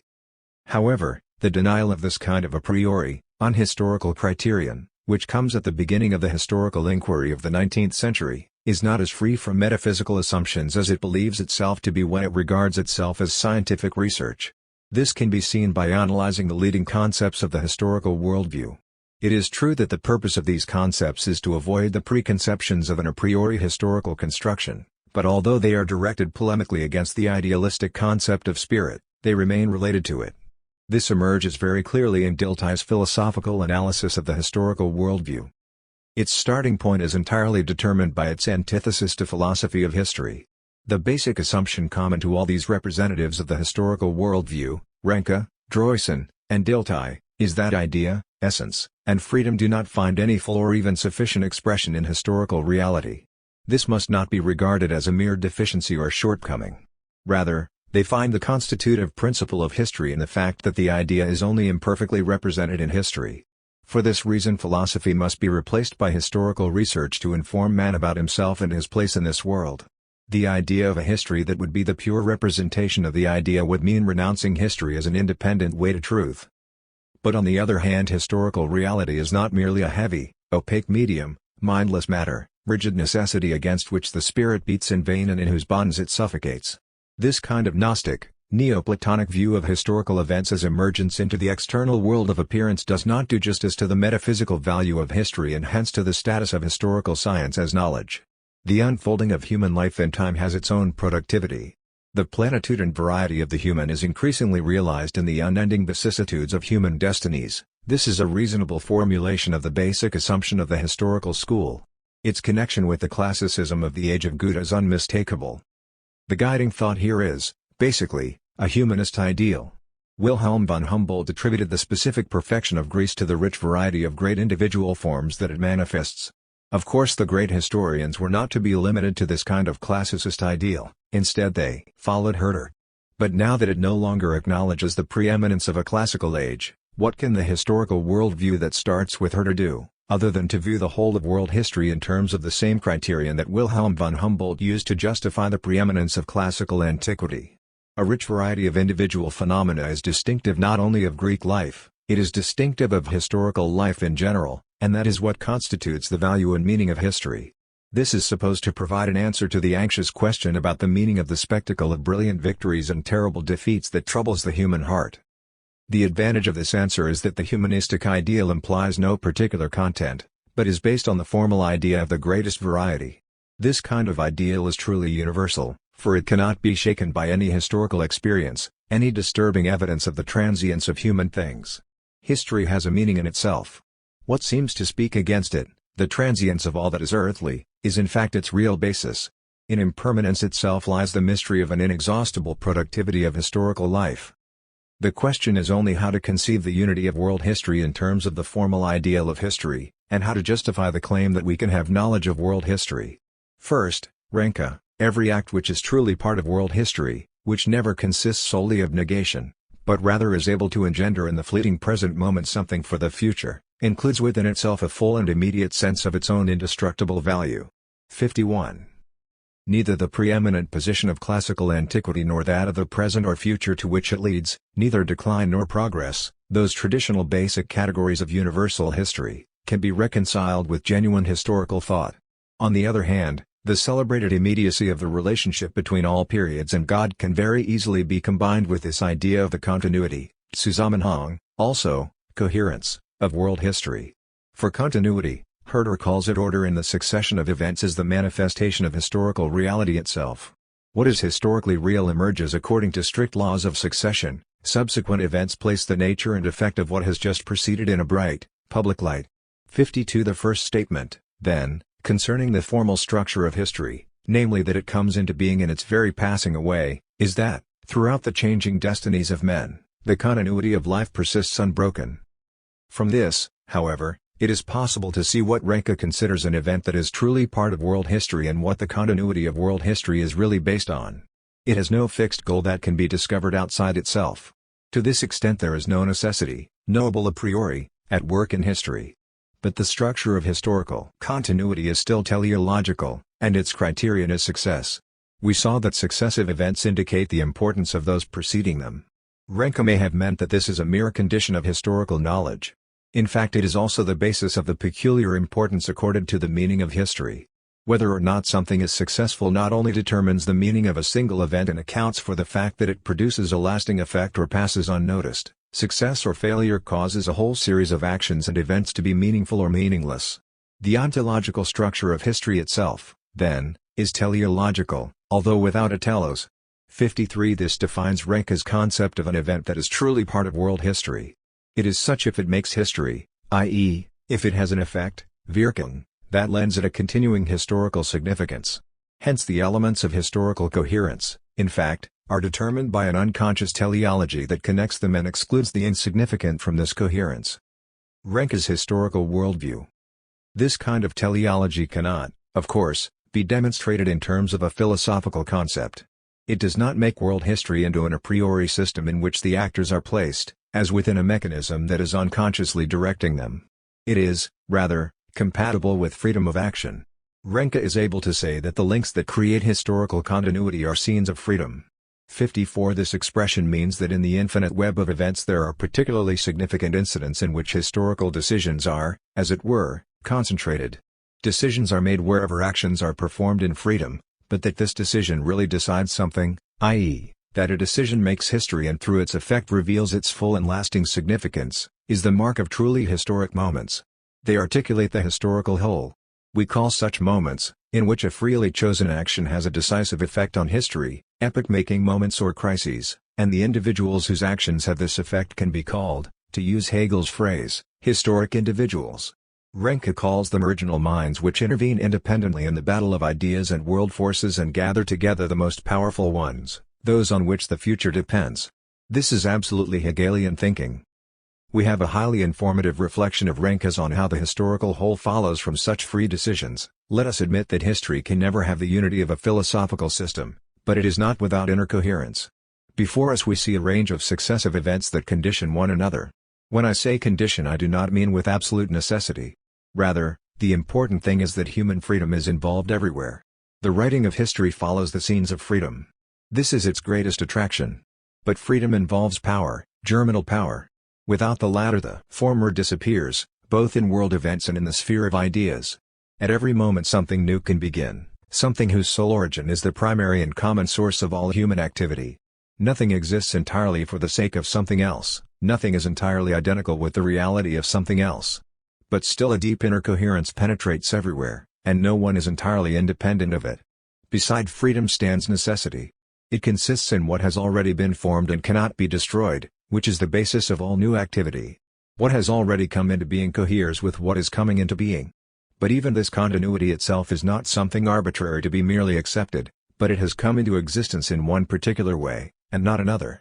It is, likewise, an object of knowledge. A long series of events, succeeding and simultaneous to one another, linked together in this way constitute a century, an epoch. 55. The significant thing about this account is the way the concept of freedom is linked to the concept of power. Power is obviously the central category of the historical worldview. Herder had already used it to escape from the Enlightenment schema of progress and especially from the concept of reason that underlay it. 56 The concept of power has such a central place within the historical worldview because in it interiority and exteriority are held in a peculiarly tense unity. All power exists only in its expression. Expression is not only the manifestation of power but its reality. Hegel was quite right when he explicated the intrinsic relationship between power and expression dialectically. But this dialectic also shows that power is more than its expression. It possesses potentiality also, i.e., it is not only the cause of a particular effect but the capacity, wherever it is used, to have that effect. Thus its mode of being is different from that of an effect.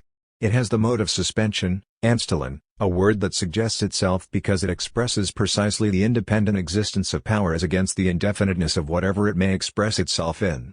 It follows that power cannot be known or measured in terms of its expressions, but only experienced as an indwelling. The observation of an effect always shows only the cause, and not the power, if the power is an inner surplus over and above the cause of a given effect.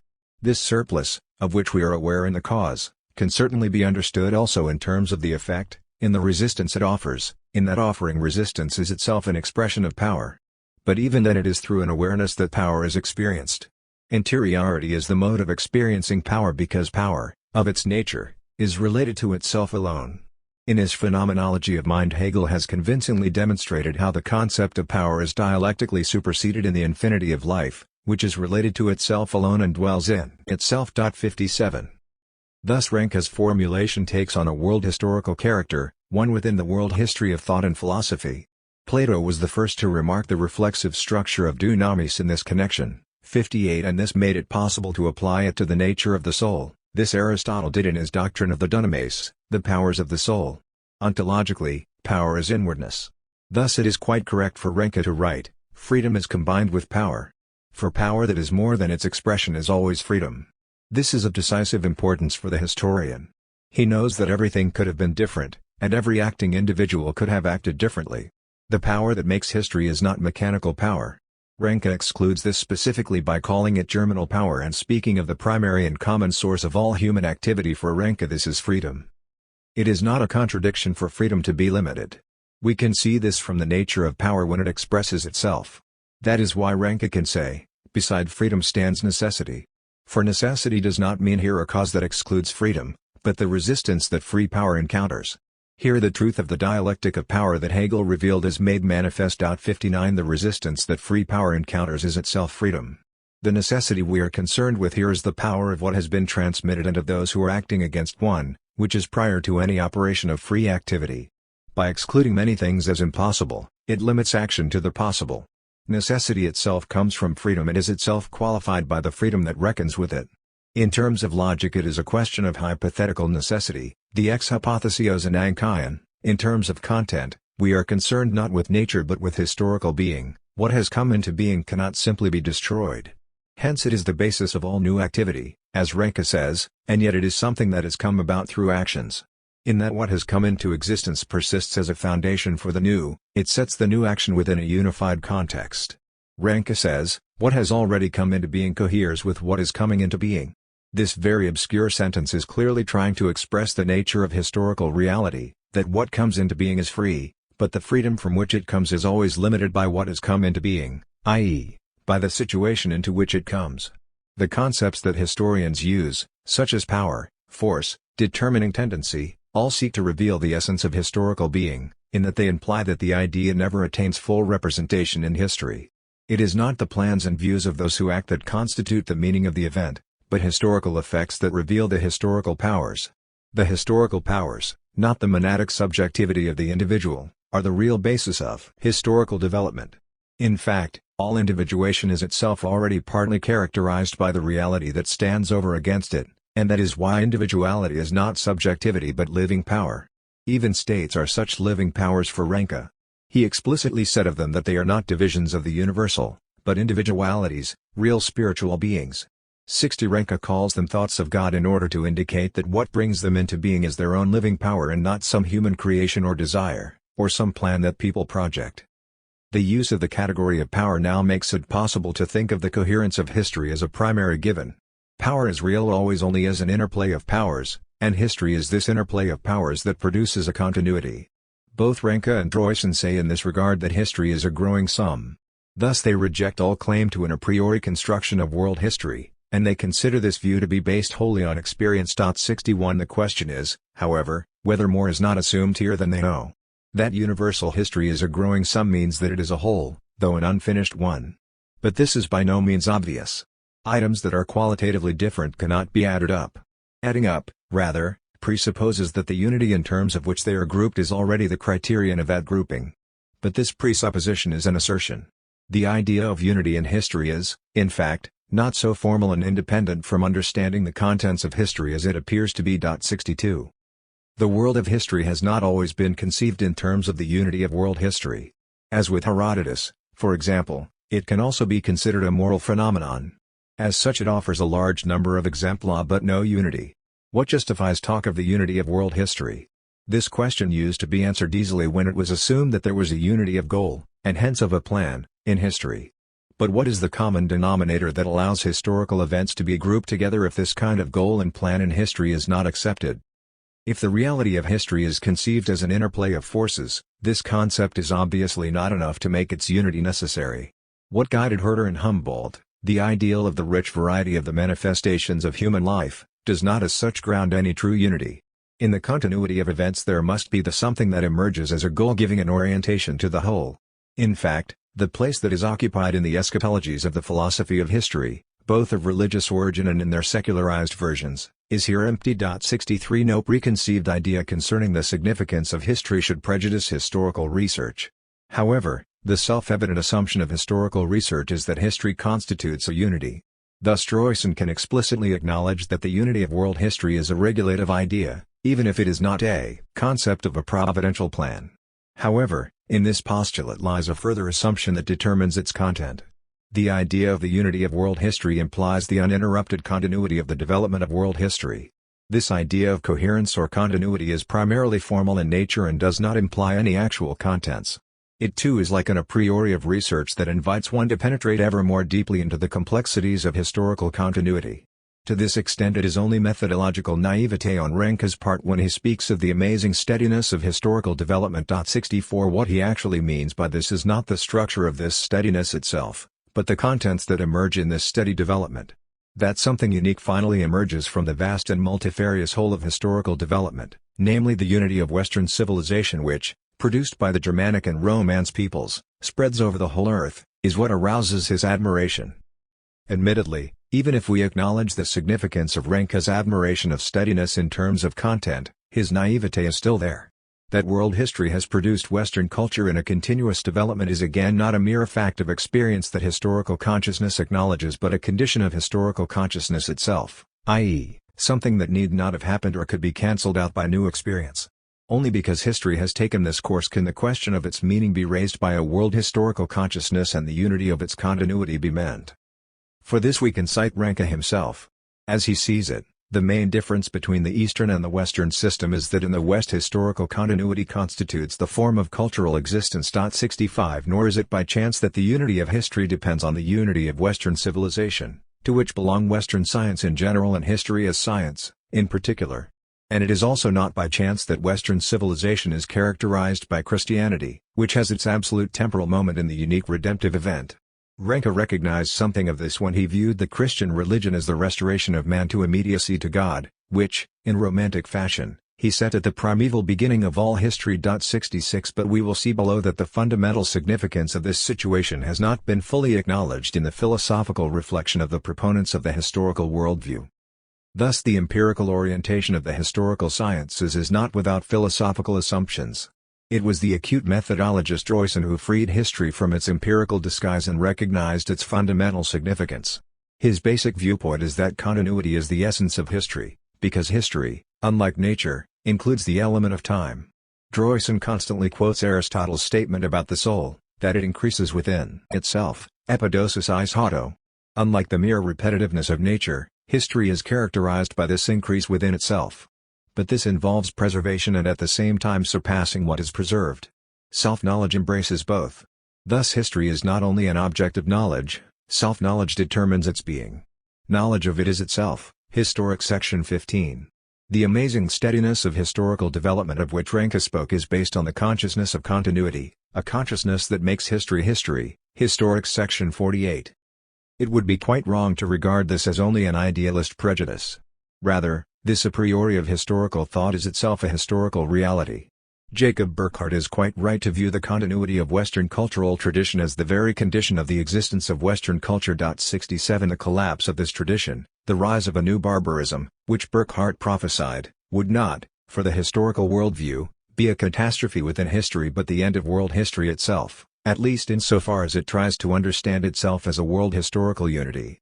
It is important to recognize this presupposition in the historical school's inquiry into universal history precisely because its existence is fundamentally denied. Thus, as we saw in Ranke and Droysen, the historical school's hermeneutical self-understanding has its ultimate foundation in the idea of universal history. The historical school, however, could not accept Hegel's explanation of the unity of world history through the concept of spirit. That spirit reaches its culmination in the perfect self-consciousness of the historical present, which constitutes the significance of history, is an eschatological self-interpretation which basically supersedes history by turning it into a speculative concept. The historical school was, instead, forced into a theological understanding of itself. If it was not to undermine its own disposition to think of itself as progressive research, it had to relate its own finite and limited knowledge to a divine spirit, to which things are known in their perfection. It is the old ideal of infinite understanding applied to the knowledge of history. Ranke writes, I imagine the deity, if I may allow myself this observation, as seeing the whole of historical humanity in its totality, since no time lies before the deity, and finding it all equally valuable. 68. Here the idea of an infinite understanding, intellectus infinitus, for which everything exists simultaneously, omnia simul, is transformed into the original image of historical impartiality. The historian who knows that all epochs and all historical phenomena are equally justified before God approximates that image. Thus the historian's consciousness represents the perfect culmination of human self-consciousness. The more he is able to recognize the unique, indestructible value of every phenomenon, that is, to think historically, the more his thought is godlike. 69 That is why Ranke compares the office of historian to that of priest. Immediacy to God is for the Lutheran Ranke the real content of the Christian gospel. The re-establishment of the immediacy that existed before the fall does not take place through the Church's means of grace alone. The historian has a share in it too, in that he makes mankind, which has fallen into history, the object of his study, and knows mankind in the immediacy to God which it has never entirely lost. Universal history, world history, are not, in fact, epitomes of a formal kind, referring to the totality of events. Rather, in historical thinking, the universe, as the divine creation, is raised to a consciousness of itself. True, this is not a conceptual consciousness. The ultimate result of the study of history is sympathy, co-knowledge of the universe. 70 It is against this pantheistic background that Ranke's famous remark that he would like to extinguish himself is to be understood. Of course, as Dilthey objected, 71 This self-extinction is in fact the expansion of the self to make a universe within. But it is not by chance that Ranke does not take this further mental step, a step that leads Dilthey to ground the human sciences in psychology. For Ranke, self-extinction is still a form of real sharing. We must not understand this concept of sharing in a psychological and subjective way but in terms of the underlying concept of life. Because all historical phenomena are manifestations of universal life, to share in them is to share in life. This gives the word understanding its almost religious tone. To understand is to participate immediately in life, without any mediation through concepts. Just this is what the historian is concerned with, not relating reality to ideas, but everywhere reaching the point where life thinks and thought lives. In being understood, the phenomena of historical life are seen as manifestations of universal life, of the divinity. Understanding and penetration mean, indeed, more than a human cognitive achievement and more than merely the creation of an inner universe, as Dilthey, contradicting Ranke, reformulated the ideal of the historian. It is a metaphysical statement, which brings Ranke very close to Fichte and Hegel, when he says, the clear, full, lived insight is the very pith of being made visible and transparent to itself. 72 It is quite obvious from such a remark that fundamentally Ranke remained close to German idealism. The full self-transparency of being, which Hegel saw as realized in the absolute knowledge of philosophy, is the basis of Ranke's consciousness of himself as a historian. however much he rejects speculative philosophy. That is why the image of the poet is so close to him, and he feels no need to distinguish himself as an historian from the poet. For what the historian has in common with the poet is that, like the poet, he depicts the element in which everyone lives as something that lies outside him. 73. The complete surrender to the contemplation of things, the epic attitude of a man who is trying to tell the tale of world history. 74. May in fact be called poetic, since for the historian God is present in all things, not as a concept but as an outward idea. We cannot describe Ranke's view of himself better than by these terms of Hegel. The historian, as Ranke sees him, belongs to that form of absolute spirit Hegel called religion of art. The relation between historical study and hermeneutics in J. G. Droysen. A historian whose thinking was more acute inevitably realized the problems of this self-conception. The philosophical significance of Droysen's Historic is that he tries to free the concept of understanding from the indefiniteness of the aesthetic pantheistic communion that it has in Ranke, and formulate its conceptual presuppositions. The first of these is expression. 75. Understanding is the understanding of expression. In expression something interior is immediately present. But this inward thing, the inner essence, is the first and true reality. Here Droysen is entirely Cartesian, and he stands in the tradition of Kant and Wilhelm von Humboldt. The individual ego is like a lonely point in the world of appearances. But in its utterances, above all in language and in all the forms in which it expresses itself, it is no longer a lonely point. It belongs to the world of the intelligible. Understanding history is not, however, fundamentally different from understanding language. Like language, the world of history does not possess the character of a purely spiritual being. To want to understand the ethical and the historical world means above all that one recognizes that it is neither merely docetic nor merely metabolism. 76. He asserts this against the empiricism of Buckle, but it is also valid against the spiritualism of, say, Hegel's philosophy of history. Droysen sees the dual nature of history as founded in the curious charism of human nature, which is so happily imperfect that both mentally and physically it has to behave ethically. 77. With these ideas borrowed from Wilhelm von Humboldt, Droysen is not trying to say anything other than what Ranke meant when he emphasized power. He, too, regards the reality of history as something other than pure spirit. To behave ethically implies, rather, seeing that the world of history is not merely the impress of the will on wholly malleable material. Its reality consists in the mind's constantly renewed effort to grasp and form the ever-changing finite systems to which every person belongs. From this dual nature of history Droysen can now draw conclusions about the historical approach. Modeling it on the way poets work, as Ranke did, is no longer sufficient for him. Self-extinction in contemplation or narration does not lead us to historical reality, for the poets compose a psychological interpretation of the events they describe. But in real life there are elements at work quite other than personalities. Historic Section 41. The poets treat historical reality as if it were intended and planned by the persons engaged in it, but the reality of history does not consist in being meant in this way. Hence the real desires and plans of the actors are not the specific object of historical understanding. Psychological interpretation of particular individuals cannot exhaust the significance of historical events. Neither is the person's will fully realized in this particular situation, nor is what has come about simply the result of his strength of will and intelligence. It is neither the pure, nor the whole expression of his personality. Section 41. Hence psychological interpretation is only a subordinate element in historical understanding, and that not only because it does not really attain its goal. It is not just that it meets impediments. The interiority of a person, the sanctum of conscience, is not only unattainable by the historian, but what can be reached only by sympathy and love is not the goal and object of his research. He does not have to penetrate the mysteries of individual people. What he investigates is not individuals as such, but what they mean as elements in the movement of moral powers. The concept of moral powers occupies a central place in Droysen, Section 55 ff. It is the basis of both history's mode of being and the possibility of knowing it. Ranke's vague reflections on freedom, power, and necessity now acquire their substantive content. Similarly, Ranke's use of the concept of historical fact is corrected by Droysen. The individual, in the contingency of his particular drives and purposes, is not an element in history, but only insofar as he raises himself to the sphere of moral commonality and participates in it. The movement of these moral powers, which is achieved through the common work of humankind, constitutes the course of things.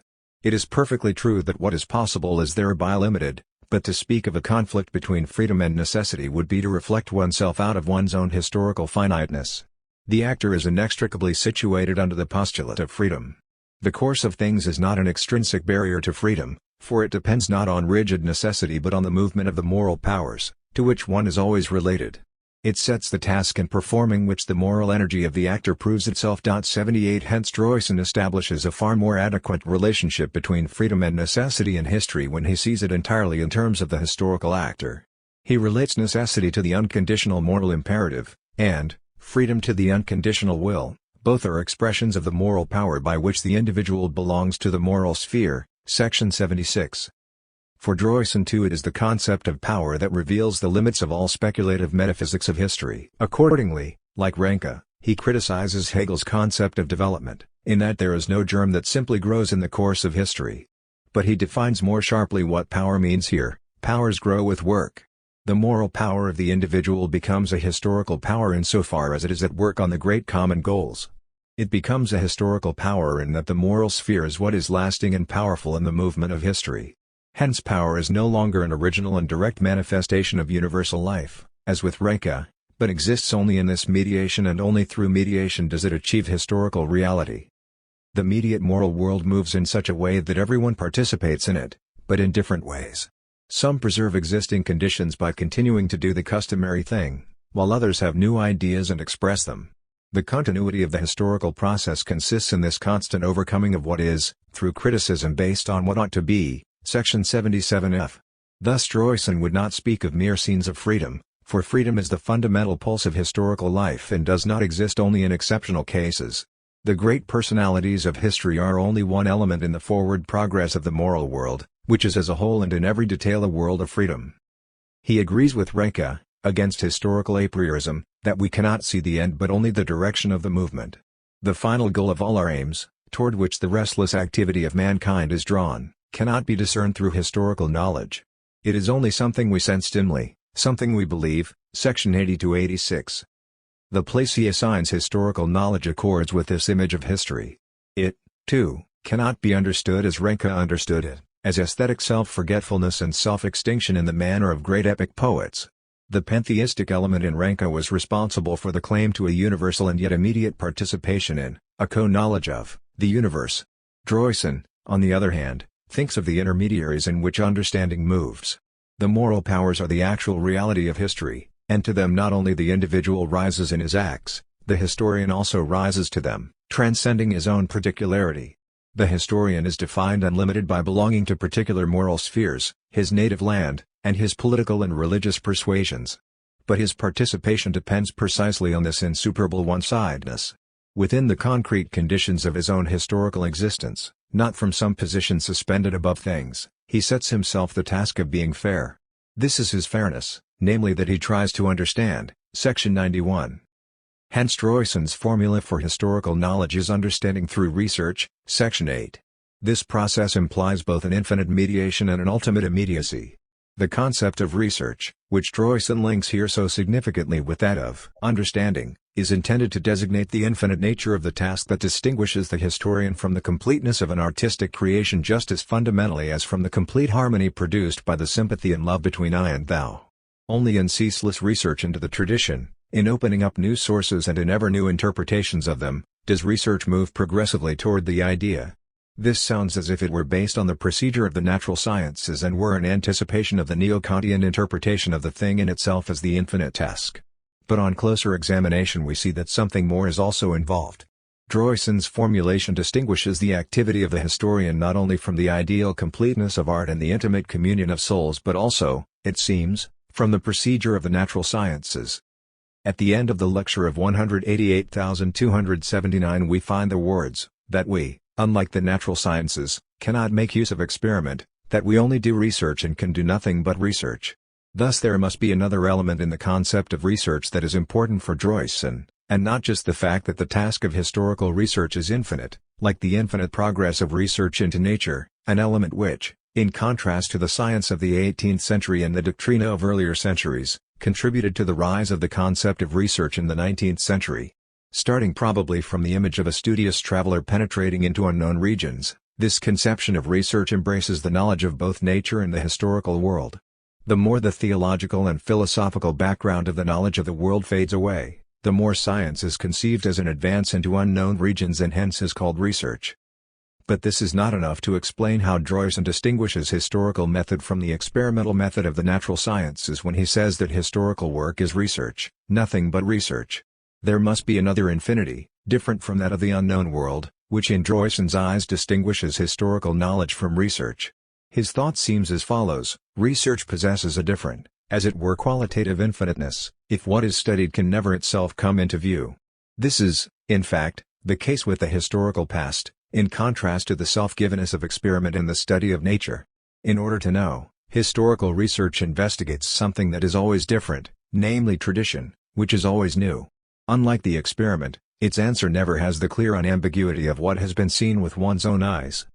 If we now ask what is the origin of this element in the concept of research, which Droysen follows in the surprising antithesis of experiment and research, then we are brought, it seems to me, to the concept of the study of conscience. The world of history depends on freedom, and this on the mystery of the person that is ultimately unfathomable by research. Only the self-research of one's own conscience can approach it, and only God can know the truth here. For this reason historical research does not seek knowledge of laws and cannot appeal to the decisiveness of experiment. For the historian is separated from his object by the infinite mediation of tradition. But on the other hand, this distance is also proximity. This historian does not investigate his object by establishing it unequivocally in an experiment, rather, through the intelligibility and familiarity of the moral world, he is integrated with his object in a way completely different from the way a natural scientist is bound to his. Hearsay is here not bad evidence, but the only evidence possible. Every ego enclosed within itself, each one revealing itself to every other one in its utterances, section 91. What is known is, accordingly, totally different in both cases. What laws are to the study of nature, moral powers are to the historian, section 16. In them he finds his truth. Through ceaseless research into tradition, understanding is, in the end, always possible. Despite all mediation, for Droysen the concept of understanding is still characterized by an ultimate immediacy. The possibility of understanding consists in the fact that the utterances presented to us as historical material are congenial to us. With respect to men, human utterances, and forms, we are, and feel ourselves to be, essentially similar and in a condition of mutuality, section 9. Just as understanding connects the individual ego with the moral commonalities to which it belongs, so also these moral commonalities themselves, family, people, state, and religion, can be understood as expressions. Thus, by means of the concept of expression, historical reality rises into the sphere of meaning, and hence in Droysen's deliberations on Method 2 hermeneutics becomes the master key to the study of history. The detail is understood within the whole, and the whole from the detail, section 10. This is the old rhetorico-hermeneutic rule: now turn inward, the man understanding, because he is an ego, a totality in himself, like those whom he is trying to understand, completes this totality with the individual utterance, and the individual utterance with this totality. This is Schleiermacher's formula. In applying it, Droysen shares its premise, namely that history, which he sees as acts of freedom, is nevertheless as profoundly intelligible and meaningful as a text. Understanding history, like understanding a text, culminates in spiritual presence. Thus we see that Droysen determines more exactly than Renke what mediate elements are involved in research and understanding, but ultimately even he can conceive the task of historical research only in aesthetic hermeneutic categories. For Droysen too, the aim of historical research is to reconstruct the great text of history from the fragments of tradition. Dilthey's entanglement in the aporias of historicism 81. From the epistemological problem of history to the hermeneutic foundation of the human sciences 82. The tension between aesthetic hermeneutics and philosophy of history comes to a climax with Wilhelm Dilthey. Dilthey owes his importance to the fact that he really recognizes the epistemological problem that the historical view implies with respect to idealism. As Schleiermacher's biographer, as a historian who, with the romantic theory of understanding, asks the historical question about the rise and the nature of hermeneutics and writes the history of Western metaphysics, he moves within the horizon of problems implicit in German idealism, but as a student of Renke and of that century's new empiricism, his thinking is so different that neither the aesthetic pantheistic identity philosophy of Schleiermacher nor Hegel's metaphysics, integrated with the philosophy of history, remain valid for him. It is true that in Renke and Droysen we found minds similarly torn between idealism and empiricism, but in Dilthey this dichotomy becomes particularly acute. For in him it is no longer the mere continuation of the classic romantic spirit together with an empirical conception of research, but this continuing tradition is overlaid by his conscious adoption of the ideas first of Schleiermacher and later of Hegel. Even when we exclude the early and great influence of British empiricism and of the epistemology of the natural sciences on Dilthey as being a distortion of his real intentions, it is still not so easy to understand what these intentions were. Georg Misch has taken an important step in this direction. 83 But since Misch wanted to confront Dilthey's position with Husserl's phenomenology and the fundamental ontology of Heidegger, he described the inner conflict in Dilthey's life philosophy in terms of these contemporary contrasting positions. The same may be said of O. F. Boyle now. 84. The root of the conflict in Dilthey lies in the historical school's intermediate position between philosophy and experience. Far from being obviated by Dilthey's attempt to provide an epistemological foundation, it is rendered more acute. Dilthey's attempt to provide a philosophical foundation for the human sciences endeavors to draw the epistemological consequences of what Renke and Droysen asserted against German idealism. Dilthey himself was fully aware of this. He viewed the weakness of the historical school as a lack of logical consistency in its thinking. Instead of going back to the epistemological postulates of the historical school and those of idealism from Kant to Hegel and thus recognizing the incompatibility of these postulates, they have uncritically combined these two points of view.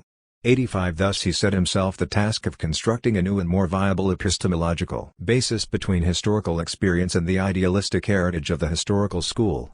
This is the meaning of his intention to complement Kant's critique of pure reason with a critique of historical reason.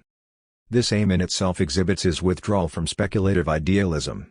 It sets up an analogy that has to be understood in a quite literal way. Dilthey wants to say that historical reason calls for the same kind of justification as pure reason.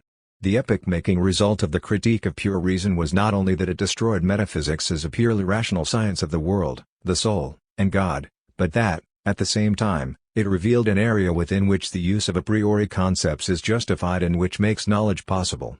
The critique of pure reason not merely destroyed the dreams of a seer, it also answered the question of how pure science is possible.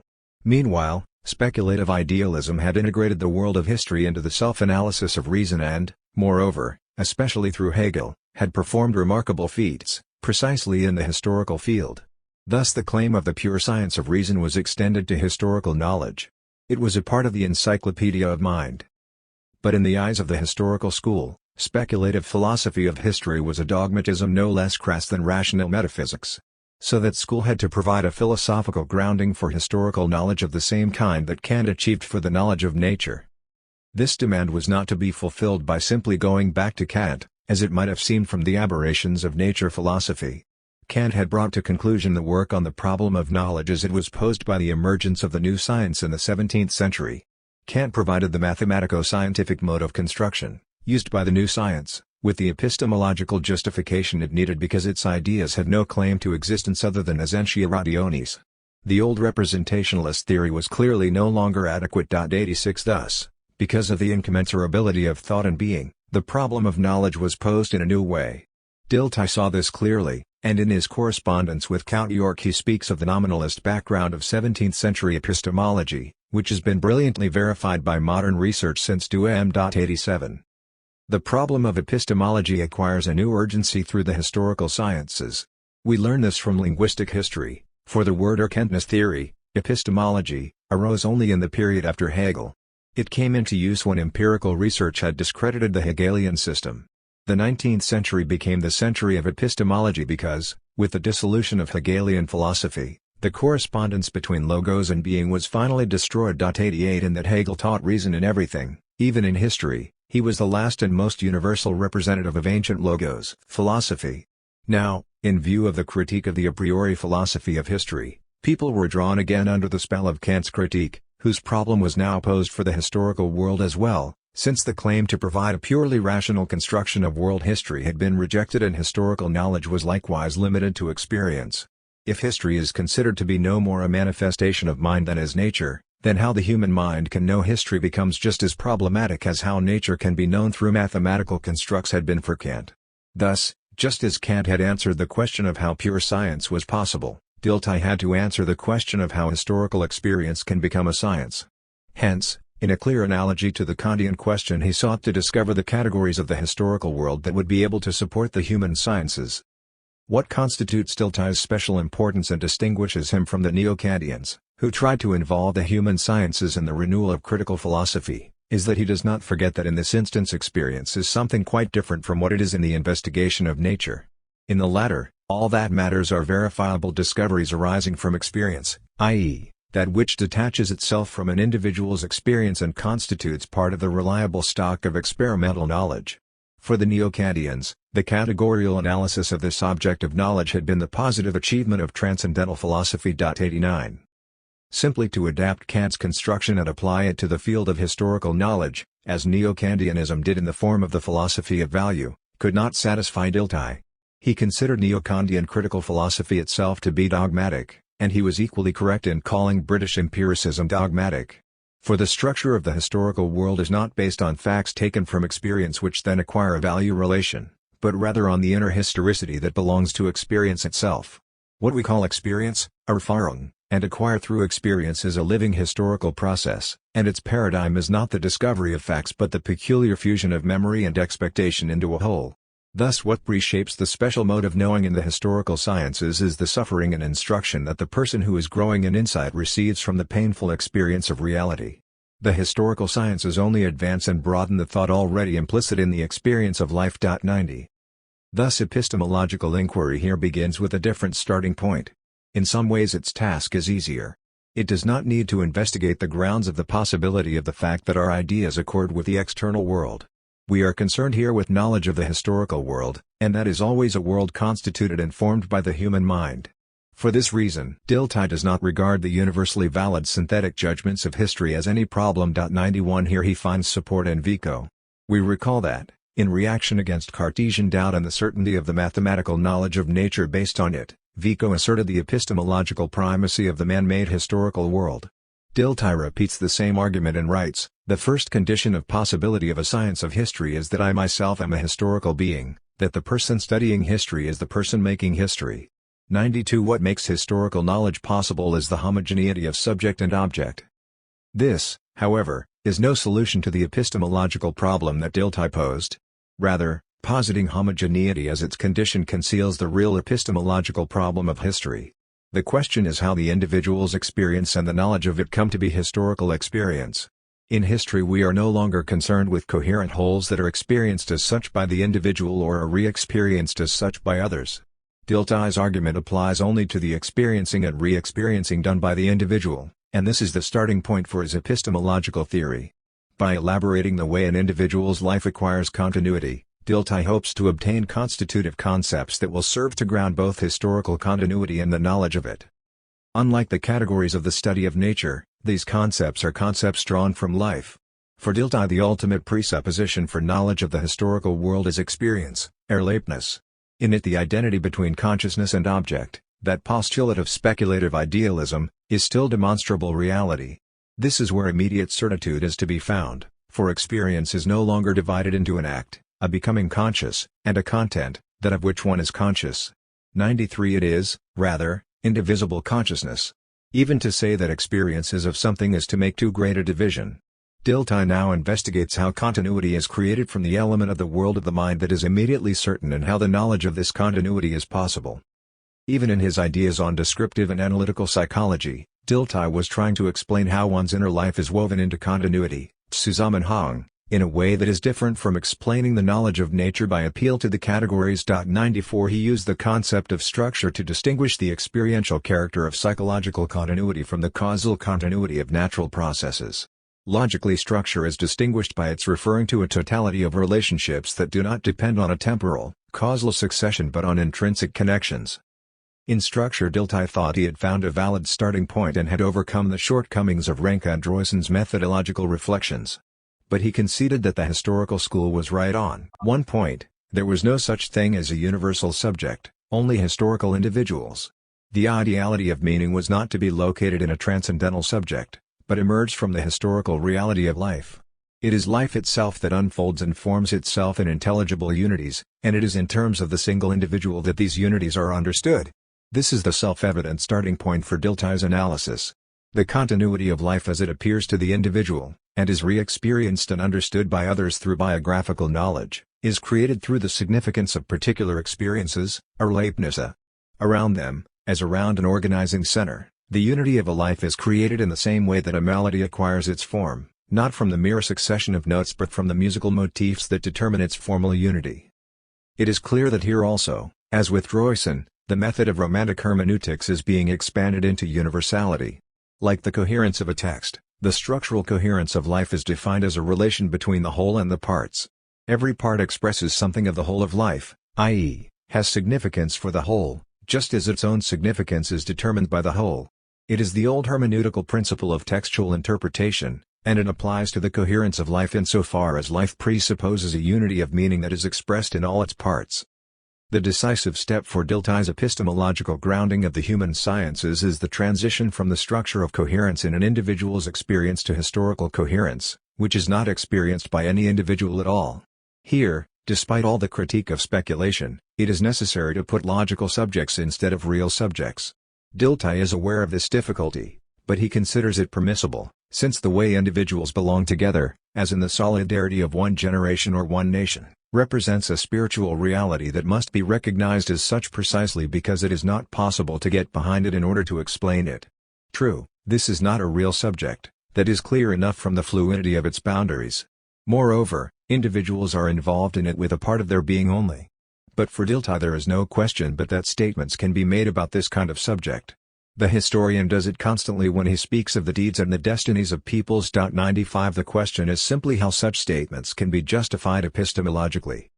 It cannot be said that Dilthey's thinking on this point, which he himself sees as the key problem, reached perfect clarity. The decisive problem here is making the transition from a psychological to a hermeneutical grounding of the human sciences. Dilthey never got beyond mere sketches of it. So it is that the two completed parts of the Aufbau, 96 autobiography and biography, which are both special cases of historical experience and 1 point, there was no such thing as a universal subject, only historical individuals. The ideality of meaning was not to be located in a transcendental subject, but emerged from the historical reality of life. It is life itself that unfolds and forms itself in intelligible unities, and it is in terms of the single individual that these unities are understood. This is the self-evident starting point for Dilthey's analysis. The continuity of life as it appears to the individual, and is re-experienced and understood by others through biographical knowledge, is created through the significance of particular experiences, Erlebnisse. Around them, as around an organizing center, the unity of a life is created in the same way that a melody acquires its form, not from the mere succession of notes but from the musical motifs that determine its formal unity. It is clear that here also, as with Droysen, the method of romantic hermeneutics is being expanded into universality. Like the coherence of a text, the structural coherence of life is defined as a relation between the whole and the parts. Every part expresses something of the whole of life, i.e., has significance for the whole, just as its own significance is determined by the whole. It is the old hermeneutical principle of textual interpretation, and it applies to the coherence of life insofar as life presupposes a unity of meaning that is expressed in all its parts. The decisive step for Dilthey's epistemological grounding of the human sciences is the transition from the structure of coherence in an individual's experience to historical coherence, which is not experienced by any individual at all. Here, despite all the critique of speculation, it is necessary to put logical subjects instead of real subjects. Dilthey is aware of this difficulty, but he considers it permissible, since the way individuals belong together, as in the solidarity of one generation or one nation, represents a spiritual reality that must be recognized as such precisely because it is not possible to get behind it in order to explain it. True, this is not a real subject, that is clear enough from the fluidity of its boundaries. Moreover, individuals are involved in it with a part of their being only. But for Dilthey there is no question but that statements can be made about this kind of subject. The historian does it constantly when he speaks of the deeds and the destinies of peoples. 95 The question is simply how such statements can be justified epistemologically. It cannot be said that Dilthey's thinking on this point, which he himself sees as the key problem, reached perfect clarity. The decisive problem here is making the transition from a psychological to a hermeneutical grounding of the human sciences. Dilthey never got beyond mere sketches of it. So it is that the two completed parts of the Aufbau, 96 autobiography and biography, which are both special cases of historical experience and Dilthey can now also say to what extent structural coherence is given, his chief bone of contention with Ebbinghaus. It is not given in the immediacy of an experience, but neither is it simply constructed on the basis of the mechanism of the psyche as the result of causal factors. Rather, the theory of the intentionality of consciousness provides a new foundation for the idea of givenness. Now one can no longer derive coherence from atoms of experience, Erlebnis, or explain it in this way. Consciousness, rather, is always already involved in coherence and has its own being in intending it. Thus Dilthey considered Husserl's logical investigations epoch-making 97 because he had legitimized such concepts as structure and significance, although they were not derivable from elements. They were now shown to be more fundamental than the elements from and upon which they were supposed to be built. True, Husserl's demonstration of the ideality of significance was the result of purely logical investigations. What Dilthey makes of it is something quite different. For him significance is not a logical concept, but is to be understood as an expression of life. Life itself, flowing temporality, is ordered toward the formation of enduring units of significance. Life interprets itself. Life itself has a hermeneutical structure. Thus life constitutes the real ground of the human sciences. Hermeneutics is not a romantic heritage in Dilthey's thinking, but follows from the fact that philosophy is grounded in life. Dilthey believes that here he has risen entirely above the intellectualism of Hegel. Nor could the romantic and pantheistic concept of individuality that derived from Leibniz satisfy him. Grounding philosophy in life defends it against the metaphysics of individuality and consciously distances it from the viewpoint of Leibniz's windowless monads that develop their own law. Individuality now is not a primordial idea rooted in phenomena. Rather, Dilthey insists that all psychological life is subject to the force of circumstances. 98 There is no such thing as the originating power of individuality. It becomes what it is by carrying itself out. Essential to the idea of individuality, as of all historical ideas, is that it is limited by the course of its effect. Even concepts like purpose and significance are not, for Dilthey, ideas in the Platonic or scholastic sense. They too are historical ideas, for they are limited by the course of their effect. They must be concepts of energy. Dilthey here relies on Fichte, 99, who also had an important influence on Ranke. Thus Dilthey's hermeneutics of life fundamentally seeks to retain the historical worldview. 100 Philosophy gives him only the conceptual tools to declare the latter's truth. Despite these qualifications, however, it is still not clear whether Dilthey's grounding of hermeneutics in life really avoided the implicit consequences of idealistic metaphysics. 101 He sees the question as follows. How is the power of the individual related to what exists beyond and prior to him, objective spirit? What is the relation between power and significance, between forces and ideas, between the facticity and the ideality of life? This question must ultimately decide how knowledge of history is possible. For man in history is similarly wholly defined by the relation between individuality and objective spirit. Now this relationship is clearly not unambiguous. It is, on the one hand, the experience of limitation, pressure, and resistance, through which the individual becomes aware of his own power. But it is not only the solid walls of actuality that he experiences. Rather, as a historical being he experiences historical realities which support the individual and in which he at once expresses and rediscovers himself. As such they are not solid walls, but objectifications of life. Droysen spoke of moral forces. This is of great methodological importance for specifying the nature of the human sciences. Here the concept of the given has a basically different structure. Characteristic of the given in the human, unlike the natural, sciences is that one has to discard all ideas of anything fixed or alien, which are appropriate to images of the physical world. 102 Here, the given is something made. Dilthey regards the old superiority that Vico attributed to historical objects as the ground of the universality with which understanding grasps the historical world.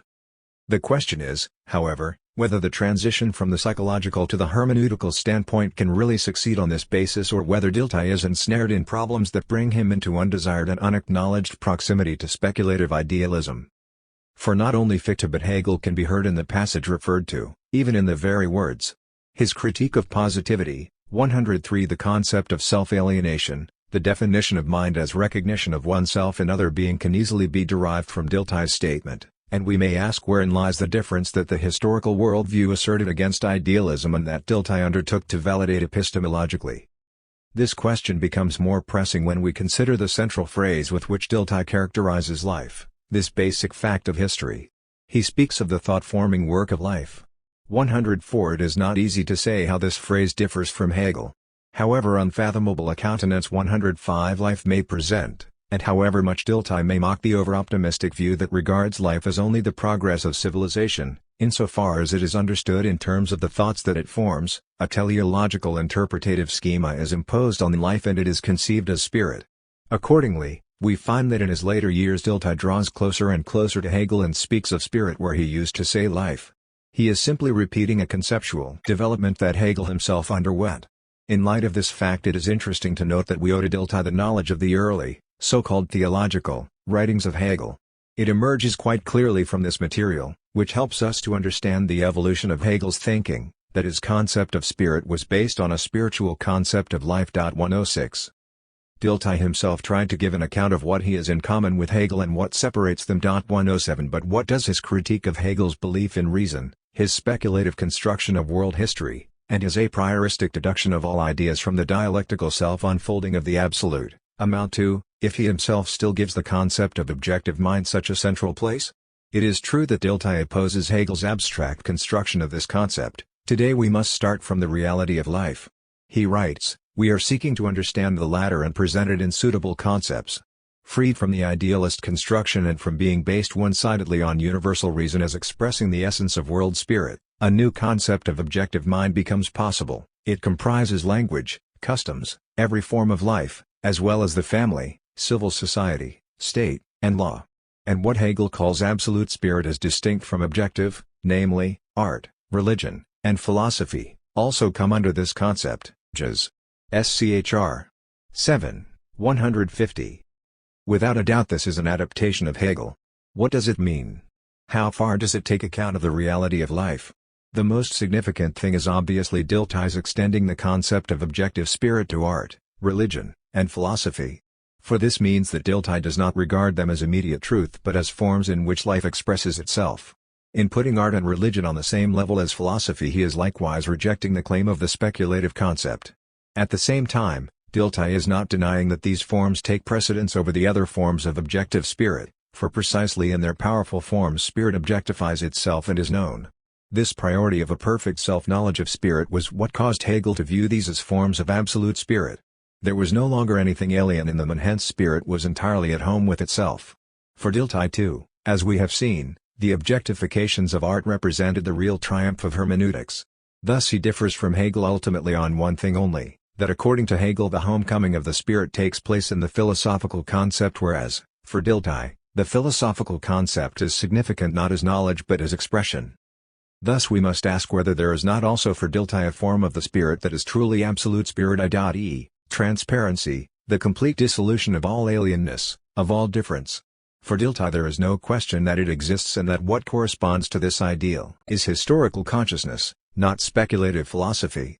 It sees all the phenomena of the human, historical world only as objects by means of which the spirit knows itself more fully.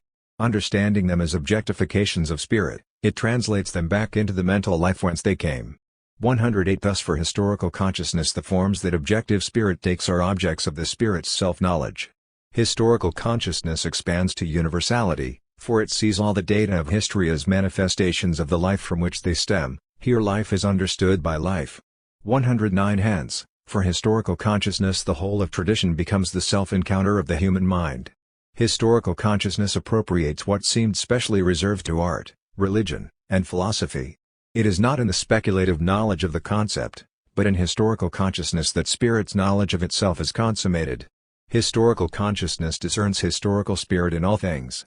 Even philosophy is to be regarded only as an expression of life. Insofar as philosophy is aware of this, it will give up its old claim to be knowledge through concepts.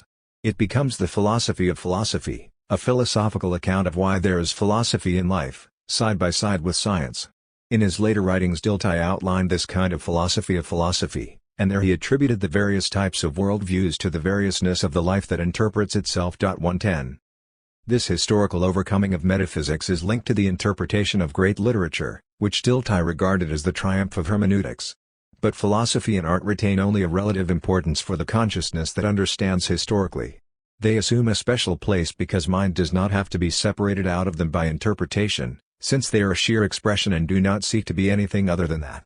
But even as such they are not immediate truth, but serve only as an organ for understanding life. Just as certain high points of a civilization more readily reveal the spirit of that civilization, and just as the really significant historical decisions appear in the plans and deeds of great men, so too philosophy and art are especially open to interpretive understanding. Here intellectual history avails itself of form, the pure development of meaningful wholes that have freed themselves from the stream of becoming. In the introduction to his biography of Schleiermacher, Dilthey writes, "The history of intellectual movements has the advantage of possessing truthful monuments. One can be wrong about the intention, but not about the content of the actual inner self that is expressed in these works." 111 It is no accident that Dilthey has passed on to us this note of Schleiermacher's: "The blossom is the real maturity. The fruit is only the chaotic covering for what no longer belongs to the organic plant." 112 Dilthey obviously shares this aesthetic metaphysics. It is at the basis of his relation to history. This corresponds to the transformed concept of objective mind with which historical consciousness replaces metaphysics. But we may ask whether historical consciousness is really able to fill the place vacated by Hegel's absolute knowledge, in which spirit comprehends itself in the speculative concept.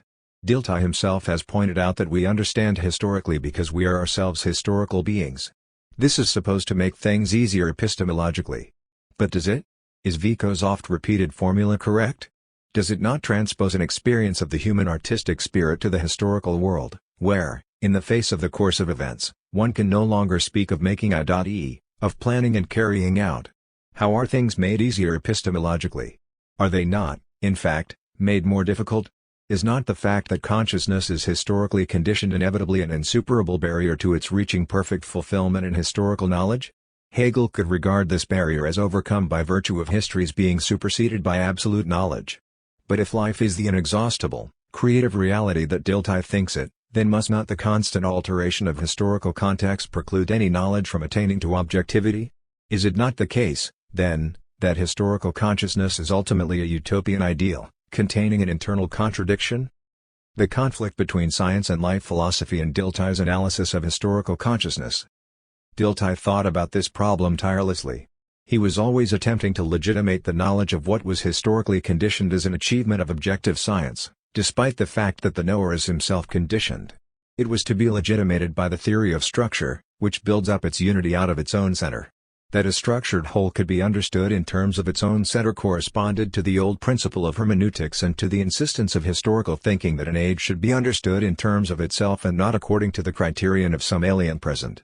Dilthey thought 113 that the knowledge of increasingly large historical units could be conceived according to this schema and expanded to constitute knowledge of universal history, just as a word can be understood only in terms of the whole sentence, and the sentence fully understood only within the context of the whole text, indeed of the whole of literature.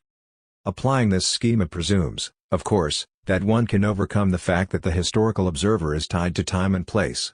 But this is precisely the claim of historical consciousness, namely to have a truly historical viewpoint on everything. It sees this as its culminating achievement. Hence it is concerned to develop the historical sense in order to transcend the prejudices of one's own time. Thus Dilthey considered himself the true perfecter of the historical worldview because he sought to justify the rise of consciousness to historical consciousness. What his epistemological thinking tried to justify was fundamentally nothing other than the epic self-forgetfulness of Renke. But in place of aesthetic self-forgetfulness there was the sovereignty of an infinite understanding. Basing historical study on a psychology of understanding, as Dilthey hoped to do, transports the historian to the ideative contemporaneity with his object that we call aesthetic and that we admire in Renke. Yet the important question remains how such infinite understanding is possible for finite human nature. Can this really have been Dilthey's meaning? For did he not insist against Hegel that one must preserve the consciousness of one's own finitude? Let us examine this more closely. Dilthey's critique of Hegel's rational idealism was concerned only with the a priorism of his conceptual speculation. Fundamentally, he did not hesitate about the inner infinity of the mind, for he saw it as positively fulfilled in the ideal of a historically enlightened reason that has matured into a genius who understands everything. For Dilthey, the awareness of finitude does not mean that consciousness was made finite or limited in any way, rather, that awareness bears witness to the capacity of life to rise in energy and activity above all limitations. Thus it represents precisely the potential infinity of the mind, though it is not in speculation, but in historical reason that this infinity is realized. Historical understanding expands to embrace all historical data and is truly universal, because it has a firm foundation in the inner totality and infinity of mind. Here Dilthey is following the old theory that understanding is possible because of the homogeneity of human nature. He sees the individual's private world of experience as the starting point for an expansion that, in a living transposition, fills out the narrowness and fortuitousness of his private experience with the infinity of what is available by re-experiencing the historical world. Thus to him the limits on the universality of understanding that are due to the historical finitude of our being are only of a subjective nature. It is true that he still sees something positive in these limits that is fruitful for knowledge, thus he declares that only sympathy makes true understanding possible. 114 But we may ask whether this has any fundamental significance. First, let us establish one thing: he regards sympathy only as a condition of knowledge. With Droysen, we can ask whether sympathy, which is a form of love, is not something more than an emotive condition of knowledge. It is one of the forms of relationship between I and thou. Certainly there is knowledge involved in this real moral relationship, and so it is that love gives insight. 115 But sympathy is much more than simply a condition of knowledge.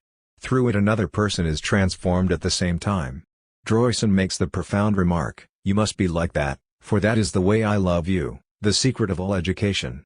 116. When Dilthey speaks about universal sympathy and thinks of the ripe, detached wisdom of old age, he certainly does not mean this moral phenomenon of sympathy. He is thinking of an ideal historical consciousness which fundamentally transcends the limitations of understanding that are due to the subjective accidents of preference and affinity for an object. Here Dilthey follows Ranke, who regarded universal sympathy as comprising the historian's dignity. 117 True, he seems to restrict his meaning when he says that the optimal conditions for historical understanding occur where there is a continuing conditioning of one's own life by the great object, and when he regards this as the greatest possibility of understanding. 118 But it would be wrong to understand this conditioning of one's own life as anything but a subjective condition of knowledge. We can see this from examples. When Dilthey talks of Thucydides' relationship to Pericles or Ranke's to Luther, he means a congenial intuitive bond that spontaneously evokes in the historian an understanding that would otherwise be difficult to achieve. But fundamentally he regards this kind of understanding, which succeeds brilliantly in exceptional cases, as always obtainable through scientific method. He explicitly justifies the human sciences' use of comparative methods by saying that their task is to overcome the accidental limits imposed by one's own range of experience and to rise to truths of greater universality. 119. This is one of the most questionable points of his theory. Comparison essentially presupposes that the knowing subjectivity has the freedom to have both members of the comparison at its disposal. It openly makes both things contemporary. Hence we must doubt whether the method of comparison really satisfies the idea of historical knowledge.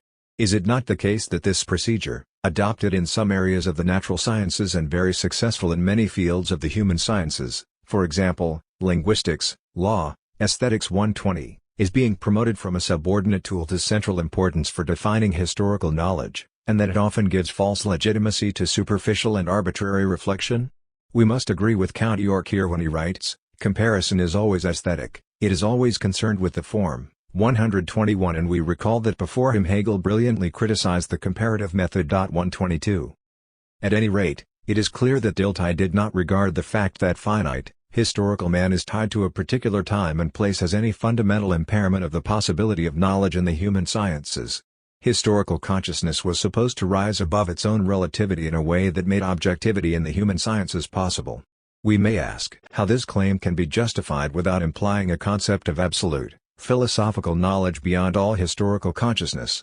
What is the special virtue of historical consciousness, by contrast to all other forms of consciousness in history, that its own relativity does not endanger the fundamental claim to objective knowledge? This virtue cannot consist in its really being absolute knowledge in Hegel's sense, i.e., in its uniting the whole history of mind in a present self-consciousness. The claim of philosophical consciousness to contain within itself the whole truth of the history of mind is contested precisely by the historical worldview. That impossibility is, rather, the reason historical experience is necessary. Human consciousness is not an infinite intellect for which everything exists, simultaneous and co-present. The absolute identity of consciousness and object simply cannot be achieved by finite, historical consciousness. It always remains entangled in the context of historical effect. What, then, accounts for its nevertheless being able to transcend itself and thus achieve objective historical knowledge? We will not find any explicit answer to this question in Dilthey. But all his work as a scholar gives an indirect answer. We might say that historical consciousness is not so much self-extinction as the intensified possession of itself, which distinguishes it from all other forms of mental life. However indissoluble the ground of historical life from which it emerges, historical consciousness can still understand historically its own capacity to take up a historical orientation. Hence, unlike consciousness before its victorious development into historical consciousness, it is not the immediate expression of a living reality.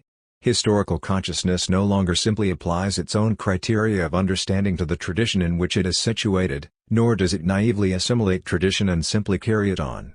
Rather, it adopts a reflective posture toward both itself and the tradition in which it is situated. It understands itself in terms of its own history. Historical consciousness is a mode of self-knowledge. This kind of answer shows the need for a fuller account of the nature of self-knowledge.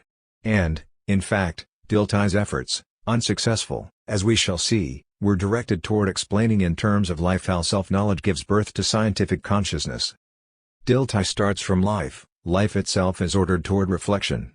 We are indebted to Georg for a rigorous account of the influence of life philosophy in Dilthey's thought. It rests on the fact that there is knowledge in life itself. Even the interiority that characterizes experience, Erlebnis, contains a kind of return of life to itself. Knowledge is there, it is unreflectively connected with experience. Vi. 18. For Dilthey the same immanent reflexivity of life, however, also determines the way significance emerges from a life context. For significance is experienced only in our stepping outside the pursuit of goals. This kind of reflection is possible when we distance ourselves from the context of our own activity. Dilthey emphasizes, and he is undoubtedly correct, that life's natural view of itself is developed prior to any scientific objectification. It objectifies itself in the wisdom of proverb and legend, but above all in great works of art, where something of the mind detaches itself from its creator. 123 Art is a special organ for understanding life because in its confines between knowledge and act life reveals itself at a depth that is inaccessible to observation, reflection, and theory. If life itself is ordered towards reflection, then the pure expression of experience in great art has a special value. But this is not to deny that knowledge is already operative and hence truth can be recognized in every expression of life. For the forms of expression that dominate human life are all forms of objective mind. In language, customs, and legal forms the individual has already risen above his particularity. The great shared moral world in which he lives represents a fixed point through which he can understand himself in the face of the fluid contingency of his subjective emotions. In being devoted to common aims, in being absorbed in activity for the community, a person is freed from particularity and transience. Droysen could have said the same thing, but in Dilthey it has its own tone. According to Dilthey the same life tendency is seen both in contemplation and in practical reflection, a striving towards stability. 124 This shows why he was able to regard the objectivity of scientific knowledge and philosophical self-analysis as the culmination of a natural tendency of life. In Dilthey's thinking there is no merely extrinsic accommodation between the method of the human sciences and the procedure of the natural sciences, rather, he sees a genuine community between them. The essence of the experimental method consists in rising above the subjective fortuitousness of observation and with the help of method attaining knowledge of natural laws. Similarly, the human sciences endeavor to rise methodologically above the subjective fortuitousness of their own standpoint in history through the tradition accessible to them, and thus attain objective historical knowledge. Philosophical self-analysis also moves in the same direction insofar as it objectifies itself as a human, historical fact and gives up the claim to pure knowledge through concepts. Hence for Dilthey the connection between life and knowledge is an original datum. This makes Dilthey's position invulnerable to all the objections of philosophy, especially the arguments of idealistic reflective philosophy against historical relativism. His basing philosophy on the original fact of life does not require a collection of non-contradictory propositions to replace the system of thought of earlier philosophies. Rather, what Dilthey showed was true of the role of reflection in life is likewise true of philosophical self-reflection. It thinks life itself to the end by understanding philosophy as an objectification of life. It becomes philosophy of philosophy, but not in the idealistic sense. It does not try to base the one possible philosophy on the unity of a speculative principle, but continues along the path of historical self-reflection. Hence it is not open to the objection of relativism. Dilthey himself constantly pondered this objection and sought to determine how objectivity is possible in relativity and how we are to conceive the relation of the finite to the absolute. The task is to show how the values relative to an age have expanded into something absolute. 125 But we will not find in Dilthey a real answer to the problem of relativism, not because he never found the right answer, but because this was not properly his question. He knew, rather, that in the evolution of historical self-reflection leading him from relativity to relativity, he was on the way toward the absolute. Thus Ernst Trielch quite rightly summed up Dilthey's life's work in the words, "From relativity to totality." Dilthey's formulation of the same thing was to be conscious that one is relative. 126, a formulation openly directed against the claim of reflective philosophy to leave behind all the limitations of finitude, in soaring toward absoluteness and infinity of spirit, in the climax and truth of self-awareness. But that he was always reflecting on the charge of relativism shows that he was not really able to steadfastly follow out the logical consequences of his life philosophy against the reflective philosophy of idealism.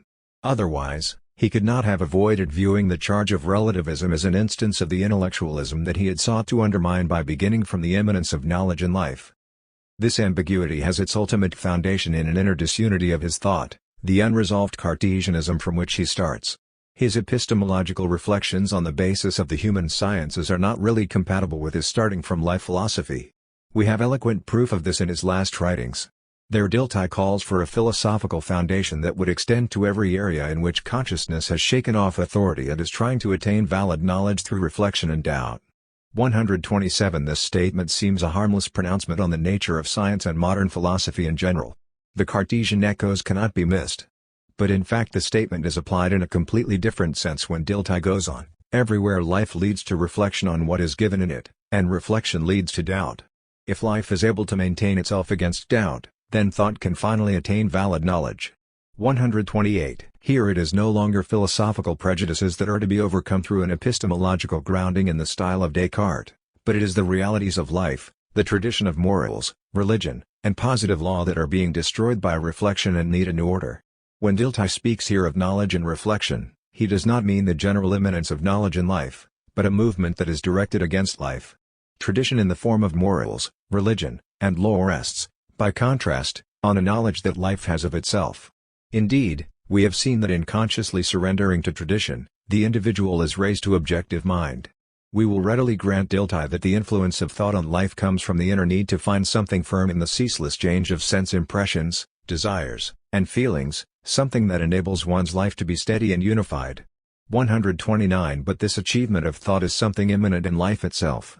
It takes place in morals, law, and religion, objectifications of mind that support the individual insofar as he surrenders himself to the objectivity of society. The fact that it is necessary to adopt the standpoint of reflection and doubt and that this is what happens in all forms of scientific reflection, and not elsewhere, is simply incompatible with Dilthey's life philosophy. 130 This is, rather, a description of the special ideal of scientific enlightenment, which is as little compatible with a reflection immanent in life as was the intellectualism of the Enlightenment, against which Dilthey's grounding in philosophy of life was directed. In fact, there are various kinds of certainty. The kind of certainty afforded by a verification that has passed through doubt is different from the immediate living certainty that all ends and values have when they appear in human consciousness with an absolute claim. But the certainty of science is very different from the certainty acquired in life. Scientific certainty always has something Cartesian about it. It is the result of a critical method that admits only the validity of what cannot be doubted. This certainty, then, does not proceed from doubts arising and being overcome, but is always anterior to doubts occurring to anyone. Just as when in his famous meditation on doubt Descartes set up an artificial and hyperbolical doubt like an experiment, which led to the fundamentum inconcussum of self-consciousness, so methodical science fundamentally doubts everything that can be doubted in order to guarantee the certainty of its results. It is characteristic of the problem involved in Dilthey's attempt to ground the human sciences that he does not distinguish between this methodological doubt and the doubts that come of their own accord. The certainty of science is, for him, the culminating form of the certainty of life. That does not mean he did not experience the uncertainty of life in the full weight of historical concreteness. On the contrary, the more he grew into modern science, the more strongly he experienced the tension between the Christian tradition of his origin and the historical forces liberated by modern life.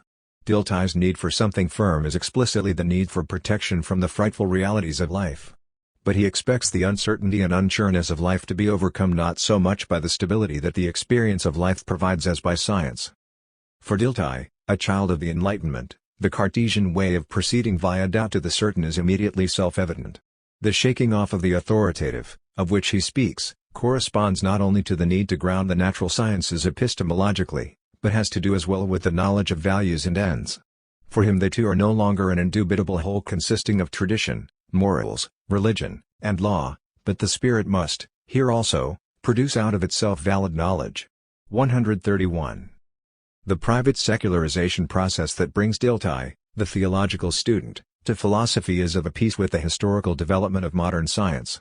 Just as modern science does not view nature as an intelligible whole but as a process that has nothing to do with human beings, a process on which scientific research throws a limited, but reliable light, thus making it possible to control it, so the human mind, seeking protection and certainty, sets scientific understanding against the incomprehensibility of life, this frightful countenance.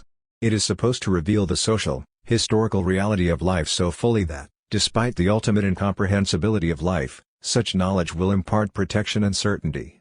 The Enlightenment reaches its consummation as historical enlightenment.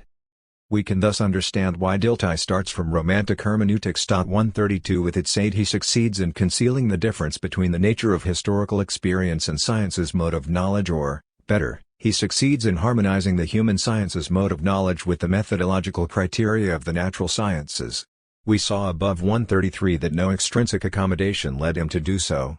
We can now see that he was able to harmonize them only by neglecting the essential historicity of the human sciences. This can be seen clearly in the kind of objectivity he attributed to them. As sciences they are supposed to have the same objectivity as the natural sciences. So Dilthey loves the term results, 134, and in describing the methodology of the human sciences, he is at pains to show them as the equals of the natural sciences.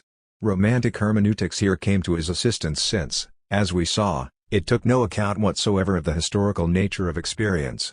It assumed that the object of understanding is the text to be deciphered and its meaning understood. Thus for Romantic hermeneutics every encounter with a text is an encounter of the spirit with itself. Every text is strange enough to present a problem, and yet familiar enough to be fundamentally intelligible even when we know nothing about it except that it is text, writing, an expression of mind. As we saw, Schleiermacher's model of hermeneutics is the congenial understanding that can be achieved in the relation between I and thou. Texts are just as susceptible of being fully understood as is the thou. The author's meaning can be divined directly from his text. The interpreter is absolutely contemporaneous with his author. This is the triumph of philological method, understanding the mind of the past as present, the strange as familiar. Dilthey has a profound sense of this triumph. He uses it to justify the equality of the human sciences. Just as natural science always examines some present thing for the information it can yield, so the human scientist interrogates texts. Dilthey thought he was legitimating the human sciences epistemologically by conceiving the historical world as a text to be deciphered. He drew a consequence which the historical school, as we have seen, was never quite able to accept. True, Renke viewed the sacred task of the historian as deciphering the hieroglyphs of history. But the idea that historical reality is such a pure thread of meaning that it need only be deciphered like a text did not really accord with the deeper tendency of the historical school. Yet Dilthey, the interpreter of this historical worldview, was driven to this conclusion, as Renke and Droysen had basically been, to the extent that hermeneutics was his model. The result was that history was ultimately reduced to intellectual history, a reduction which Dilthey accepts in his half-negation, half-affirmation of Hegel's philosophy of mind. Schleiermacher's hermeneutics rested on an artificial methodical abstraction which tried to establish a universal instrument of the mind, but tried to use this instrument to express the saving power of the Christian faith. But in Dilthey's grounding of the human sciences, hermeneutics is more than a means. It is the universal medium of the historical consciousness, for which there no longer exists any knowledge of truth other than the understanding of expression and, through expression, life. Everything in history is intelligible, for everything is text. Life and history make sense like the letters of a word. 135 Thus Dilthey ultimately conceives inquiring into the historical past as deciphering and not as historical experience, Erfahrung. Undoubtedly this did not do justice to the truth of the historical school. Romantic hermeneutics and the philosophical method on which it is based are not adequate as the basis of historical study. Similarly, Dilthey's concept of inductive procedure, borrowed from the natural sciences, is inadequate. Fundamentally, historical experience, as he means it, is not a procedure and does not have the anonymity of a method. Admittedly, one can derive general rules of experience from it, but their methodological value is not that of laws under which all cases could be clearly subsumed. Rather, rules of experience require experience in order to use them and are basically what they are only in this use. In view of this situation it must be admitted that knowledge in the human sciences is not the same as in the inductive sciences, but has quite a different kind of objectivity and is acquired in a quite different way. Dilthey's grounding of the human sciences in life philosophy and his critique of all dogmatism, including even empiricism, had attempted to show just this. But the epistemological Cartesianism that dominated him proves stronger, so that in Dilthey the historicity of historical experience is never truly integrated in his thought. It is true that Dilthey did not overlook the significance that the individual and universal experience of life have for the human sciences, but he defines both merely privatively. Such experience, Erfahrung, is an unmethodical and unverifiable induction that already points to the methodological induction of science. If we now recall the self-understanding of the human sciences from which we started, we can see that Dilthey's contribution to it was especially characteristic. The conflict that he tried to resolve shows clearly what pressure the methodology of modern science exerts and what our task must be, namely to describe more adequately the experience of the human sciences and the objectivity they are able to achieve. Overcoming the epistemological problem through phenomenological research. The concept of life in Husserl and Count Georg. It belongs to the nature of the case that speculative idealism offers greater possibilities for performing our task than did Schleiermacher and the hermeneutics emanating from him. For in speculative idealism the concept of the given, of positivity, had been subjected to a fundamental critique, and it is to this that Dilthey ultimately tried to appeal in support of his own tendency toward life philosophy. He writes, "How does Fichte characterize the beginning of something new? He starts from the intellectual intuition of the I, but does not conceive the latter as a substance, as a being, as something given, but, precisely because of this intuition, i.e. this deepening of the I in itself, as life, activity, and energy, and, accordingly, he shows that it contains energy concepts such as antithesis." 136. Similarly, Dilthey ultimately came to regard Hegel's concept of mind as a genuine living historical concept. 137. As we found in our analysis of the concept of experience, some of his contemporaries worked in the same direction: Nietzsche, Bergson, that late successor of the Romantic critique of the mode of thinking embodied in mechanics, and Georg Simmel. But the concept of substance is in fact inadequate for historical being and knowledge. Heidegger was the first to make generally known the radical challenge of thought implicit in this inadequacy. 138. He was the first to liberate Dilthey's philosophical intention. His work built on research and intentionally carried out by the phenomenology of Husserl, which was a decisive breakthrough in that it was not at all the extreme Platonism that Dilthey believed it to be. 139. Rather, the more insight into the slow growth of Husserl's ideas we gain from working through the great edition of his works, the clearer it becomes that with intentionally we get a more and more radical critique of the objectivism of previous philosophy. Dilthey included. 140. This was to culminate in the claim that intentional phenomenology has made the mind, as mind, into a field of systematic experience and science, and thus has totally transformed the task of knowledge. The universality of absolute mind embraces all beings, and an absolute historicity in which nature as a construct of the mind also finds its place. 141. It is not by accident that mind as the only absolute, i.e. non-relative, thing is here distinguished from the relativity of everything that appears before it. Even Husserl himself recognizes that his phenomenology continues the transcendental inquiry of Kant and Fichte. In justice, however, it must be added that the German idealism originating in Kant was already passionately concerned to overcome the naivete of objectivism that had already become quite perceptible. 142. These statements in the later Husserl might be motivated by the debate with being and time, but they are preceded by so many other attempts to formulate his position that it is clear that Husserl had always intended to apply his ideas to the problems of the historical sciences. Thus what we have here is not an extrinsic association with the work of Dilthey, or, later, with that of Heidegger, but the consequence of his own critique of objectivist psychology and of the pseudo-Platonism of previous philosophy of consciousness. After the publication of Ideas 2 this is quite clear. 143. In view of this, we need to make room in our discussion for Husserl's phenomenology. 144. When Dilthey linked his reflections to Husserl's logical investigations, he grasped what had been the salient point throughout. According to Husserl himself. 145. The a priori correlation of the object of experience with modes of givenness dominated his life's work after the logical investigations. In the fifth logical investigation he elaborated the nature of intentional experiences and distinguished consciousness as an intentional experience. This is the title of the second chapter, From the Real Unity of Consciousness and Experience and from the Inner Perception of It. Here already consciousness was not an object, but an essential coordination, the point that was so illuminating for Dilthey. What investigating this coordination revealed was a starting point for overcoming objectivism, insofar as the meaning of words could no longer be confused with the actual psychic content of consciousness, for example, the associative images that a word evokes. The intention and fulfillment of meaning belong essentially to the unity of meaning, And like the meanings of the words that we use, every existing thing that has validity for me possesses correlatively and by virtue of its nature an ideal universality of actual and potential experiencing modes of givenness. 146. Thus was born the idea of phenomenology i.e.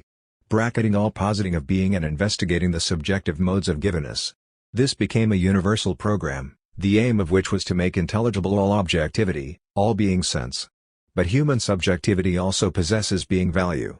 Thus it too can be regarded as a phenomenon and can be explored in its various modes of givenness. This exploration of the I as phenomenon is not exploring the inner perception of a real I, nor is it the mere reconstruction of consciousness i.e., the relation of the contents of consciousness to a transcendental I-pole, Nitorp, 147, but it is a highly differentiated theme of transcendental reflection. In contrast to the mere givenness of the phenomena of objective consciousness, a givenness in intentional experiences, this reflection constitutes a new dimension of research. For there is such a thing as givenness that is not itself the object of intentional acts. Every experience has implicit horizons of before and after, and finally fuses with the continuum of the experiences present in the before and after to form a unified flow of experience. Husserl's investigations of the constitution of time consciousness come from the need to grasp the mode of being of this flow and hence to draw subjectivity into research on intentional correlation. From now on all other phenomenological research sees itself as an inquiry into the constitution of the unities of time consciousness and in time consciousness, which themselves again presuppose the constitution of time consciousness itself. This shows that the discreteness of experience, Erlebnis, however much it may retain its methodological significance as the intentional correlate of a constituted meaning value, is not an ultimate phenomenological datum. Rather, every such intentional experience always implies a twofold empty horizon of what is not actually meant in it, but toward which an actual meaning can, of its nature, be directed, and the unity of the flow of experience obviously includes the whole of all experiences that can be thematized in this way. Hence the constitution of the temporality of consciousness underlies all the problems of constitution. The flow of experience has the character of a universal horizon consciousness, and only from it is the discrete experience given as an experience at all. Undoubtedly the concept and phenomenon of the horizon is of crucial importance for Husserl's phenomenological research. With this concept, which we too shall have occasion to use, Husserl is obviously seeking to capture the way all limited intentionally of meaning merges into the fundamental continuity of the whole. A horizon is not a rigid boundary but something that moves with one and invites one to advance further. Thus the horizon intentionally which constitutes the unity of the flow of experience is paralleled by an equally comprehensive horizon intentionally on the objective side. For everything that is given as existent is given in terms of a world and hence brings the world horizon with it. In explicit self-criticism of ideas Husserl emphasized that he had not at the time, 1923, been sufficiently aware of the importance of the phenomenon of world. 148 The theory of transcendental reduction that he had laid out in his ideas was inevitably made more and more complicated by this. Merely superseding the validity of the objective sciences was no longer enough, for even in a perfect epoche bracketing the being posited by scientific knowledge, the world still remains valid as something pregiven. Hence epistemological self-questioning which inquires only into the a priori, eidetic truths of science is not radical enough. On this point Husserl could regard himself as in a certain agreement with Dilthey's intentions. In similar fashion Dilthey had opposed neo-Kantian critical philosophy for only going back to the epistemological subject. No real blood runs in the veins of the cognitive subject that Locke, Hume, and Kant constructed. 149 Dilthey himself went back to the unity of life, to the standpoint of life, and similarly Husserl's conscious life, a word that he apparently took over from Nitorp, already indicates the subsequent strong tendency to study not only individual experiences, but the concealed, anonymously implicit intentionalities of consciousness, and in this way to make all objective validity of being intelligible. Subsequently this is called illuminating the achievements, Leistungen, of productive life, Leistendenlebens. That Husserl is everywhere concerned with the achievements of transcendental subjectivity is simply in agreement with phenomenology's task of studying constitution. It is characteristic of his own intention, however, that he no longer says consciousness, or even subjectivity, but life. He is trying to penetrate behind the actuality of the sense-giving consciousness, and even behind the potentiality of shared meaning, to the universality of an achievement that is alone able to measure the universality of what is achieved, i.e., constituted in its validity.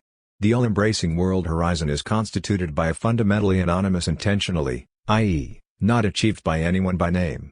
Using a concept consciously formulated in contrast to a concept of the world that includes the universe of what can be made objective by science, Husserl calls this phenomenological concept of the world life world I.e., the world in which we are immersed in the natural attitude that never becomes an object as such for us, but that represents the per-given basis of all experience. This world horizon is a presupposition of all science as well and is, therefore, more fundamental. As a horizon phenomenon, world is essentially related to subjectivity, and this relation means also that it exists in transiency. 150 The life world exists in a constant movement of relative validity. The concept of the life world 151 is the antithesis of all objectivism. It is an essentially historical concept, which does not refer to a universe of being, to an existent world. In fact, not even the infinite idea of a true world can be meaningfully created out of the infinite progress of human historical worlds in historical experience, Erfahrung. Certainly one can inquire into the structure embracing all the worlds that man has ever experienced, which is simply the experience of the possibility of world, and in this sense we can indeed speak of an ontology of the world. But this ontology of the world would still remain something quite different from what the natural sciences could even ideally achieve. It would present a philosophical task whose object was the essential structure of the world. But the life world means something else, namely the whole in which we live as historical creatures. And here we cannot avoid the consequence that, given the historicity of experience implied in it, the idea of a universe of possible historical life worlds simply does not make sense. The infiniteness of the past, and above all the openness of the historical future, is incompatible with the idea of a historical universe. Husserl has explicitly drawn this conclusion, without being frightened by the specter of relativism. 152. It is clear that the life world is always at the same time a communal world that involves being with other people as well. It is a world of persons, and in the natural attitude the validity of this personal world is always assumed. But how can its validity be based on an achievement of subjectivity? For phenomenological analysis of constitution, this presents the most difficult task of all, and Husserl never tires of examining its paradoxes. How can something that has no validity as an object, but itself seeks to be an I, originate in the pure I? The principle of radical idealism, namely of always going back to the constitutive acts of transcendental subjectivity, must obviously illuminate the universal horizon of consciousness that is the world and, above all, the inner subjectivity of this world. Although what is constituted in this way, the world is what is common to many individuals, itself includes subjectivity. Though it is supposed to bracket all the validity of the world and all the prejudicedness of anything else, transcendental reflection must regard itself too as included in the life world. The reflective I sees itself as living in the context of ends for which the life world is the basis. Thus, constituting the life world, as well as inner subjectivity, is a paradoxical task. But Husserl regards all these as only apparent paradoxes.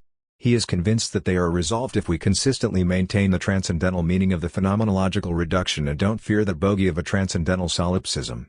Given this clear tendency of Husserl's thought, it seems to me wrong to accuse him of any ambiguity in the concept of constitution, regarding it as something intermediate between definition and creation. 153 He himself maintains that his thinking has entirely overcome the fear of generative idealism.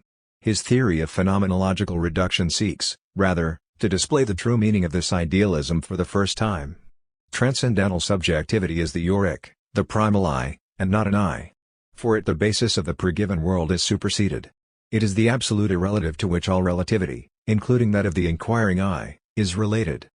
There is one element in Husserl's thinking, however, that constantly threatens to burst this framework asunder. His position, in fact, is more than simply a radicalization of transcendental idealism, and this more is indicated by the function that the concept of life performs in his thought. Life is not just the unreflective living characteristic of the natural attitude. Life is also, and no less, the transcendentally reduced subjectivity that is the source of all objectifications. Life is what Husserl emphasizes as his own achievement in his critique of the objectivist naivete of all previous philosophy. In his eyes, it consists in having revealed the unreality of the long-standing epistemological controversy between idealism and realism and, instead, in having thematized the inner coordination between subjectivity and objectivity. 154 This is the reason for his phrase productive life. The radical contemplation of the world is the systematic and pure interior contemplation of subjectivity, which externalizes itself in the exterior. 155 As with the unity of a living organism, we can certainly examine and analyze it from outside, but can understand only if we go back to its hidden roots. 156 Thus, too, The intelligibility of the subject's comportment to the world does not reside in conscious experiences and their intentionally but in the anonymous productions of life. The metaphor of the organism that Husserl employs here is more than a metaphor. As he expressly states, he wants to be taken literally. If we follow up these and similar linguistic and conceptual hints that we find here and there in Husserl, we find ourselves moving closer to the speculative concept of life held by German idealism. What Husserl means, however, is that we cannot conceive subjectivity as the opposite of objectivity, because this concept of subjectivity would itself be conceived in objective terms. Instead, his transcendental phenomenology seeks to be correlation research. But this means that the relation is the primary thing, and the poles into which it unfolds itself are contained within it. 157 Just as what is alive contains all its expressions of life in the unity of its organic being. The naivete of talk about objectivity which completely ignores experiencing, knowing subjectivity which performs real, concrete achievements, the naivete of the scientist concerned with nature, with the world in general, who is blind to the fact that all the truths that he acquires as objective, and the objective world itself that is the substratum in his formulas is his own life construct that has grown within him, is, of course, no longer possible, when life comes on the scene, writes Husserl with regard to Hume. 158. Here the concept of life clearly plays the same role as the concept of the coherence of experience, Erlebnis, in Dilthey's investigations. Just as Dilthey begins with experience only in order to reach the concept of psychic coherence, so Husserl shows that the unity of the flow of experience is prior to the discreteness of experiences and essentially necessary to it. As in Dilthey, the thematic investigation of conscious life must overcome the tendency to base itself on individual experiences. To this extent there is a genuine parallel between the two thinkers. They both go back to the concreteness of life. Yet the question arises whether or not they do justice to the speculative demands implied by the concept of life. Dilthey endeavors to derive the structure of the historical world from the reflexivity inherent in life, and Husserl attempts to derive the constitution of the historical world from conscious life. We might ask whether, in both cases, the genuine content of the concept of life does not become alienated when it is articulated in terms of the epistemological schema, deriving it from the ultimate data of consciousness. The problem of intersubjectivity and the understanding of the other evokes this question. We have the same difficulty in both Husserl and Dilthey. The immanent data of reflectively examined consciousness do not include the thou in an immediate and primary way. Husserl is quite right when he emphasizes that the thou does not possess the kind of immanent transcendence that belongs to the objects of experience, Erfahrung, in the external world, for every thou is an alter ego, i.e. it is understood in terms of the ego and, at the same, as detached from it and, like the ego itself, as independent. Through the most painstaking investigations, Husserl tried to illuminate the analogy between the I and the thou which Dilthey interprets purely psychologically through the analogy of empathy, by way of the intersubjectivity of the communal world. He was sufficiently rigorous not to limit the epistemological priority of transcendental subjectivity in any way. But his ontological prejudice is the same as Dilthey's. The other person is first apprehended as an object of perception which then, through empathy, becomes a thou. In Husserl the concept of empathy has a purely transcendental meaning no doubt. 159 But it is still oriented to the interiority of self-consciousness and fails to orient itself toward the functional circle 160 of life, which goes far beyond consciousness, to which, however, it claims to return. Thus, in fact, the speculative import of the concept of life remained undeveloped in both men. Dilthey simply tries to play off the viewpoint of life polemically against metaphysical thinking, and Husserl has absolutely no idea of the connection between this concept and the metaphysical tradition in general and speculative idealism in particular. At this point the posthumous papers of Count Georg, though unfortunately very fragmentary, are of surprising contemporary importance. 161 Although reference had been made to the brilliant insights of this major figure by Heidegger, who regarded Georg's ideas as even more important than Dilthey's, the fact still remained that Dilthey completed a great life's work, whereas the letters of Georg were never developed into a larger systematic whole. The posthumous papers from the last years, however, have now thoroughly changed this situation. Even though they are only fragments, his systematic intention is still sufficiently developed to leave no doubt about the place of his work in the history of thought. It achieves precisely what we failed to find above in Dilthey and Husserl. It makes a bridge between speculative idealism and the century's new experimental standpoint, for the concept of life is presented as comprehending both. However speculative it sounds, the analysis of being alive, which is for Georg the starting point, still embraces the scientific mode of thinking of the century, Explicitly the concept of life held by Darwin. Life is self-assertion, this is the basis. The structure of being alive consists in being primordial division, Erteilung, i.e., in still continuing to assert itself as a unity in division and articulation.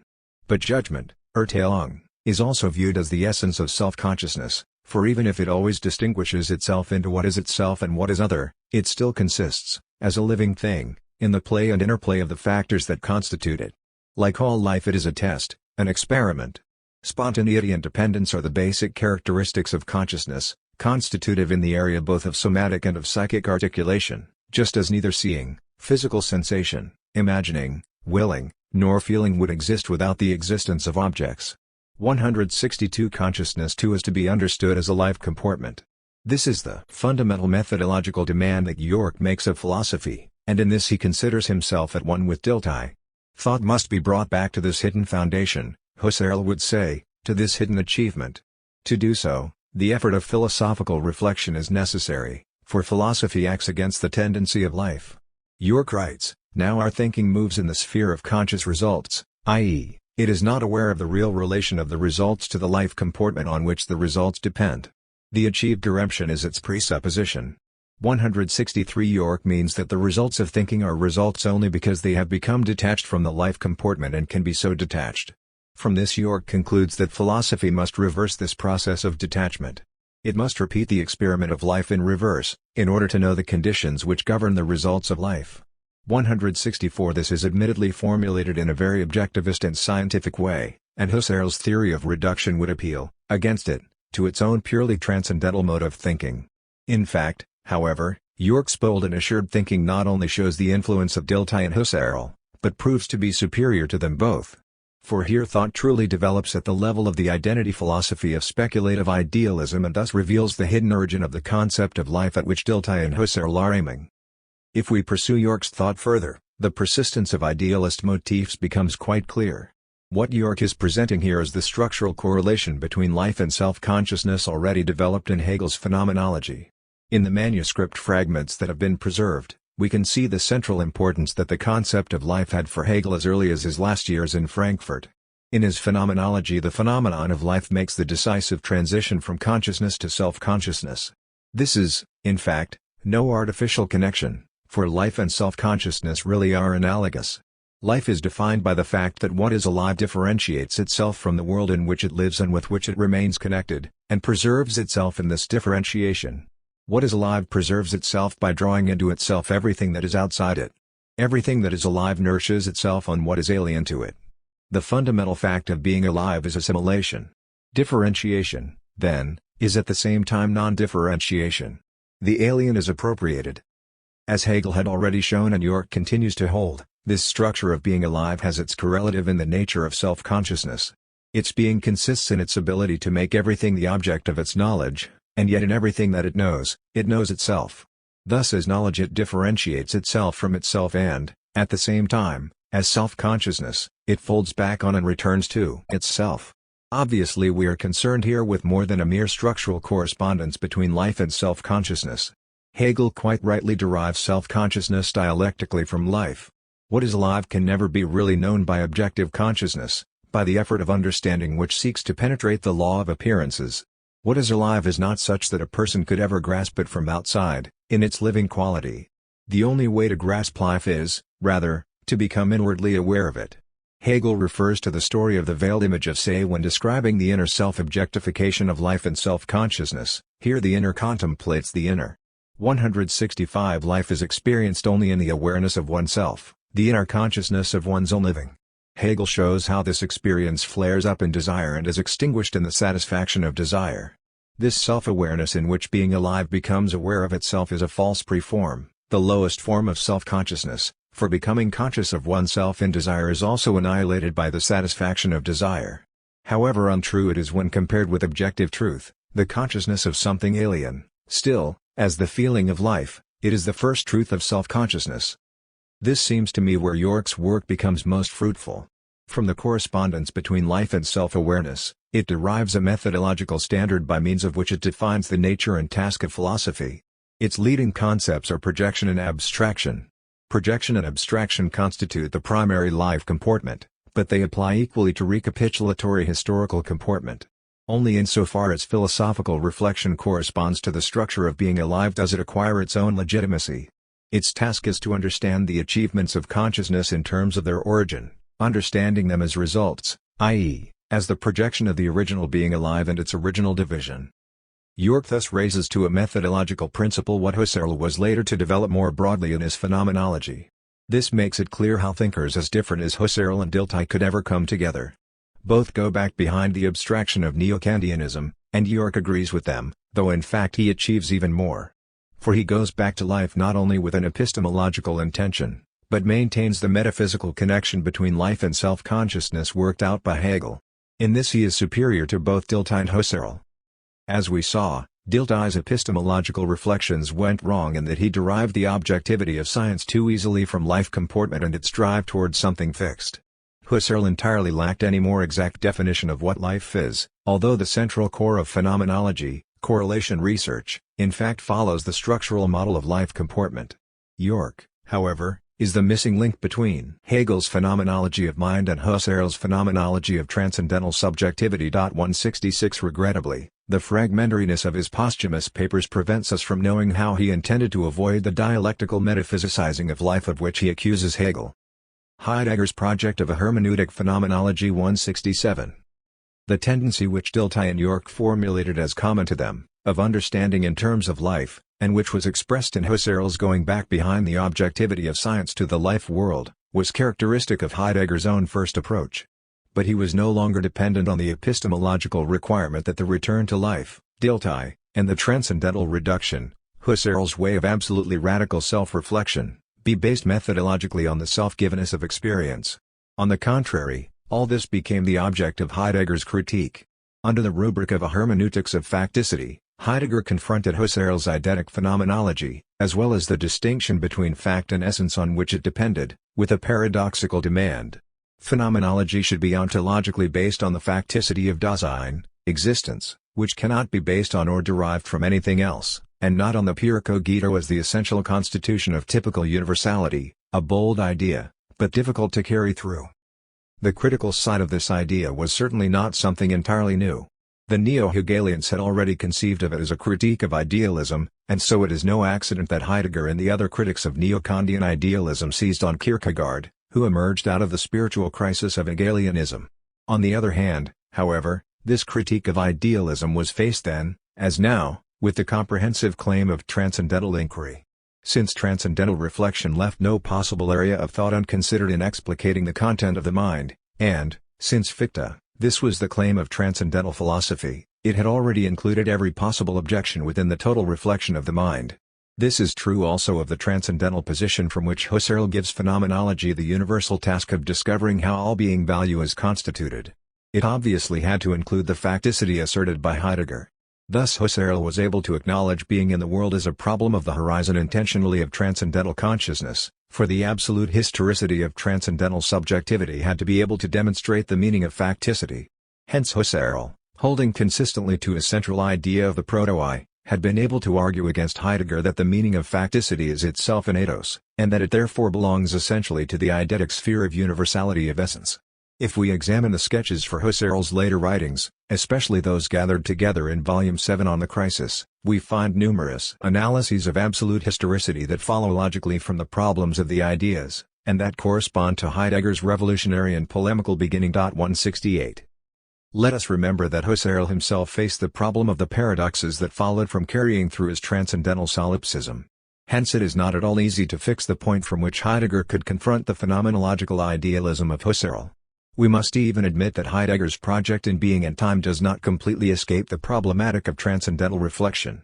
The idea of fundamental ontology, its foundation in Dasein, which is concerned with being, and the analysis of Dasein seemed first simply to mark a new dimension within transcendental phenomenology. 169 The view that the whole meaning of being and objectivity can be made intelligible and demonstrated solely in terms of the temporality and historicity of Dasein, a possible way of describing the main tendency of being and time, Husserl would have claimed in his own way, i.e., on the ground of the absolute historicity of the Uri, and if Heidegger's methodological program was directed toward criticizing the concept of transcendental subjectivity, to which Husserl related all ultimate foundation, Husserl would have said that this was a failure to recognize the radicality of the transcendental reduction.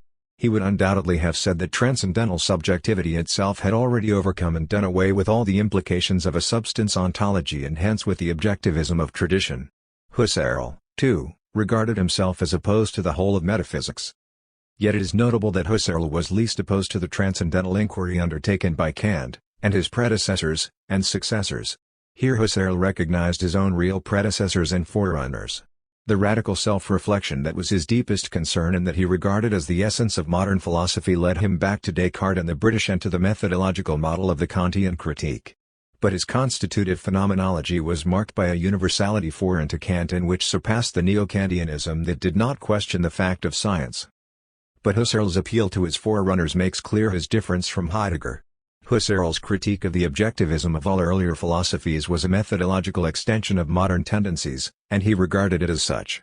Heidegger's aim, however, was from the beginning more that of a teleology in reverse. He regarded his own work not so much as the fulfillment of a long-prepared development but, rather, as a return to the beginnings of Western philosophy and a revival of the long-forgotten Greek argument about being. Of course, when Being and Time appeared, it was already clear that this return to the beginnings was also an advance beyond the position of contemporary philosophy, and it was no arbitrary accident that Heidegger made the researches of Dilthey and the ideas of Georg part of the development of phenomenological philosophy. 170 After all, the problem of facticity was also the central problem of historicism, at least in the form of the critique of Hegel's dialectical assumption that there is reason in history. Thus it was clear that Heidegger's project of a fundamental ontology had to place the problem of history in the foreground. But it soon emerged that what constituted the significance of Heidegger's fundamental ontology was not that his was the solution to the problem of historicism, and certainly not a more original grounding of science, nor even, as with Husserl, philosophy's ultimate radical grounding of itself. Rather, the whole idea of grounding itself underwent a total reversal. It was no longer with the same intention as Husserl that Heidegger undertook to interpret being, truth, and history in terms of absolute temporality. For this temporality was not that of consciousness nor of the transcendental uri through, as the ideas of being and time unfolded, it seemed at first simply an intensification of transcendental reflection, the reaching of a higher stage of reflection, where the horizon of being was shown to be time. It was, after all, the ontological groundlessness of transcendental subjectivity, of which Heidegger accused Husserl's phenomenology, that seemed to be overcome by reviving the question of being. What being is was to be determined from within the horizon of time. Thus the structure of temporality appeared as ontologically definitive of subjectivity. But it was more than that. Heidegger's thesis was that being itself is time. This burst asunder the whole subjectivism of modern philosophy, and, in fact, as was soon to appear, the whole horizon of questions asked by metaphysics, which tended to define being as what is present. The fact that being is an issue for Dasein, that it is distinguished from all other beings by its understanding of being, does not constitute the ultimate basis from which a transcendental approach has to start, as seems to be the case in Being and Time. Rather, there is a quite different reason why the understanding of being is possible at all, namely that there is a clearing in being, i.e., a distinction between being and beings. Inquiry into the fundamental fact that this exists is, in fact, inquiry into being, but in a direction that necessarily remained unconsidered in all previous inquiry into the being of beings, that was indeed concealed by metaphysical inquiry into being. Heidegger revealed the essential forgetfulness of being that had dominated Western thought since Greek metaphysics because of the embarrassing problem of nothingness. By showing that the question of being included the question of nothingness, he joined the beginning to the end of metaphysics. That the question of being could represent itself as the question of nothingness postulated a thinking of nothingness impossible for metaphysics.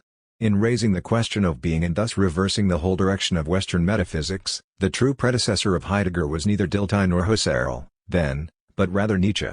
Heidegger may have realized this only later, but in retrospect we can see that the aims already implicit in Being and Time were to raise Nietzsche's radical critique of Platonism to the level of the tradition he criticizes, to confront Western metaphysics on its own level, and to recognize that transcendental inquiry is a consequence of modern subjectivism, and so overcome it.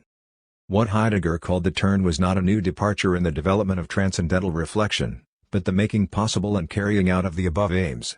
Although Being and Time criticized the lack of ontological determinacy in Husserl's concept of transcendental subjectivity, it still formulated its own account of the question of being in terms of transcendental philosophy. In fact, however, renewing the question of being, the task that Heidegger set himself, meant that within the positivism of phenomenology he recognized the unresolved problem of metaphysics, concealed in its ultimate culmination, the concept of mind or spirit as conceived by a speculative idealism. In grounding the hermeneutics of facticity he went beyond both the concept of mind developed by classical idealism and the thematic of transcendental consciousness purified by phenomenological reduction. Heidegger's hermeneutical phenomenology and his analysis of Dasein's historicity had as their aim renewing the question of being in general and not producing a theory of the human sciences or overcoming the aporias of historicism. These were merely particular contemporary problems in which he was able to demonstrate the consequences of his radical renewal of the question of being. But precisely because of the radicality of his approach he was able to move beyond the complications on which Dilthey's and Husserl's investigations into the fundamental concepts of the human sciences had foundered. Dilthey's attempt to explicate the human sciences in terms of life, and to start from the experience of life, was never really reconciled with his firmly held Cartesian conception of science. However much he might overemphasize the contemplative tendency of life and its imminent drive towards stability, the objectivity of science, understood as an objectivity of results, had a different origin. For this reason Dilthey was unable to accomplish the task that he had himself chosen, which was to justify epistemologically the special methodological character of the human sciences and hence make them the equals of the natural sciences. Heidegger, however, was able to make a completely fresh beginning because, as we have seen, Husserl had made it an absolutely universal working method to go back to life and hence had abandoned for good the narrow approach of simply inquiring into the methods of the human sciences. His analysis of the life world and of the anonymous creation of meaning that forms the ground of all experience, gave the question of objectivity in the human sciences a completely new background by making science's concept of objectivity appear to be a special case. Science is anything but a fact from which to start. Rather, the constitution of the scientific world presents a special task, namely of clarifying the idealization that is endemic to science. But this is not the most fundamental task. When we go back to productive life, the antithesis between nature and spirit does not prove to be of ultimate validity. Both the human and the natural sciences are to be understood as achievements of the intentionally of universal life, i.e., of absolute historicity. Only this kind of understanding satisfies the self-reflection of philosophy. Heidegger gave this matter a new and radical turn in light of the question of being which he revived. In legitimating the special methodological nature of the historical sciences, he follows Husserl in that historical being is not to be distinguished from natural being, as Dilthey does. On the contrary, the natural sciences mode of knowledge appears, rather, as a subspecies of understanding that has strayed into the legitimate task of grasping the present at hand and its essential unintelligibility. 171 Understanding is not a resigned ideal of human experience adopted in the old age of the spirit, as with Dilthey, nor is it, as with Husserl, a last methodological ideal of philosophy in contrast to the naivete of unreflecting life. It is, on the contrary, the original form of the realization of Dasein, which is being in the world. Before any differentiation of understanding into the various directions of pragmatic or theoretical interest, understanding is Dasein's mode of being, insofar as it is potentiality for being and possibility. Against the background of this existential analysis of Dasein, with all its far-reaching consequences for metaphysics, the problems of a hermeneutics of the human sciences suddenly look very different. The present work is devoted to this new aspect of the hermeneutical problem. In reviving the question of being and thus moving beyond all previous metaphysics, and not just its climax in the Cartesianism of modern science and transcendental philosophy, Heidegger attained a fundamentally new position with regard to the aporias of historicism. The concept of understanding is no longer a methodological concept, as with Royson. Nor, as in Dilthey's attempt to provide a hermeneutical ground for the human sciences, is the process of understanding an inverse operation that simply traces backward Fife's tendency toward ideality. Understanding is the original characteristic of the being of human life itself. Starting from Dilthey, Misch had recognized free distance toward oneself as the basic structure of human life on which all understanding depended. Heidegger's radical ontological reflection was concerned to clarify this structure of Dasein through a transcendental analytic of Dasein. He revealed the projective character of all understanding and conceived the act of understanding itself as the movement of transcendence, of moving beyond the existent.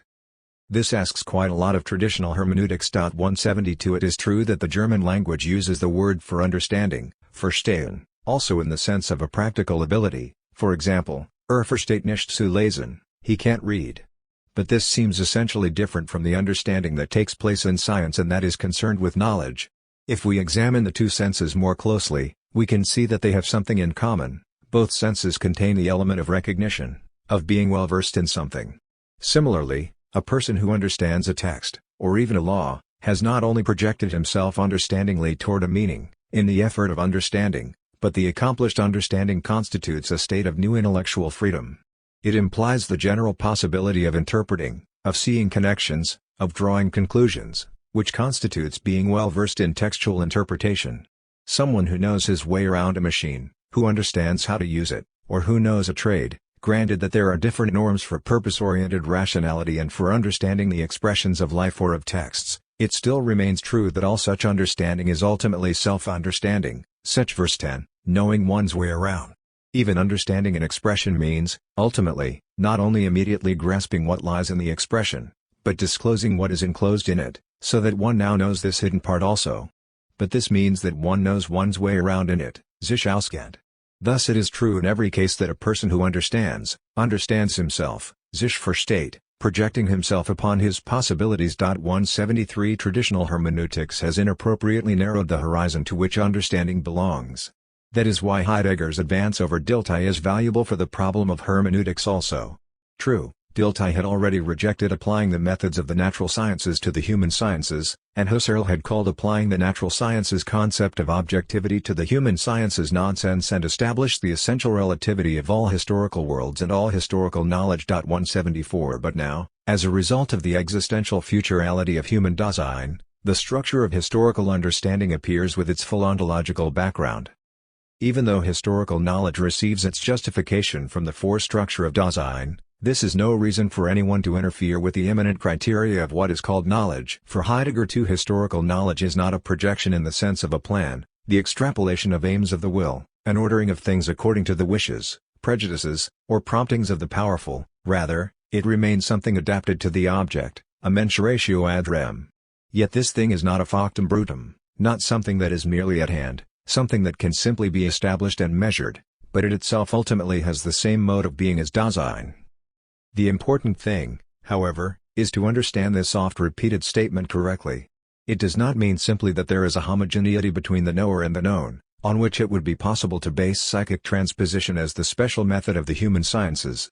This would make historical hermeneutics a branch of psychology, which was what Dilthey had in mind. In fact, however, the coordination of all knowing activity with what is known is not based on the fact that they have the same mode of being but draws its significance from the particular nature of the mode of being that is common to them. It consists in the fact that neither the knower nor the known is present at hand in an ontic way, but in a historical one, i.e., they both have the mode of being of historicity. Hence, as Georg says, everything depends on the generic difference between the ontic and the historical. 175 The fact that Georg contrasts homogeneity with belonging reveals the problem. 176 That Heidegger was the first to unfold in its full radicality, that we study history only insofar as we are ourselves historical means that the historicity of human Dasein in its expectancy and its forgetting is the condition of our being able to represent the past. What first seemed simply a barrier, according to the traditional concept of science and method, or a subjective condition of access to historical knowledge, now becomes the center of a fundamental inquiry. Belonging is a condition of the original meaning of historical interest, not because the choice of theme and inquiry is subject to extra-scientific, subjective motivations, then belonging would be no more than a special case of emotional dependence, of the same type as sympathy, but because belonging to traditions belongs just as originally and essentially to the historical finitude of Dasein as does its projectedness toward future possibilities of itself. Heidegger was right to insist that what he called thrownness belongs together with projection. 177 Thus there is no understanding or interpretation in which the totality of this existential structure does not function, even if the intention of the knower is simply to read what is there and to discover from his sources how it really was. 178. We will try to determine whether Heidegger's ontological radicalization can contribute to the construction of a historical hermeneutics. Heidegger's intention was undoubtedly a different one, and we must beware of drawing over hasty conclusions from his existential analysis of the historicity of Dasein. For Heidegger, the existential analytic of Dasein implies no particular historical ideal of existence. Hence, with regard to any theological statement about man and his existence in faith, it claims an a priori, neutral validity. This may be a problematical claim for the self-understanding of faith, as the controversy surrounding Bultmann shows. 179 On the other hand, this by no means excludes the fact that both Christian theology and the historical sciences are subject to content-specific, existential, presuppositions. But precisely for this reason we are forced to acknowledge that the existential analytic itself does not, with respect to its own intention, contain any existential ideal and therefore cannot be criticized as one, however many attempts may have been made to do so. It is sheer misunderstanding to regard the temporality structure of care as a particular ideal of existence, which could be countered with more attractive modes, Boll now, 180, such as the ideal of being free from care or, with Nietzsche, the natural innocence of animals and birds. It cannot be denied that this too is an ideal of existence, but it is also true that its structure is the existential one that Heidegger has revealed. It is nonetheless true that the being of children or indeed of animals, in contrast to that ideal of innocence, remains an ontological problem. 181 Their mode of being is not, at any rate, existence and historicity such as Heidegger claims for human Dasein. We may also ask what it means for human existence to be based on something outside history, i.e., on nature. If we really want to break out of the spell of idealistic speculation, then we must obviously not conceive the mode of being of life in terms of self-consciousness. When Heidegger set about revising the transcendental self-conception of being and time, it followed that he would have to come to grips afresh with the problem of life. Thus in his letter on humanism he spoke of the great gulf between man and animal. 182 It is quite clear that Heidegger's own transcendental grounding of fundamental ontology in the analytic of Dasein did not yet permit a positive account of the mode of being of life. There are still open questions, but none of this alters the fact that it would be completely to mistake the significance of what Heidegger calls existential were it thought possible to counter the existential of care with another specific ideal of existence, whatever it might be. To do so is to miss the dimension of inquiry that being and time opened up. In defending himself against such superficially argued polemics, Heidegger could quite legitimately refer to the transcendental intention of his own work, in the same sense that Kant's inquiry was transcendental. From the start his inquiry transcended all empirical differences and hence all a different one, and we must beware of drawing over hasty conclusions from his existential analysis of the historicity of Dasein. For Heidegger, the existential analytic of Dasein implies no particular historical ideal of existence. Hence with regard to any theological statement about man and his existence in faith it claims an a priori, neutral validity. This may be a problematical claim for the self-understanding of faith, as the controversy surrounding Bultmann shows. 179 On the other hand, this by no means excludes the fact that both Christian theology and the historical sciences are subject to content-specific, existential, presuppositions. But precisely for this reason we are forced to acknowledge that the existential analytic itself does not, with respect to its own intention, contain any existential ideal and therefore cannot be criticized as one, however many attempts may have been made to do so. It is sheer misunderstanding to regard the temporality structure of care as a particular ideal of existence, which could be countered with more attractive modes, Boll now, 180 such as the ideal of being free from care or, with Nietzsche, the natural innocence of animals and birds. It cannot be denied that this too is an ideal of existence, but it is also true that its structure is the existential one that Heidegger has revealed. It is nonetheless true that the being of children or indeed of animals, in contrast to that ideal of innocence, remains an ontological problem. 181 Their mode of being is not, at any rate, existence and historicity such as Heidegger claims for human Dasein. We may also ask what it means for human existence to be based on something outside history, i.e., on nature. If we really want to break out of the spell of idealistic speculation, then we must obviously not conceive the mode of being of life in terms of self-consciousness. When Heidegger set about revising the transcendental self-conception of being and time, it followed that he would have to come to grips afresh with the problem of life. Thus in his letter on humanism he spoke of the great gulf between man and animal. 182 It is quite clear that Heidegger's own transcendental grounding of fundamental ontology in the analytic of Dasein did not yet permit a positive account of the mode of being of life. There are still open questions, but none of this alters the fact that it would be completely to mistake the significance of what Heidegger calls existential were it thought possible to counter the existential of care with another specific ideal of existence, whatever it might be. To do so is to miss the dimension of inquiry that being and time opened up. In defending himself against such superficially argued polemics, Heidegger could quite legitimately refer to the transcendental intention of his own work, in the same sense that Kant's inquiry was transcendental. From the start his inquiry transcended all empirical differences and hence all which constantly exercised understanding understands itself, a process that would benefit the art of understanding at most only. Hence we will once more examine Heidegger's description of the hermeneutical circle in order to make its new fundamental significance fruitful for our purposes. Heidegger writes, "It is not to be reduced to the level of a vicious circle, or even of a circle which is merely tolerated.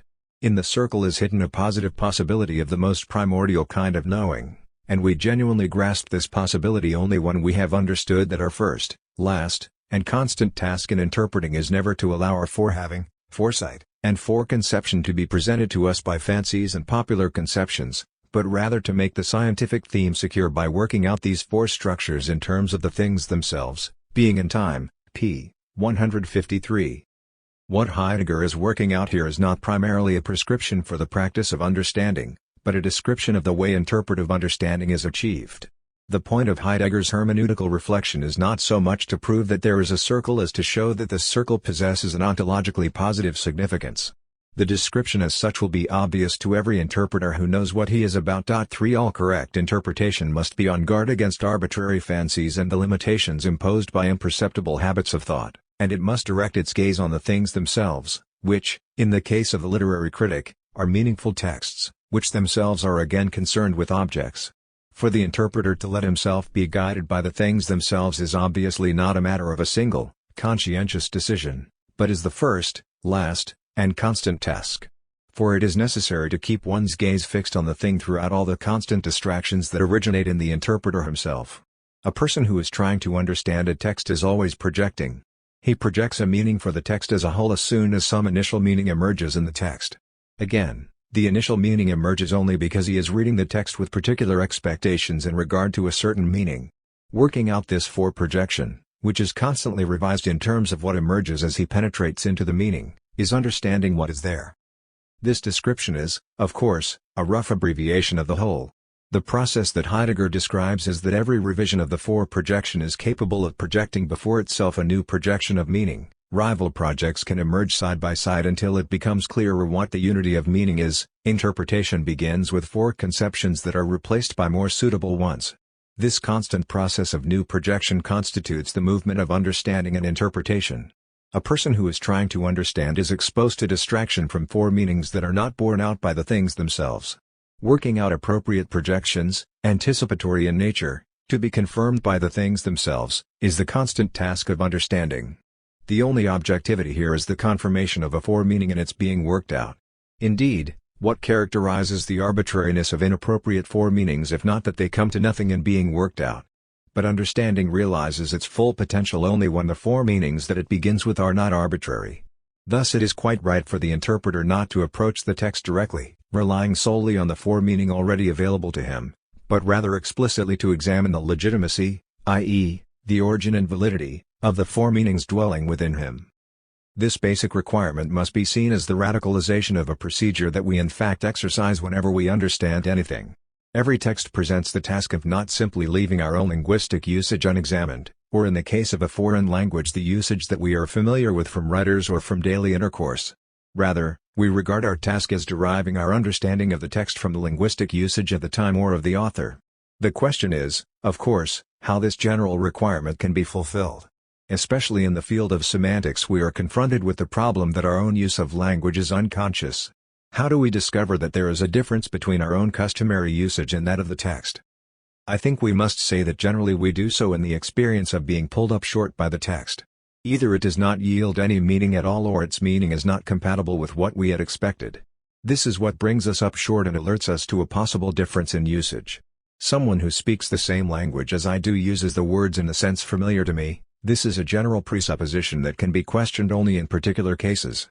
The same thing is true in the case of a foreign language. We all think we have a standard knowledge of it and assume this standard usage when we are reading a text. What is true of four meanings that stem from usage, however, is equally true of the four meanings concerning content with which we read texts, and which make up our fore understanding. Here too we may ask how we can break the spell of our own four meanings. There can, of course, be a general expectation that what the text says will fit perfectly with my own meanings and expectations. But what another person tells me, whether in conversation, letter, book, or whatever, is generally supposed to be his own and not my opinion, and this is what I am to take note of without necessarily having to share it. Yet this presupposition is not something that makes understanding easier, but harder, since the four meanings that determine my own understanding can go entirely unnoticed. If they give rise to misunderstandings, how can our misunderstandings of a text be perceived at all if there is nothing to contradict them? How can a text be protected against misunderstanding from the start? If we examine this situation more closely, however, we find that meanings cannot be understood in an arbitrary way. Just as we cannot continually misunderstand the use of a word without its affecting the meaning of the whole, so we cannot stick blindly to our own foremeaning about the thing if we want to understand the meaning of another. Of course, this does not mean that when we listen to someone or read a book we must forget all our foremeanings concerning the content and all our own ideas. All that is asked is that we remain open to the meaning of the other person or text. But this openness always includes our situating the other meaning in relation to the whole of our own meanings or ourselves in relation to it. Now, the fact is that meanings represent a fluid multiplicity of possibilities, in comparison to the agreement presented by a language and a vocabulary. But within this multiplicity of what can be thought, i.e., of what a reader can find meaningful and hence expect to find, not everything is possible, and if a person fails to hear what the other person is really saying, he will not be able to fit what he has misunderstood into the range of his own various expectations of meaning. Thus there is a criterion here also. The hermeneutical task becomes of itself a questioning of things and is always in part so defined. This places hermeneutical work on a firm basis. A person trying to understand something will not resign himself from the start to relying on his own accidental foremeanings, ignoring as consistently and stubbornly as possible the actual meaning of the text until the latter becomes so persistently audible that it breaks through what the interpreter imagines it to be. Rather, a person trying to understand a text is prepared for it to tell him something. That is why a hermeneutically trained consciousness must be, from the start, sensitive to the text's alterity. But this kind of sensitivity involves neither neutrality with respect to content nor the extinction of oneself, but the foregrounding and appropriation of one's own foremeanings and prejudices. The important thing is to be aware of one's own bias, so that the text can present itself in all its otherness and thus assert its own truth against one's own foremeanings. When Heidegger disclosed the forestructure of understanding in what is considered merely reading what is there, this was a completely correct phenomenological description. He also exemplified the task that follows from this. In Being and Time he gave the general hermeneutical problem a concrete form in the question of being. For in order to explain the hermeneutical situation of the question of being in terms of forehaving, foresight, and foreconception, he critically tested his question, directed at metaphysics, on important turning points in the history of metaphysics. Here he was only doing what historical hermeneutical consciousness requires in every case. Methodologically conscious understanding will be concerned not merely to form anticipatory ideas, but to make them conscious, so as to check them and thus acquire right understanding from the things themselves. This is what Heidegger means when he talks about making our scientific theme secure by deriving our forehaving, foresight and foreconception from the things themselves. It is not at all a matter of securing ourselves against the tradition that speaks out of the text then, but, on the contrary, of excluding everything that could hinder us from understanding it in terms of the subject matter. It is the tyranny of hidden prejudices that makes us deaf to what speaks to us in tradition.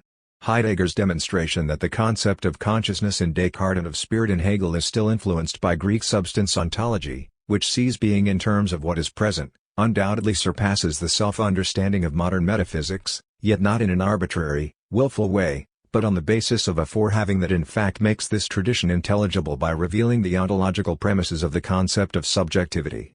On the other hand, Heidegger discovers in Kant's critique of dogmatic metaphysics the idea of a metaphysics of finitude which is a challenge to his own ontological scheme.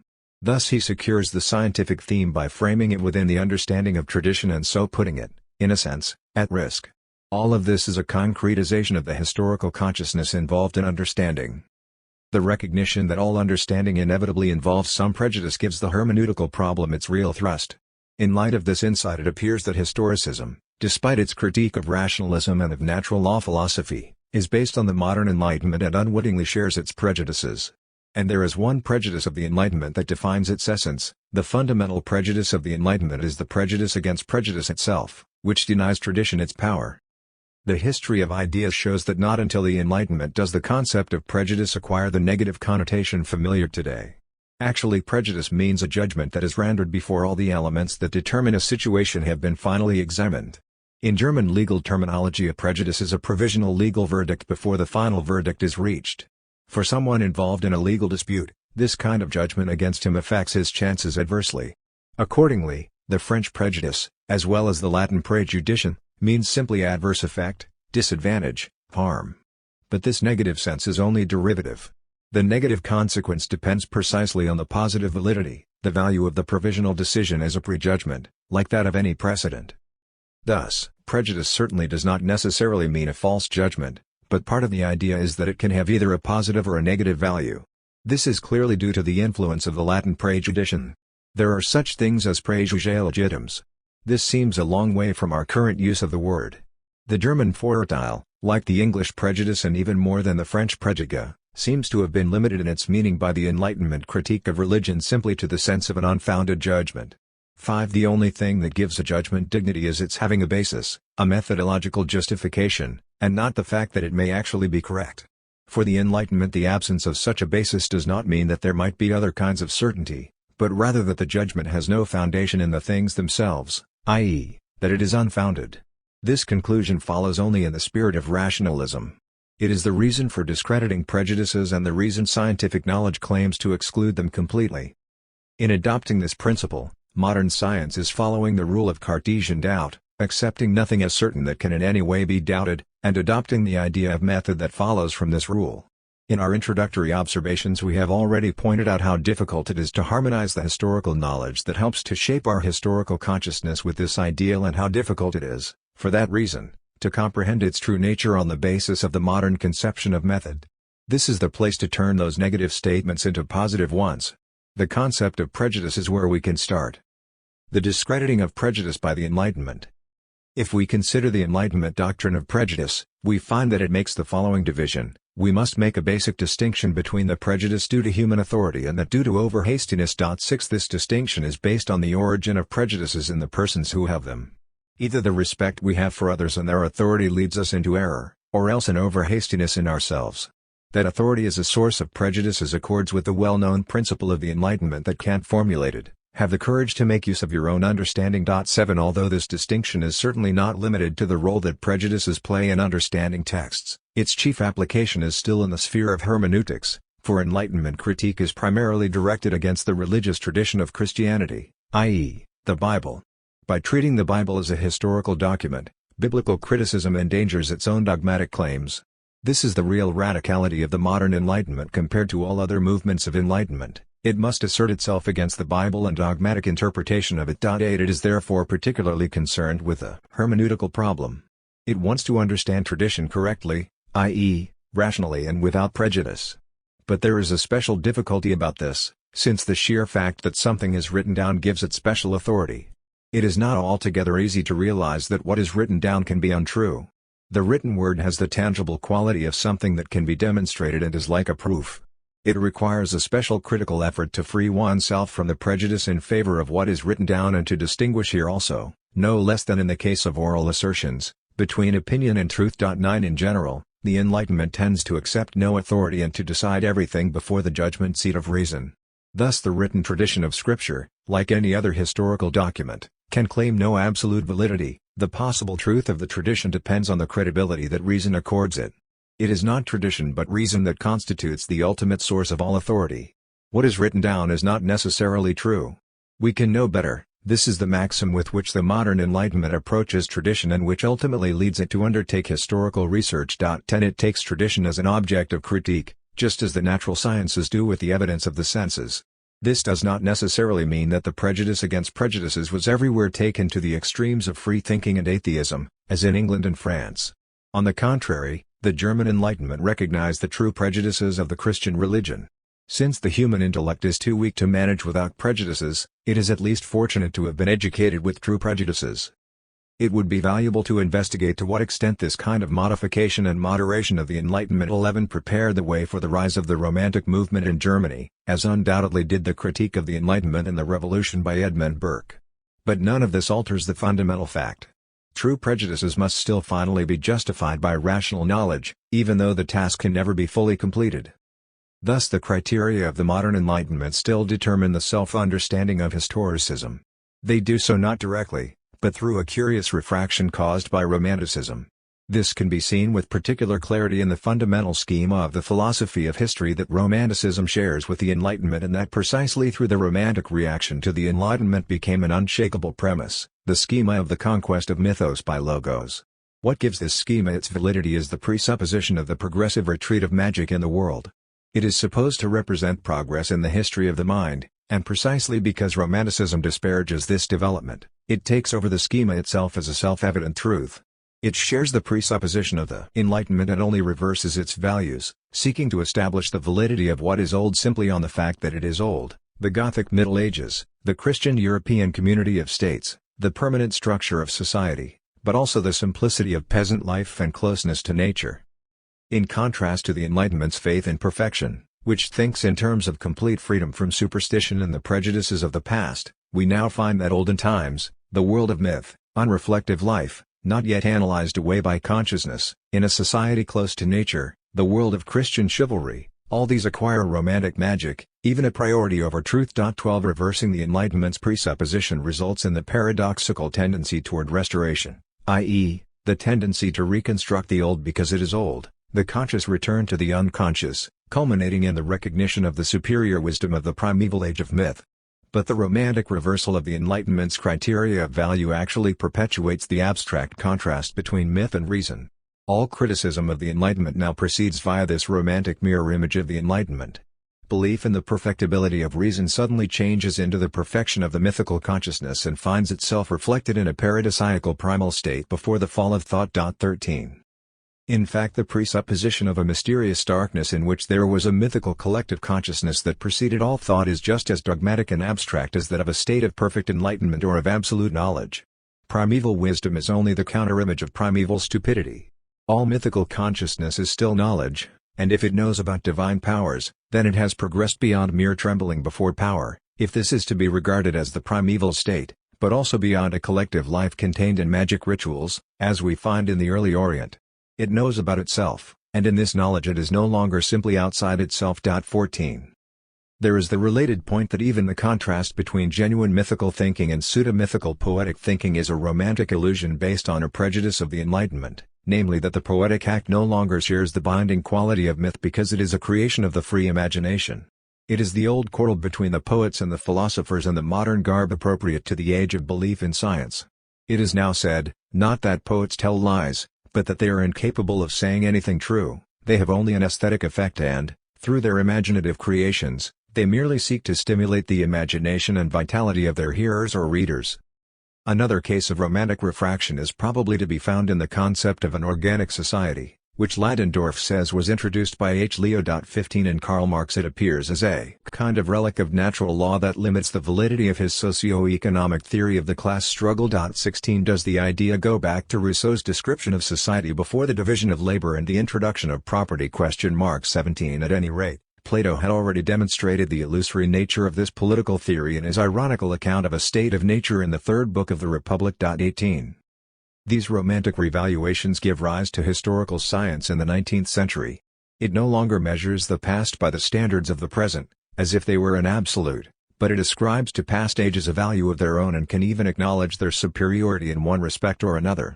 The great achievements of Romanticism, the revival of the past, the discovery of the voices of the peoples in their songs, the collecting of fairy tales and legends, the cultivation of ancient customs, the discovery of the worldviews implicit in languages, the study of the religion and wisdom of India all contributed to the rise of historical research, which was slowly, step by step, transformed from intuitive revival into detached historical knowledge. The fact that it was Romanticism that gave birth to the historical school confirms that the romantic retrieval of origins is itself based on the Enlightenment.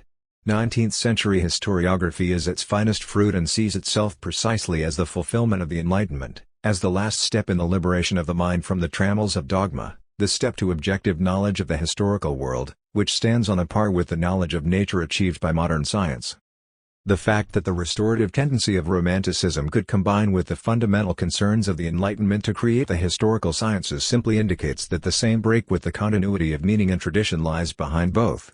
If the Enlightenment considers it an established fact that all tradition that reason shows to be impossible, i.e., nonsense, can only be understood historically, i.e., by going back to the past's way of looking at things, then the historical consciousness that emerges in Romanticism involves a radicalization of the Enlightenment. For nonsensical tradition, which had been the exception, has become the general rule for historical consciousness. Meaning that is generally accessible through reason is so little believed that the whole of the past, even, ultimately, all the thinking of one's contemporaries, is understood only historically. Thus the romantic critique of the Enlightenment itself ends in enlightenment, for it evolves as historical science and draws everything into the orbit of historicism. The basic discreditation of all prejudices, which unites the experimental fervor of the new natural sciences during the Enlightenment, is universalized and radicalized in the historical Enlightenment. This is the point at which the attempt to critique historical hermeneutics has to start. The overcoming of all prejudices, this global demand of the Enlightenment, will itself prove to be a prejudice, and removing it opens the way to an appropriate understanding of the finitude which dominates not only our humanity but also our historical consciousness. Does being situated within traditions really mean being subject to prejudices and limited in one's freedom? Is not, rather, all human existence, even the freest, limited and qualified in various ways? If this is true, the idea of an absolute reason is not a possibility for historical humanity. Reason exists for us only in concrete, historical terms, i.e., it is not its own master but remains constantly dependent on the given circumstances in which it operates. This is true not only in the sense in which Kant, under the influence of the skeptical critique of Hume, limited the claims of rationalism to the a priori element in the knowledge of nature, it is still truer of historical consciousness and the possibility of historical knowledge. For that man is concerned here with himself and his own creations, vico, is only an apparent solution of the problem posed by historical knowledge. Man is alien to himself and his historical fate in a way quite different from the way nature, which knows nothing of him, is alien to him. The epistemological question must be asked here in a fundamentally different way. We have shown above that Dilthey probably saw this, but he was not able to escape his entanglement in traditional epistemology. Since he started from the awareness of experiences, Erlebnisse, he was unable to build a bridge to the historical realities, because the great historical realities of society and state always have a predeterminate influence on any experience. Self-reflection and autobiography, Dilthey's starting points, are not primary and are therefore not an adequate basis for the hermeneutical problem, because through them history is made private once more. In fact, history does not belong to us, we belong to it. Long before we understand ourselves through the process of self-examination, we understand ourselves in a self-evident way in the family, society, and state in which we live. The focus of subjectivity is a distorting mirror. The self-awareness of the individual is only a flickering in the closed circuits of historical life. That is why the prejudices of the individual, far more than his judgments, constitute the historical reality of his being. Prejudices as conditions of understanding. The rehabilitation of authority and tradition. Here is the point of departure for the hermeneutical problem. This is why we examined the Enlightenment's discreditation of the concept of prejudice. What appears to be a limiting prejudice from the viewpoint of the absolute self-construction of reason in fact belongs to historical reality itself. If we want to do justice to man's finite, historical mode of being, it is necessary to fundamentally rehabilitate the concept of prejudice and acknowledge the fact that there are legitimate prejudices. Thus we can formulate the fundamental epistemological question for a truly historical hermeneutics as follows: what is the ground of the legitimacy of prejudices? What distinguishes legitimate prejudices from the countless others which it is the undeniable task of critical reason to overcome? We can approach this question by taking the Enlightenment's critical theory of prejudices, as set out above, and giving it a positive value. The division of prejudices into those of authority and those of overhastiness is obviously based on the fundamental presupposition of the Enlightenment, namely that methodologically disciplined use of reason can safeguard us from all error. This was Descartes' idea of method. Overhastiness is the source of errors that arise in the use of one's own reason. Authority, however, is responsible for one's not using one's own reason at all. Thus the division is based on a mutually exclusive antithesis between authority and reason. The false prepossession in favor of what is old, in favor of authorities, is what has to be fought. Thus the Enlightenment attributes to Luther's reforms the fact that the prejudice of human prestige, especially that of the philosophical, he means Aristotle, and the Roman Pope, was greatly weakened. 19. The Reformation, then, gives rise to a flourishing hermeneutics which teaches the right use of reason in understanding traditionary texts. Neither the doctrinal authority of the Pope nor the appeal to tradition can obviate the work of hermeneutics, which can safeguard the reasonable meaning of a text against all imposition. This kind of hermeneutics need not lead to the radical critique of religion that we found, for example, in Spinoza. Rather, the possibility of supernatural truth can remain entirely open. Thus, especially in the field of German popular philosophy, the Enlightenment limited the claims of reason and acknowledged the authority of Bible and Church. We read in Walch, for example, that he distinguishes between the two classes of prejudice, authority and overhastiness, but considers them two extremes, between which it is necessary to find the right middle path, namely a mediation between reason and biblical authority.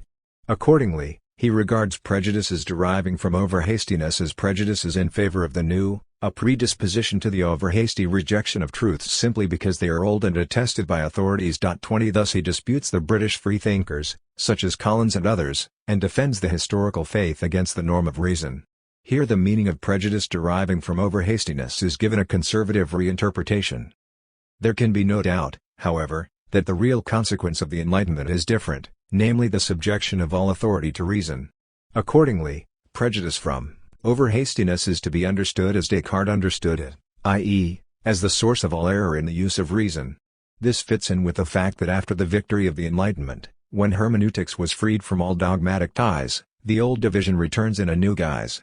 Thus Schleiermacher distinguishes between partiality and overhastiness as the causes of misunderstanding. 21 To the lasting prejudices due to partiality he contrasts the momentary ones due to overhastiness, but only the former are of interest to those concerned with scientific method.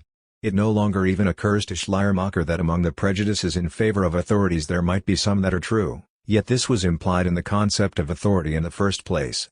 His alteration of the traditional division of prejudices documents the victory of the Enlightenment. Partiality now means only an individual limitation of understanding, the one-sided preference for what is close to one's own sphere of ideas. In fact, however, the decisive question is concealed behind the concept of partiality. That the prejudices determining what I think are due to my own partiality is a judgment based on the standpoint of their having been dissolved and enlightened, and it holds only for unjustified prejudices. If, on the other hand, there are justified prejudices productive of knowledge, then we are back to the problem of authority. Hence the radical consequences of the Enlightenment, which are still to be found in Schleiermacher's faith and method, are not tenable. The Enlightenment's distinction between faith and authority and using one's own reason is, in itself, legitimate. If the prestige of authority displaces one's own judgment, then authority is in fact a source of prejudices. But this does not preclude its being a source of truth, and that is what the Enlightenment failed to see when it denigrated all authority. To be convinced of this, we need only consider one of the greatest forerunners of the European Enlightenment, namely Descartes. Despite the radicalness of his methodological thinking, we know that Descartes excluded morality from the total reconstruction of all truths by reason. This was what he meant by his provisional morality.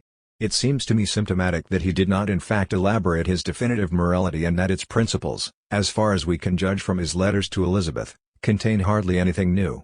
It is obviously unthinkable to defer morality until modern science has progressed enough to provide a new basis for it. In fact, the denigration of authority is not the only prejudice established by the Enlightenment. It also distorted the very concept of authority. Based on the Enlightenment conception of reason and freedom, the concept of authority could be viewed as diametrically opposed to reason and freedom, to be, in fact, blind obedience. This is the meaning that we find in the language critical of modern dictatorships. But this is not the essence of authority. Admittedly, it is primarily persons that have authority, but the authority of persons is ultimately based not on the subjection and abdication of reason but on an act of acknowledgement and knowledge, the knowledge, namely, that the other is superior to oneself in judgment and insight and that for this reason his judgment takes precedence, i.e., it has priority over one's own. This is connected with the fact that authority cannot actually be bestowed but is earned, and must be earned if someone is to lay claim to it. It rests on acknowledgement and hence on an act of reason itself which, aware of its own limitations, trusts to the better insight of others. Authority in this sense, properly understood, has nothing to do with blind obedience to commands. Indeed, authority has to do not with obedience but rather with knowledge. It is true that authority implies the capacity to command and be obeyed. But this proceeds only from the authority that a person has. Even the anonymous and impersonal authority of a superior which derives from his office is not ultimately based on this hierarchy, but is what makes it possible. Here also its true basis is an act of freedom and reason that grants the authority of a superior fundamentally because he has a wider view of things or is better informed, i.e., once again, because he knows more. 22 Thus, acknowledging authority is always connected with the idea that what the authority says is not irrational and arbitrary but can, in principle, be discovered to be true. This is the essence of the authority claimed by the teacher, the superior, the expert. The prejudices that they implant are legitimized by the person who presents them. But in this way they become prejudices not just in favor of a person but a content, since they affect the same disposition to believe something that can be brought about in other ways, for example, by good reasons. Thus the essence of authority belongs in the context of a theory of prejudices free from the extremism of the Enlightenment. Here we can find support in the Romantic criticism of the Enlightenment, for there is one form of authority particularly defended by Romanticism, namely tradition. That which has been sanctioned by tradition and custom has an authority that is nameless, and our finite historical being is marked by the fact that the authority of what has been handed down to us, and not just what is clearly grounded, always has power over our attitudes and behavior. All education depends on this, and even though, in the case of education, the educator loses his function when his charge comes of age and sets his own insight and decisions in the place of the authority of the educator, becoming mature does not mean that a person becomes his own master in the sense that he is freed from all tradition. The real force of morals, for example, is based on tradition. They are freely taken over but by no means created by a free insight or grounded on reasons. This is precisely what we call tradition, the ground of their validity. And in fact it is to Romanticism that we owe this correction of the Enlightenment, that tradition has a justification that lies beyond rational grounding and in large measure determines our institutions and attitudes. What makes classical ethics superior to modern moral philosophy is that it grounds the transition from ethics to politics, the art of right legislation, on the indispensability of tradition. 23 By comparison, the modern Enlightenment is abstract and revolutionary. The concept of tradition, however, has become no less ambiguous than that of authority, and for the same reason, namely that what determines the Romantic understanding of tradition is its abstract opposition to the principle of enlightenment. Romanticism conceives of tradition as an antithesis to the freedom of reason and regards it as something historically given, like nature. And whether one wants to be revolutionary and oppose it or preserve it, tradition is still viewed as the abstract opposite of free self-determination, since its validity does not require any reasons but conditions us without our questioning it. Of course, the Romantic critique of the Enlightenment is not an instance of tradition's automatic dominance of tradition, of its persisting unaffected by doubt and criticism. Rather, a particular critical attitude again addresses itself to the truth of tradition and seeks to renew it. We can call it traditionalism. It seems to me, however, that there is no such unconditional antithesis between tradition and reason. However problematical the conscious restoration of old or the creation of new traditions may be, the Romantic faith in the growth of tradition, before which all reason must remain silent, is fundamentally like the Enlightenment, and just as prejudiced. The fact is that in tradition there is always an element of freedom and of history itself. Even the most genuine and pure tradition does not persist because of the inertia of what once existed. It needs to be affirmed, embraced, cultivated. It is, essentially, preservation, and it is active in all historical change. But preservation is an act of reason, though an inconspicuous one. For this reason, only innovation and planning appear to be the result of reason. But this is an illusion. Even where life changes violently, as in ages of revolution, far more of the old is preserved in the supposed transformation of everything than anyone knows, and it combines with the new to create a new value. At any rate, preservation is as much a freely chosen action as our revolution and renewal. That is why both the Enlightenment's critique of tradition and the Romantic rehabilitation of it lag behind their true historical being. These thoughts raise the question of whether in the hermeneutics of the human sciences the element of tradition should not be given its full value. Research in the human sciences cannot regard itself as in an absolute antithesis to the way in which we, as historical beings, relate to the past. At any rate, our usual relationship to the past is not characterized by distancing and freeing ourselves from tradition. Rather, we are always situated within traditions, and this is no objectifying process, i.e., we do not conceive of what tradition says as something other, something alien. It is always part of us, a model or exemplar, a kind of cognizance that our later historical judgment would hardly regard as a kind of knowledge but as the most ingenuous affinity with tradition. Hence in regard to the dominant epistemological methodologism we must ask, has the rise of historical consciousness really divorced our scholarship from this natural relation to the past? Does understanding in the human sciences understand itself correctly when it relegates the whole of its own historicality to the position of prejudices from which we must free ourselves? Or does unprejudiced scholarship share more than it realizes with that naive openness and reflection in which traditions live and the past is present? In any case, understanding in the human sciences shares one fundamental condition with the life of tradition: it lets itself be addressed by tradition. Is it not true of the objects that the human sciences investigate, just as for the contents of tradition, that what they are really about can be experienced only when one is addressed by them? However mediated this significance may be, and though it may proceed from a historical interest that appears to bear no relation to the present, even in the extreme case of objective historical research, the real fulfillment of the historical task is to determine anew the significance of what is examined. But the significance exists at the beginning of any such research as well as at the end, in choosing the theme to be investigated, awakening the desire to investigate, gaining a new problematic. At the beginning of all historical hermeneutics, then, the abstract antithesis between tradition and historical research, between history and the knowledge of it, must be discarded. The effect, Wirkung, of a living tradition and the effect of historical study must constitute a unity of effect, the analysis of which would reveal only a texture of reciprocal effects. 24 Hence we would do well not to regard historical consciousness as something radically new, as it seems at first, but as a new element in what has always constituted the human relation to the past. In other words, we have to recognize the element of tradition in historical research and inquire into its hermeneutic productivity.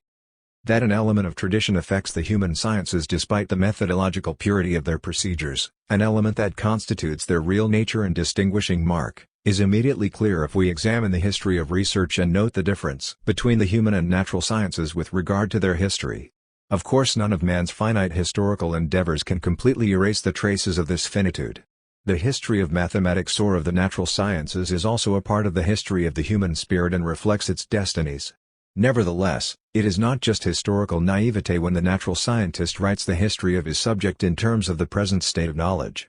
For him errors and wrong turnings are of historical interest only, because the progress of research is the self-evident standard of examination. Thus it is only of secondary interest to see how advances in the natural sciences or in mathematics belong to the moment in history at which they took place. This interest does not affect the epistemic value of discoveries in those fields. There is, then, no need to deny that elements of tradition can also affect the natural sciences. For example, particular lines of research are preferred at particular places. But scientific research as such derives the law of its development not from these circumstances but from the law of the object it is investigating, which conceals its methodical efforts. 25. It is clear that the human sciences cannot be adequately described in terms of this conception of research and progress. Of course, it is possible to write a history of the solution of a problem, for example, the deciphering of barely legible inscriptions, in which the only interest is in ultimately reaching the final result. Were this not so, it would have been impossible for the human sciences to have borrowed the methodology of the natural ones, as happened in the last century. But what the human sciences share with the natural is only a subordinate element of the work done in the human sciences. This is shown by the fact that the great achievements in the human sciences almost never become outdated. A modern reader can easily make allowances for the fact that, 100 years ago, less knowledge was available to a historian, and he therefore made judgments that were incorrect in some details. On the whole, he would still rather read Droysen or Mommsen than the latest account of the subject from the pen of a historian living today. What is the criterion here? Obviously, the value and importance of research cannot be measured by a criterion based in the subject matter. Rather, the subject matter appears truly significant only when it is properly portrayed for us. Thus we are certainly interested in the subject matter, but it acquires its life only from the light in which it is presented to us. We accept the fact that the subject presents different aspects of itself at different times or from different standpoints.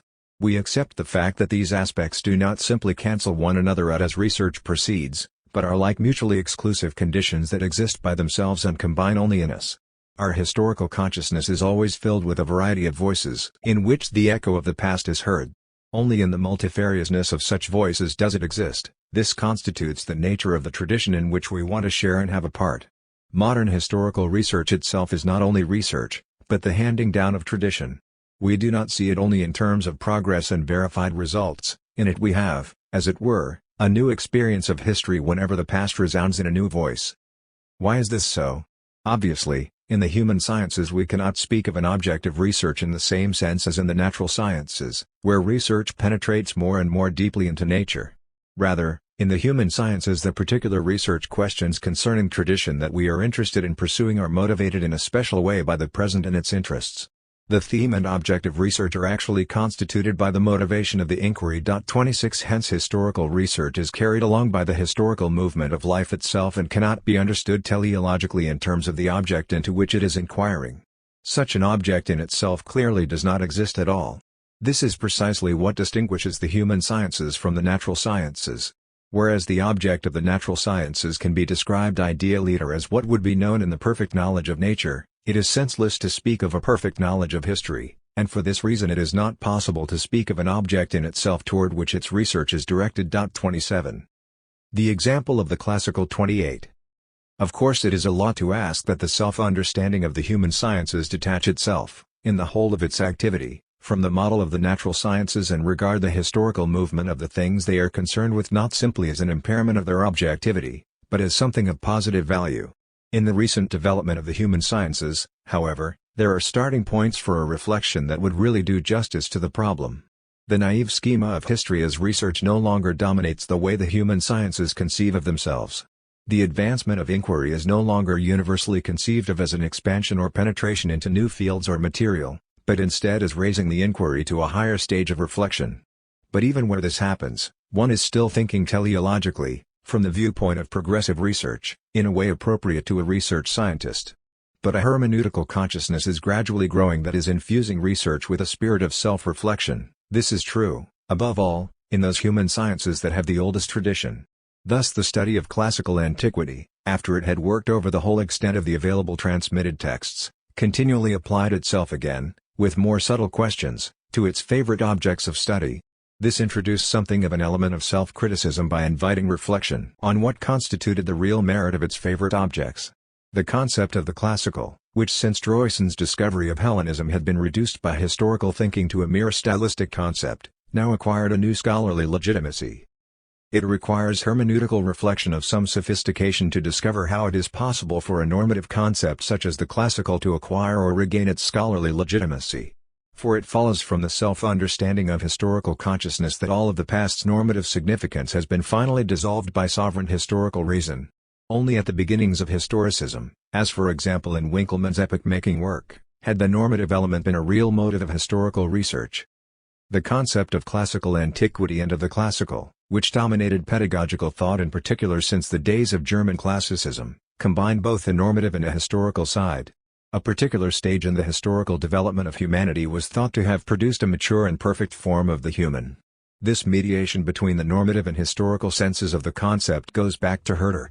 But Hegel still preserved this mediation, even though he gave it a different emphasis, namely in terms of the history of philosophy.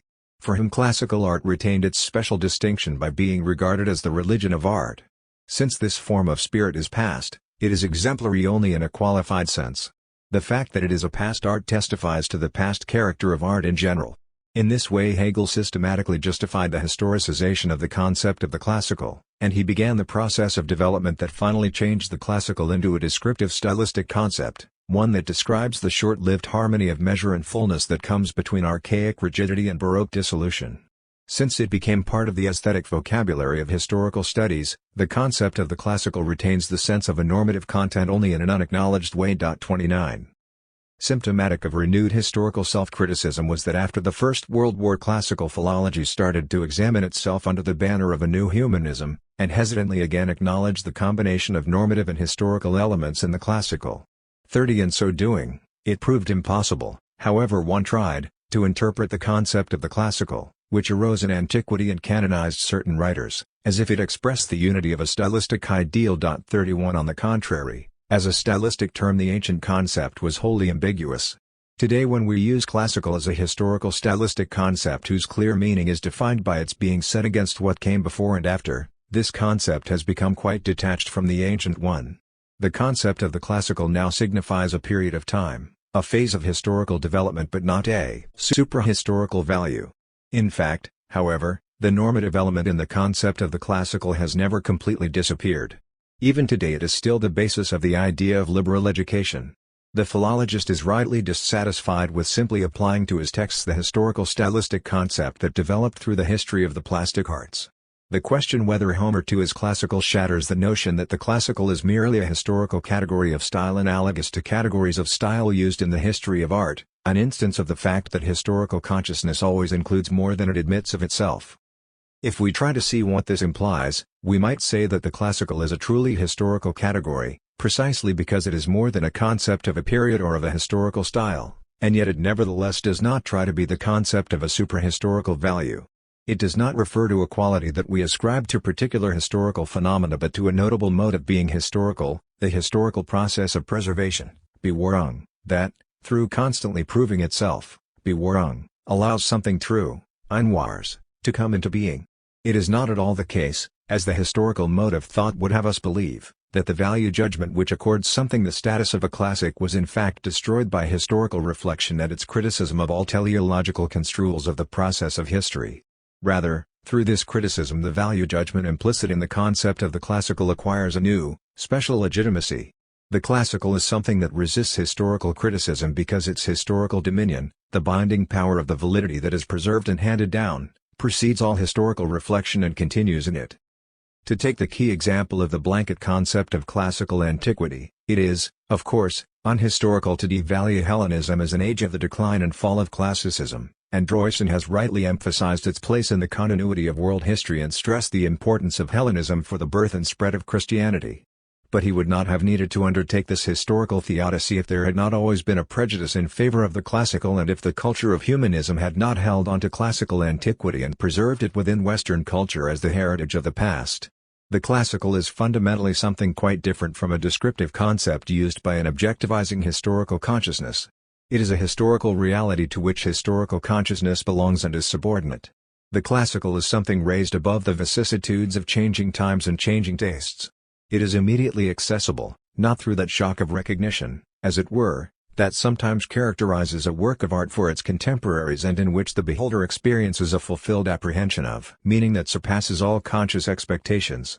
Rather, when we call something classical, there is a consciousness of something enduring, of significance that cannot be lost and that is independent of all the circumstances of time, a kind of timeless present that is contemporaneous with every other present. So the most important thing about the concept of the classical, and this is wholly true of both the ancient and the modern use of the word, is the normative sense. But insofar as this norm is related retrospectively to a past greatness that fulfilled and embodied it, it always contains a temporal quality that articulates it historically. So it is not surprising that, with the rise of historical reflection in Germany which took Winckelmann's classicism as its standard, a historical concept of a time or period detached itself from what was regarded as classical in Winckelmann's sense. It denoted a quite specific stylistic ideal and, in a historically descriptive way, also a time or period that fulfilled this ideal. From the distance of the epigones who set up the criterion, this stylistic ideal seemed to designate a historic moment that belonged to the past. Accordingly, the concept of the classical came to be used in modern thought to describe the whole of classical antiquity when humanism again proclaimed the exemplarity of this antiquity. It was reviving an ancient usage, and with some justification, for those ancient authors who were discovered by humanism were the same ones who in late antiquity comprised the canon of classics. They were preserved in the history of Western culture precisely because they became canonical as the writers of the school. But it is easy to see how the historical stylistic concept was able to adopt this usage. For although there is a normative consciousness behind this concept, there is still a retrospective element. What gives birth to the classical norm is an awareness of decline and distance. It is not by accident that the concept of the classical and of classical style emerges in late periods. Callimachus and Tacitus' dialogue on oratory played a decisive role in this connection. 32 But there is something else. The authors regarded as classical are, as we know, always the representatives of particular literary genres. They were considered the culmination of the norm of that literary genre, an ideal that literary criticism makes plain in retrospect. If we now examine these generic norms historically, i.e., if we consider their history, then the classical is seen as a stylistic phase, a climax that articulates the history of the genre in terms of before and after. Insofar as the climactic points in the history of genres belong largely within the same brief period of time, within the totality of the historical development of classical antiquity, the classical refers to such a period and thus also becomes a concept denoting a period infuses with a concept of style. As such a historical stylistic concept, the concept of the classical is capable of being extended to any development to which an immanent telos gives unity. And in fact all cultures have high periods, when a particular civilization is marked by special achievements in all fields. Thus, via its particular historical fulfillment, the classical as a general concept of value again becomes a general historical stylistic concept.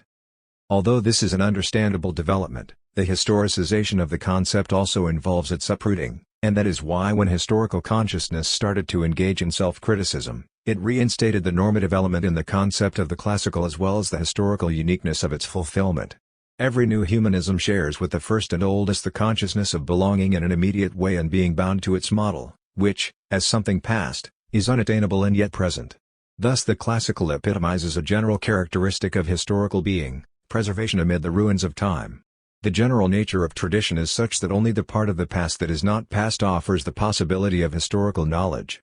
The classical, however, as Hegel says, is that which is self-significant, selbstbedeutende, and hence also self-interpretive, selbstbedeutend.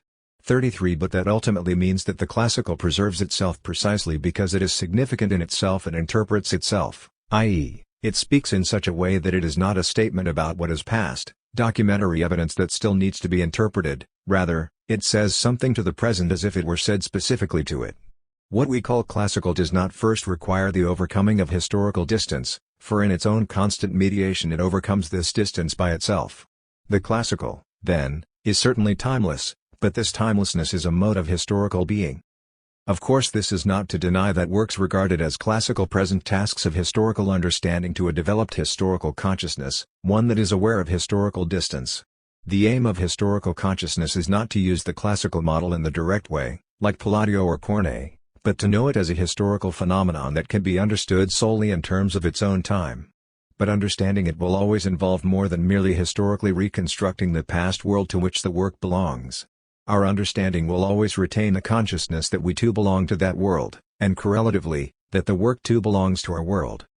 This is just what the word classical means, that the duration of the work's power to speak directly is fundamentally unlimited. 34 However much the concept of the classical expresses distance and unattainability and is part of cultural consciousness, the phrase classical culture still implies something of the continuing validity of the classical. Cultural consciousness manifests an ultimate community and sharing with the world from which a classical work speaks. This discussion of the concept of the classical claims no independent significance, but serves only to evoke a general question, namely, does the kind of historical mediation between the past and the present that characterizes the classical ultimately underlie all historical activity as its effective substratum? Whereas Romantic hermeneutics had taken homogeneous human nature as the unhistorical substratum of its theory of understanding and hence had freed the congenial interpreter from all historical conditions, the self-criticism of historical consciousness leads finally to recognizing historical movement not only in events but also in understanding itself. Understanding is to be thought of less as a subjective act than as participating in an event of tradition, a process of transmission in which past and present are constantly mediated. This is what must be validated by hermeneutic theory, which is far too dominated by the idea of a procedure, a method. The hermeneutic significance of temporal distance. 35. Let us next consider how hermeneutics goes about its work. What consequences for understanding follow from the fact that belonging to a tradition is a condition of hermeneutics? We recall the hermeneutical rule that we must understand the whole in terms of the detail and the detail in terms of the whole. This principle stems from ancient rhetoric, and modern hermeneutics has transferred it to the art of understanding. It is a circular relationship in both cases. The anticipation of meaning in which the whole is envisaged becomes actual understanding when the parts that are determined by the whole themselves also determine this whole. We know this from learning ancient languages. We learn that we must construe a sentence before we attempt to understand the linguistic meaning of the individual parts of the sentence. But the process of construal is itself already governed by an expectation of meaning that follows from the context of what has gone before. It is of course necessary for this expectation to be adjusted if the text calls for it. This means, then, that the expectation changes and that the text unifies its meaning around another expectation. Thus the movement of understanding is constantly from the whole to the part and back to the whole. Our task is to expand the unity of the understood meaning centrifugally. The harmony of all the details with the whole is the criterion of correct understanding. The failure to achieve this harmony means that understanding has failed. Schleiermacher elaborated this hermeneutic circle of part and whole in both its objective and its subjective aspects. As the single word belongs in the total context of the sentence, so the single text belongs in the total context of a writer's work, and the latter in the whole of the literary genre or of literature. At the same time, however, the same text, as a manifestation of a creative moment, belongs to the whole of its author's inner life. Full understanding can take place only within the subjective and subjective whole. Following this theory, Dilthey speaks of structure and of the centering in a midpoint, which permits one to understand the whole. In this, as we have already said above 36, he is applying to the historical world what has always been a principle of all textual interpretation, namely that a text must be understood in its own terms. The question is, however, whether this is an adequate account of the circular movement of understanding. Here we must return to what we concluded from our analysis of Schleiermacher's hermeneutics. We can set aside Schleiermacher's ideas on subjective interpretation. When we try to understand a text, We do not try to transpose ourselves into the author's mind but, if one wants to use this terminology, we try to transpose ourselves into the perspective within which he has formed his views. But this simply means that we try to understand how what he is saying could be right. If we want to understand, we will try to make his arguments even stronger. This happens even in conversation, and it is a fortiori true of understanding what is written down that we are moving in a dimension of meaning that is intelligible in itself and as such offers no reason for going back to the subjectivity of the author. The task of hermeneutics is to clarify this miracle of understanding, which is not a mysterious communion of souls, but sharing in a common meaning. But even Schleiermacher's description of the objective side of this circle does not get to the heart of the matter. We have seen that the goal of all attempts to reach an understanding is agreement concerning the subject matter. Hence the task of hermeneutics has always been to establish agreement where there was none or where it had been disturbed in some way. The history of hermeneutics confirms this if, for example, we think of Augustine, who sought to mediate the Gospel with the Old Testament, 37 or early Protestantism, which faced the same problem, 38 or, finally, the Enlightenment, when, almost as if renouncing the possibility of agreement, it was supposed that a text could be fully understood only by means of historical interpretation. It is something qualitatively new when Romanticism and Schleiermacher universalize historical consciousness by denying that the binding form of the tradition from which they come and in which they are situated provides a solid basis for all hermeneutic endeavor. One of the immediate predecessors of Schleiermacher, the philologist Friedrich Ast, still had a view of hermeneutical work that was markedly concerned with content, since for him its purpose was to establish harmony between the worlds of classical antiquity and Christianity, between a newly discovered genuine antiquity and the Christian tradition. This is something new. In contrast to the Enlightenment, this hermeneutics no longer evaluates and rejects tradition according to the criterion of natural reason. But in its attempt to bring about a meaningful agreement between the two traditions to which it sees itself as belonging, this kind of hermeneutics is still pursuing the task of all preceding hermeneutics, namely to bring about agreement in content. In going beyond the particularity of this reconciliation of the ancient classical world and Christianity, Schleiermacher and, following him, 19th-century science conceived the task of hermeneutics in a way that is formally universal. They were able to harmonize it with the natural sciences' ideal of objectivity, but only by ignoring the concretion of historical consciousness in hermeneutical theory. Heidegger's description and existential grounding of the hermeneutic circle, by contrast, constitute a decisive turning point. 19th-century hermeneutic theory often discussed the circular structure of understanding, but always within the framework of a formal relation between part and whole, or its subjective reflex, the intuitive anticipation of the whole and its subsequent articulation in the parts.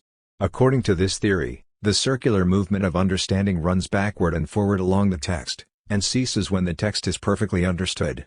This view of understanding came to its logical culmination in Schleiermacher's theory of the divinatory act, by means of which one places oneself entirely within the writer's mind and from there resolves all that is strange and alien about the text.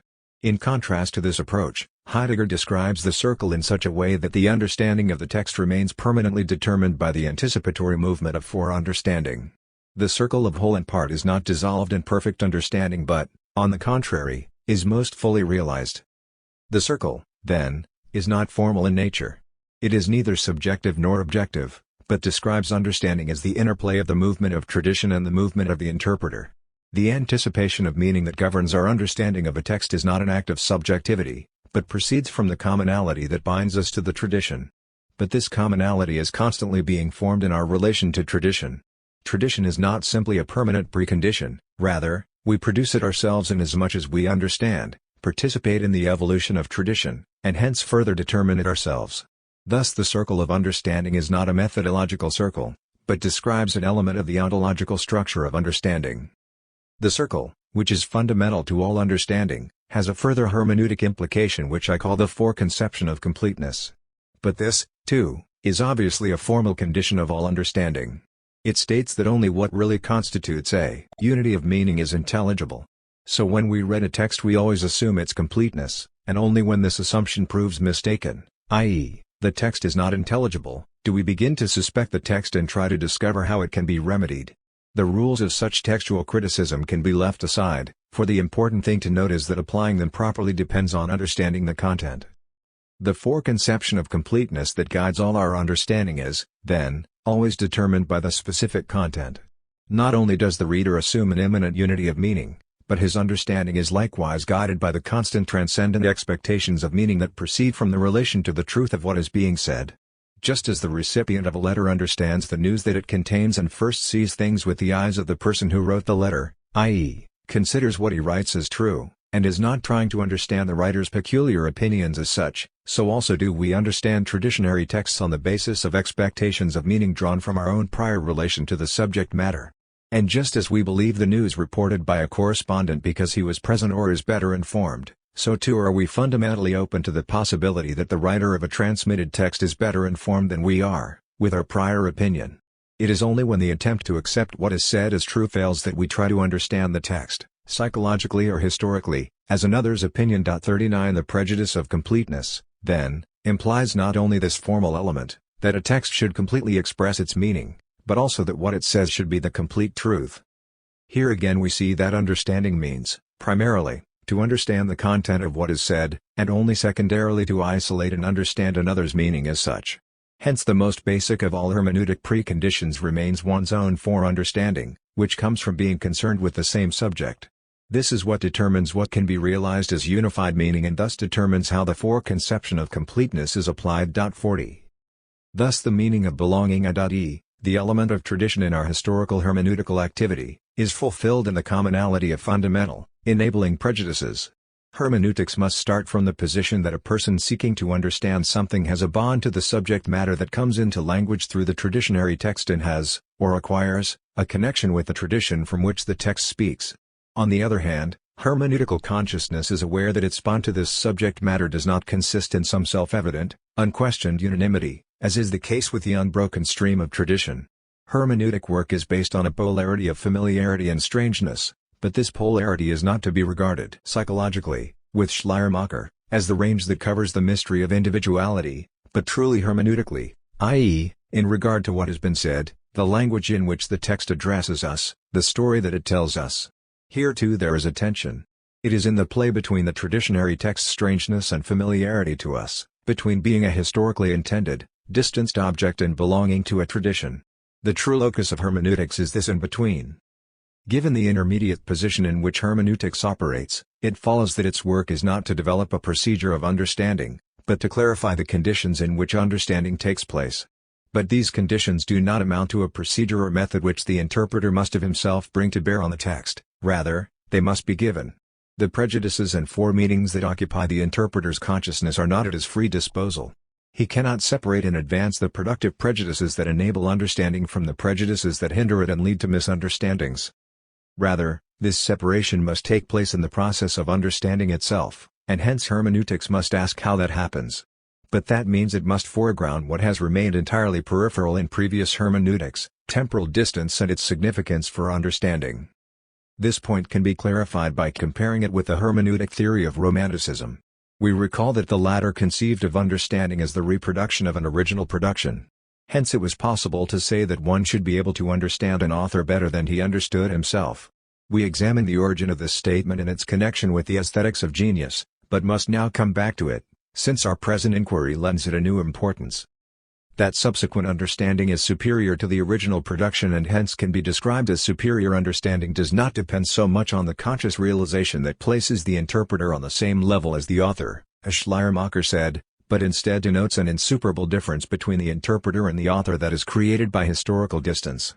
Every age has to understand a transmitted text in its own way, for the text belongs to the whole tradition whose content interests the age and in which it seeks to understand itself.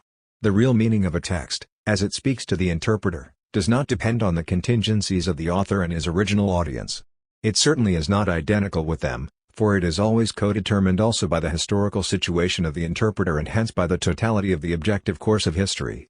A writer like Cladenius, 41, who does not yet view understanding in terms of history, is saying the same thing in a naive, ingenuous way when he says that an author does not need to know the real meaning of what he has written, and hence, the interpreter can, and must, often understand more than he. But this is of fundamental importance. Not just occasionally but always, the meaning of a text goes beyond its author. That is why understanding is not merely a reproductive but always a productive activity as well. Perhaps it is not correct to refer to this productive element in understanding as better understanding. For this phrase is, as we have shown, a principle of criticism taken from the Enlightenment and revised on the basis of the aesthetics of genius. Understanding is not, in fact, understanding better, either in the sense of superior knowledge of the subject because of clearer ideas or in the sense of fundamental superiority of conscious over unconscious production. It is enough to say that we understand in a different way, if we understand at all. Such a conception of understanding breaks right through the circle drawn by Romantic hermeneutics. Since we are now concerned not with individuality and what it thinks but with the truth of what is said, a text is not understood as a mere expression of life but is taken seriously in its claim to truth. That this is what is meant by understanding was once self-evident, we need only recall Cladenius.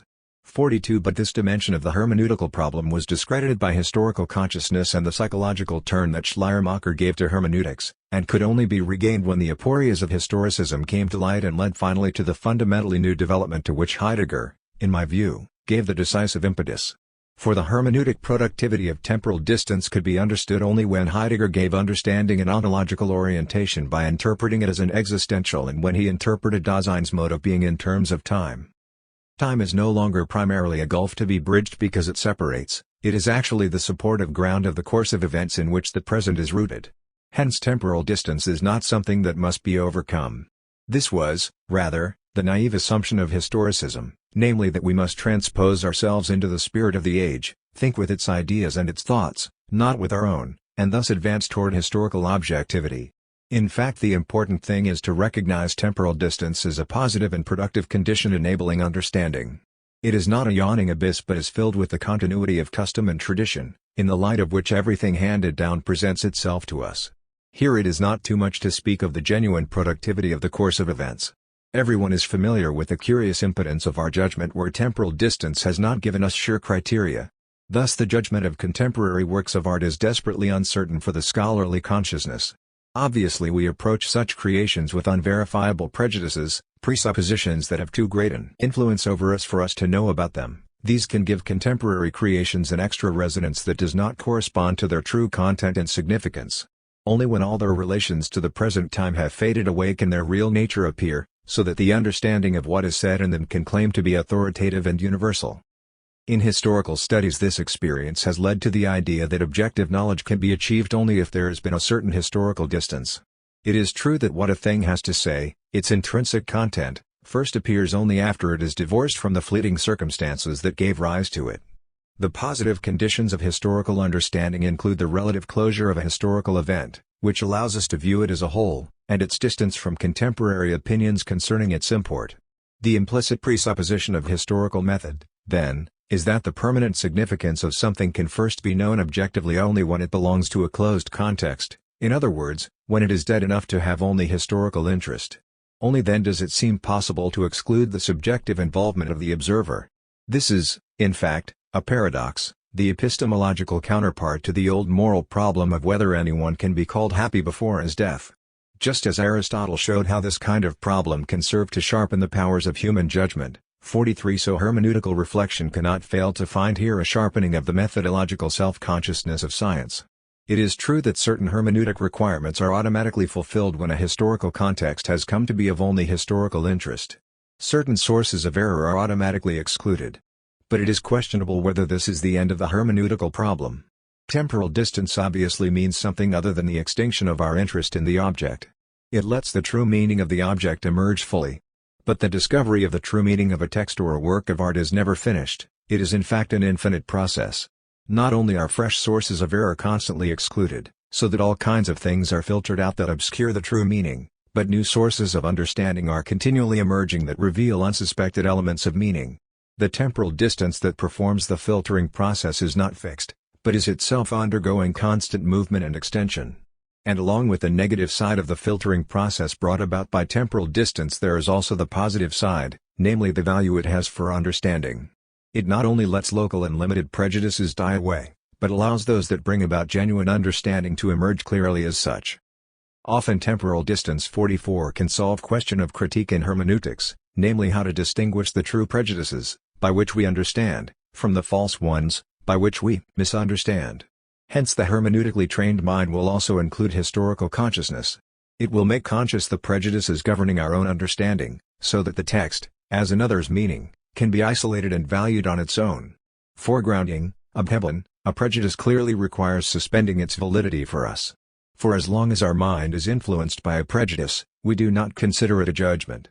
How then can we foreground it? It is impossible to make ourselves aware of a prejudice while it is constantly operating unnoticed, but only when it is, so to speak, provoked. The encounter with a traditionary text can provide this provocation.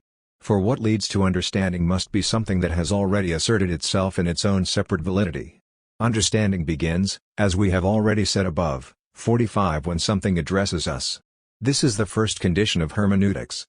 We now know what this requires, namely the fundamental suspension of our own prejudices.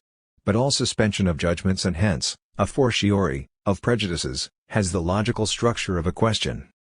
The essence of the question is to open up possibilities and keep them open. If a prejudice becomes questionable in view of what another person or text says to us, this does not mean that it is simply set aside in the text or the other person accepted as valid in its place. Rather, historical objectivism shows its naivete in accepting this disregarding of ourselves as what actually happens. In fact, our own prejudice is properly brought into play by being put at risk. Only by being given full play is it able to experience the other's claim to truth and make it possible for him to have full play himself. The naivete of so-called historicism consists in the fact that it does not undertake this reflection, and in trusting to the fact that its procedure is methodical, it forgets its own historicity. We must here appeal from a badly understood historical thinking to one that can better perform the task of understanding. Real historical thinking must take account of its own historicity. Only then will it cease to chase the phantom of a historical object that is the object of progressive research, and learn to view the object as the counterpart of itself and hence understand both. The true historical object is not an object at all, but the unity of the one and the other, a relationship that constitutes both the reality of history and the reality of historical understanding. 46 A hermeneutics adequate to the subject matter would have to demonstrate the reality and efficacy of history within understanding itself. I shall refer to this as history of effect. Understanding is, essentially, a historically affected event. The principle of history of effect, Wirkungsgeschichte. Historical interest is directed not only toward the historical phenomenon and the traditionary work but also, secondarily, toward their effect in history, which also includes the history of research. The history of effect is generally regarded as a mere supplement to historical inquiry, from Hermann Grimm's Raphael to Gundolf and beyond, though it has occasioned many valuable insights. To this extent, history of effect is not new. But to require an inquiry into history of effect every time a work of art or an aspect of the tradition is led out of the twilight region between tradition and history so that it can be seen clearly and openly in terms of its own meaning, this is a new demand, addressed not to research, but to its methodological consciousness, that proceeds inevitably from thinking historical consciousness through. It is not, of course, a hermeneutical requirement in the sense of the traditional conception of hermeneutics. I am not saying that historical inquiry should develop inquiry into the history of effect as a kind of inquiry separate from understanding the work itself. The requirement is of a more theoretical kind. Historical consciousness must become conscious that in the apparent immediacy with which it approaches a work of art or a traditionary text, there is also another kind of inquiry in play, albeit unrecognized and unregulated. If we are trying to understand a historical phenomenon from the historical distance that is characteristic of our hermeneutical situation, we are always already affected by history. It determines in advance both what seems to us worth inquiring about and what will appear as an object of investigation, and we more or less forget half of what is really there. In fact, we miss the whole truth of the phenomenon, when we take its immediate appearance as the whole truth. In our understanding, which we imagine is so innocent because its results seem so self-evident, the other presents itself so much in terms of our own selves that there is no longer a question of self and other. In relying on its critical method, historical objectivism conceals the fact that historical consciousness is itself situated in the web of historical effects. By means of methodical critique it does away with the arbitrariness of relevant appropriations of the past, but it preserves its good conscience by failing to recognize the presuppositions, certainly not arbitrary, but still fundamental, that govern its own understanding, and hence falls short of reaching the truth which, despite the finite nature of our understanding, could be reached. In this respect, historical objectivism resembles statistics, which are such excellent means of propaganda because they let the facts speak and hence simulate an objectivity that in reality depends on the legitimacy of the questions asked. We are not saying, then, that history of effect must be developed as a new independent discipline ancillary to the human sciences, but that we should learn to understand ourselves better and recognize that in all understanding, whether we are expressly aware of it or not, the efficacy of history is at work.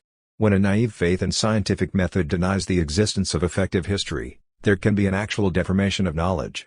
We are familiar with this from the history of science, where it appears as the irrefutable proof of something that is obviously false. But on the whole, the power of effective history does not depend on its being recognized. This, precisely, is the power of history over finite human consciousness, namely that it prevails even where faith in method leads one to deny one's own historicity.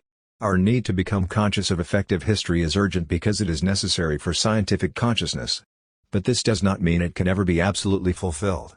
That we should become completely aware of effective history is just as hybrid a statement as when Hegel speaks of absolute knowledge, in which history would become completely transparent to itself and hence be raised to the level of a concept. Rather, historically affected consciousness, Wirkungsgeschichtliches Bewusstsein, is an element in the act of understanding itself and, as we shall see, is already effectual in finding the right questions to ask. Consciousness of being affected by history, Wirkungsgeschichtliches Bewusstsein, is primarily consciousness of the hermeneutical situation. To acquire an awareness of a situation is, however, always a task of peculiar difficulty. The very idea of a situation means that we are not standing outside it and hence are unable to have any objective knowledge of it. 47 We always find ourselves within a situation, and throwing light on it is a task that is never entirely finished. This is also true of the hermeneutic situation, i.e., the situation in which we find ourselves with regard to the tradition that we are trying to understand. The illumination of this situation, reflection on effective history, can never be completely achieved, yet the fact that it cannot be completed is due not to a deficiency in reflection but to the essence of the historical being that we are. To be historically means that knowledge of oneself can never be complete. All self-knowledge arises from what is historically pregiven, what with Hegel we call substance, because it underlies all subjective intentions and actions, and hence both prescribes and limits every possibility for understanding any tradition whatsoever in its historical alterity. This almost defines the aim of philosophical hermeneutics. Its task is to retrace the path of Hegel's phenomenology of mind until we discover in all that is subjective the substantiality that determines it. Every finite present has its limitations. We define the concept of situation by saying that it represents a standpoint that limits the possibility of vision. Hence essential to the concept of situation is the concept of horizon. The horizon is the range of vision that includes everything that can be seen from a particular vantage point. Applying this to the thinking mind, we speak of narrowness of horizon, of the possible expansion of horizon, of the opening up of new horizons, and so forth. Since Nietzsche and Husserl, 48 the word has been used in philosophy to characterize the way in which thought is tied to its finite determinacy, and the way one's range of vision is gradually expanded. A person who has no horizon does not see far enough and hence overvalues what is nearest to him. On the other hand, to have a horizon means not being limited to what is nearby but being able to see beyond it. A person who has an horizon knows the relative significance of everything within this horizon, whether it is near or far, great or small. Similarly, working out the hermeneutical situation means acquiring the right horizon of inquiry for the questions evoked by the encounter with tradition. In the sphere of historical understanding, too, we speak of horizons, especially when referring to the claim of historical consciousness to see the past in its own terms, not in terms of our contemporary criteria and prejudices but within its own historical horizon. The task of historical understanding also involves acquiring an appropriate historical horizon, so that what we are trying to understand can be seen in its true dimensions. If we fail to transpose ourselves into the historical horizon from which the traditionary text speaks, we will misunderstand the significance of what it has to say to us. To that extent this seems a legitimate hermeneutical requirement, we must place ourselves in the other situation in order to understand it. We may wonder, however, whether this phrase is adequate to describe the understanding that is required of us. The same is true of a conversation that we have with someone simply in order to get to know him, i.e., to discover where he is coming from in his horizon. This is not a true conversation, that is, we are not seeking agreement on some subject, because the specific contents of the conversation are only a means to get to know the horizon of the other person. Examples are oral examinations and certain kinds of conversation between doctor and patient. Historical consciousness is clearly doing something similar when it transposes itself into the situation of the past and thereby claims to have acquired the right historical horizon. In a conversation, when we have discovered the other person's standpoint and horizon, his ideas become intelligible without our necessarily having to agree with him. So also when someone thinks historically, he comes to understand the meaning of what has been handed down without necessarily agreeing with it or seeing himself in it. In both cases, the person understanding has, as it were, Stop trying to reach an agreement. He himself cannot be reached. By factoring the other person's standpoint into what he is claiming to say, we are making our own standpoint safely unattainable. 49 In considering the origin of historical thinking, we have seen, mind, we speak of narrowness of horizon, of the possible expansion of horizon, of the opening up of new horizons, and so forth. Since Nietzsche and Husserl, 48 The word has been used in philosophy to characterize the way in which thought is tied to its finite determinacy, and the way one's range of vision is gradually expanded. A person who has no horizon does not see far enough and hence overvalues what is nearest to him. On the other hand, to have a horizon means not being limited to what is nearby but being able to see beyond it. A person who has an horizon knows the relative significance of everything within this horizon, whether it is near or far, great or small. Similarly, working out the hermeneutical situation means acquiring the right horizon of inquiry for the questions evoked by the encounter with tradition. In the sphere of historical understanding, too, we speak of horizons, especially when referring to the claim of historical consciousness to see the past in its own terms, not in terms of our contemporary criteria and prejudices but within its own historical horizon. The task of historical understanding also involves acquiring an appropriate historical horizon, so that what we are trying to understand can be seen in its true dimensions. If we fail to transpose ourselves into the historical horizon from which the traditionary text speaks, we will misunderstand the significance of what it has to say to us. To that extent this seems a legitimate hermeneutical requirement, we must place ourselves in the other situation in order to understand it. We may wonder, however, whether this phrase is adequate to describe the understanding that is required of us. The same is true of a conversation that we have with someone simply in order to get to know him, i.e., to discover where he is coming from in his horizon. This is not a true conversation, that is, we are not seeking agreement on some subject, because the specific contents of the conversation are only a means to get to know the horizon of the other person. Examples are oral examinations and certain kinds of conversation between doctor and patient. Historical consciousness is clearly doing something similar when it transposes itself into the situation of the past and thereby claims to have acquired the right historical horizon. In a conversation, when we have discovered the other person's standpoint and horizon, his ideas become intelligible without our necessarily having to agree with him. So also when someone thinks historically, he comes to understand the meaning of what has been handed down without necessarily agreeing with it or seeing himself in it. In both cases, the person understanding has, as it were, stopped trying to reach an agreement. He himself cannot be reached. By factoring the other person's standpoint into what he is claiming to say, we are making our own standpoint safely unattainable. 49 In considering the origin of historical thinking, we have seen, and